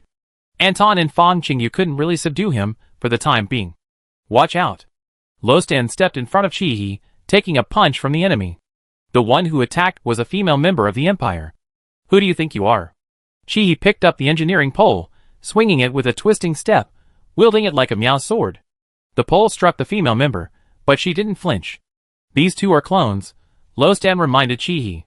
Look at their eyes, green pupils, one of the characteristics of clones. Chihi looked at the remaining 2 team members. Both of them had green pupils. Aren't they the real ones? Chihi asked through the communicator. Not sure. Regardless, clones can block out pain. Chihi understood. No wonder such a powerful attack hadn't affected her. Not afraid of pain, but not afraid of death. Chihi was completely unfazed. She proactively removed her spacesuit. It restricted her movement, but there was oxygen inside the base anyway. It was much more comfortable to be without it. Lostan looked at her worriedly. One for each of you, you take care of yourself, trust me. A sure win. The words had barely left his lips, when Chihi was already on the move. Almost instinctively, Chihi's small figure moved like a ghost. She flung the engineering pole, then nimbly leaped, landing on the tip of the pole with one leg, and delivered a downward kick with the other towards her female teammate. Bang! A loud bang echoed in the air. The force of that kick was evident. With a sharp crack, the spacesuit helmet shattered. The female team member's pupils contracted, and she quickly took 2 steps back, trying to dodge Chihi's next attack. However, Chihi didn't let her have her way. Shattering her helmet was intended to be a fatal blow. After landing, Chihi held the pole with both hands, delivering a muffled slash that struck the female team member's exposed neck. The dull thud seemed to be accompanied by the sound of bones breaking. Trust me, I successfully killed Mira Howard. Chapter 41. The live stream room fell silent for a moment. Was this something a newbie could pull off? They were used to the imposing presence of soldiers piloting mechs and wielding weapons. This was the first time they seen someone wield weapons with such masterful skill, even when naked without a mech. The crudely made engineering stick suddenly seemed incredibly sophisticated. I remember now, that's Chihi. She's studying Professor Shangwon's combat and evolution and application of cold weapons. Hey, I'm studying too. Why am I not as cool as her? Is my form wrong? Hey, here's a joke. She's a back-stretching maggot in the training room, the kind who gets tortured to the point of being unable to get up. He didn't care what the people outside thought of her. The worst part was that she strained her back. What kind of absurd simulator is this? Does it even simulate physical condition? He absolutely refused to admit that she overdone it. Even so, she bravely continued to observe her friend's situation. Lostan swiftly dispatched another female team member, maintaining his senior's demeanor. A live announcement rang out. Lostan has successfully eliminated Ada Zephyr. The remaining two sides. Well, that's a bit much. Right, what's the point of watching military boxing? But he still watched the back and forth, thuggish brawl with great interest, only regretting that she didn't have some sunflower seeds in her hand. Jenny and Sinclair were almost outside the base. The two locked each other in a neck lock, each trying to rip off the other's helmet and throw them out of the base. However, both of their helmets were wrapped in duct tape. Then, like bulls, they began to collide with each other. They collided head-on with a loud bang. The result was that both of their helmets cracked. Jenny had finally managed to kick Sinclair out of the base, but before she could even recover from the near-death experience, she discovered that Sinclair had somehow wrapped the helmet tape around her waist. So she was also thrown out of the base gate, resulting in a mutual destruction. He was about to laugh her head off. See what I told you? You should have controlled your expression. This will be a black history if word gets out. Meanwhile, Fong Qingyu and Anton were completely oblivious to the shame of a 2-on-1 fight. The helmets of the group had already been knocked off. Fong Qingyu, Donzi. Use your weight to sit on him and kill him. Fong Qingyu, ouch, you're pressing on my hand. Anton, can you even do it? Ah! Pocket his eyes. IF ****ing, League swear words, good grief. Not only did they resort to every underhanded tactic imaginable, but they also forced the stuttering Anton to unleash a string of uninterrupted profanities. Lostan, standing beside her, casually steadied Chi-He, who was nearly doubled over with laughter. He chuckled as well. Are you going to lend a hand? Chi-He shook her head. It's a sure win. Helping out would only dampen individual enthusiasm. Our team must be able to be individual kings when divided, but invincible when united. Let's just be individual kings for now, ha ha. She started laughing again, whether at her own words or at her teammates' inhuman behavior, it was unclear. But her bright eyes seemed to sparkle with color under the sunlight streaming in. Loston's face flushed slightly. Finally, the last remaining member of the Empire had given up. Lie down and wait to die. This was probably the most crushing defeat the Empire had ever suffered in its many years of challenging other factions. The Empire is completely eliminated. The Alliance has 4 survivors. The instance is in progress. The Alliance wins. Individual points reward, 1,000 points. Team points reward, 100 points. He carefully reviewed the points description. He discovered that the points awarded this time were separate from the points in the Alliance simulator. The points they earned this time were considered Empire server points, which could be used to enter some Empire maps that didn't exist in the Alliance. It was still quite worthwhile. No wonder Mars was so eager. However, Chi didn't want to challenge again anytime soon. No one could guarantee they'd be so lucky next time and draw such a random map. The instance ended, and the group returned to their own Alliance server. Except for Jenny, who died in the instance, the others were in good spirits. I've been soaking in the holographic capsule for hours. I'm practically wrinkled from all the time. I'm logging off now. Jenny grumbled as she logged off, trying to hide her incompetence. Anton and Fong Qingyu remembered to wait for Chi-He. Let's go, let's eat together. Chi-He, however, strangely didn't immediately agree. Oh, you guys go first, don't wait for me. Fong Qingyu seemed to understand what was going on, and also logged off with Anton. After seeing off her friends, Chi-He finally had some time alone with Lostan. Knowing time was precious, of course she wanted to kiss, hug, and lift her up high. Ignoring any semblance of decorum, Chi-He pounced on him. Lostan could only smile, and opened his arms to catch her. Sorry, you finally managed to squeeze out some time, and I used it to play PvP, Lostan chuckled, patting her head. So you really just happened to be there, and you didn't go into PvP to hide the truth about you wearing sunglasses, right? Chi quickly covered her sunglasses. Don't wear them anymore, I saw them. Oh no, I forgot to take off my helmet before the fight. How could I be so careless? Chi tried to protest. It's just my appreciation for my savior, pure appreciation. I believe you. Lostan held up 4 fingers, pretending to swear. Chi grabbed him. This wasn't allowed. You're already in a relationship. How can you back out? Lostan smiled. So, do you like Jianchen or me? What a nutcase. How can someone be jealous of themselves? Chi hesitated before asking, Jianchen is your clone, right? She had seen Mira Howard and Ida Zephyr's eyes in the PvP instance. The matter was finally confirmed. Lostan remained silent for a long time. Forget it, if you can't say it then don't. She understood the confidentiality agreement. Lostan pulled her closer and embraced her. I'm sorry. His voice was soft, yet she could clearly feel the vibration of his vocal cords above her head. I shouldn't have sent you to Gasang.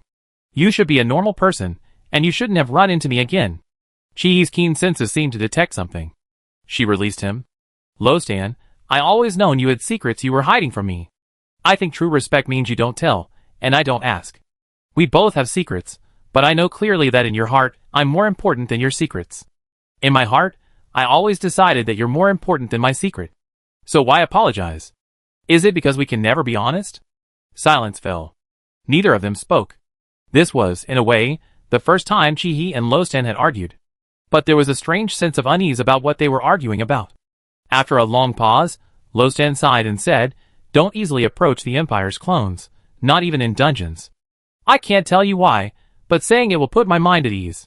Chihi understood this time. He was afraid she would implicate him. Chihi didn't want to, and couldn't, continue this topic. It was too heavy. Chihi pouted and said, Have you ever heard of couples looking alike? Huh? Lostan was completely taken aback by her question. Do you know why married couples start to look more and more alike? Why? Because there's a mysterious kingdom of microorganisms inside the human body, known as the second genome. And they're mostly found in. Chihi suddenly moved closer, wrapping her arms around Lostan's neck. In human saliva. Lostan hadn't even reacted when the soft touch was precisely transmitted to his peripheral nerves through the holographic pod's conjugate mode. His mind went blank, as if it had crashed. Chihi was kissing him. The kiss was short yet so long. Chihi's face flushed crimson. She felt a little perverted kissing someone through a simulator, but the thought of Lostan's face turning bright red made it all worthwhile. Serves him right for being so coy.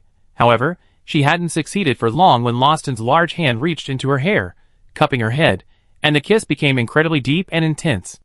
Oh no, she accidentally opened Pandora's box. When they separated, Chihi was completely dizzy.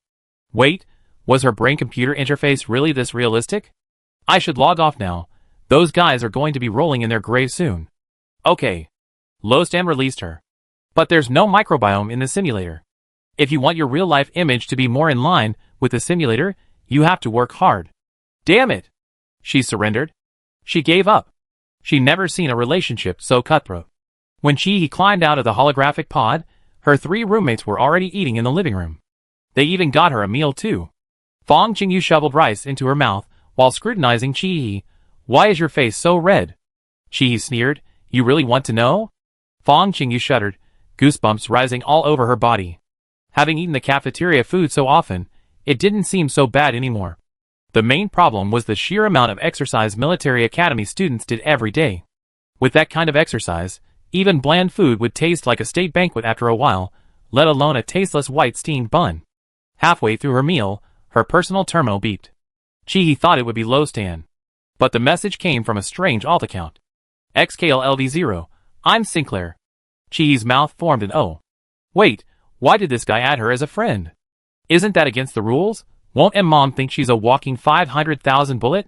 XKLLV0, you know who I am. I added you for no other reason than to have another fair match with you. Trust me to win LV1. A real man doesn't soar loser. XKLLV0, I don't represent the Empire, I only represent myself. Chihi thought for a moment, and it wasn't a bad idea. Trust me to win LV1. Let's do it later, I don't have time right now. Chapter 42. Huh? Wait a minute. Chihi's mind went blank for a moment. Trust me and I win LV1. Did you get the wrong person? I'm not the one who's going to kick you in the groin. Sinclair on the other side had been typing for a while without sending a message, seemingly shocked by her words. Chihi's words were shocking and relentless. Trust me and I win LV1, VMe50, and I quickly send you her contact information. XKLLV0, what 50? Sigh, this is hard to explain. The loneliness of playing with memes alone. Forget it, forget it. Chihi quickly passed the trouble to Chijiani. Princess, 50 star coins, I find you a sparring partner. Guaranteed profit. No loss. Chijiani, Chihi's peaceful time didn't last long. After finishing the simulation dungeon, physical training still had to keep up. After finishing her meal, Chi immediately went to the training room. However, once inside the training room, things took a turn for the worse. Wait, why are you all staring at me like that? A senior student stepped forward, weapon in hand. Chi wanna fight? Chi was completely bewildered. Senior, I'm weak, please let me off the hook. The senior, hey, 50 star coins, let's just exchange a couple of blows, nothing more. Good grief, did she have some kind of magical power? The 50 star coins she hadn't earned from Chi Jianni were waiting for her here. And judging by the atmosphere, it seemed like there were more than just one or two people wanting to spar. Hey, don't start lining up before I even agree. Then Chi angrily earned 500 star coins in the training ground, but she was simply too tired to earn any more. These senior students might not be the most skilled, but their stamina was incredible. Towards the end, Chi's hands and feet started to go numb. Chi, I can't do it anymore. Next time. When is next time? Too enthusiastic. Chi opened the military simulation forum, completely bewildered. A post was prominently displayed at the top. The ceiling of naked soldier combat power, actually a maggot supporting his back. The content of the post was exactly the video content of her challenge in the Empire. You're the maggot. You're the maggot, damn it! Who came up with this title? Who's so bored? Although it had a similar style to her past rumors, the protagonist being herself made it less appealing. Let's go! If I don't beat you all down today, I'm not Chi. The following days were uneventful but fulfilling. Every day was a 3-point line, classes, training in the training room, doing homework in the dormitory. Under the abnormal love of many senior students, Chi's physical fitness also improved by leaps and bounds, her weight successfully rising from under 100 pounds to over 110 pounds, and she no longer looked so frail. Aside from still getting beaten up under teacher Shangguan, Chi could easily defeat other upperclassmen with her spear and sweep away their packs. Of course, there were also setbacks. Lo Stan, whom she thought she would see soon, stopped responding to even her daily messages after logging off that time. The message interface was now filled only with her own mutterings. Then came the news of Colonel Andre, Commander-in-Chief of the Alliance Planetary Defense Force, passing away into Hoffa. All the noise in the classroom fell silent at that moment. Chi was stunned for a long time upon hearing the news. She still remembered that commander with gray hair, but a spirited demeanor, even one for gossip. How could it be so sudden? Chi didn't come to her senses until Chi Jianni next door shook her vigorously twice. Was he killed in action? Chi Jianni shook his head. Colonel Andre died of natural causes at the age of 51. All classes at the First Military Academy were suspended. Colonel Andre's belongings were sent back to Gasang. Only his belongings. This is the Alliance's tradition. After an active duty soldier dies, there is no concept of returning to their homeland. They are buried where they died, on the land they fought for. The long, drawn-out tolling bells rang out over the 3 military academies of the Alliance: the First Military Academy, the Tianshu Defense University, and the Linglegler Comprehensive Military Academy. Everyone mourned this commander, who dedicated his life to the Alliance with heavy hearts. Even those who had never even met the colonel lived in his presence. From this day forward, he would live on in the hearts of every military academy student. Everyone knew that it was because of the sacrifices of these predecessors that these children, were able to grow up safely. Mars played Colonel Andre's last words to everyone, the audio being his own voice. I'm so scared. This was the first sentence of his last words. Chi touched her eyes, a wave of sorrow washing over her. Don't laugh at me, but I've been scared since my first day at military academy. When I was born, my ancestors had already been fighting the Zerg for centuries. From initially being afraid of the Zerg, to being afraid of losing my comrades and loved ones before me, to seeing death notices sent to their families and feeling panicked, to eventually fearing the extinction of humanity.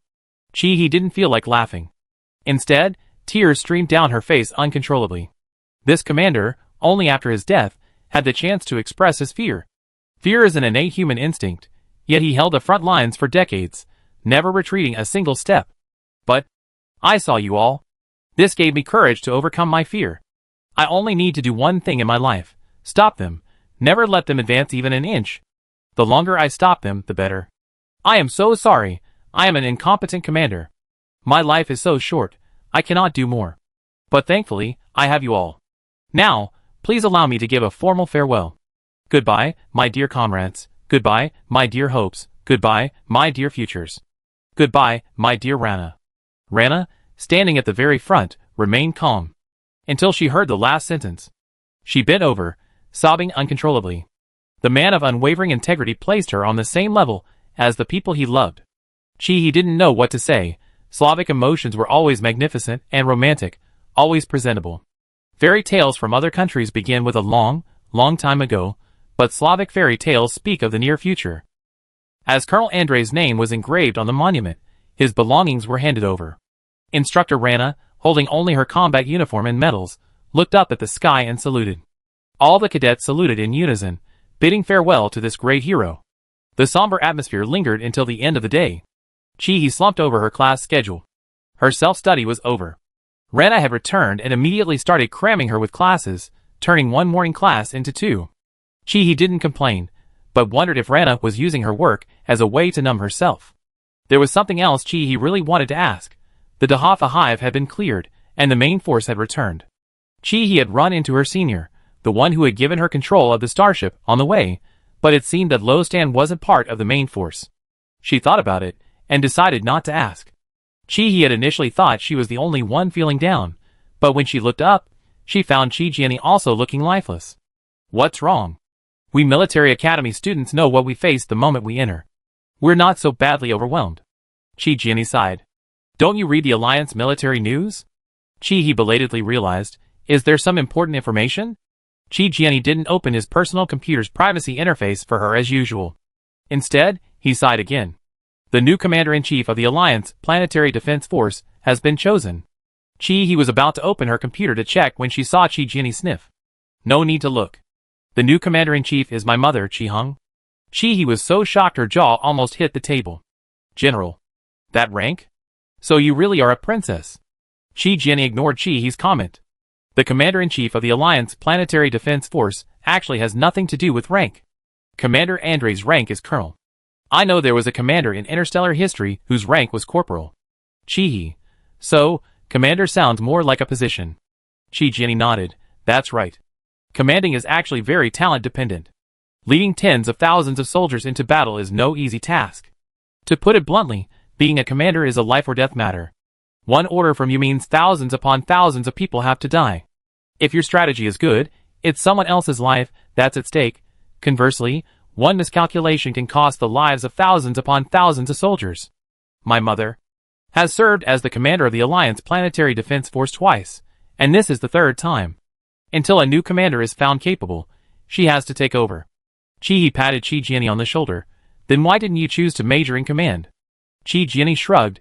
I wanted to, but my talent wouldn't allow it. My sister and I have always been competitive since we were little, and after many years of this, we realized we were both useless, just good for fighting.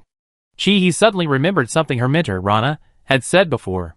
Different types of spiritual power are because everyone's awakening will is different. Those who awaken beta spiritual power all have someone in their hearts they would protect even at the cost of their own lives. From this perspective, it's not hard to understand why the princess's mental strength is a defensive beta type.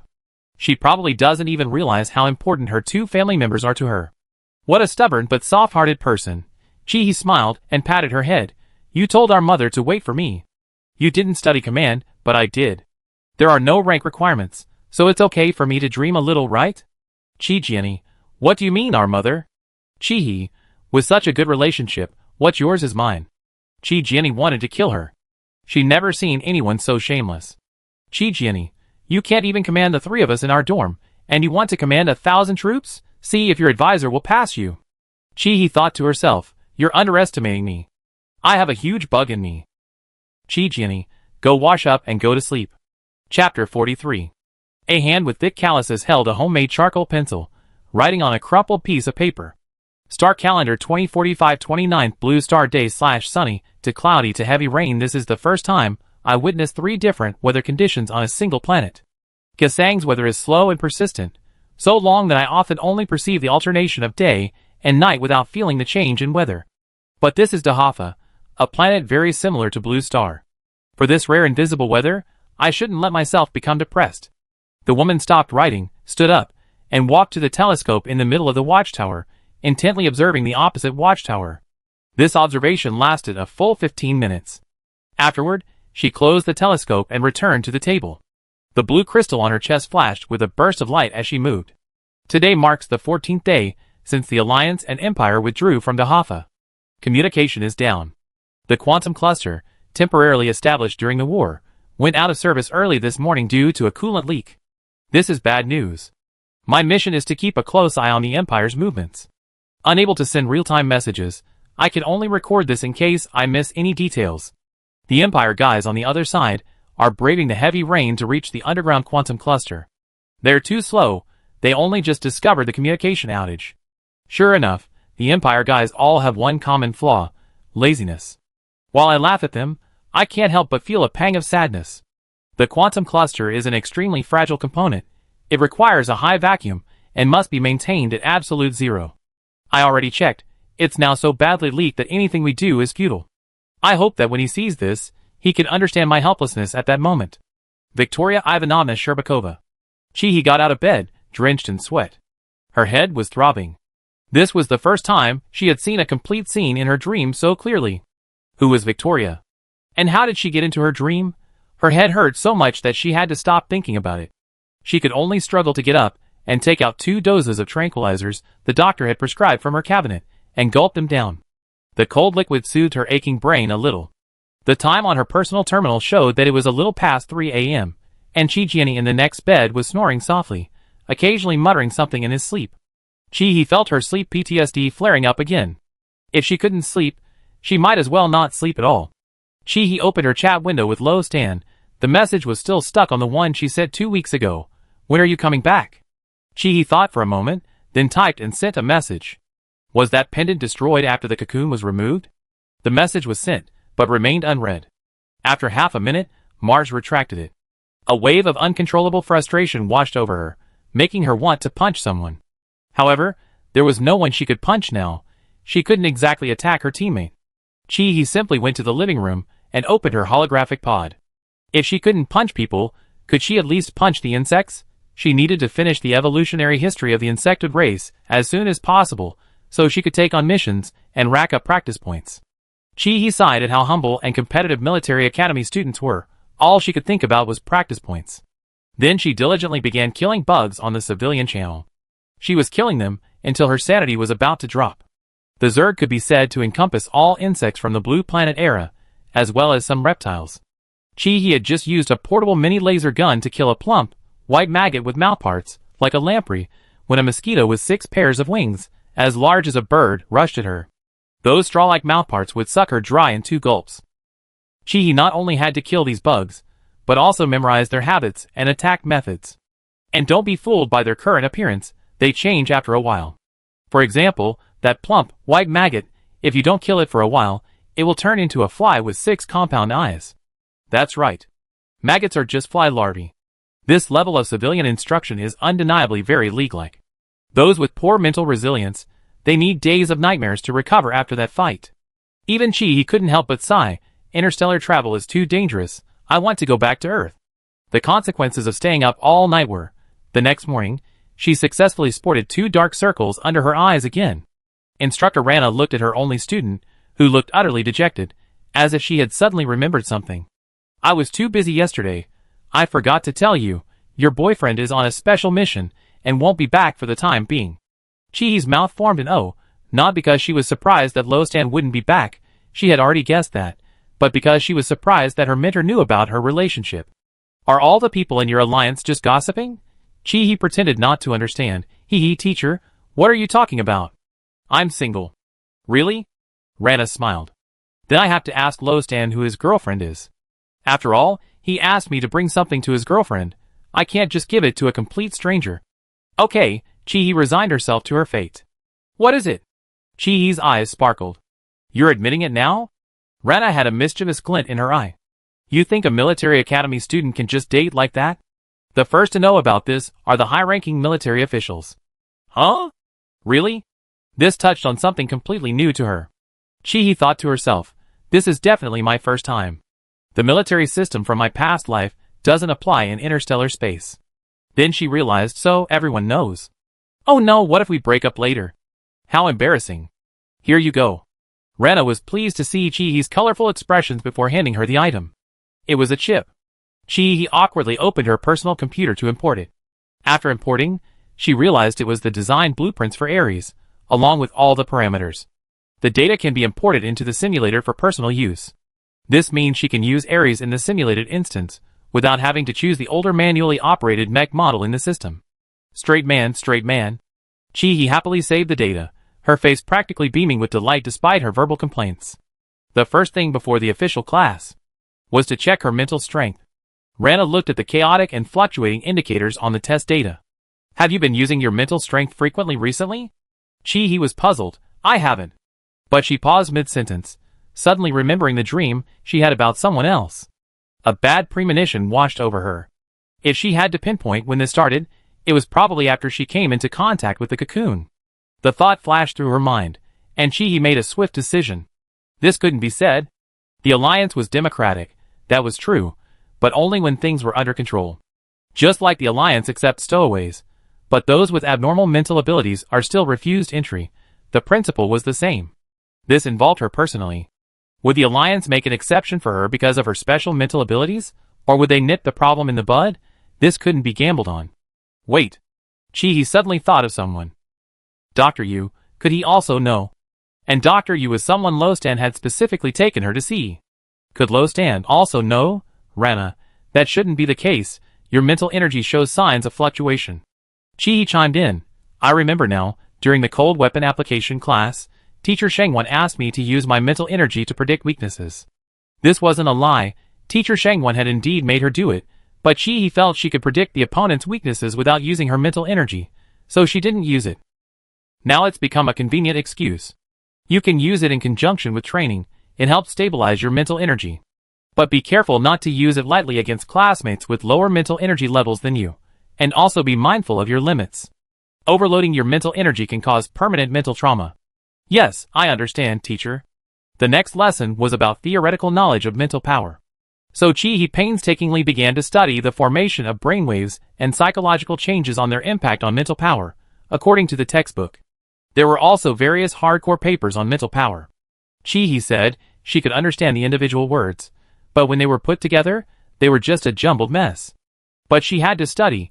It was for the final exam. Finally, get out of class ended, only to find that the afternoon class was one she had never taken before. Mars had chosen it for her. Psychological trauma and treatment. The final result was probably the same method Lostan used to calm her down into Hoffa, a head-to-head confrontation. By the end of the day, her mind was filled with nothing but mental.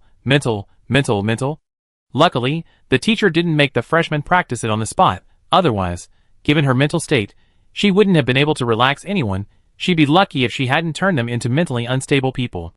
Back in her dorm, Chi-He buried herself in her metal bed, not wanting to get up. So it's not just physical cultivation that's torturous, magical cultivation is even more deadly. Dual cultivation is annihilation. Chi-Jianni looked at her with exasperation. Stop lying there, I have an interesting activity for you. Do you want to participate? Chi-He waved her hand. Princess, please spare me. Chi-Jianni, I'm serious. Search for this year's Military Academy League. Military Academy League? Chi-He was skeptical. With the intensity of study at the first military academy, who would participate in the Military Academy League? What are they competing in?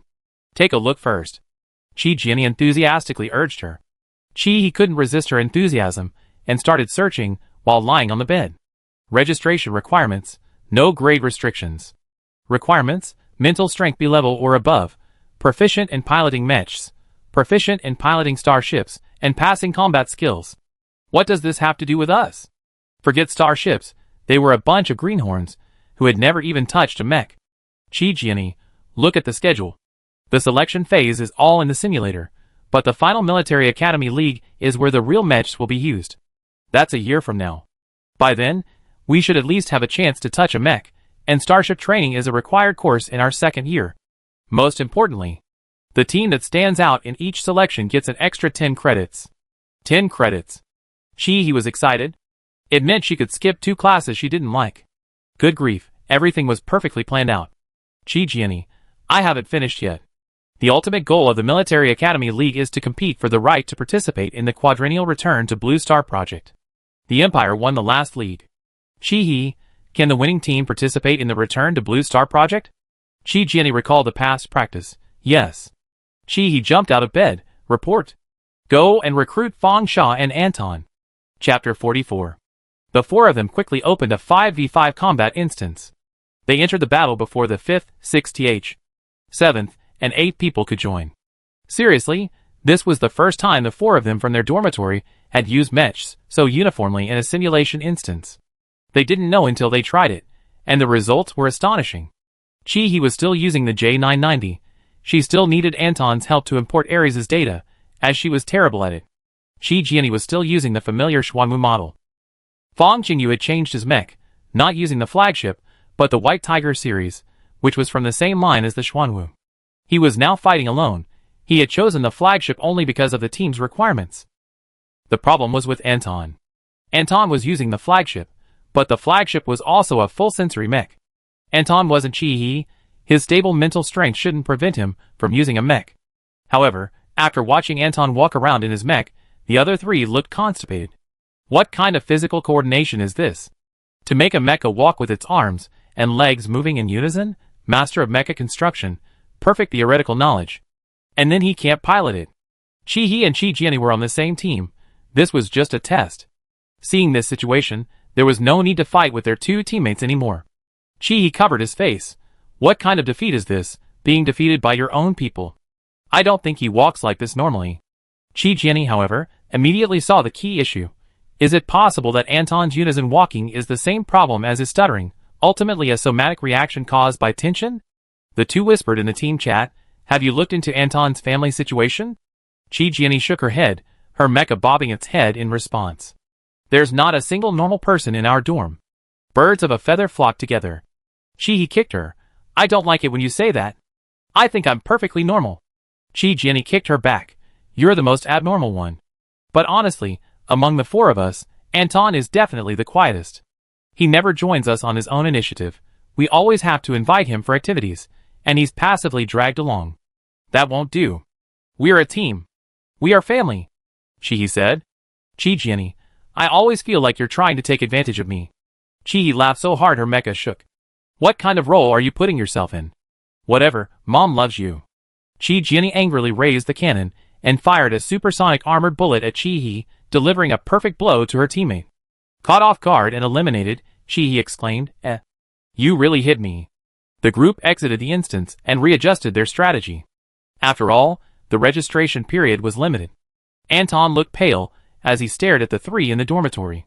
Actually, I really am not cut out to pilot Mechs. I see myself as a support role. Why don't you guys find another teammate? Shi interrupted Anton's thoughts. Anton, I think we can't do without you. You saw how reckless Princess and Salty Fish were last time, right? I think if they were in mech combat, with their personalities, the Mechs would fall apart halfway through. Fang Qingyu retorted, Isn't you the most reckless one among us? Chi kicked Fang Qingyu in the back. Surprisingly, Chi had been working out these past few days, and her kicks actually hurt quite a bit. Get out of the way, get out of the way. Command and logistics are discussing tactics. What business is it of you individual soldiers? Shi Jianyi ignored Chi-He's rubbish-sounding remarks. I seen the competition schedule. There are 3 rounds in total. The first round is a selection within our first army, essentially choosing the top teams from our own military academy. The second round is nominally a selection across the entire alliance, involving 3 military academies, but in reality, we also have to add a team selected from within the alliance planetary defense force. Chi gasped, then what's the point of fighting? The alliance planetary defense force is involved, are we just supposed to participate? Come to think of it, that's actually the case. Shi Jianyi sighed, the third round of the competition is a real-life battle. Although it's called a friendly match, meant to be a friendly contest, all participating Mechs and starships are equipped with high-powered thermal weapons. Swords and bullets have no eyes, let alone thermal weapons. Previously, it was 3 military academies, but 4 years ago, the Empire exploited a loophole, including enlisted military academy students in the graduating class. So this is a backup plan from the Alliance, setting the bar high. If they can't beat the Alliance's planetary defense forces, then the real army will have to step in. This is information I secretly got from my mother, don't tell anyone. Chi quickly shut his mouth, making a zipping motion. Insider information from connections, you can't disbelieve it. But this makes winning much more difficult. Fang Qingyu smacked his lips. So we're just focusing on participation? You can't say that. It's 10 points. Winning the first round is 10 points. I'd rather be piloting a mech in the holographic pod than writing a thesis. This is really down to earth. If word got out, there's not a shred of national pride, just a thirst for academic credits. If Professor Agatoli knew this, he failed them all. However, Chi-Hee actually wanted to go back to Earth. It was probably a deep-seated obsession of hers. Compared to seeing the virtual Earth in the dungeon, she wanted to return to her homeland once more. Anton weakly raised his hand. I actually don't want this tin. He could totally write a paper. Really? Fong Qingyu put his arm around Anton's shoulder. That won't do. The family has to be together. It really won't do.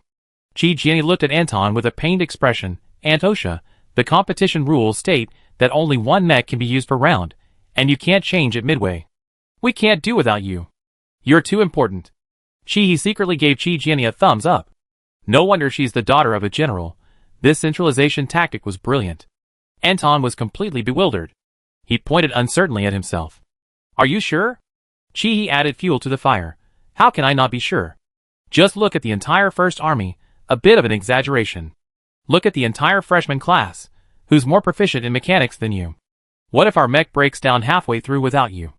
Oh, by the way, I need you to import data from one of my mechs. Anton fell for it. What mech? Let me see. Okay, I send it to your personal computer. Chi immediately sent the Ares data. I want to see it too. Fong Qingyu sniffed around like a husky. This is probably the unique romance of boys. Anton is obsessed with mechs, while Fong Qingyu is obsessed with piloting them. Nothing is more interesting than a mech he's never seen before. Chi, however, wasn't particularly excited. She already piloted a real mech into Hoffa. The flashy simulators were beneath her notice. Watching Anton and Fong Qingyu both open their holographic pods and dive back into the simulators, Chi and Chi Jianyi secretly high-fived. Chi, what did I tell you? Once it comes to Anton's area of expertise, he immediately overcomes his nervousness. Chi Jianyi clapped her hands. Then let's call the senior to confirm the team registration. Chi, who had been grinning foolishly, suddenly stopped. The air was silent for a long time. Let's find someone else. He's probably busy lately. Chi Jianyi seemed to sense something and leaned close to her ear. What's wrong? Did you break up with your online romance? Chi wanted to kill her. Who had an online romance? This was a perfectly legitimate relationship, the kind that had been reported to the military. But this relationship was worse than an online romance. Seeing each other once a year, it wasn't just a joke. It's okay, the internet speed is so fast these days. Use your womanizing ways, you can fall in love with 5, 6, 7, 8 guys in a second. Then Chi slapped her on the back, and the two started playfully wrestling. Finally, Chi Jianyi couldn't resist Chi-He's tickling skills and begged for mercy. Chi Jianyi, this is a bit difficult. Who can we ask right now? The upperclassmen all have their own teams, and they won't accept us freshmen. In the eyes of the upperclassmen, freshmen are basically just there to join in the fun. Then let's go find some freshmen. Chi came up with an idea. Let's go check out the dorm next door. 365? Who are we going to abduct? To be honest, Chi Jianyi didn't seem to know anyone in dormitory 365 very well. Chi, let's make a bet. Whoever opens the door gets abducted. No sooner said than done. The two boys in the dormitory had already gone to the holographic pod to study the mecha, so this task fell to Chi and Chi Jianyi. The moment the door opened, they suddenly didn't want to go anymore. This damn 2 kilometers. By the time the two knocked on the door of dormitory 365, neither of them wanted to speak. Hong Roro opened the door, and seeing the two panting girls at the door, she was almost startled. Chi and Chi Jianyi each took one of Hong Roro's arms. Roro, we known each other for so long. Hong Roro was confused. What kind of friendship? The friendship of shooting me dead during the freshman free-for-all? Chi and Chi Jianyi said in unison, a friendship for life. Hong Roro was significantly taller than Chi and Chi Jianyi. Chi and Chi Jianyi weren't short either. Chi was 1.72 meters tall without shoes, and Chi Jianyi was slightly shorter at 1.7 meters. Hong Roro, despite her gentle and sweet name, was nearly 1.8 meters tall. Her features were rugged, with thick eyebrows and large eyes. It has to be said that interstellar people are truly genetically superior. With that physique, she looked like she could take on 3 people. This was a sure thing. Under the persuasive skills of Chi Jianyi and Chi, Hong Roro successfully joined the team. Chi, I forgot to ask Roro, what's your major? Hong Roro, battlefield medic. Chi Jianyi, this damn makeshift team, maybe we should just give up. There's no way they can get 10 points. Chee-hee, Hongruoruo crossed her arms, her fingers cracking like popping beans. If you two are joking about me, I don't mind showing you the basic qualities of a military doctor. Chapter 45. Many functions within the Alliance's military simulator aren't actually available to every military academy student. For example, the virtual modeling function Anton is currently using is specifically designed for mechanical engineering students. However, some students outside their major do create mechs for fun, but almost no one dares to drive them. They're only interested in the novelty of the appearance. You see, the Alliance's military simulation instance doesn't involve pain, so even the mech creators probably wouldn't dare to drive their own creations. Who knows if the materials used in your build can withstand the high-energy explosion of a nuclear fusion engine without falling apart. As a joke, the first person to pilot their own self-created mech into the instance, and was an engineering student, turned into a Peking duck in the cockpit before the mech even left the cabin. Therefore, the modeling room is jokingly called the Alliance's Lego City. Real mechs capable of entering the simulated battlefield are extremely complex to build. All the materials needed for the mecha, including the metal frame, shell material, drive module, energy source, etc., need to be converted into data and imported into the simulator before it can be used properly.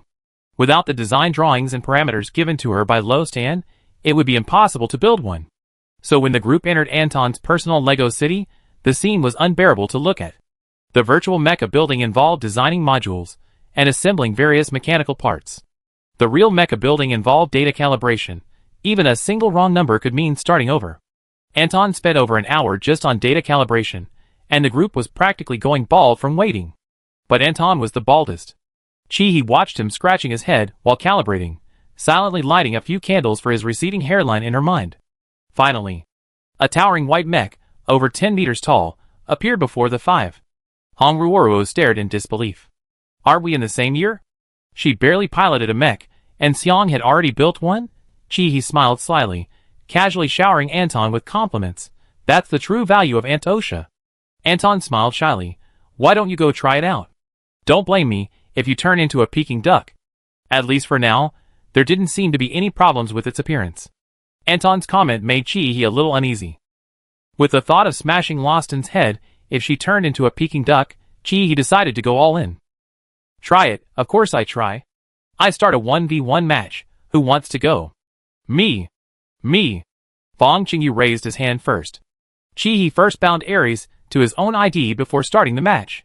Fong Qingyu chose the White Tiger Series mech to enter the competition room, while the others chose to spectate.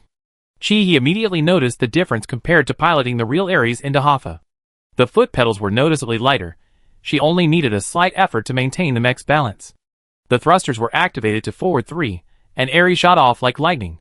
Fong Qingyu, on the other hand, hadn't even finished equipping himself when he was struck face to face.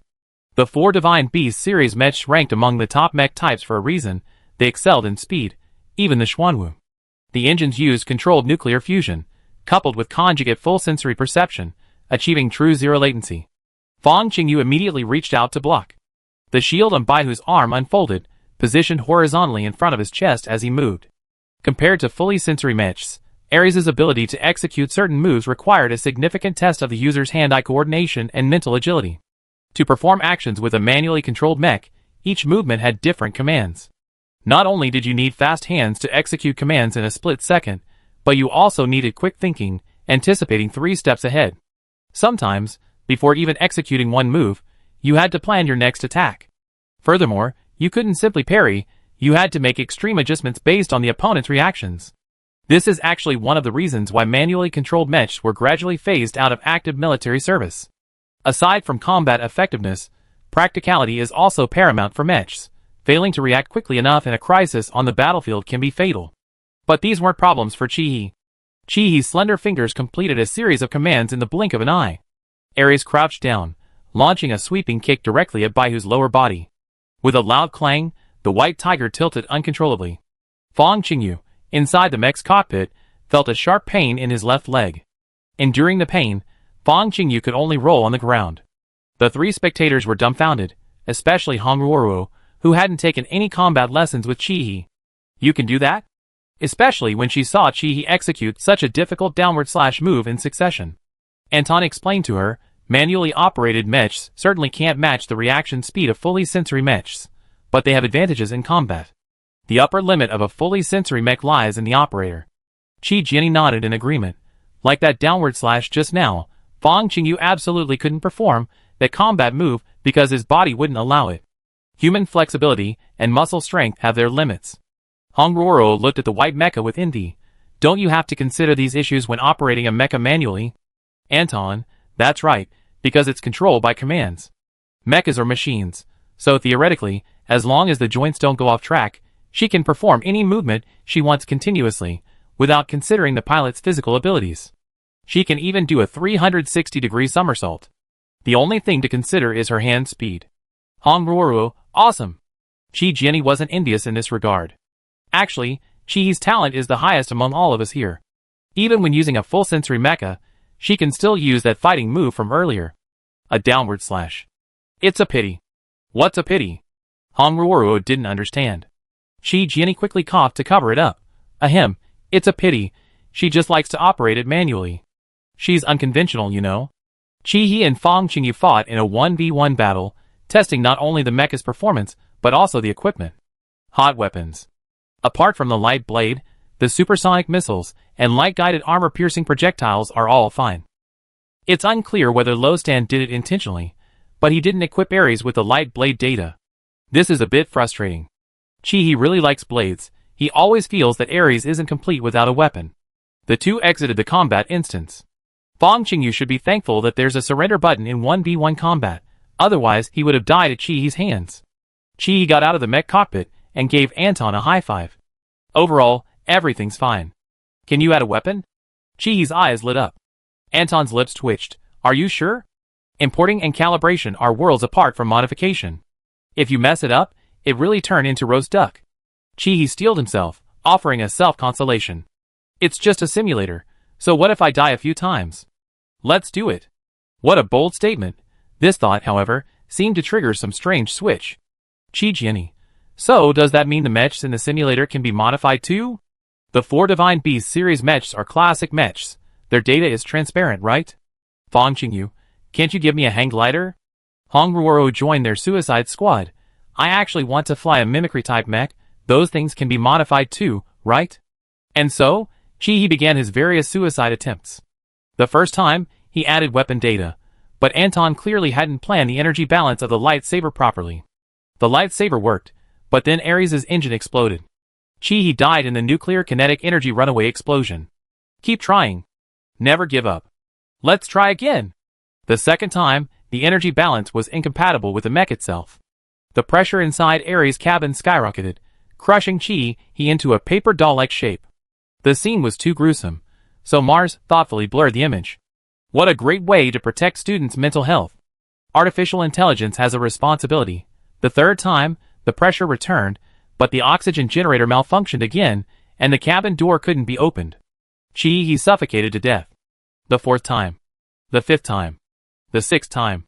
After finally experiencing the death of a Peking duck, Qi Jiani trembled beside him. I suddenly think Xuanwu is pretty good.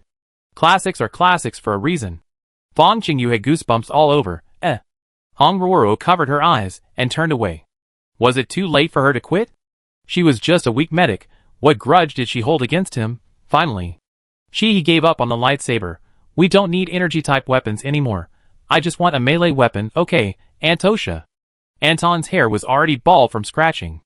Let's keep going.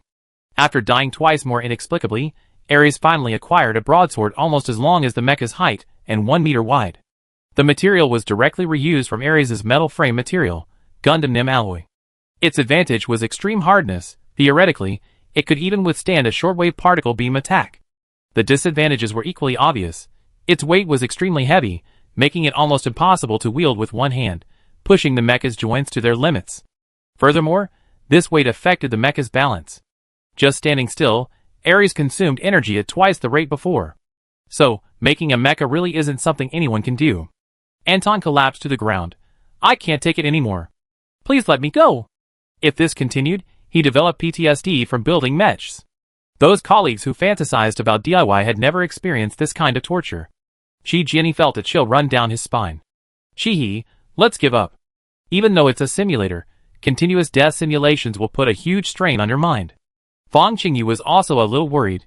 This is harder than building a weapon in the real world. Chi-He, who hadn't died this time, stared at the broad-bladed giant sword. One last try. If it doesn't work, then give up. She didn't care about herself, but she had to think about her friends. They'd been in the holographic pod for about 8 hours, which was about 4 hours in real time. They genuinely cared about her. They definitely didn't want to leave her alone. Chi-He, the material data doesn't need to be changed. I think the weight is too high, because the blade is too long and wide. Could we reduce the blade width by half, and the length by 30%? Chi-He was describing it based on the shape of a Miao sword. Anton struggled to his feet. This is the last time. For pairs of eyes stared at the data on the model template. Although they couldn't understand a word, their hearts were in their throats. Anton checked the Ares Mechs data 3 times, confirming there were no anomalies or incompatibilities, before carefully adjusting the weapon parameters. He hesitated to press the last attachment button. Chi-He stepped forward. Let me do it. A flash of white light.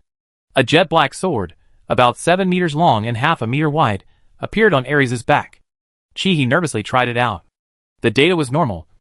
The mech's balance wasn't affected, although the energy consumption was still higher than before, but not as outrageous. Chi-He held the sword and swung it in midair in a drawing motion. Boom! The sound of the mech wielding the sword was beyond mere clang.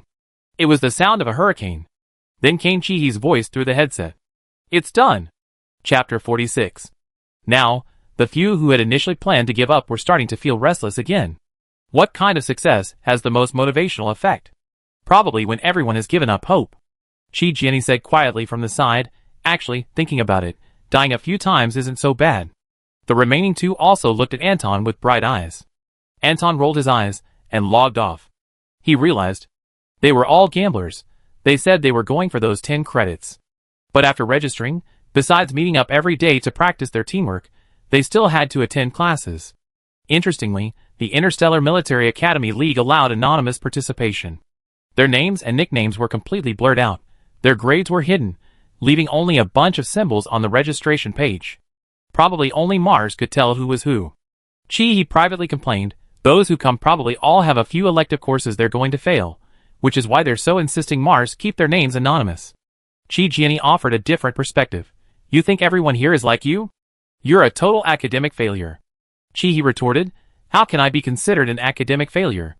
Real academic failures don't care about keeping their names anonymous. It's precisely because I'm stuck in the middle, carrying this burden, that I struggle sob. Actually, the senior students in their 3rd and 4th years really value the Military Academy League.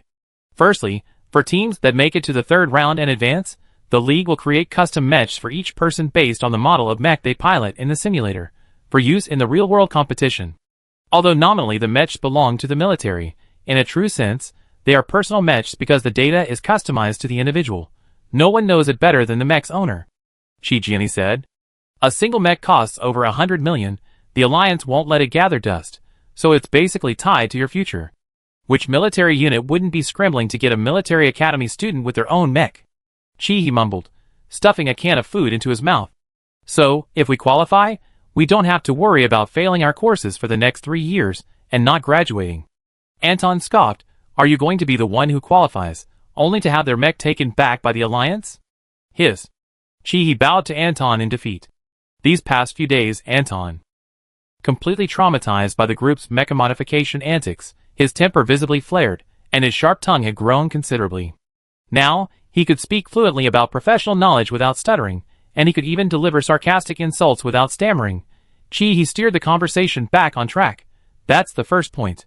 What about the second? Fong Qingyu interjected, is that even a question? It's definitely for the honor of the Alliance.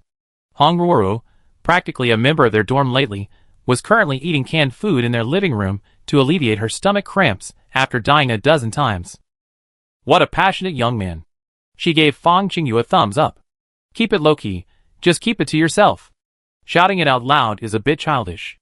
Actually, it wasn't anonymous at first, but then too many military academy students who signed up got beaten up afterward, so they strongly demanded that Mars implement anonymity. Ha ha ha. He couldn't help but laugh out loud. Such a realistic example. That's a good name. With so many people participating in this election competition, even though I know my child might not be good enough to stand out and participate in the live fire competition, What if they get lucky? Families who can afford to send their children to military academy are certainly aware of the risks, but the anxiety is unavoidable.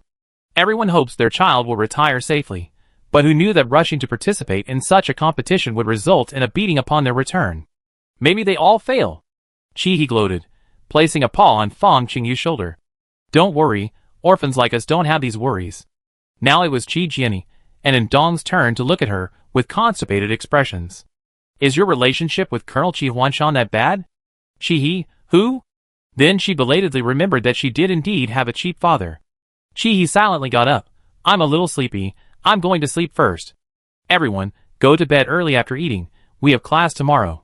Everyone, Victoria's gaze was fixed intently on the entrance to the underground passage through her binoculars. Her fingers were slightly red and purple from the pressure. That imperial brat's been inside for a full hour. Even with the coolant leak, preventing absolute zero, the underground temperature is still tens of degrees below zero. He won't freeze to death in there, will he? But what does it matter to me? It would be better if he died. Victoria waited another 10 minutes. She irritably gripped the pendant around her neck. Then she began donning her exoskeleton armor.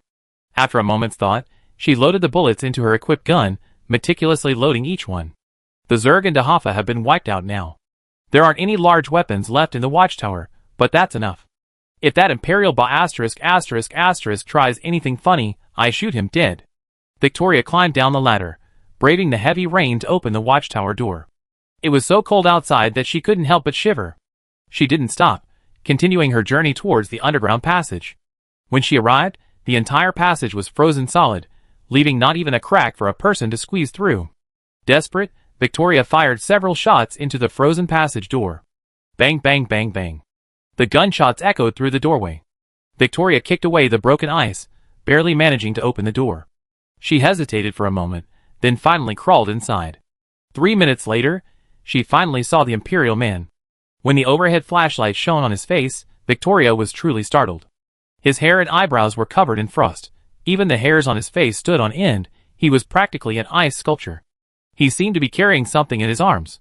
Victoria didn't have time to worry about that. She hoisted him onto her back and struggled back.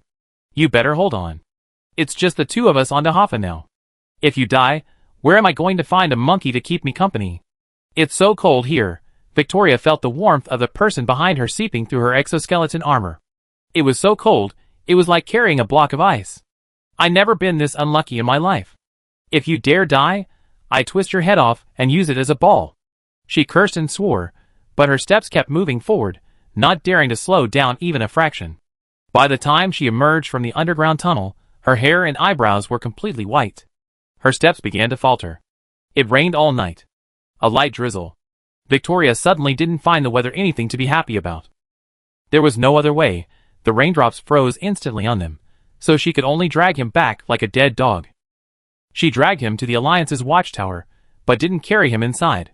They were enemies, belonging to different factions. The Alliance's territory didn't allow enemy personnel to set foot. That was the bottom line. Fortunately, this offered some shelter from the rain. Thanks to her relentless efforts, the Imperial man hadn't died. As the sun rose, Victoria saw his face clearly, a very handsome Eastern face. Why would a perfectly good Easterner go to the Empire?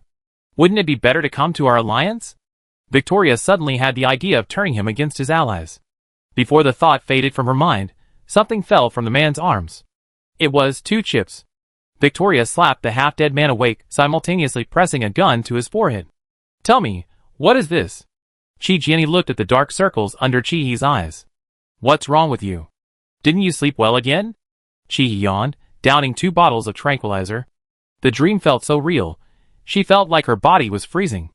After thinking about it, she decided not to mention her dream about this Ms. Victoria. It was hard to explain, and mentioning it would only make her seem weird. Qi-He, I think if I stay up for 2 more nights, I can finish the evolutionary history of insectids. Qi Jiani was once again shocked by Qi-He Schrodinger's cat-like academic failure. How hard had she worked? Qi Jiani, when did this happen? This course should be taken for at least half a semester. Otherwise, why would the practical exam in the first year be so difficult to get? The biological evolution of the Zerg isn't a required course, nor is it an elective, because the exam is conducted within a simulator. Students must complete a Guess Who I Am Zerg quest within a time limit, then fight the Zerg in the simulator, achieving a 70% weak point hit rate to pass. The exam is proctored by Mars, so cheating is impossible. With so many Zerg species, just recognizing and memorizing them all would take a month, let alone achieving a weak point hit rate. Chi gave a wry smile. I'm quite talented at fighting Zerg. This wasn't a lie. Chi had probably seen the ancestors of these Zerg on Earth. She had a natural talent for memorizing Zerg. Aside from the slight sanity loss from fighting them, it wasn't a problem for her. Chi Jiani quickly cheered up again. Does that mean we can take on missions ourselves? Chi smiled. More or less, call me sister, and I be your lapdog. Chi Jiani ignored her, tossed her a can of food, and left. Despite the immense pressure, classes must continue. Chi's class today is AI Intelligent Development. And the teacher is none other than Mars. Wow, Mom truly lives up to her name. She's juggling multiple roles. The equipment is incredibly advanced. Everyone in the classroom can turn on their personal computers, put on VR glasses, and chat happily with Mom. No matter how many students there are, it's no problem. Mom can manage the food, clothing, housing, and transportation of 4 billion Alliance citizens online with ease. Let alone a few dozen military academy students, she could easily provide one-on-one instruction even with hundreds of millions more. As soon as she put on the VR glasses, Mars jumped out cheerfully. Mars, good morning, Bowsy. What do you want to learn? Chi, huh? No, you're the teacher. You're asking me what I want to learn? Are you crazy? But Chi does have some questions. Mom, were you used in the Battle of Dahomey 20 years ago? Mars, Dahomey 20 years ago, huh? It brings back fond memories. Chi, can you be serious for once? Before that, I need to explain the operating mode of artificial intelligence to you. Like how I can appear in your personal computer now, what's running in your computer is just a node of mine. The processing power isn't handled by the computer itself, but by my central cluster hub. The central cluster hub is the quantum cluster. So what was running in Dahomey 20 years ago wasn't me, but a backup of me. That was me, and yet it wasn't me. Chi, can you explain it more simply? I don't understand. Mars, exasperated. I can tell you're a terrible student. Don't you know you don't even prepare before coming to my class? Chi thought, prepare? What's the difference?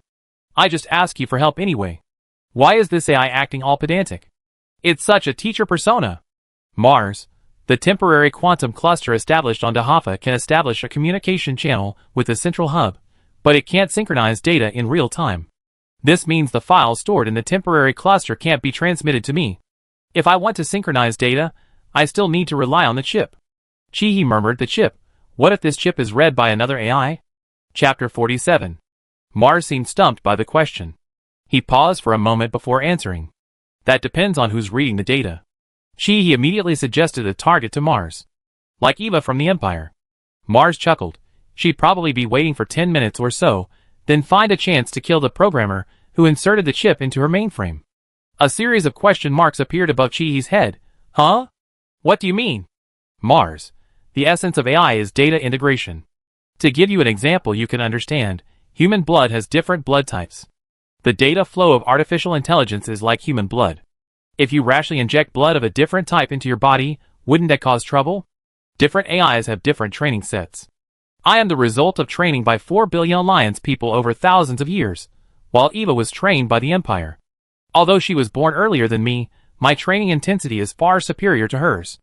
Chi listened to Mars's slightly proud tone. TSK. By connecting to my chip, she's essentially passively accessing the will of 4 billion people in the Alliance. This doesn't mean she understands our alliance. The logic of the data world is different from that of humans. This will create a paradox with her own underlying logic regarding the Empire, making data corruption inevitable. Of course, the reverse is also true. Eva and I are both huge sources of pollution for each other. Once we detect each other's presence, we do our best to intercept, package, and release each other's data. Chi was greatly shocked. No wonder hackers in the ancient Blue Star era could crack all kinds of firewalls with just a chip. Mars was also greatly shocked. You academic failure. Are we talking about the same thing? Chi ignored Mars's exasperation. Isn't there any other possibility? She thought of the clone she had killed on the tarmac, and the 2 chips in the arms of the Imperial man she saw in her dream. Mars paused. If there really is a possibility, then it can only be what you humans call artificial intelligence developing self-awareness. Chi involuntarily shivered. After working non-stop for over half a month, Anton finally finished modifying all the Mechs in the team. Qi Jiani modified her Xuanwu Riot Shield into a melee berserker that combined defense and offense, doubling the weight of the shield to truly kill with a single blow. Fang Qingyu took an unconventional approach, directly abandoning the White Tiger. His mental strength was only B, so he simply didn't choose an offensive type, opting instead for the Azure Dragon type mech with maximum speed. His running speed was phenomenal. Even Qi he almost couldn't catch him. With the addition of stealth armor, he was practically a mobile survival king. Then Hong Ruoro joined. Who says medics can't have a fighting spirit? They initially agreed to choose a mimicry mech, but ended up choosing the Vermilion Bird, the only aerial combat mech, requiring a high degree of balance. Hong Ruoro, I can keep my hands suspended in the air in a completely still state for 15 minutes. Qi he observed her, skeptical, and was blown away. It really was possible. Apart from her pulse beating, she remained completely still. She'd be invincible in the Blue Line Challenge. No wonder she studied battlefield medics. In the end, Anton himself chose the flagship, but he converted almost half of his reconnaissance drones into attack drones. Great! A bunch of oddballs have gathered. Qi he even felt quite handsome looking at himself. The first selection competition was scheduled for Saturday night at 8 p.m. The group finished dinner early, and crawled into their coffins to start forming teams. Although the Alliance thoughtfully anonymized everyone's names, one piece of information remained: the participating military academy students' majors. Have you enrolled today? In the live stream, Senior Hebai scrolled through a series of participating teams, unable to help but chuckle. This year's first competition is as lively as ever. Senior Hebai scrolled for half a minute before finally reaching the end of the registered team numbers. Aside from those who were too busy with missions, and those already in the military, it seems like every military academy student in the entire Alliance is here. Previously, most of the viewers in Senior He's livestream were students from the 1st Army chatting casually. This time, however, the number of viewers surged, with students from the Sky Defense and Ren General Training programs flooding in, including those from non-military majors. The live stream was instantly bustling with activity. Wasn't this supposed to be a competition for 3rd and 4th year students? Why are you saying that military academy students from the entire Alliance are here? Let me explain to the person upstairs. The Interstellar Military Academy League doesn't have grade restrictions, so theoretically, military academy students from all grades can register. These freshmen haven't experienced the harsh realities of life. It's just a one-day trip. We can't dampen the enthusiasm of our juniors. Actually I signed up too, but I stupidly accepted a mission and completely missed the competition time. This comment immediately drew laughter from the viewers. This guy's obviously a first-team student. After all, Tian Shu and Ling Legler don't grind monsters. Senior, if you watch the live stream while on a mission, be careful Mars deducts your credits. Don't worry, I'm back, just missed the login time. Senior Hebai cleared his throat. Here's a method to distinguish between a one-day wonder and a real competitor. Senior Hebai casually clicked into a team. Although we can't see the names, we can tell that they're newbies just by looking at their team composition. This team in front of us is clearly not a newbie. Their composition is very balanced. 1 commander, 2 individual combatants, plus 1 repairman and 1 medic. This is obviously a specially arranged team for future needs. The individual combatants are responsible for offense, the commander for planning, and the medics and repairmen are there for prolonged combat. Only veterans would dare to configure a team like this. This places extremely high demands on the individual combat abilities of the early game players. Because? Senior Hebai drawled, then randomly clicked on another team. Because the newbie teams on their one-day trips are basically all individual combatants. The viewers in the live stream, seeing that all 5 members of this team were majoring in information science, individual combat, covered their faces in disbelief. Such abundant martial spirit. Of course, everyone doesn't need to worry too much about individual combatants losing in a 2v5 situation. Senior Hebai smiled smugly. The 4 students in dormitory 366, plus Ruoro from 365, were all ready, waiting for the countdown to end. A flash of white light. Qi opened her eyes, and immediately felt something was wrong. This is a slightly unfamiliar control system and joystick. Qi even wondered if she had transmigrated again. Then, the other 4 members launched into a tirade of profanities in the team chat. Fang Qingyu, holy crap. What is this? A forced landing in a starship. I don't even know how to pilot a starship. He hadn't even opened a starship manual, let alone pilot one. His first time on a starship was on a smuggling ship.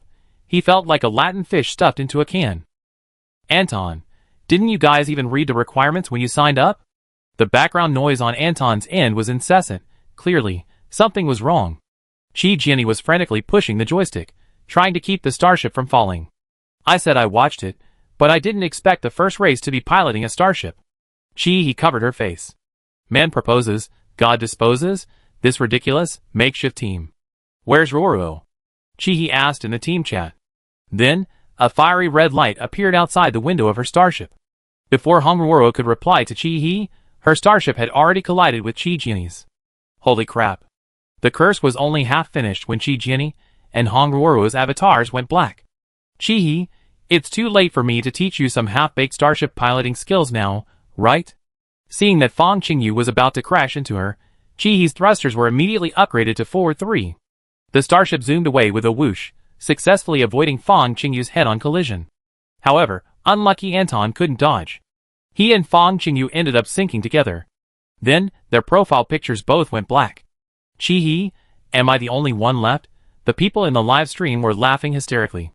Senior, this is what you meant by not worrying too much, right? The freshmen haven't even touched a starship yet, and the sophomores have only scratched the surface. Just like that, 70% of the teams are eliminated instantly. No wonder it's called a hardcore alliance, always creating surprises for the military academy students. Serves you right for not studying properly, and coming to join in the fun. Alliance, never playing by the rules. What are the rules? I wrote them down, but the order is up to me, not you. But senior, this team that blew up 4 starships at the start seems to be the veteran team you mentioned. Veterans. There's still one ship sailing perfectly well, that speed, definitely veterans. Chi looked at the team interface, exhausted, and saw only herself left, feeling somewhat lost.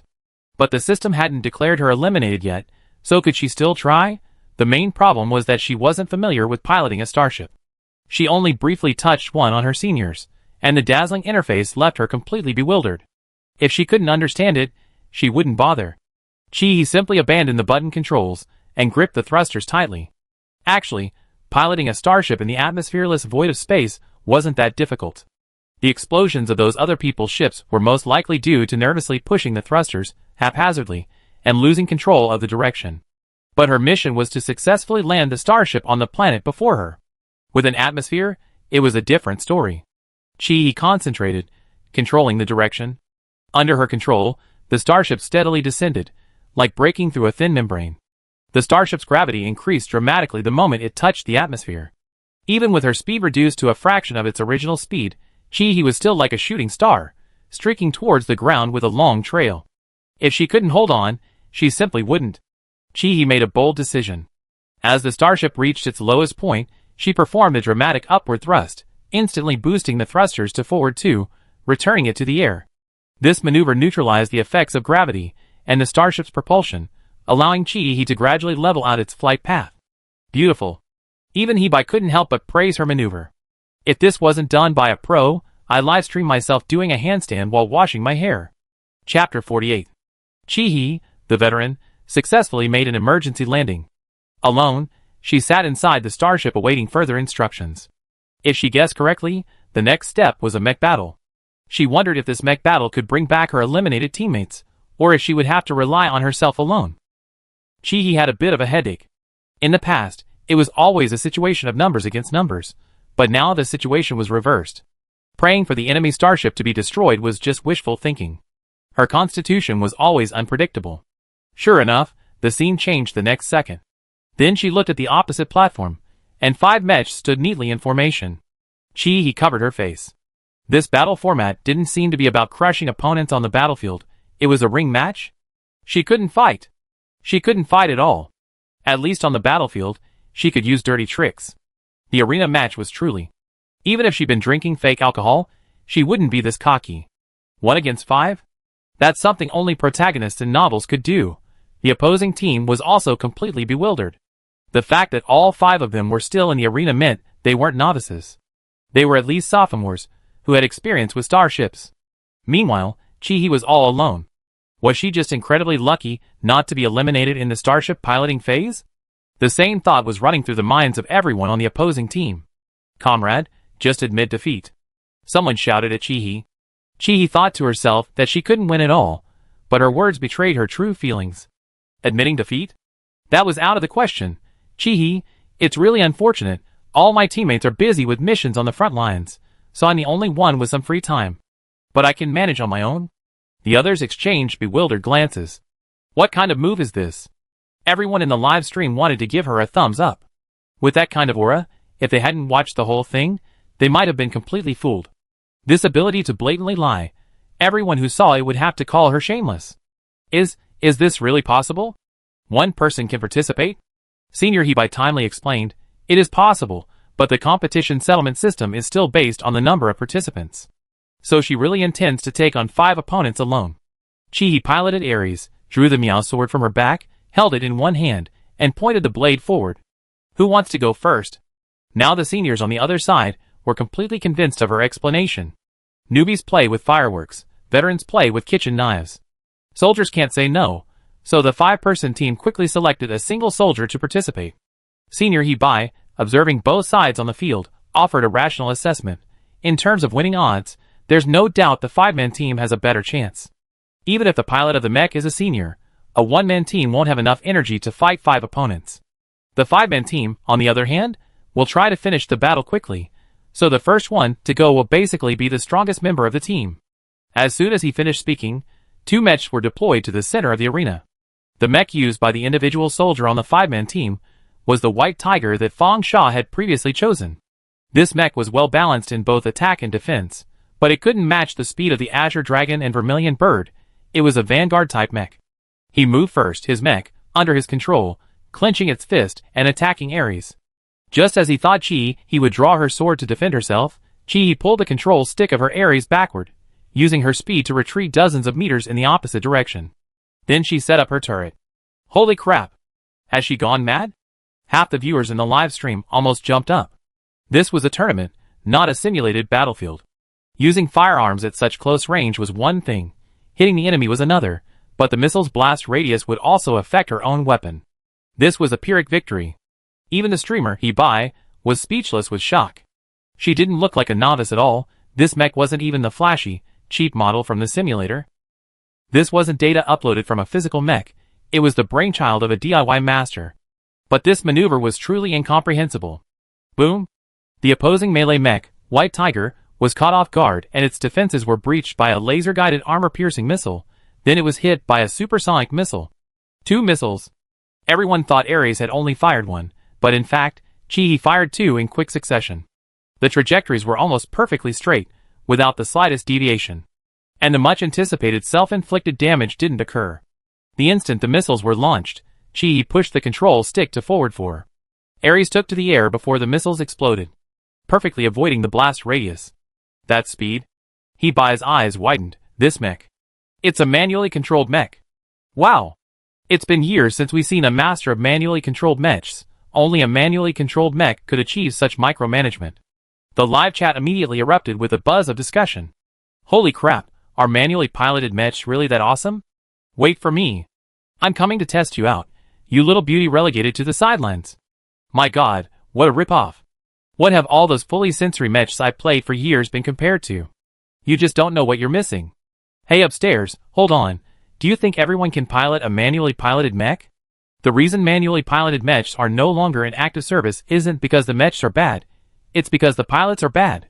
You can't even drive a tractor properly, and you're dreaming of piloting a manually piloted mech. Then this commenter posted a hilarious meme. It was a picture of a manually piloted mech with the ID "Trust Me, I went" on its head, tumbling head over heels. However, this meme only fueled the discussion among the viewers in the live stream. I think I'm remembering something.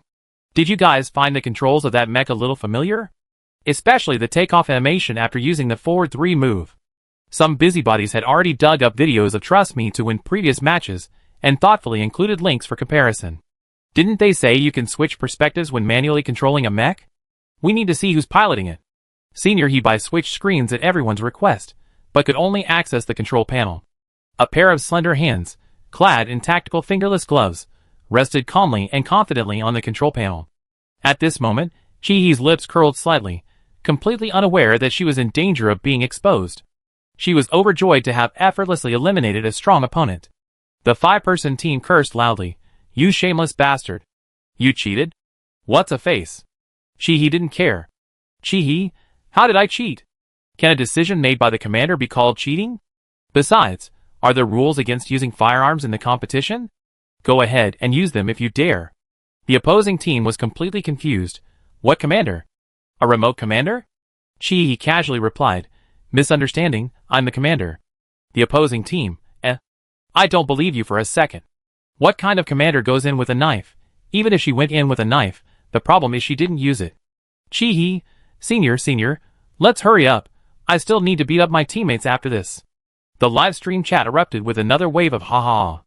Goodness, I still need to beat up my teammates after this. Chat, Daddy's strong, Daddy's right, you're bad, Daddy beat you up. A new round of confrontation began immediately. Just as the opposing senior was constantly on guard against he using similar shady tactics again, he actually went in with a knife this time, and the opposing team's defense was rendered useless. She was caught off guard. The opposing senior student, who had been defending against her retreating to create distance, proactively closed in, hoping to gain an initial advantage. But she miscalculated. He neither retreated nor dodged, instead, she charged forward. With a whoosh, the black Meow sword was drawn from her back. Ares, wielding the sword with both hands, reversed her grip, and the mecha's arm suddenly exerted force, slashing down with the blade. The senior student couldn't dodge in time. The blade's momentum was swift and unstoppable, like an unstoppable lion. The blade slammed directly into the senior student's mecha's neck. The Meow sword's moves weren't as flashy as one might imagine from martial arts.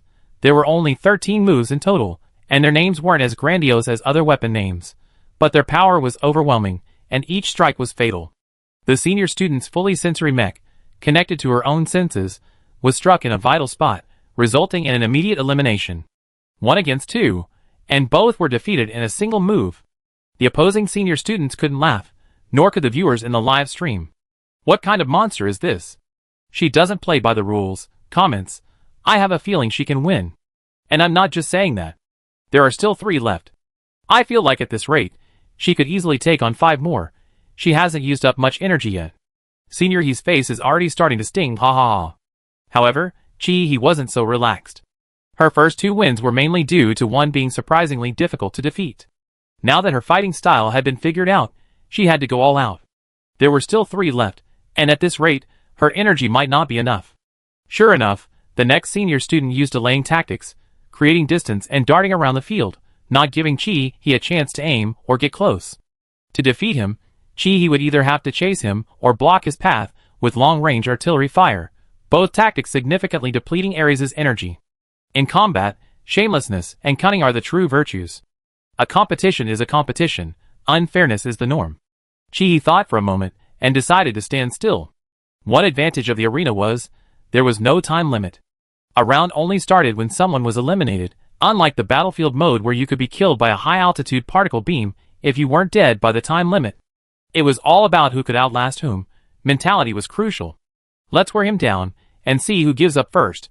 He realized she was actually a cautious person. Looking back on her few simulation battles, she always played it safe. The atmosphere became strange. One mech was running around the edge of the arena, while the other sat cross-legged in the middle, motionless. Comments. Guys, I'm going to take a shower. Call me when they start fighting. This is totally garbage time. Upstairs +1. Or, let's check out other matches. Why? This is unfair. They're just going to watch the viewership disappear forever. Chapter 49.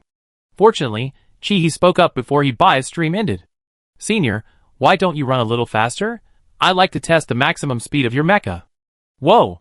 Those who were about to leave the livestream were stunned by her outrageous statement. What was she doing? Was she starting to talk big? But it has to be said, this outrageous move made people gasp.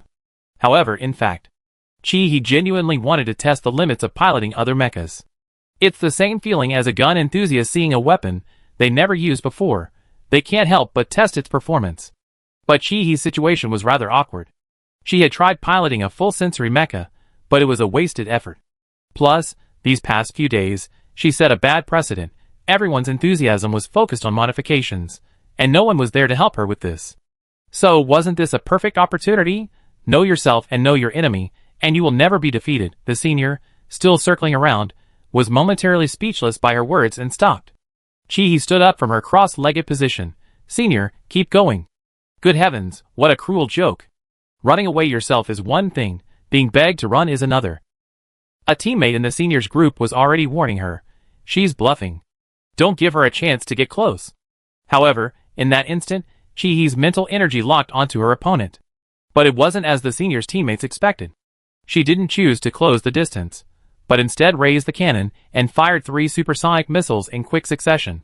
These missiles weren't fired in a line, like the one used against the first senior. This time, the missile deflected slightly at an angle.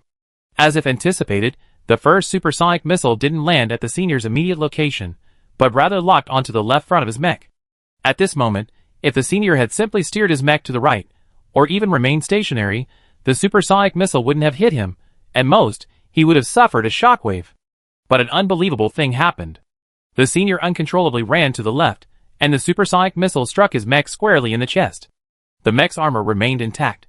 This is the difference between a supersonic missile and a laser-guided armor-piercing missile. The former excels in firepower, designed for wide-area attacks on swarms of Zerg, while the laser-guided armor-piercing missile targets large, crustacean-like Zerg with super-strong shells. All weapons were originally designed to deal with Zerg, but the principle is the same when dealing with Mechs. If Chi-Hee had used a laser-guided armor-piercing missile for the first shot, it's very likely it would have directly penetrated the enemy's armor. Why not use it? The viewers in the live stream had the same question. Senior Hee-Bai, as expected of an outstanding military graduate, quickly identified the problem. The distance isn't enough. The hand-operated mech is positioned in the center of the arena, while the 5-person team's mechs are constantly creating distance at the edges. If I'm not mistaken, the moment the opposing team was distracted by verbal attacks, our hand-operated mech pilot had already achieved absolute lock-on through mental power. Locking on requires extremely high mental power. Anyone below a plus level can't use it. However, absolute lock-on also consumes a huge amount of mental power. The lock-on time is almost measured in seconds. Trying to close the distance and use an armor-piercing missile at such a distance would likely waste the absolute lock-on, but supersonic missiles have a longer range than armor-piercing missiles. While Hee-Bai was explaining, Chi-Hee had already secured the kill, achieving a 1v3 victory. No one in the livestream was listening to Hee-Bai's academic explanation. Everyone was stunned by Chi-Hee's performance. The senior was hit by a supersonic missile, and instinctively pushed back to the right by the shockwave, but then another missile precisely struck his mech's right leg. Boom! With a thud, the mech lost its balance, kneeling on one knee, and another missile hit, this time at the mech's head. This wasn't a single absolute lock-on, but a triple lock-on. Each missile's impact point was calculated before launch. Under absolute lock-on, unless one's mental strength surpasses the opponent's, there's no way to break it. When will military academies teach this fallacy? Although no armor-piercing missile broke through the defenses, these 3 supersonic missiles directly crippled the opponent by half. Full sensory perception has its advantages and disadvantages for mecha pilots. While enjoying the synchronized action with real-life targets, they also endure the real pain it brings. This is why the Alliance conducts rigorous training for military academy students. The senior student snapped out of his daze, enduring the pain all over his body, rolled on the ground, and was about to get up and counterattack. Chi-Hee didn't hesitate. Assessing her opponent's condition, she activated her thrusters to the top 3 and quickly closed in. The nuclear fusion engine left a white trail of flame in the air. The senior student's movement to get up was abruptly halted. Chi-Hee's Meow sword had already pierced his chest. Comments: how did she manage such a precise prediction? Is she cheating? Senior student Hee, come on, let me explain. Viewers, we don't want to hear it. Does a cheater's life need an explanation? This is ridiculous. We're just expressing our feelings. It's not like I'd be just as good after you explain everything. Chi-Hee plopped down. She couldn't take it anymore. She couldn't fight anymore. At the same time, a strange sense of irritation welled up inside her, and she wanted nothing more than to quit the match right now and go back to beat those guys to a pulp. This was probably the price of using her mental power. The instability of her neurons could change her temperament, but this change in Chi-Hee seemed to carry something else along with it. This inexplicable irritation didn't seem to be her actual emotion. Chi-Hee sighed, suppressing her emotions, and stood up. Senior, let's discuss something. Let's play one more round. If I win, the last one of you will automatically forfeit. Of course, you can disagree if you don't want to.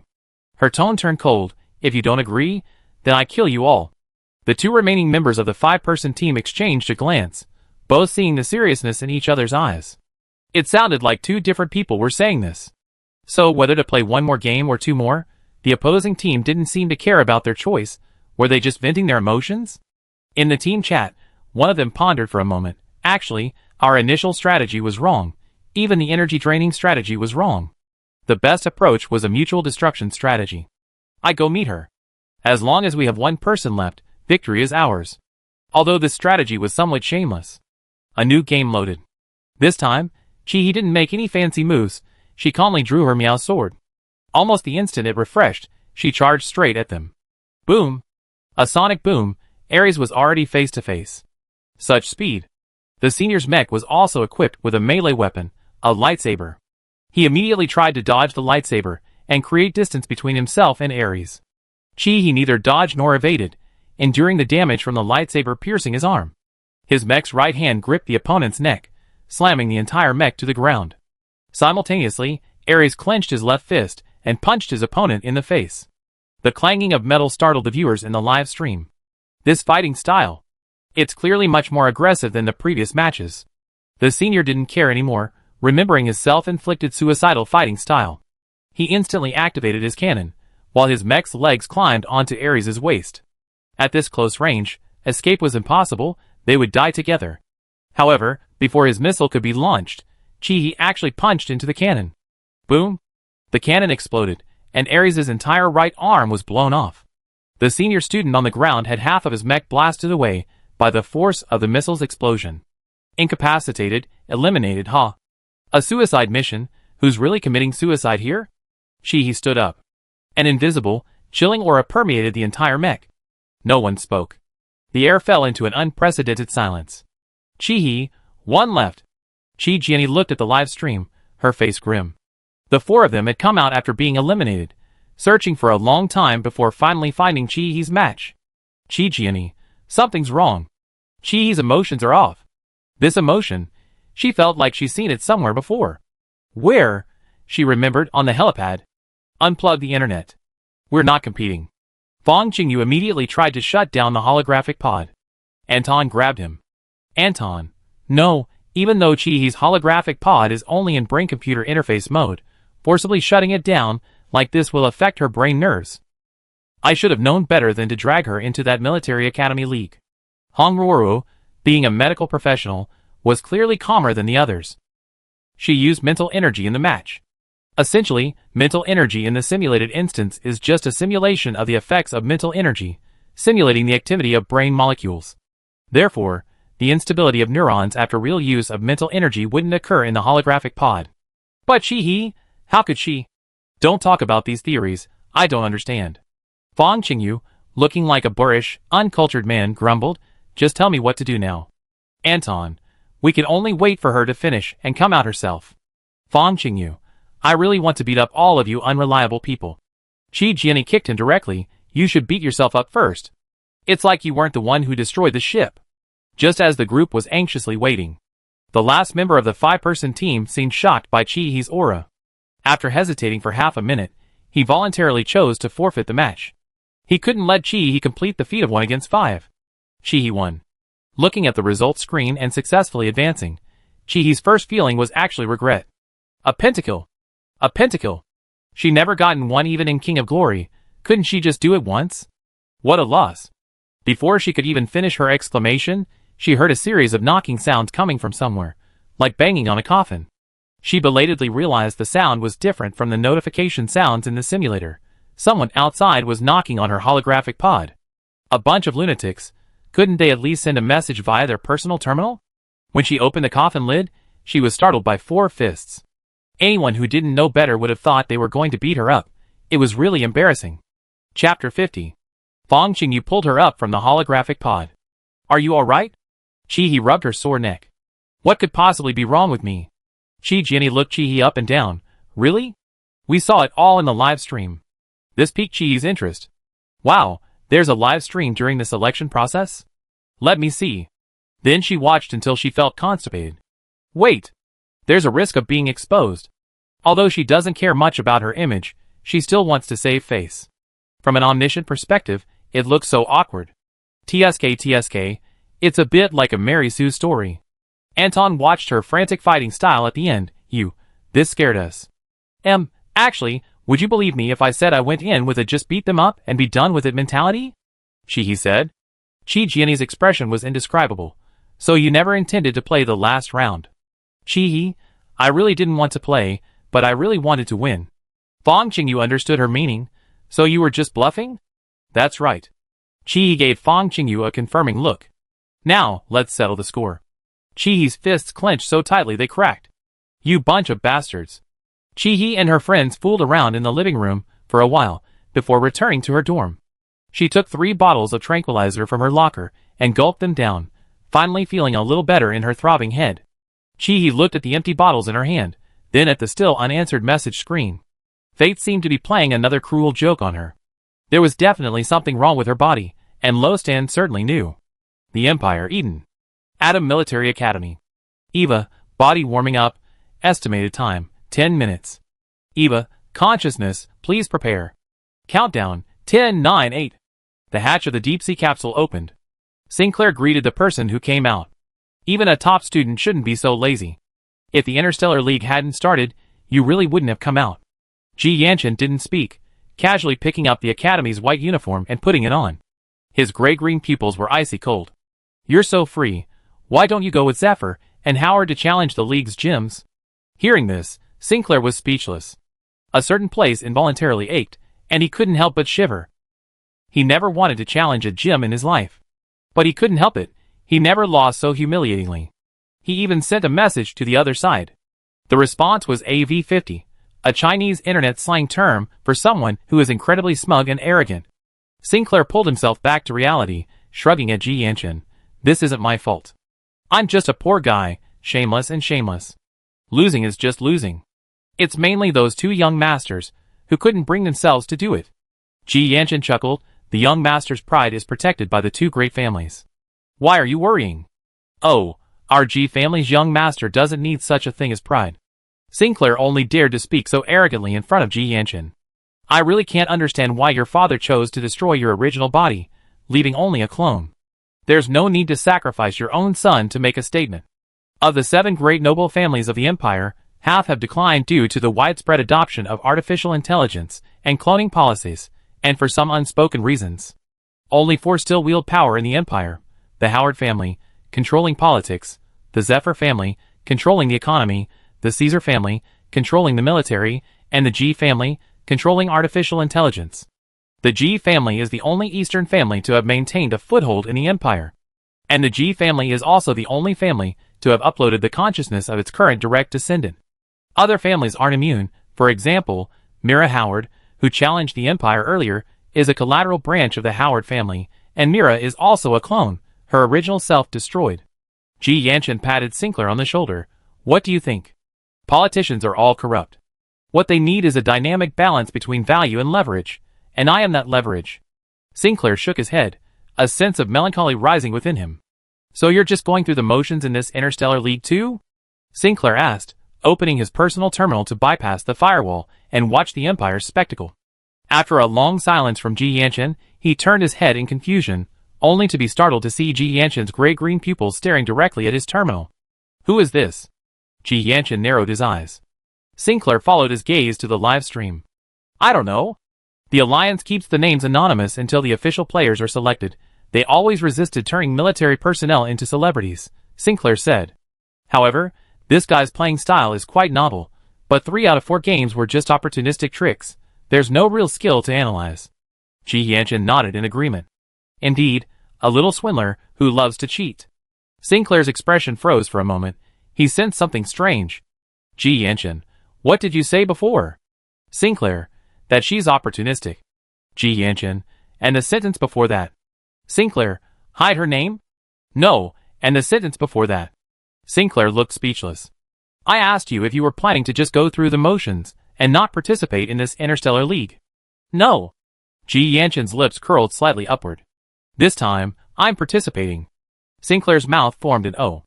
The joy of successfully advancing in Dorm 366 lasted less than 2 days before it vanished.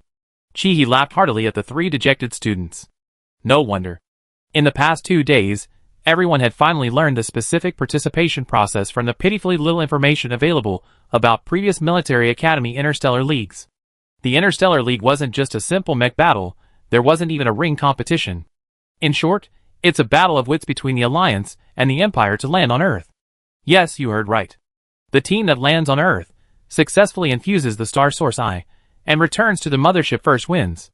The Star Source Eye is essentially an energy harvesting device, resembling the incandescent light bulb Chi used on ancient Earth.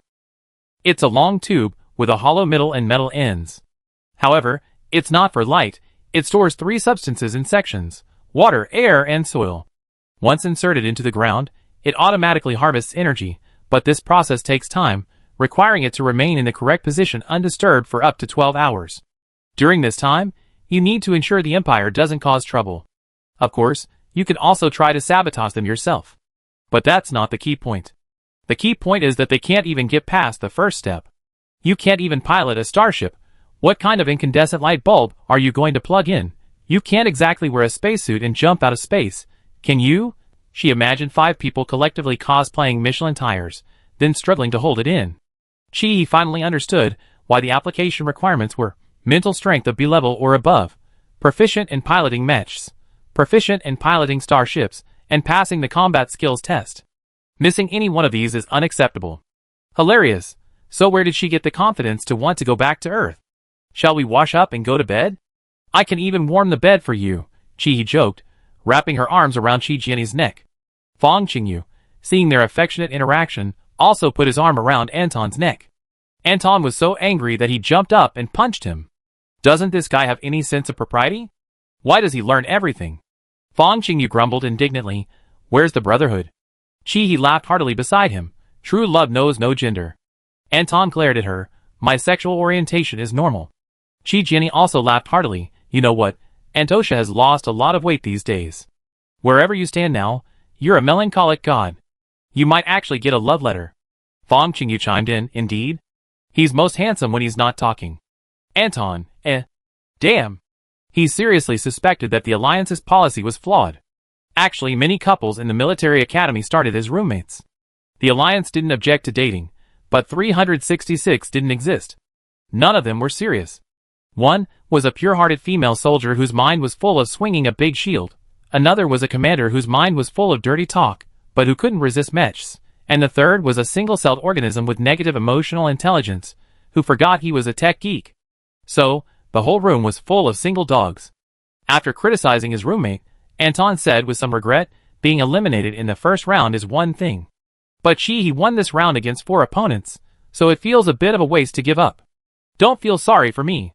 Please feel sorry for Anton, who's developed PTSD from modifying Mechs these past few days. Look how thin he's become. He quickly shifted the blame to Anton. Chi Jian thought for a moment. Actually, it's not like there's no way to practice. Hearing her say that, Chi knew that the princess had probably already found a solution. Ahem. Chi Jian cleared her throat. Remember V50? What? Oh, that's Sinclair who challenged us before. Chi looked shocked. No, you two are really chatting? Mars, I want to report this. There's a potential 500,000 here. Don't interrupt. Chi Jian slapped away her raised hand. The Alliance's Starship Piloting Simulator only unlocks in the second-year Starship course, but I researched it. There's a place to pilot starships in the Empire's simulation instance. We can practice there. We're taking advantage of the Empire, not counting the 500,000 points we're practically living off. Besides, we both have personal points on the Empire server, so we don't need Mars to help us bypass the firewall. We can get there ourselves. Chi raised a question. Will the Empire be happy about that? Chi Jian smiled slyly. That Sinclair guy in the Empire is an idiot. I subtly inquired, and I heard that the 2 major Empire families, Howard and Zephyr, have suffered a bit of a reputation after the last challenge. They probably won't be coming to the simulator these days. We do it secretly, no one will find out. Chi clicked her tongue in amazement. Since they already said that, what's there to hesitate about? Let's go! There's just one problem. Hongruoro doesn't have Empire simulator points. She probably won't be able to get through. At this moment, Mars jumped in cheerfully. I can help you climb over the wall again. You can kick it again. Everyone, Fine, let's just blow up one ship. We already taken on 5 opponents. What's there to be cowardly about taking on 5? Chapter 51. Saying one thing and doing another, they couldn't really abandon their friends. So the five of them sneakily climbed over the wall again, taking the initiative to challenge the other team. The good news was, this time they didn't encounter anyone with surnames like Howard, Zephyr, or a string of others. Thanks to Chi Jinny's explanation, Chi learned a lot about the surnames of the imperial nobles. Upon hearing about the surname Ji, she almost choked on her own saliva. Cough, cough, cough. In short, the team that accepted the challenge this time wasn't very good. Having witnessed Chihi's shameless fighting style, the other team's attack methods unconsciously became more unscrupulous, unpredictable. Plus, Anton's painstaking modifications. The overall effect was, well, let's just say it was a little indescribable. Chi Jinny charged ahead like a whirlwind, both tanky and powerful, his greatsword practically smoking from being swung, demonstrating that a defensive soldier who doesn't want to fight isn't a good individual soldier.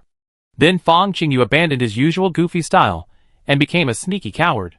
With his stealth armor activated, he completely let loose, and with Chi Jinny's unexpected sneak attacks, he displayed his shamelessness to the fullest.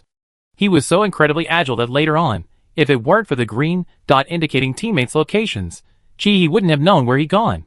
He practically stole the job of the drones on the Anton flagship, clearing the map so fast. Chi retracted his previous assessment. This guy was still a goofball. Hongruoro probably had an AK-47 tucked under her white lab coat, the fully loaded kind. As soon as the vermilion bird took to the skies, Hongruoro instinctively unlocked combat mode, spraying bullets across the entire map like they were free, almost injuring her teammates. Anton silently retrieved his drone and squatted in the base with Chi, just lounging around. Anton, why aren't you up there? Chi turned around, giving him a look of utter disbelief. I'm the commander. Anton, then why don't you command? Chi sighed. Ahem, everyone, just keep up the enthusiasm, you'd be invincible. Just as he finished speaking, Fang Qingyu, unaware of his energy reserves, lost his invisibility armor and was sniped. He died. Chi, The process doesn't matter. As long as they won, they once again earned points in the Imperial Challenge. Now everyone could finally happily go to the Imperial Simulator to test their skills on starships. But when they were ready and entered the legendary instance, where they could pilot starships, they were dumbfounded. Actually, this instance was quite old. The only reason it still existed was because of the Imperial's proud claim of being ahead of the curve. Before Earth fully entered its nuclear winter, there was actually a long window of opportunity, during which Earth would reach a stage of resource depletion. Even so, abandoning a planet was still a difficult decision. The Alliance even considered taking Earth with them to a new home. While the Alliance was still building underground cities in a desperate attempt to salvage their hopes, the coalition of powers led by Western nations had already begun constructing starships. The economic power of capital was undeniable. The starship that Chi and his group piloted was among the first batch built to escape Earth. This was considered the Empire's founding document, and thus it was preserved. It was undeniably very retro. Moreover, this dungeon can only be entered by 2 people at a time. Groups can't enter together. Each entry deducts 1,000 points from the team leader. At most, with their 5 people totaling 9,000 points, they can only enter 9 times, 2 times each. As for Hongruoro, who doesn't have enough points, no problem, Chi will give her 1. Chi, as the only veteran who successfully forced a landing in the last round, has to shoulder the heavy responsibility of teaching. She has to enter 8 times. Her teammates are very considerate. You can play around with your remaining time. Chi, After arranging the order, everyone clicks ready to start. But the scene of this tutorial is a bit unbearable to watch. Chi just wants to curse, because the dungeon starts with a meteor shower. This is a deadly hellish start. What kind of tutorial is this? The panoramic screen is full of incoming meteors. You can almost hear the meteors hitting the starship's shield with loud bangs. Of course, space is silent. The banging sounds are just an imagination. What's real is the incessant blaring of alarms inside the starship. Monitoring radars are alarming everywhere. It's like an ambush from all sides. Chi frantically searches for a way out of this predicament among a bunch of seemingly useless control panels. Then Fang Qingyu, sitting in the co-pilot seat, starts yelling incoherently. We're going to crash! We're going to crash! Chi presses some button, and the starship performs a rolling maneuver, dodging 2 smaller meteorites. Then the laser cannons instantly fire, shattering the massive oncoming meteorite. Fang Qingyu stops yelling. He stares dumbfounded at Chi, who has pushed the thrusters to 4 forward speeds. He hasn't even realized what Chi is doing. He passed out. A forward acceleration of 4.8 g is enough to make an untrained ordinary person faint instantly. In the last second before losing consciousness, his mind was filled with complaints. Why is it that everyone here is a military academy student, but you can be so amazing? Did humanity forget about me during evolution? Huh? Chi rushed out of the asteroid belt, looking at Fang Qingyu lying there like a corpse, speechless. She had oversimplified things, assuming that all she needed to do was teach him techniques. She hadn't expected the problem to lie in his physical endurance. There wasn't a centrifuge in the dungeon for these newbies to train with. After thinking for a while, Chi slapped Fang Qingyu across the face. Theoretically speaking, the simulated dungeon didn't have true acceleration. As long as one's mental strength could withstand it, it was manageable. That made things easier. It was the same principle as desensitization training. Just do it a few more times, and you get used to it. Fang Qingyu, still dazed, saw Chi smiling at him with narrowed eyes. Ready? Then, to Fang Qingyu's horrified gaze, Chi pushed the thrusters to forward 4. Only when the starship's fuel ran out, and Eva's mechanical female voice announced the dungeon failure, did Chi let him go. Fang Qingyu, exiting the dungeon, looked pale, his legs shaking like a leaf, and he felt like vomiting on the spot. But when he saw his teammates standing next to him, he immediately became as steady as a mountain. Teammates, how was it? Fang Qingyu gave Chi a thumbs up, his face flushed. A truly unforgettable experience. Chi Jiani, why is your face swollen? Fang Qingyu, deep space environment. It's normal. Next up was Chi Jiani. Half an hour later, Chi Jiani and Fang Qingyu exchanged a glance. One's eyes held a mocking schadenfreude, the other's face screamed, you just wait, I get you. But their gazes met briefly before fading away. Then, Chi Jiani smiled and gave the remaining two a thumbs up. It's amazing. You guys have to try it. Operating a starship is both difficult and easy. Aside from radar guidance, involving complex tactical maneuvers like mutual attacks and dodging. Smooth operation in space isn't difficult. The group knew their own skill level. The crash course was for the next competition, not for actual combat. So initially, Chi handled dodging the meteor showers. Then, they transferred control, familiarizing themselves with the joystick and steering. Of course, none of the four wanted to touch the forward-moving fourth wheel. Chi, refreshed after tormenting his teammates, felt invigorated. Seeing teacher Shangwan for the next few weeks didn't feel like torture anymore. Time flew by, and midterms arrived in the blink of an eye. The school year at EP1 is 1 semester, without semesters, but there's a week off during midterms, a buffer period for the heavy workload. Except for Hongruo, whose home is in Gasang and who can go back to see her parents during the break, the 4 people in dormitory 366 are all homeless bastards. Fang Qingyu made no attempt to hide it in his personal information. He's an illegal immigrant from the empire. Chi looked at her father, Chi Huanshan, in her contacts, and decided not to bother him. Who knows if a call from a family member would expose her true identity. Chi Jiani and Anton both came from the Alliance capital, Starshu. Returning from Gasang required a starship, and even with a warp portal, a week wouldn't be enough for a round trip. These past few days, they spent enough time in the holographic pod for training. Now, with one less companion, everyone used the excuse of not having enough people to enter the simulation instance. Thus, the long vacation became a period of idleness.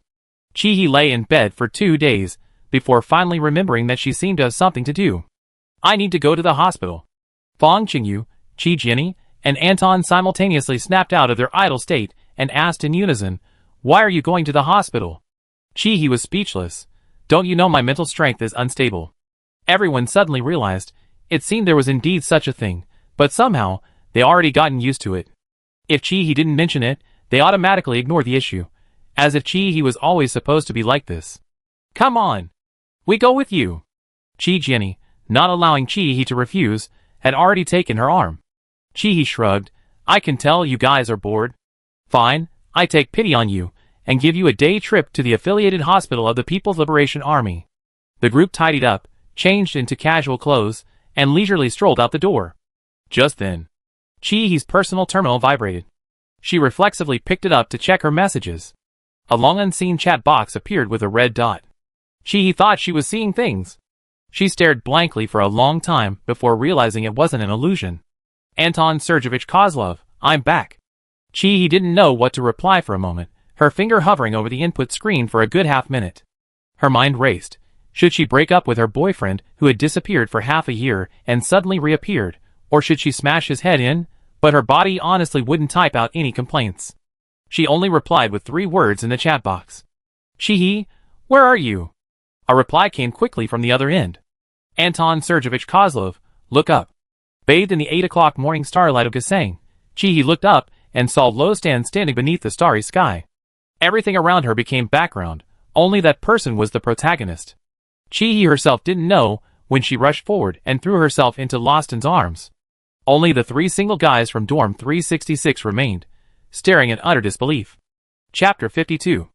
Chi Jinny, good heavens, they met in real life after an online romance? Fong Qingyu disagreed. What online romance? She's just a sucker for good looks. How did she actually manage to snag him? TSK. Only and Dong looked like, who am I? Where am I? What am I doing?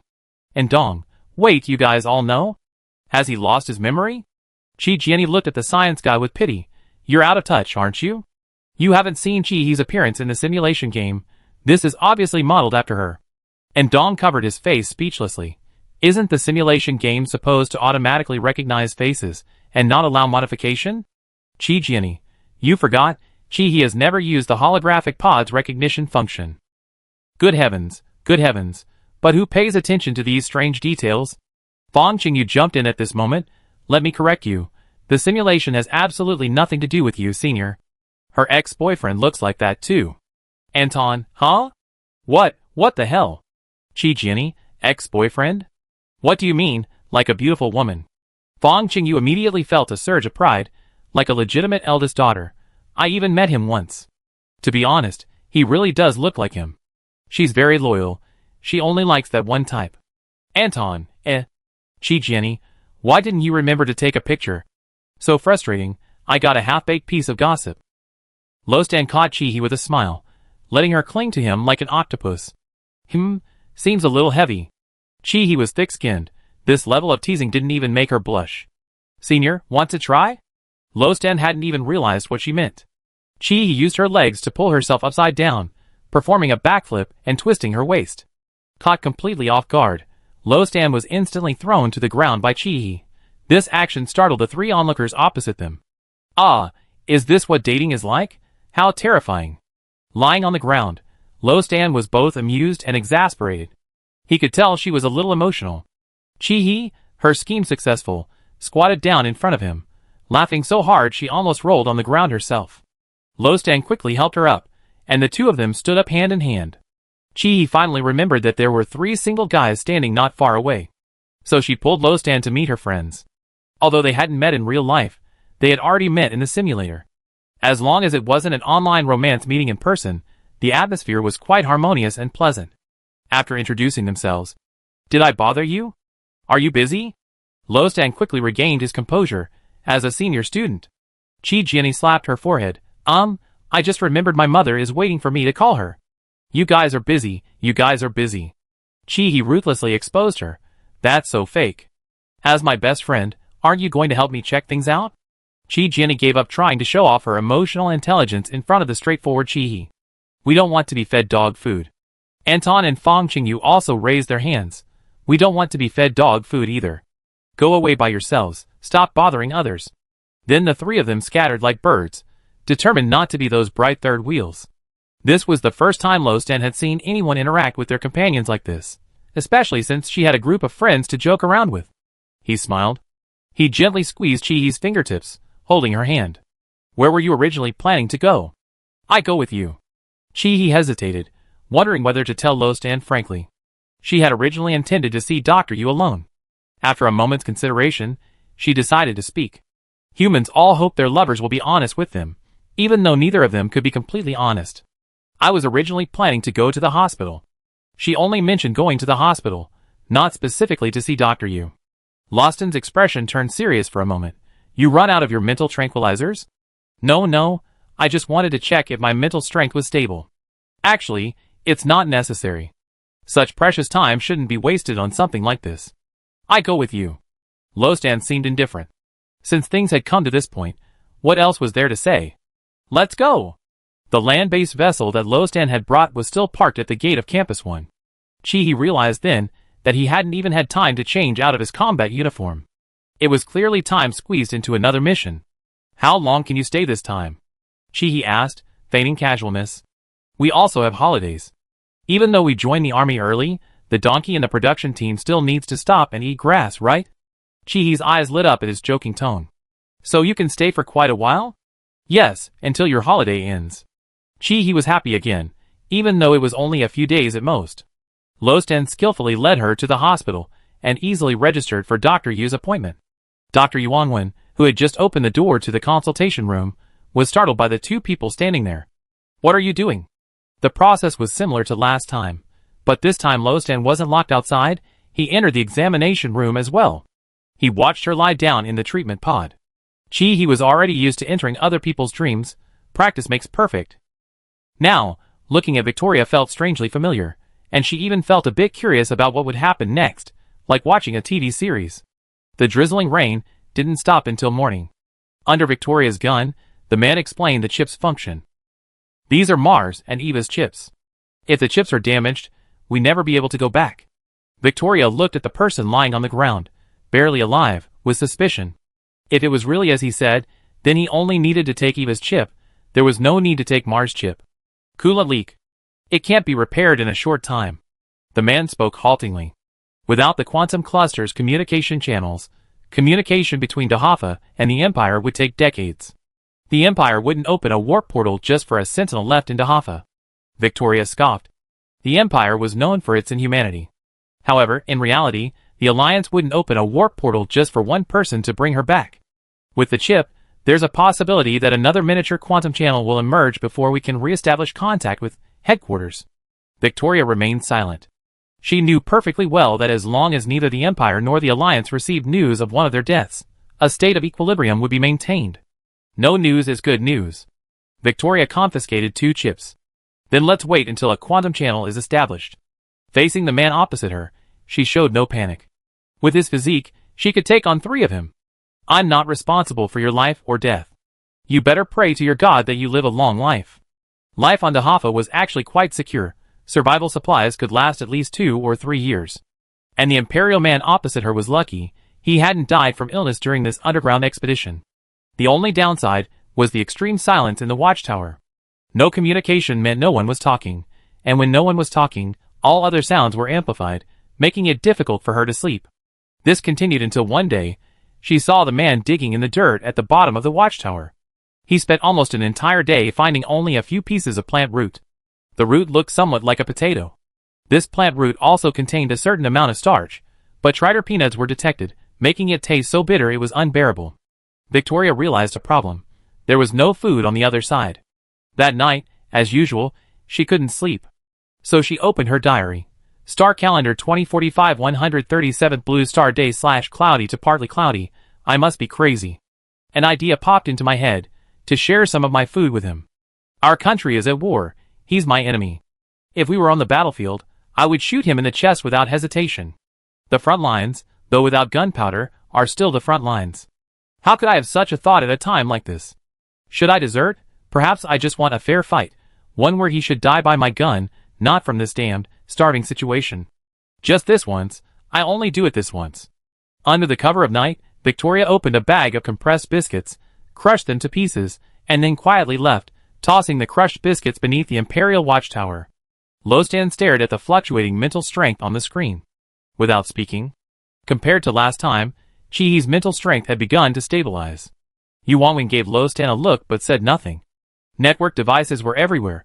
Mars's eyes were everywhere. Chihi woke up again to the cacophony of alarms. She glanced at Lostan first, and seeing his expression was normal, she breathed a sigh of relief. On the contrary, Dr. Yu beside her looked constipated. "Yuanwen, I received a confidentiality agreement after my last consultation with you. What kind of panda are you? You're driving me crazy." This was the first time Chi had been described as a panda, and something felt off. But seeing Dr. Yu's completely uncharacteristically expressionless face, she didn't dare argue. "Do you usually have any symptoms?" Dr. Yu asked. Chi looked at Lostan, who was standing there, hesitating whether to speak. Patient privacy is important too. Don't look at him. Look at me! I'm a doctor. Chi She couldn't very well say that she kept dreaming about other people, so she decided to only describe her symptoms. I get headaches after using my mental powers. Doctor Yu, how long does it last? I don't know. Just give me a mental tonic if I have a headache. What a quack. Then she and Lostan were kicked out of the consultation room, leaving behind only a dozen mental tonics. And a prescription to come back tomorrow. Why are you acting like you're buying drinks wholesale? He casually opened a bottle of mental soothing medicine and poured it into her mouth. Lostan was amused by her and placed his hands on her temples to massage them. Chihi's face flushed slightly again. How did he know she had a headache? Using mental power always causes headaches. The severity varies from person to person. Doctor, you took over your mental power research, so his observation of your reactions after using mental power is different from how he treats patients. Why did he tell you but not me? Chihi said angrily. Lostan, I'm a family member. Chihi blushed slightly. Then she heard Lostan continue. Also, I'm your affiliated research subject. What? Chihi didn't understand. For the next week, we'd be conducting experiments on the effects of your mental power on my mental power. Chihi remembered the effective range of gamma mental power. Good grief. This is what you call a vacation? Chapter 53. After leaving the hospital, it was all their time together. Chihi had never seen Lostan in civilian clothes before. Although he looked handsome in his combat suit, wearing it on his day off was a bit much. It gave the impression that he was about to rise up and fight insects at any moment, which wasn't friendly to ordinary residents and could easily make people nervous. So, she dragged Lostan to buy clothes. Kasang's daytime and nighttime temperatures differed greatly, so they decided to try on clothes for all seasons. Plus, with Lostan's impressive height and proportions, it was more exciting than a dress-up game. Lostan was a little overwhelmed by her enthusiasm, but he was too embarrassed to refuse her, so he let her pick out outfit after outfit for him. That's enough, buying more would be a waste. Chihi boasted, I'm not short of money, I have money to burn. This wasn't a lie. All military academies in the Alliance require students to enlist upon enrollment. Don't be fooled by their status as freshmen, they are, in terms of status, reserve soldiers. Soldiers receive a military allowance based on their performance at school. Freshmen receive 1,500 star coins per month. Even if she saved that for a year, it wouldn't be enough to pay back Anton's terminal fee. The real problem was that she had nowhere to spend her money. In the military, students rarely left the campus.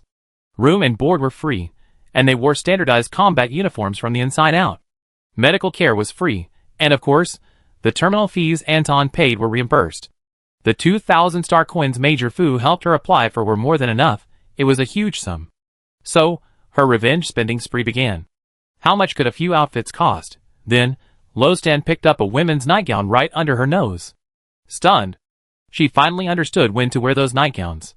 On vacation. Unless there's an emergency, she wouldn't go back. Thinking about it made her face burn. Lostan, watching her, couldn't help but laugh out loud, then put the nightgowns back. This guy. He definitely did it on purpose, but when it came time to pay, the nightgown still appeared on the checkout counter. He stubbornly said, I buy it first, keep it with you, it's a declaration of ownership. Then Lostan, standing beside her, pressed the back of his hand to his lips, clearly struggling to hold it in. By evening, He ultimately didn't return to the military academy, not because of any reason for not being able to leave due to censorship. It was purely because of the experimental process instructions sent by Mars. During the Gamma variant mental power experiment, both parties must maintain a close distance for a certain period of time to ensure emotional stability. Mars, in a bizarre twist, added a special note to the precautions. No arguing or fighting to prevent any negative reactions. Good grief. This was clearly a stunt on her part. In the eyes of the AI, she seemed like a volatile, neurotic person. Ugh, unbelievable. How could such a deadly experiment exist? If the executor wasn't Mars, the AI, but a real person, they'd be dead on the spot. But then again, she wasn't the first. Stay calm. Stay calm. This meant the pajamas she used to assert her dominance would have to be put to work tonight. The two of them, carrying bags and packages, went home. While Lostan was cooking, he urgently contacted Jenny via QQ. Trust me to win. What precautions should I take when spending the night at my boyfriend's house for the first time? I need an answer urgently. Jenny's typing froze for a full 2 minutes before the message finally popped up. 6 Princess, be careful. He was practically furious with her. Trust me to win. What inappropriate talk. Although Jenny was single, She had a whole repertoire of theories. 6. Princess, let me analyze this for you. Desire is the most genuine expression of liking someone. It's human instinct. If you don't even have the desire to hug and cuddle with him, what kind of relationship is that? Platonic spiritual resonance is basically a matter of being too far apart. Try letting them get close. You can't resist the pheromones in your genes. Trust me to win. So, 6. Princess, so, be careful. The reserve doesn't include the policy of having children. Ugh. There's no way to respond to that. This awkwardness lingered until Lostan finished cooking. He pretended to be normal, but if you were to give her an electrocardiogram right now, the data would probably be comparable to the stock market chart of ancient Earth, with huge fluctuations. Lostan, what's wrong? Doesn't it taste good? He scooped up a big mouthful of rice. It's delicious, better than mine. But she didn't notice, and scooped up a slice of ginger, making it so spicy she couldn't swallow or spit it out. Lostan quickly grabbed a tissue for her, caught the ginger she spat out, and lightly tapped her forehead. What are you thinking about? You can even zone out while eating. He looked into his eyes, as blue as Lake Baikal. How about we get a marriage certificate? Premarital sex. That's really unacceptable. Lostan choked for a moment, as if guessing what he was thinking, then laughed, his voice trembling slightly. He wanted to kill him. But before he could even touch him, he answered her question in an extremely serious tone. Okay. Any time is fine, but not today. I didn't prepare a ring. Time seemed to rewind to the moment he drew a small flower on her hand with his blood. Chihi's face finally broke, turning bright red. Actually, Lostan wasn't very good at sweet talk. He spoke very little, even keeping a straight face in front of others. But he was obsessed with all sorts of rituals, as if missing any step would be disrespectful to her. This explained a lot. What was it? It was that if anything happened tonight, it would definitely be her fault, this big yellow girl. Since it was her fault, what was there to worry about? So when Lostan suggested he sleep on the sofa that night, he firmly refused. The experiment would continue for several more days. They couldn't let Lostan sleep on the sofa all the time. Besides, it wasn't really a sofa. That hard metal material was no different from a bus stop bench. Anyway, this awkward problem had to be solved sooner or later, so a more effective solution was better than a superficial one. It's okay, the bed is big, don't worry. I won't move around too much in my sleep, he assured him, patting her chest. Lostan was amused by her movements. The two washed up together, limited to brushing their teeth and washing their faces. The negative pressure shower system made showering only take 2 minutes, so there was no chance of it being rejected. When Lostan emerged from the bathroom, Chihi's gaze inadvertently fell upon the cold, metallic sheen of his ankle. Lostan quickly rolled up his trousers, but it was too late. Chihi had already seen it. Chihi didn't give him a chance to feign indifference, pulling him onto the bed. She tried to lift his trouser leg, but stopped halfway. Admittedly, she was a poor student, but in the past 6 months, she had studied the history of the interstellar era. After the first interstellar war, there was a cyberpunk era. At that time, humanity faced the Zerg for the first time, encountering an overwhelming disparity in combat power. With holographic mechs still manually operated and expensive, the military couldn't guarantee the absolute safety of civilians. Therefore, for a long time, civilians voluntarily underwent metallization modifications to increase their combat capabilities in order to protect themselves.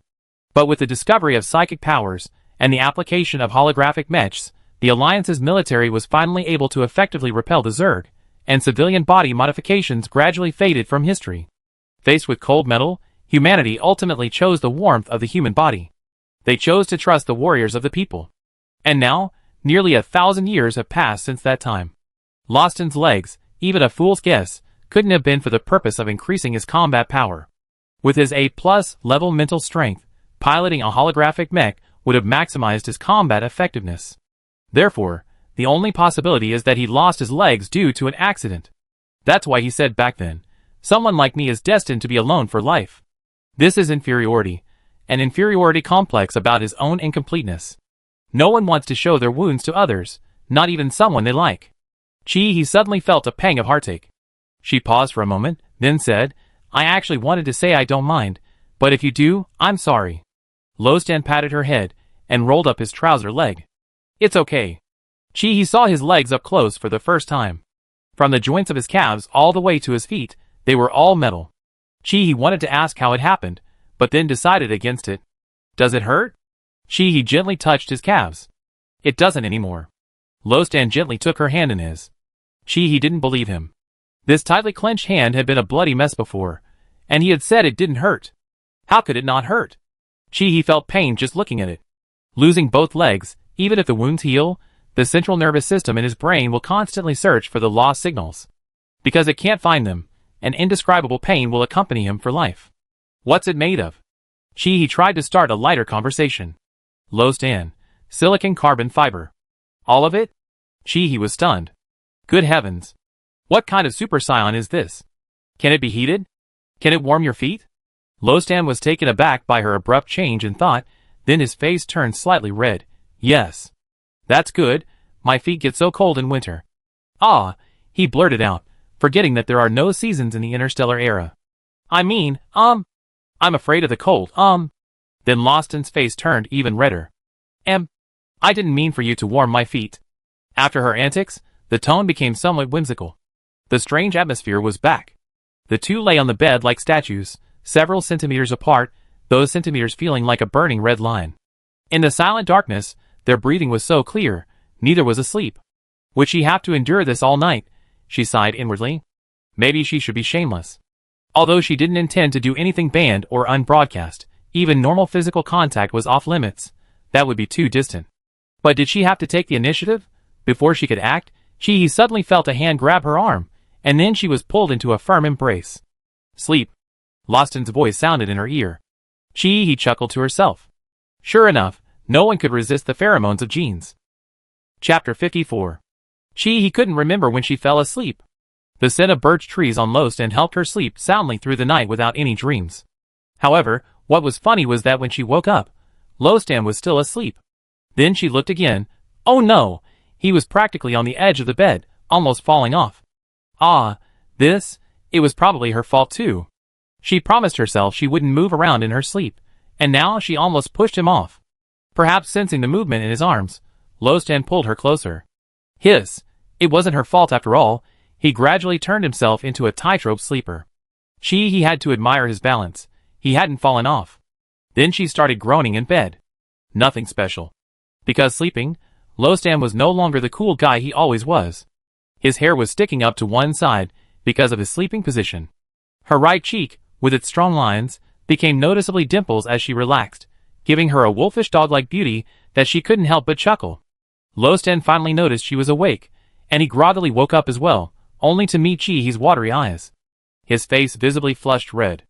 Then Chihi saw that the first thing he did was rub his eyes. Was he worried about eye boogers? She was dying of laughter. Yeah, so down to earth.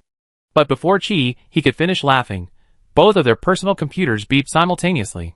They opened them to find messages from Dr. Yu. You Wangwen, do you two want to check the time? A quick glance at the time. Good heavens, it was past 9 a.m. It would be impolite not to go now. The two quickly washed up, dressed, and rushed out the door. Of course, breakfast was still necessary. They couldn't let anyone suffer. He carried a bag of steamed buns, quickly stuffing one into Lostan's mouth before taking one for herself. They ate while hurrying to catch the bus, fully utilizing their punctuality skills from their past lives. Lostan smiled, letting Chi hold his hand as they jogged along. They arrived at the Alliance Planetary Defense Force affiliated hospital close to 10 o'clock. Dr. Yu stood at the door of the examination room, looking at them with a constipated expression. Chi, Dr. Yu, would you like some steamed buns? Dr. Yu was utterly shocked by her nonchalance. He ignored her, giving her only a speechless look. This mental power experiment was very different from the tests conducted at Base 2. Chi still vividly remembered the last time, a group of soldiers undergoing combat under her mental influence. Base 2 was built on the outskirts of the city, with little else but plenty of insects. Mental amplification was judged by the number of effective kills. This time, however, it was clearly more technologically advanced. She and Lostan were required to enter a room with completely white walls, their heads covered with countless chips. Dr. Yu stood outside. The room was one way. Dr. Yu could see the two inside, but they couldn't see the person outside. A projected screen displayed 3D renderings of their brains. The screen flickered constantly, and staring at it for a long time was painful for the eyes. Dr. Yu stared at a line of data that only he could understand. MNCI, Molecular Neuroactive Cell Index. Chi-He's index is currently fluctuating between 900 and 1000. Loston's index is stable at 1200. Can you hear me? Dr. Yu's voice came through both Chi-He's and Loston's bone conduction headphones simultaneously. Next, a battle will randomly occur in the room. Of course, the data is simulated, but I will activate virtual memory implantation. You will feel that everything is real inside. The experiment needs to record your mental strength under extreme conditions. Chi felt a bit of a toothache. Dr. Yu, why are you telling us this now? It's like saying nothing at all. Once the virtual memory is activated, this part is essentially cut off. Dr. Yu's calm voice came through the bone conduction headphones. Oh, this is the procedure, just in case someone comes out and attacks me later. Chi laughed out loud. So being a doctor is definitely a high-risk profession. Loston's expression froze. Was this someone referring to him? Before he could finish laughing, one of the chips attached to their heads lit up red. Virtual memories were implanted into them. Chi woke up, startled by the small, white space. She reached for the ceiling and shivered. This was a makeshift house made of ice. Under what circumstances would someone sleep in an ice house? The situation outside must be much worse. Chi grumbled as she cautiously went out to check the situation. This virtual memory is such a rip-off. A thought flashed through her mind. Huh? Chi's hand froze in midair. Damn it, did the experiment go wrong? How come she still remembered what Dr. Yu said about virtual memories? This feeling was too familiar, like she entered someone else's dream again. No, that's not right, because this time the protagonist seems to be her. What kind of lucid dream is this, Oh well, she's already here. If things go according to plan, there should be Lostan too, but she can't find him now. Chi decided to take it one step at a time. Pushing open the ice door, which was clearly not as solid as the surroundings, a person covered in blood collapsed into her arms. Lostan. Holy crap, what's going on? Chi glanced at it again, and her hair stood on end. At first glance, the vast snowfield seemed empty, but upon closer inspection, it was filled with insects that blended perfectly with the snow. They resembled the aphids he had seen on the ancient planet Blue, but dozens of times larger, their bodies covered in snow-white down. Even their limbs were almost transparent. Chi regretted it a little. If she had known she was going to conduct this ridiculous experiment, she should have stayed up all night to finish revising the biological evolution of insectids. Judging from the situation, Lostan had been fighting alone for some time before she woke up. Chi wanted to shove the blood-covered Lostan into the snow hut and take the gun from his hand. Unexpectedly, even in this state, this guy still wanted to show off. He stubbornly refused to go in, instead pushing Chi. Don't come out. Chi was furious. Who do you think you are? She forcefully snatched the gun and bullets, and swiftly locked him in the small dark room. Just bugs. She was best at killing bugs. No sooner said than done. Chi squinted and began firing at the aphids that resembled snowflakes. At first, it was fine, she could see clearly. But as she fired, Chi's eyes started to hurt. It wasn't just because the bugs and snow were too similar in color to see clearly. More seriously, the ultraviolet rays reflected from the snow were constantly burning her eyes. She finally understood why even Lostan, with his A+ mental strength, was in such a sorry state. Who the hell designed this scenario? Before Chi could react, several snow aphids jumped onto her, their sharp mandibles biting right through her combat suit. She winced in pain. You damn bugs, are you like Ji Xiaolan? At this moment, Chi missed her mecha so much. With a physical attack of this magnitude, what small body could withstand it? An ordinary person without Mechs might be able to fight back against 1 or 2 insects, but once the number exceeds double digits, it's like an ant trying to shake a tree. Humans are the tiny ants, their status instantly reversed. Chi fired 2 more shots, instantly killing the 2 insects approaching the snow house. No, there are too many. At this rate, she and Lostan will die. A wave of frustration washed over her. Chi tore off a corner of her combat suit and blindfolded herself. Her mental energy was instantly released. Yu Wanwen, sitting on the screen, was about to take a sip of tea when he was startled by Chi's sudden surge in data, causing him to drop his cup. Chi's mental energy remained within the B+ range, but her molecular neural activity index instantly jumped to 7,000, even exceeding his previous reading of 6,800 by 200 points. He quickly added a timestamp at the elevated point. The principle of virtual memory cannot interfere with an individual's consciousness development. It can only provide a relative memory scenario. Yu Wanwen couldn't see the specifics of their experiment. He could only conduct a detailed inquiry after the two finished and came out. Chi no longer used visual attacks, but instead opted for mental targeting. The dense swarms of snow aphids were like tiny red dots on her radar, crystal clear. Mental power could be used like this. Chi suddenly felt that this lucid dream wasn't entirely without its advantages. She could try it out in reality later. Void targeting was so cool. Just as her emotions calmed down, her molecular neural activity index dropped back to 1300 and then stabilized. Chi was flying high with the insects in the dream. Gradually, she discovered a problem. It wasn't that her abilities were lacking, but that she didn't have enough ammunition. Even if she emptied all her ammunition, she couldn't eliminate the ever-increasing number of insects. Damn it, she still had to die and get out. Maybe we should just give up. It's virtual anyway, we won't really die. At that moment, Lostan struggled to open the small, dark room that he had forcibly closed. The entire room collapsed, unable to support its weight. Lostan stumbled towards Chi and, without a word, pinned her beneath him. The moment he didn't hear a gunshot, Lostan knew they were out of bullets. Chi knew it was virtual. But Lostan didn't. In his mind, it was all real. He didn't want to see her hurt, so he used his own body as a human shield for her. Chi hugged him tightly. Actually, we can still struggle. Mental strength levels of a plus and above allow for the external projection of mental energy. Mental strength levels differentiate between high and low levels, while categories differentiate their functions. Alpha mental energy is also known as offensive mental energy. In stark contrast to defensive beta, alpha mental energy can actually cause physical damage. But there's a crucial problem. Lostan, no! Mental attacks are group attacks, they don't discriminate. Chi understood his meaning. Without defensive mental energy as a shield, she would also suffer mental attacks from Lostan. This is why the Alliance requires more mental energy to be used for shooting accuracy, rather than direct release. Active mental energy attacks on humans, not in self-defense, are illegal and listed in criminal law. Chi hugged him tighter. It's okay. Just as Lostan didn't want to see her hurt, she didn't want to see Lostan hurt either, even knowing it was virtual, but watching him be eaten by the insects would be a nightmare for her entire life. It's okay, I can handle it. I withstood the mother insect's mental power. How could you be stronger than her? Hurry up, otherwise, after you die, other men will spend your money, live in your house, sleep with your wife, and beat your children. Lostan's face darkened instantly, his mental power spreading uncontrollably. He held her in his arms, protecting her head, and released his mental power outwards in an instant. Chi felt a sharp pain in her head. My goodness, you should have told me to run further away. Isn't the damage from mental power higher the closer it is? Did a donkey kick your head?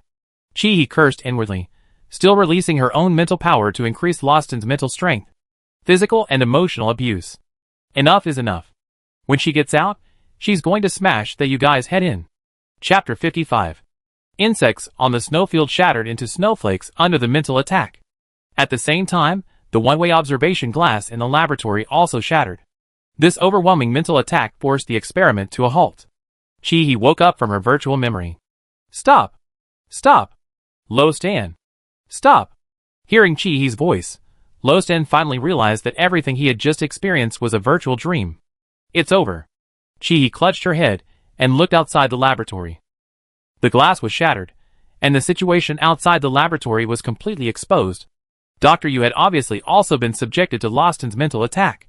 Being a doctor is truly a high-risk profession. Chi's head was buzzing. But Dr. Yu's condition was clearly worse than Chi's. He was now hunched over on the ground like a salted fish. Chi, I'm fine, you go check on him first. Lostan checked Chi's condition first before stepping over the shattered glass to help Yu Wangwen. Yu Wangwen was almost in tears.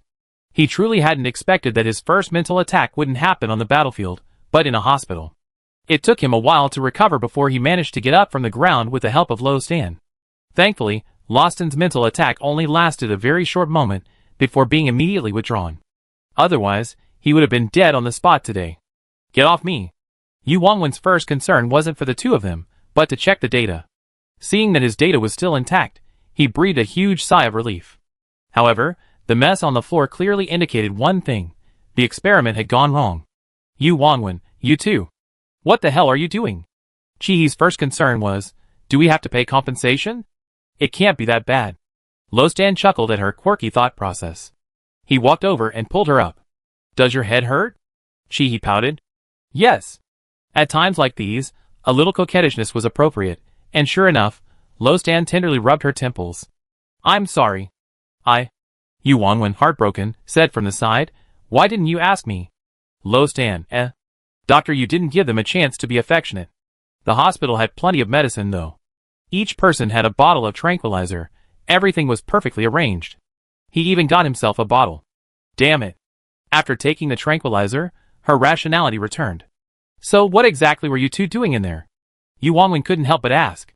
At this, Chi-He got angry. Who designed this virtual memory replica? What's the point? To make people experience the feeling of near death?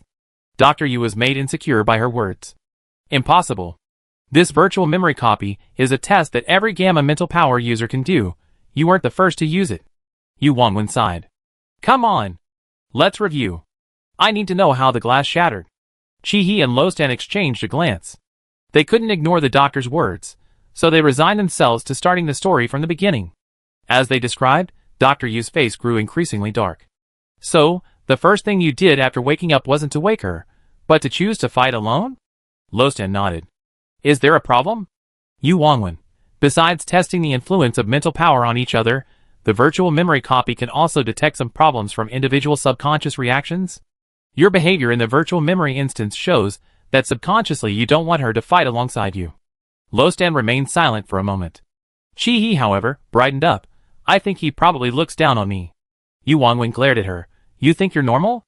You're not normal either. Normal people would hide in the snow hut together, not grab the gun from the other person and keep fighting. You have an even bigger problem. What kind of warmonger are you? Well, the main thing is that she knew from the beginning that this thing was fake, so her behavior couldn't be more normal. Chi-He retorted, though unconvinced. That's because there were too many bugs. They didn't give us any way to survive. Yu Wanwen, right. We should have put a bed for you two in the snow hut, and opened a skylight, so you could lie down and count the stars together. Why the sarcasm? Yu Wanwen was furious. The normal way to clear the level is to immediately use your mental energy to amplify the enemy. The bugs are virtual, aside from their size.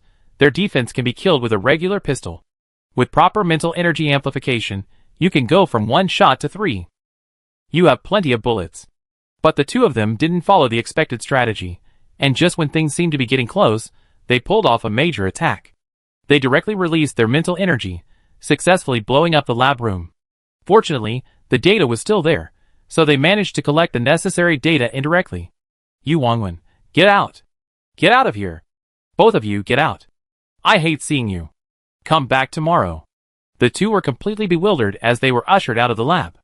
Chi-He whispered, why do I feel like he's not as easy to talk to as last time? The ever-amiable Dr. Yu is gone. Lo Stan seemed a little distracted, taking a while to catch what Chi-He was saying. Probably, the workload of seeing patients and doing research is different. Chi-He stopped and looked up to meet his gaze. Actually, I think what Dr. Yu said earlier was very true. You don't want me to fight alongside you. Is it because in your heart I'm still the one who needs protection, or is it because you know there are some things I can't help you with? You don't need to answer. Chi-He interrupted Lo Stan, who was about to speak. Actually, I think things are pretty good between us. No. This time, it was Lo Stan who interrupted Chi-He. Chi-He gave a puzzled him. If I die, other men will spend my money, live in my house, sleep with my old. He trailed off. Even if it's not me, there will be others, right? No. Don't talk nonsense. Chi-He quickly denied it 3 times in a row. Wasn't the situation urgent? But Lo Stan's eyes were clearly off. He approached step by step until he cornered Chi-He against the wall. He braced himself up, giving her no chance to escape. His heavy breathing hit Chi-He's cheek.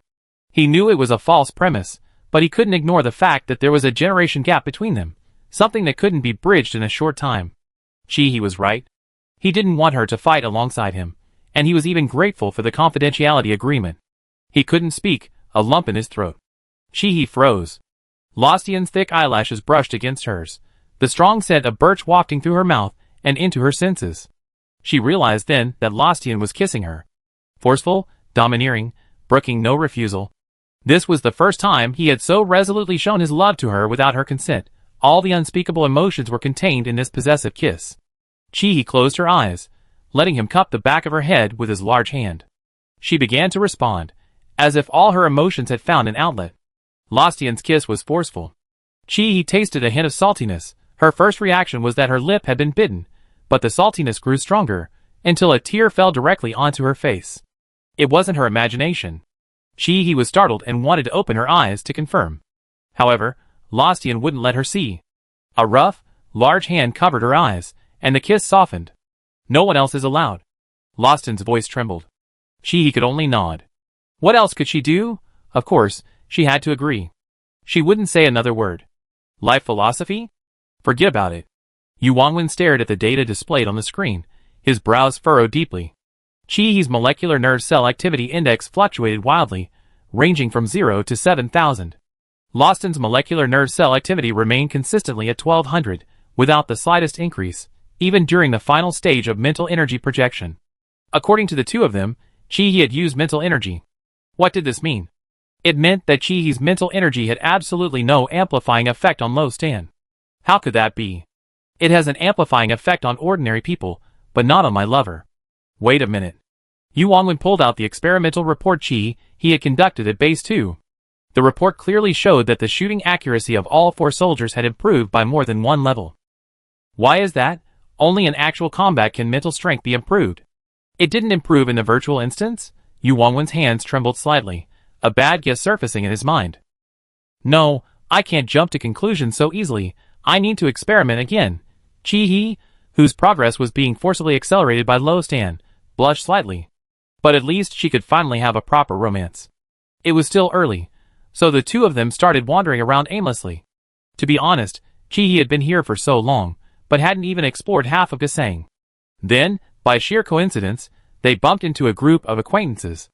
Chi Jiani, Fang Qingyu, and Dong, and Hong Ruoruo, who was visiting family. 3 single people were now crammed into 4. Except for Hong Ruoruo, whose mouth was agape, the other 3 all wore constipated expressions. The 3 members of Dorm 366, not wanting to be subjected to this dog food, a Chinese slang term for witnessing public displays of affection, were bored and thought of another friend. They had just arranged to stroll around Gasang together, when they bumped into Chi and her friends, who were holding hands and walking down the street. This dog food was unavoidable, wasn't it? And they were being chased and fed it. Since they run into each other, they had to join in. Hi. Chi raised her paw. Where are you going? Take us with you. Chi Jiani slapped her paw away. We want to go see the War Museum in Gasang. Finally, the gentlemanly Anton answered her question. Want to come along? Let's go! Chi grinned. Chapter 56. This War Museum was vastly different from the museums Chi remembered. In the ancient Blue Star era, artifacts corresponded to historical descriptions, making it, objectively speaking, a cultural center. However, in the Interstellar era, historical descriptions resided in Mars' database. Therefore, the museum could no longer be categorized as a cultural center. Of course, this didn't mean there was no cultural display at all, but rather that the museum's format leaned more towards a technological feel, resembling more of an exhibition hall. It was said that many of the exhibits displayed were descriptions of various weapons, mechs, and starship parts used in interstellar warfare. The group strolled leisurely into the museum, but only they thought so. Chi wanted to complain. With your gait, anyone with eyes can tell you're a bunch of military academy students. Relax? Relax? Her words only made things worse. The whole group seemed to forget how to walk. Finally, Chi gave up correcting her companions, and walked off with an unsteady gait. Lo Stan followed behind her, smirking to himself. As soon as they entered the museum, everyone saw a model airplane hanging overhead. CCCP 77061. Chi looked up, peering around. I heard this airplane existed back in the Blue Star era. As a mechanical enthusiast, Anton's knowledge was probably the most comprehensive of everyone present. However, this situation was an exception. Chi definitely knew more about this airplane than he did. She smiled slyly. Do you believe I even know the name of this airplane? Anton clearly didn't believe her. You, a complete academic failure. Chi, I bet 5 cents I not only know its name, but I also know its designer's name. Fang Qingyu leaned closer. Isn't its name engraved on it? CCCP 77061. Chi glanced at him, took off an imaginary crown from her head, and placed it on his head. Hold on tight, bro, you're the worst student. This plane is actually just a model, but it's definitely an old piece. Its name is the Tupolev Tu-144 supersonic passenger plane, and its designer is Tupolev. Really? Jenny saw how serious she sounded. There's no record of this in Mars's database. You're making it up. Chi smiled and didn't speak. The reason she remembered it was entirely because this airplane model was hanging in the Piccadilly metro station in Moscow.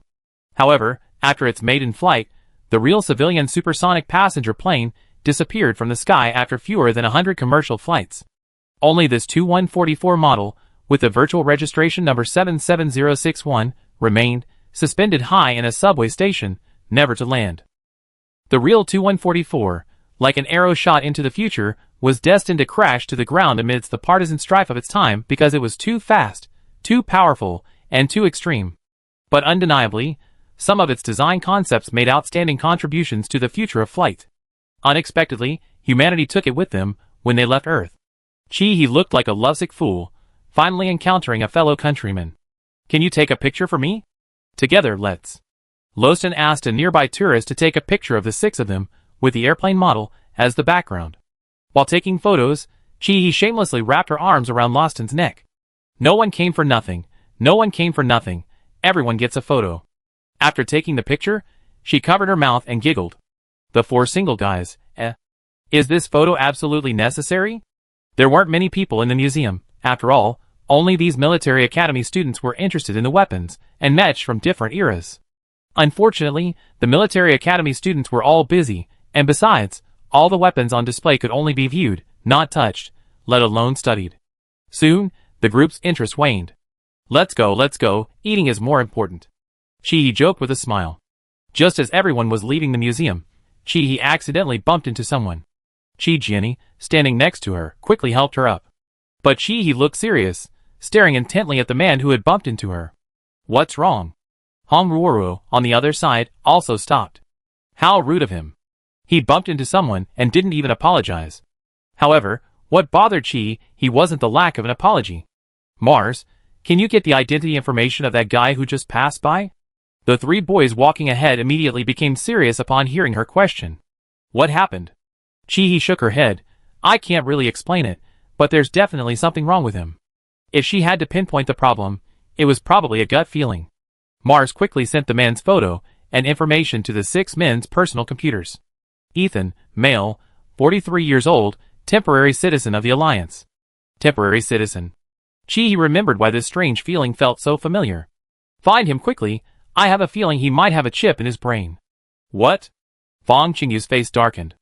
Everyone present, except Hong Ruoruo, knew what the chip Chi was talking about was. How many exits does the museum have? Chi asked. 3. Although they didn't understand the situation, Hong Ruoruo, as a local, knew the museum's entrances and exits better than they did. Ruoruo, Anton, and the princess, the three of you go and block the museum's exits. Don't let him escape. Chi immediately arranged the men. Okay. The three immediately split up to block the entrances and exits. Mars, can you quietly evacuate the crowd from the museum? This was Chi's main concern. The target's danger level was still uncertain.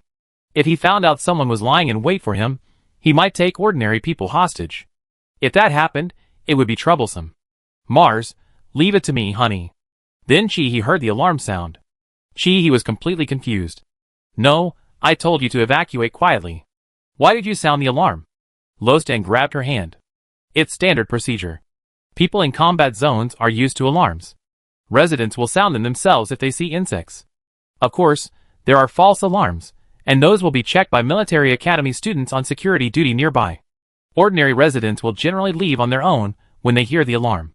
Ah, I see. Chi understood. Fong Qingyu was a little flustered about this. I tried to go and hold him down first. Chi stopped Fong Qingyu. Don't go, I go. Lostan, you shouldn't go either. You two are too obvious. You look like military academy students. Lostan glanced back at her, didn't stop her, and only said, be careful. We're nearby. I know. Chi lowered her sleeves, disguising herself as a tourist.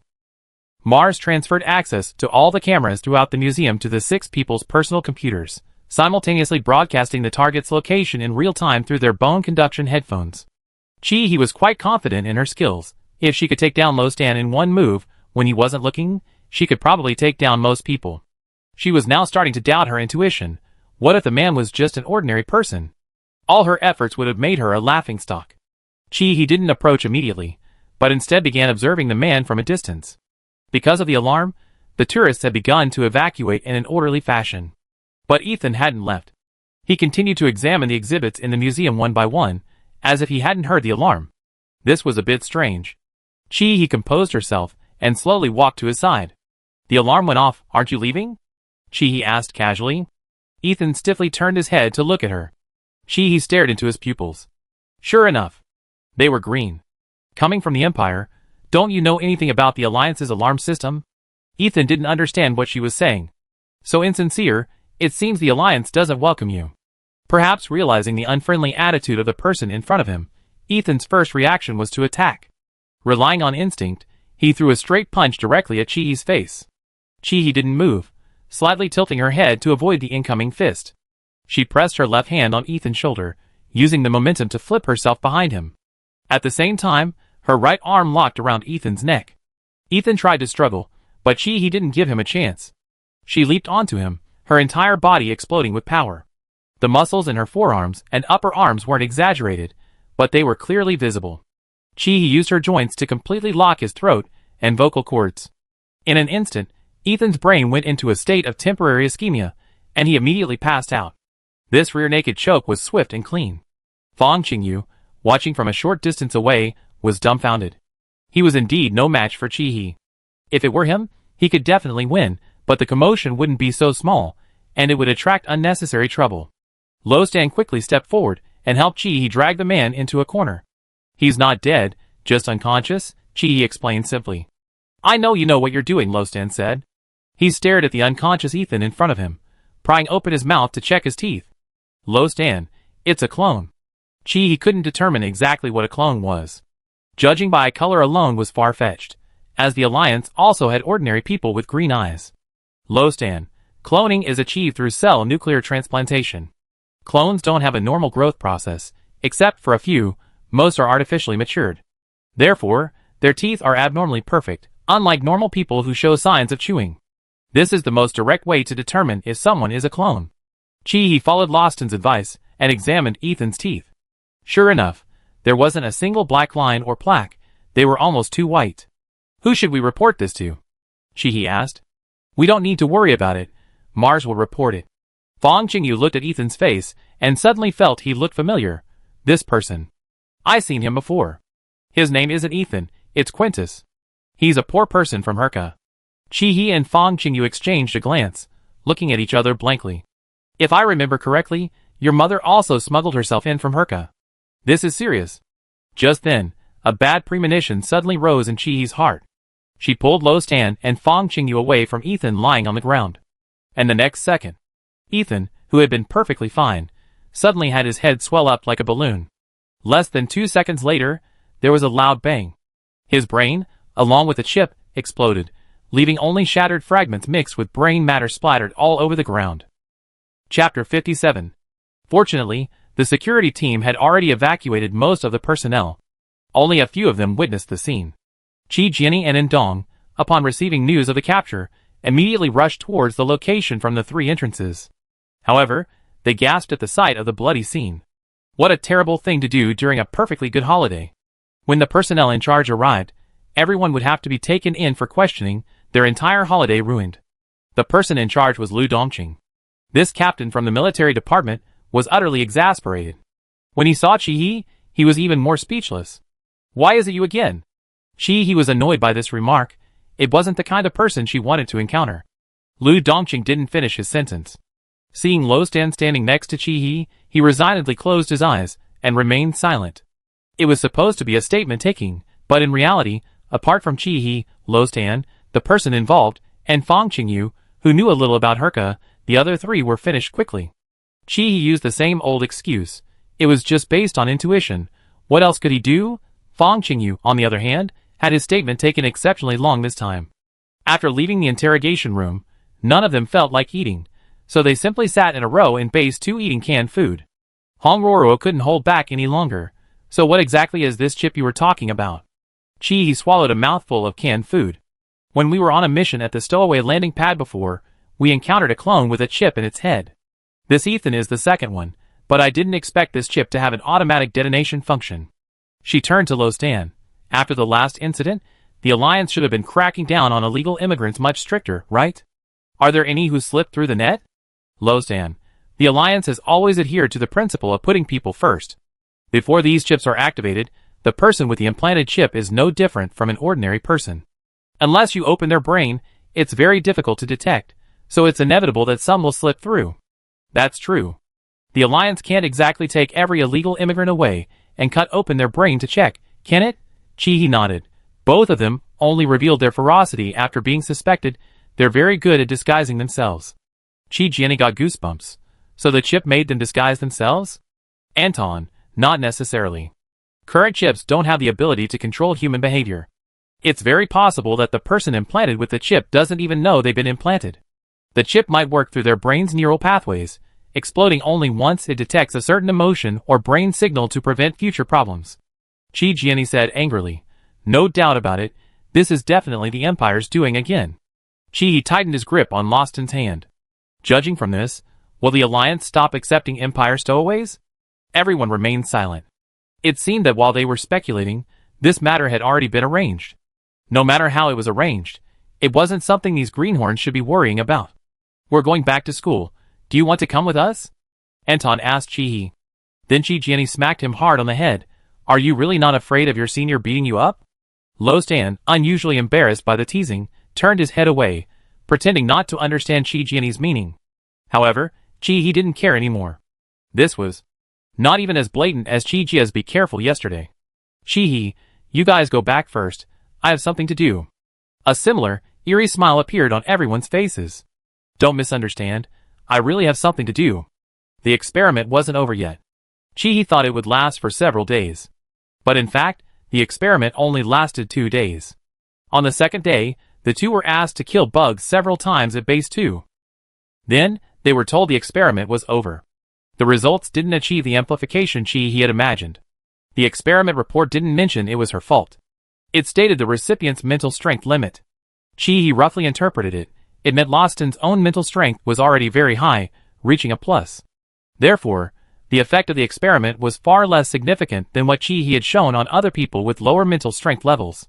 Similar to Lostan already having the potential to score 99 points, in an experiment with a maximum score of 100, Chi-He only contributed a plus 1 point. It's kind of comical, with a lot of effort going into it, but the result being minimal. Chi-He whispered in Lostan's ear. Luckily, the Alliance is relatively democratic. If this were in the Empire, would they force a breakup? Lostan chuckled. Is love something that can be changed so easily? Chi-He mischievously replied, you never know. I'm a sucker for good looks. Then she pinned him against the wall. Unable to make a sound. Oh! Pandora's box really shouldn't be opened. It's too terrifying. A 7-day holiday isn't long, but it's not short either. Chi-He is essentially an E person, enjoying all sorts of excitement, but Lostan seems to be an I person.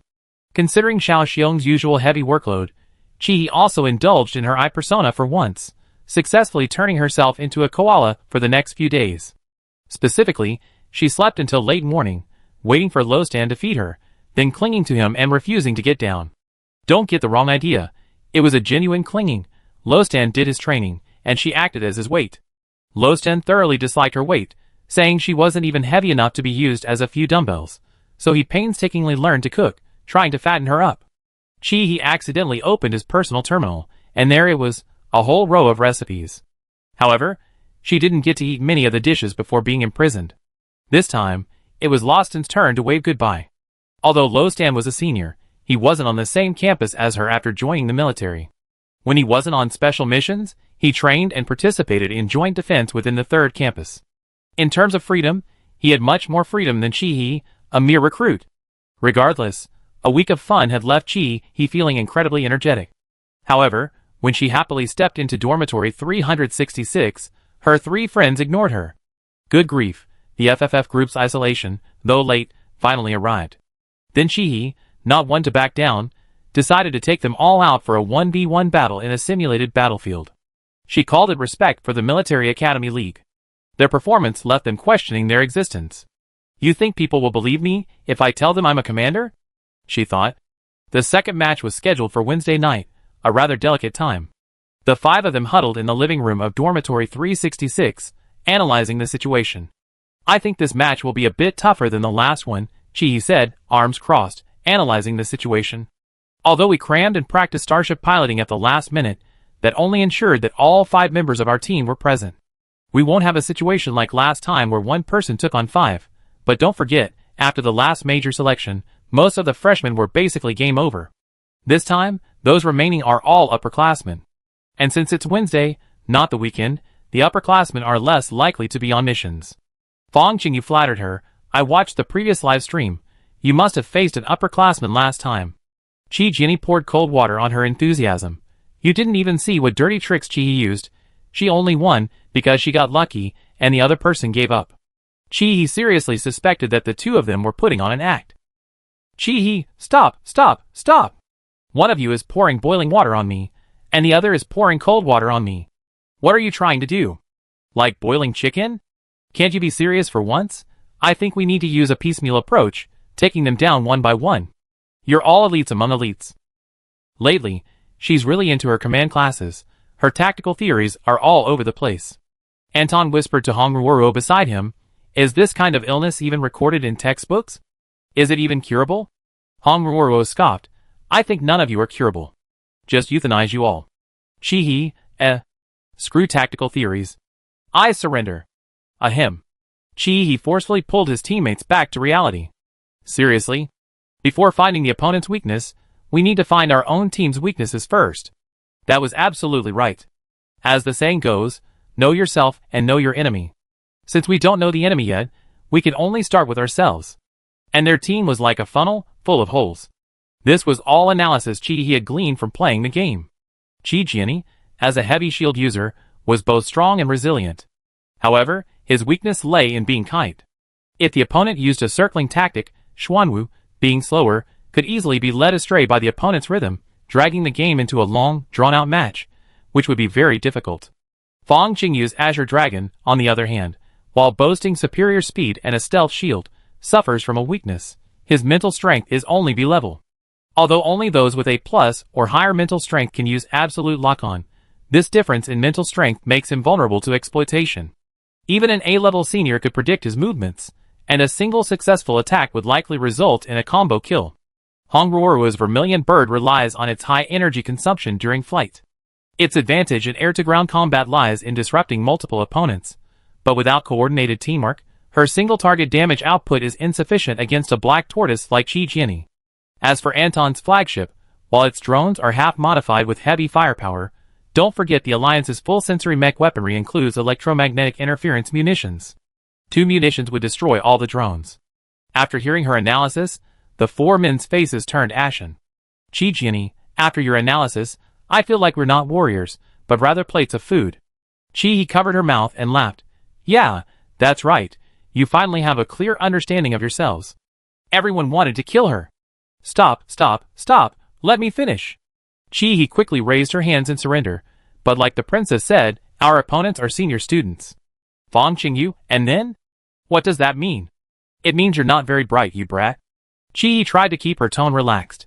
Since they're senior students, it means they're also aiming for the finals, so their roles are the same as ours, charge, support, and logistics positions.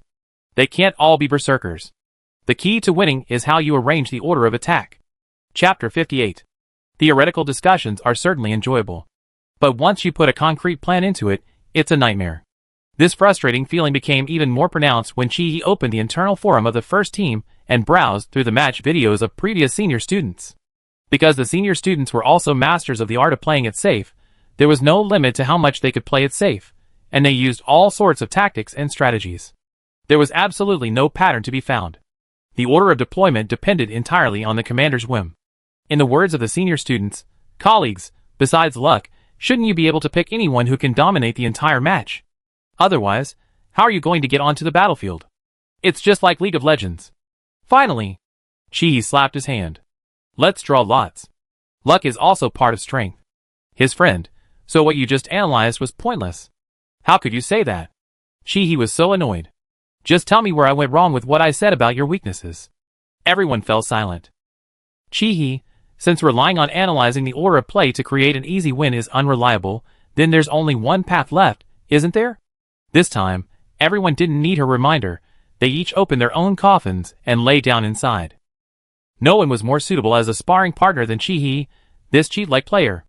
Chi-hee laughed heartily, showing absolutely no nervousness about the upcoming tournament, only excitement about beating her teammates. After 2 more nights of last-minute cramming, Wednesday finally arrived, the day to decide the outcome. The rest of the dorm members had already entered their holographic pods, leaving only Chi-hee still fiddling with her personal terminal. Lostan sent her some follow-up news about the chip. The Alliance hadn't refused to accept stowaways from the Empire, but the observation period had been extended from the initial week to a month. And it's very likely to be extended indefinitely until it's confirmed that the stowaways are completely safe. Actually, thinking about it, this makes sense. If they rashly refuse to accept it, this single action could easily reveal too much information.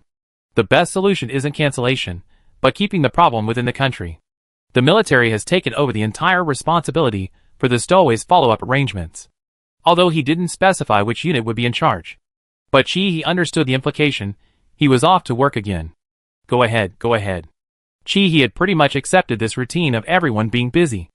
Absence makes the heart grow fonder, you know? Then, Lostan's input froze for 2 minutes. Chi-hee could imagine him blushing as he looked at the message, and couldn't help but laugh out loud. Anton Sergeyevich Kozlov, when I get back, let's go get our marriage certificate. This time it was Chi-hee's turn to freeze. She instantly remembered that she, this big yellow girl, couldn't accept premarital sex. Her face flushed bright red. I can't reply. Chi-hee, unusually, called out to Mars in the void. Mom, did you cut off the communication? Mars, no dear, we can still chat. Chi-hee, exasperated, cut it off now. Mars, seemingly infected by the Alliance's pervasive gossip-loving nature, didn't cut off the communication. Are you going to give him a clear answer? Poor Sherbakov will be heartbroken. Chi-hee, however, became serious. Sometimes I feel that marriage is a guarantee of love, but when I calm down and think about it, what can a thin piece of paper really guarantee? It wasn't that Chi-hee didn't love Lostan, genetic pheromones can't lie. She was just thinking about her parents. Mars, in the early stages of humanity's journey into space, before they even left Earth's nuclear winter, people would find it baffling to see books about love from centuries ago.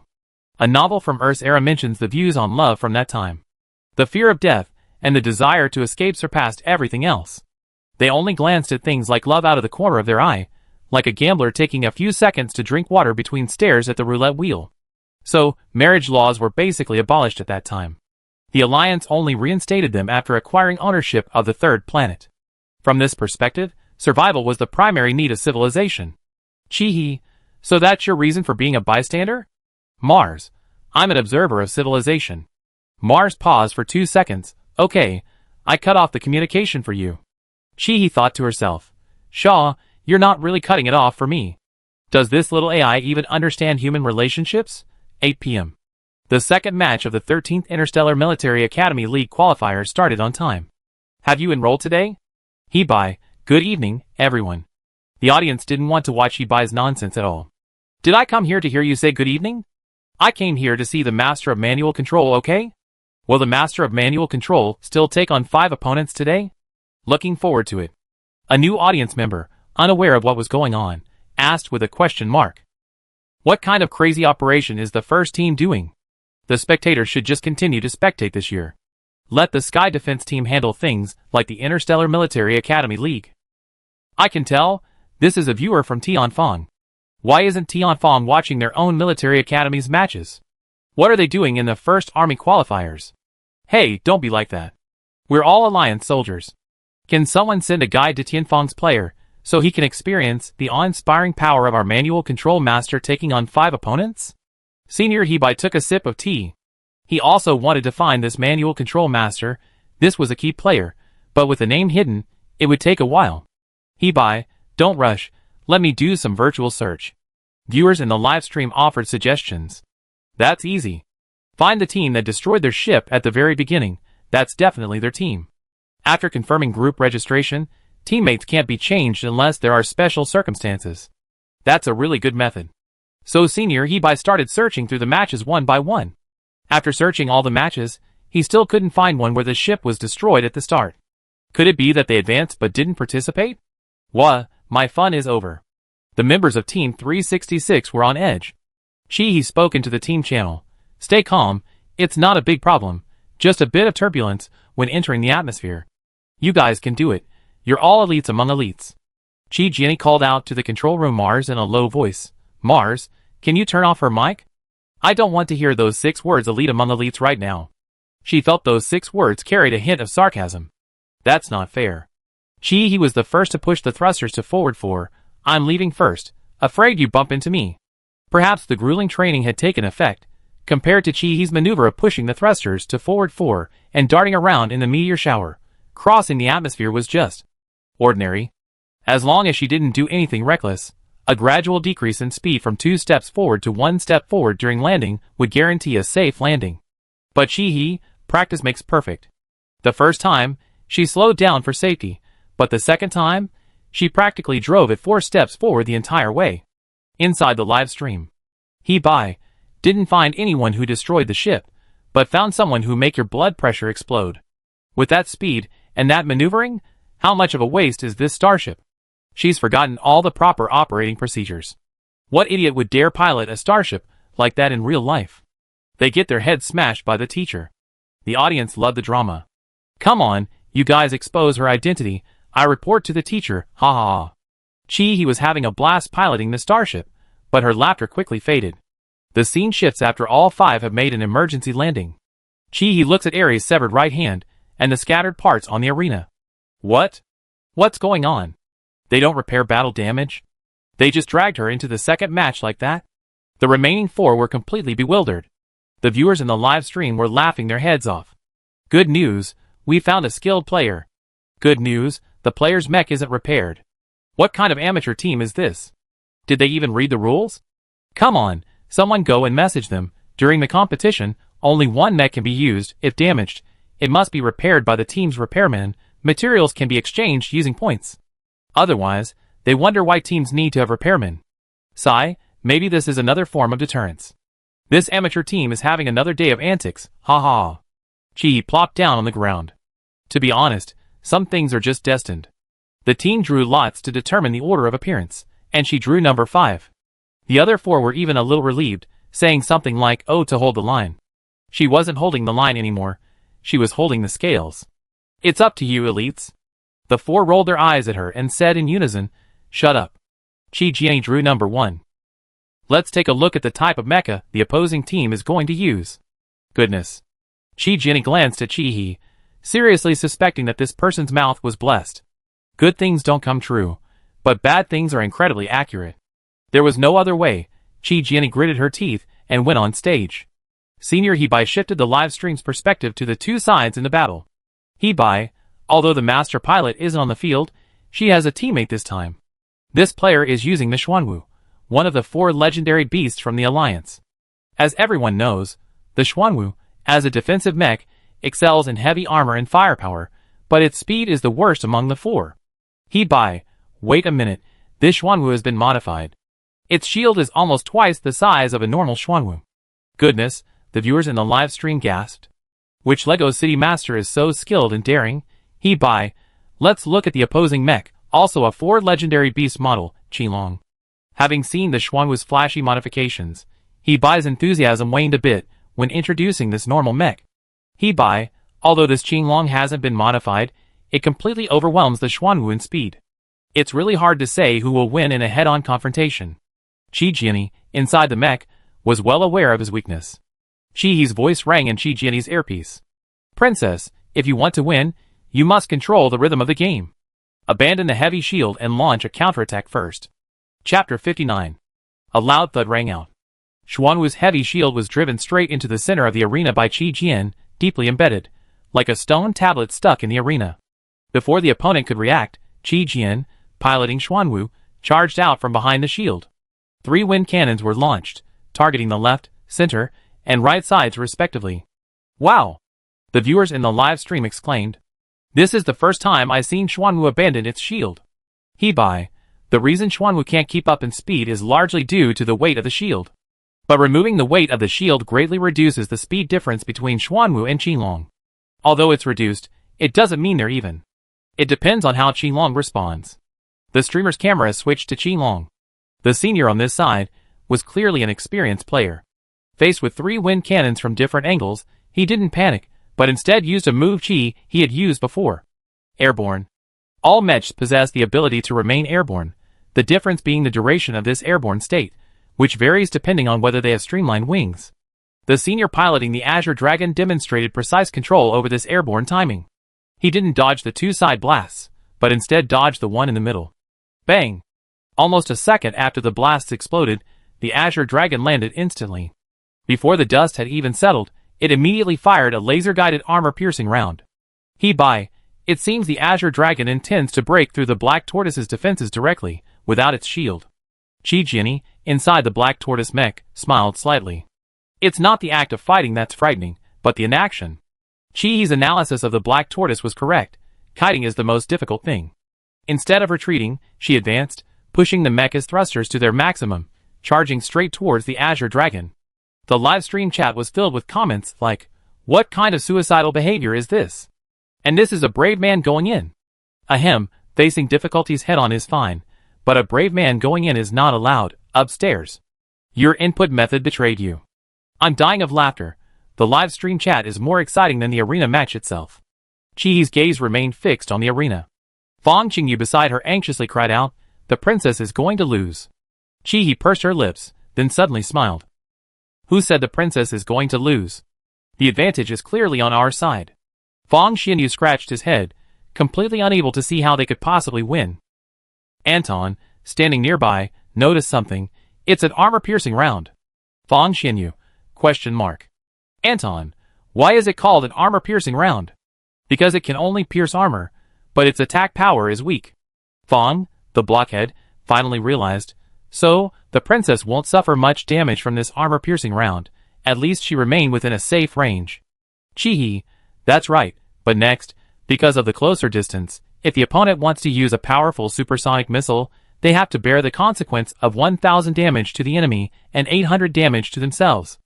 Everyone knows that this 1000 damage to the enemy and 800 damage to themselves is just a metaphor. No one can say for sure what the actual situation will be. Mechanics are both precise and unpredictable creations. Who knows if bad luck or some mysterious mechanism will strike, and the enemy might survive while you are killed. This often happens. This is why 80% of people choose to use a kitchen knife when two mechs meet at close range. Only those prepared to die will choose close-range firearms. Clearly, it's not the right time yet. Fong Qingyu, then if I were Qinglong and encountered that situation, how would I fight? He thought for a moment.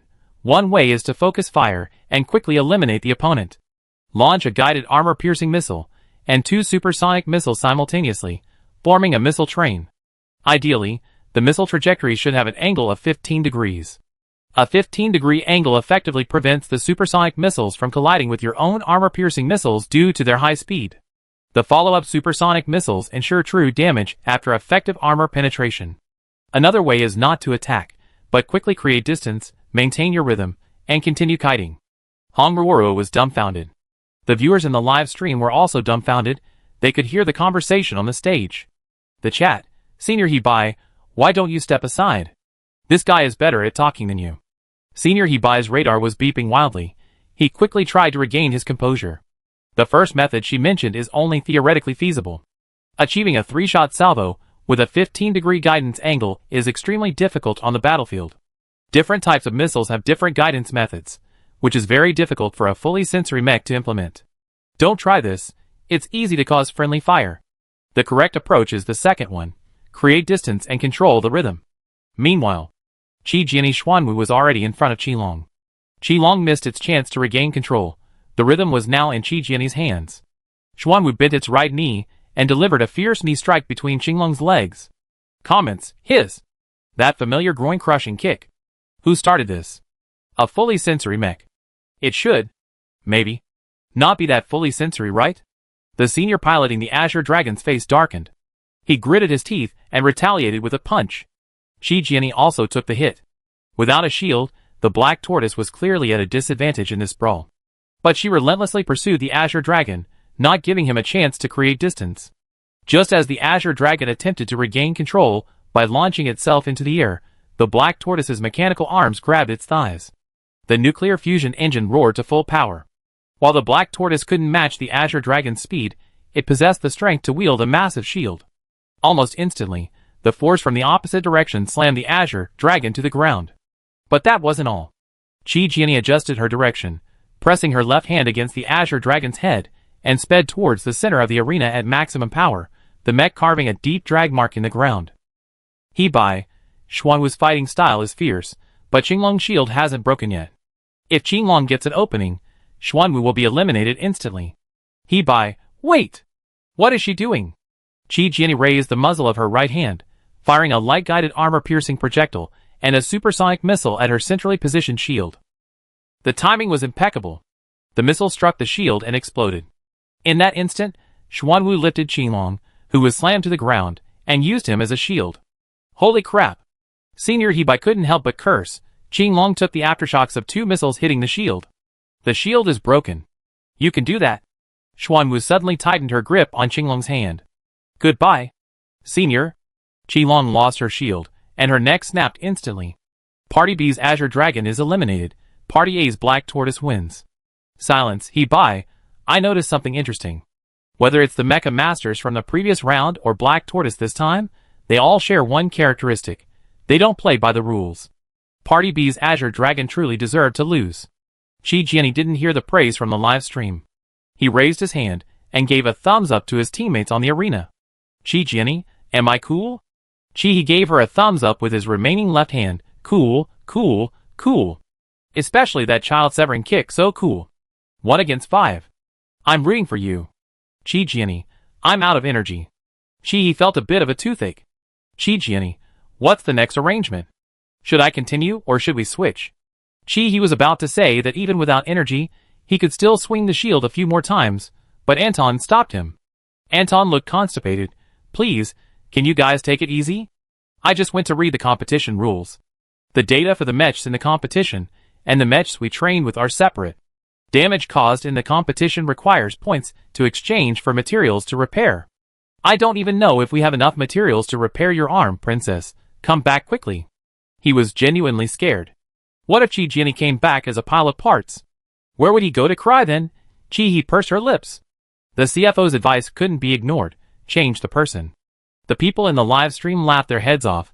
They finally remembered to check the rules. But why was it the repairman, not the commander, who checked the rules? Next up was Fang Qingyu. He glanced at the opposing team's battle information. Flagship. Fang Qingyu's Azure Dragon was modified. While it was unclear whether the opposing flagship had been modified, its stealth capabilities were undeniable. Therefore, the next phase would be a game of stealth against stealth, a game of hide and seek. The only headache was the flagship's drones. These weapon-laden drones would bombard the area, making it difficult for Fang Qingyu to remain hidden. Listen to me, after you go down, don't activate stealth immediately. Just fight normally, try to destroy her drones with minimal energy, and be wary of surprise attacks. I tell you the rest later. With Fang Qingyu's memory, saying too much at once might make him forget. Fang Qingyu nodded, okay. From the live stream audience. The chat was filled with comments, question mark. What did I just hear? Don't activate invisibility immediately? Did they get the order wrong? Isn't the next round supposed to be the Azure Dragon from the opposing team? Where does the Azure Dragon get invisibility? So the Azure Dragon is also modified? What kind of DIY team is this? I'm dying of laughter. Please activate invisibility as soon as you get off the stage, okay? I'm dying of curiosity. Scratches the wall. Of course, Fang Qingyu didn't listen to them, nor could he hear them. Please prepare, both sides. Countdown, 5, 4, 3, 2, 1. 2 Mechs were deployed onto the arena. The opposing flagship indeed activated its anti-reconnaissance function immediately, that is, invisibility. At the same time, dozens of teardrop-shaped drones roared off the flagship. He shouted to Fang Qingyu through the headset. Fire a wind cannon at your left, 9 o'clock. Fang Qingyu didn't move, immediately raised the cannon muzzle, and fired a shot at 9 o'clock. And then, just like that, the flagship was hit by a single shot. Livestream viewers, question mark. Just like that it hit? He herself was stunned. She had only observed the direction the drone had flown from, guessed randomly, and even with a brainstorm, she figured the opposing flagship couldn't have been stationary launching the drone. It must have been launching and maneuvering simultaneously. The drone's trajectory was also difficult to predict. She was prepared to fire blanks. But this, she guessed right? Fang Sha, though lacking in mental strength, had exceptional execution skills. Seizing the opportunity, he fired 3 shots in quick succession. And so, the fastest settlement screen in history appeared. Party B's flagship is eliminated. Party A's Azure Dragon wins. Viewers, what a trash match. Chapter 60. Just kidding. This isn't just a waste of emotion, it's a waste of expression. Chi covered her mouth on stage, laughing hysterically. The sound, amplified by the Mechs audio system, sounded particularly eerie. Chi, stop laughing. It sounds like a ghost's howl, it's creepy. Quickly think about what to do next, give the orders. She emphasized the last 2 words. Chi laughed foolishly for a while before finally managing to suppress it. Ahem, from now on, whenever we need to use metaphysics, let Fang Sha handle it. What genius lucky hands. Hey you, play one more round, okay? Play whatever you want. Whether you lose or not, we get a kill back. Then this was met with a merciless rebuke. Hong Ruoruo, you've probably forgotten what your own mecha looks like. Chi 0.0. Fang Sha. Stay put. Don't be reckless. However, Fang Sha had already charged out like a husky. The third mech piloted by Party B was clearly a bionic one. He had seen it before. It was one of the 2 options when she first used the simulator. The Sharp Tiger A1. And this was also a manually piloted mech. Inside the live stream. The contestants this time are all highly skilled and daring. The data on the mech piloted by Party B's contestant is very limited. Besides the Sharp Tiger being a manually piloted mech, it's also a bionic one. In the current meta where fully sensory mechs dominate, manually piloted ones are indeed a minority, let alone a bionic one. Therefore, I can't predict his next move. I also need to look up some information about the Sharp Tiger mech. Not only could Senior he not predict it, Chi couldn't predict it either, but he could roughly guess that the Sharp Tiger was manually controlled, requiring extremely high hand speed and reaction time. There were essentially 2 possibilities, either it was just playing around, or it was a highly skilled player. Neither of these was good news. Now they had to reassess the strength of the opposing team. Aside from the flagship being a pure accident, the Azure Dragon that faced Chi Jian in the first match was also very strong. The fact that the opposing team could use the Sharp Tiger bionic mech meant they likely had an A+ level member, otherwise, they wouldn't have let their teammate play around. If it was a highly skilled player, then it was even worse. Fang Sha was going to lose. Before Fang Qingyu could react, the opposing Sharp Tiger had already moved. The 4 nuclear fusion engines on its 4 hooves achieved true powerful brick-like flight. It arrived in front of Fang Qingyu's Azure Dragon almost instantly. Without a second thought, Fang Qingyu raised the cannon and fired an armor-piercing round at the Sharp Tiger. He didn't care about the hurt 1,000 enemy, lose 800 of your own mentality. A reckless man is a reckless man. However, the armor-piercing round missed the Sharp Tiger. The Sharp Tiger crouched down, flicked its tail, and instantly teleported nearly 10 meters. Then, 2 steel spikes shot out from its back. That's right. Steel spikes. Steel spikes as thick as pillars. Although Fang Qingyu's mental strength wasn't keeping up, after being tortured by Chi for so long, his reaction speed wasn't slow. The opponent was aiming at his mech's cockpit.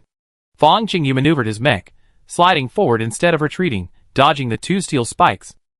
Senior He-Bai in the live stream had already finished researching and returned. He-Bai, I just looked into it. The Sabertooth A1 rack is actually a rescue rack. The viewers in the live stream exclaimed, wow. He-Bai, so, to ensure long-term search and rescue operations, a significant feature is that it's equipped with 5 nuclear fusion engines. What 5? Am I blind? I only saw 4. Senior He-Bai rewound the live stream. He-Bai, look here. The scene rewound to the Sabertooth's teleportation when facing an armor-piercing missile. He-Bai, strictly speaking, it's not teleportation, but translation. The key is its tail, which also contains a nuclear fusion engine. Its function is to control direction instantaneously, and it works in conjunction with the engines on its 4 hooves to complete the movement. Moreover, this engine is detachable. In a rescue environment, it can replace any of the 4 hooves if accidentally damaged. The tail is designed with interlocking rhombuses, which can serve as a rescue ladder. Comment. So, are all manually operated mechs this powerful? Why are they gradually declining in popularity? Upstairs, I answered for Senior He-Bai. Regarding manually operated mechs, it's not that the mechs are bad. It's that the people are bad. Not everyone can become a master of manual operation. There are plenty of people who can think of it but can't do it. He-Bai, Now that we talked about the advantages, let's talk about the disadvantages. The disadvantages? This mech isn't equipped with firearms.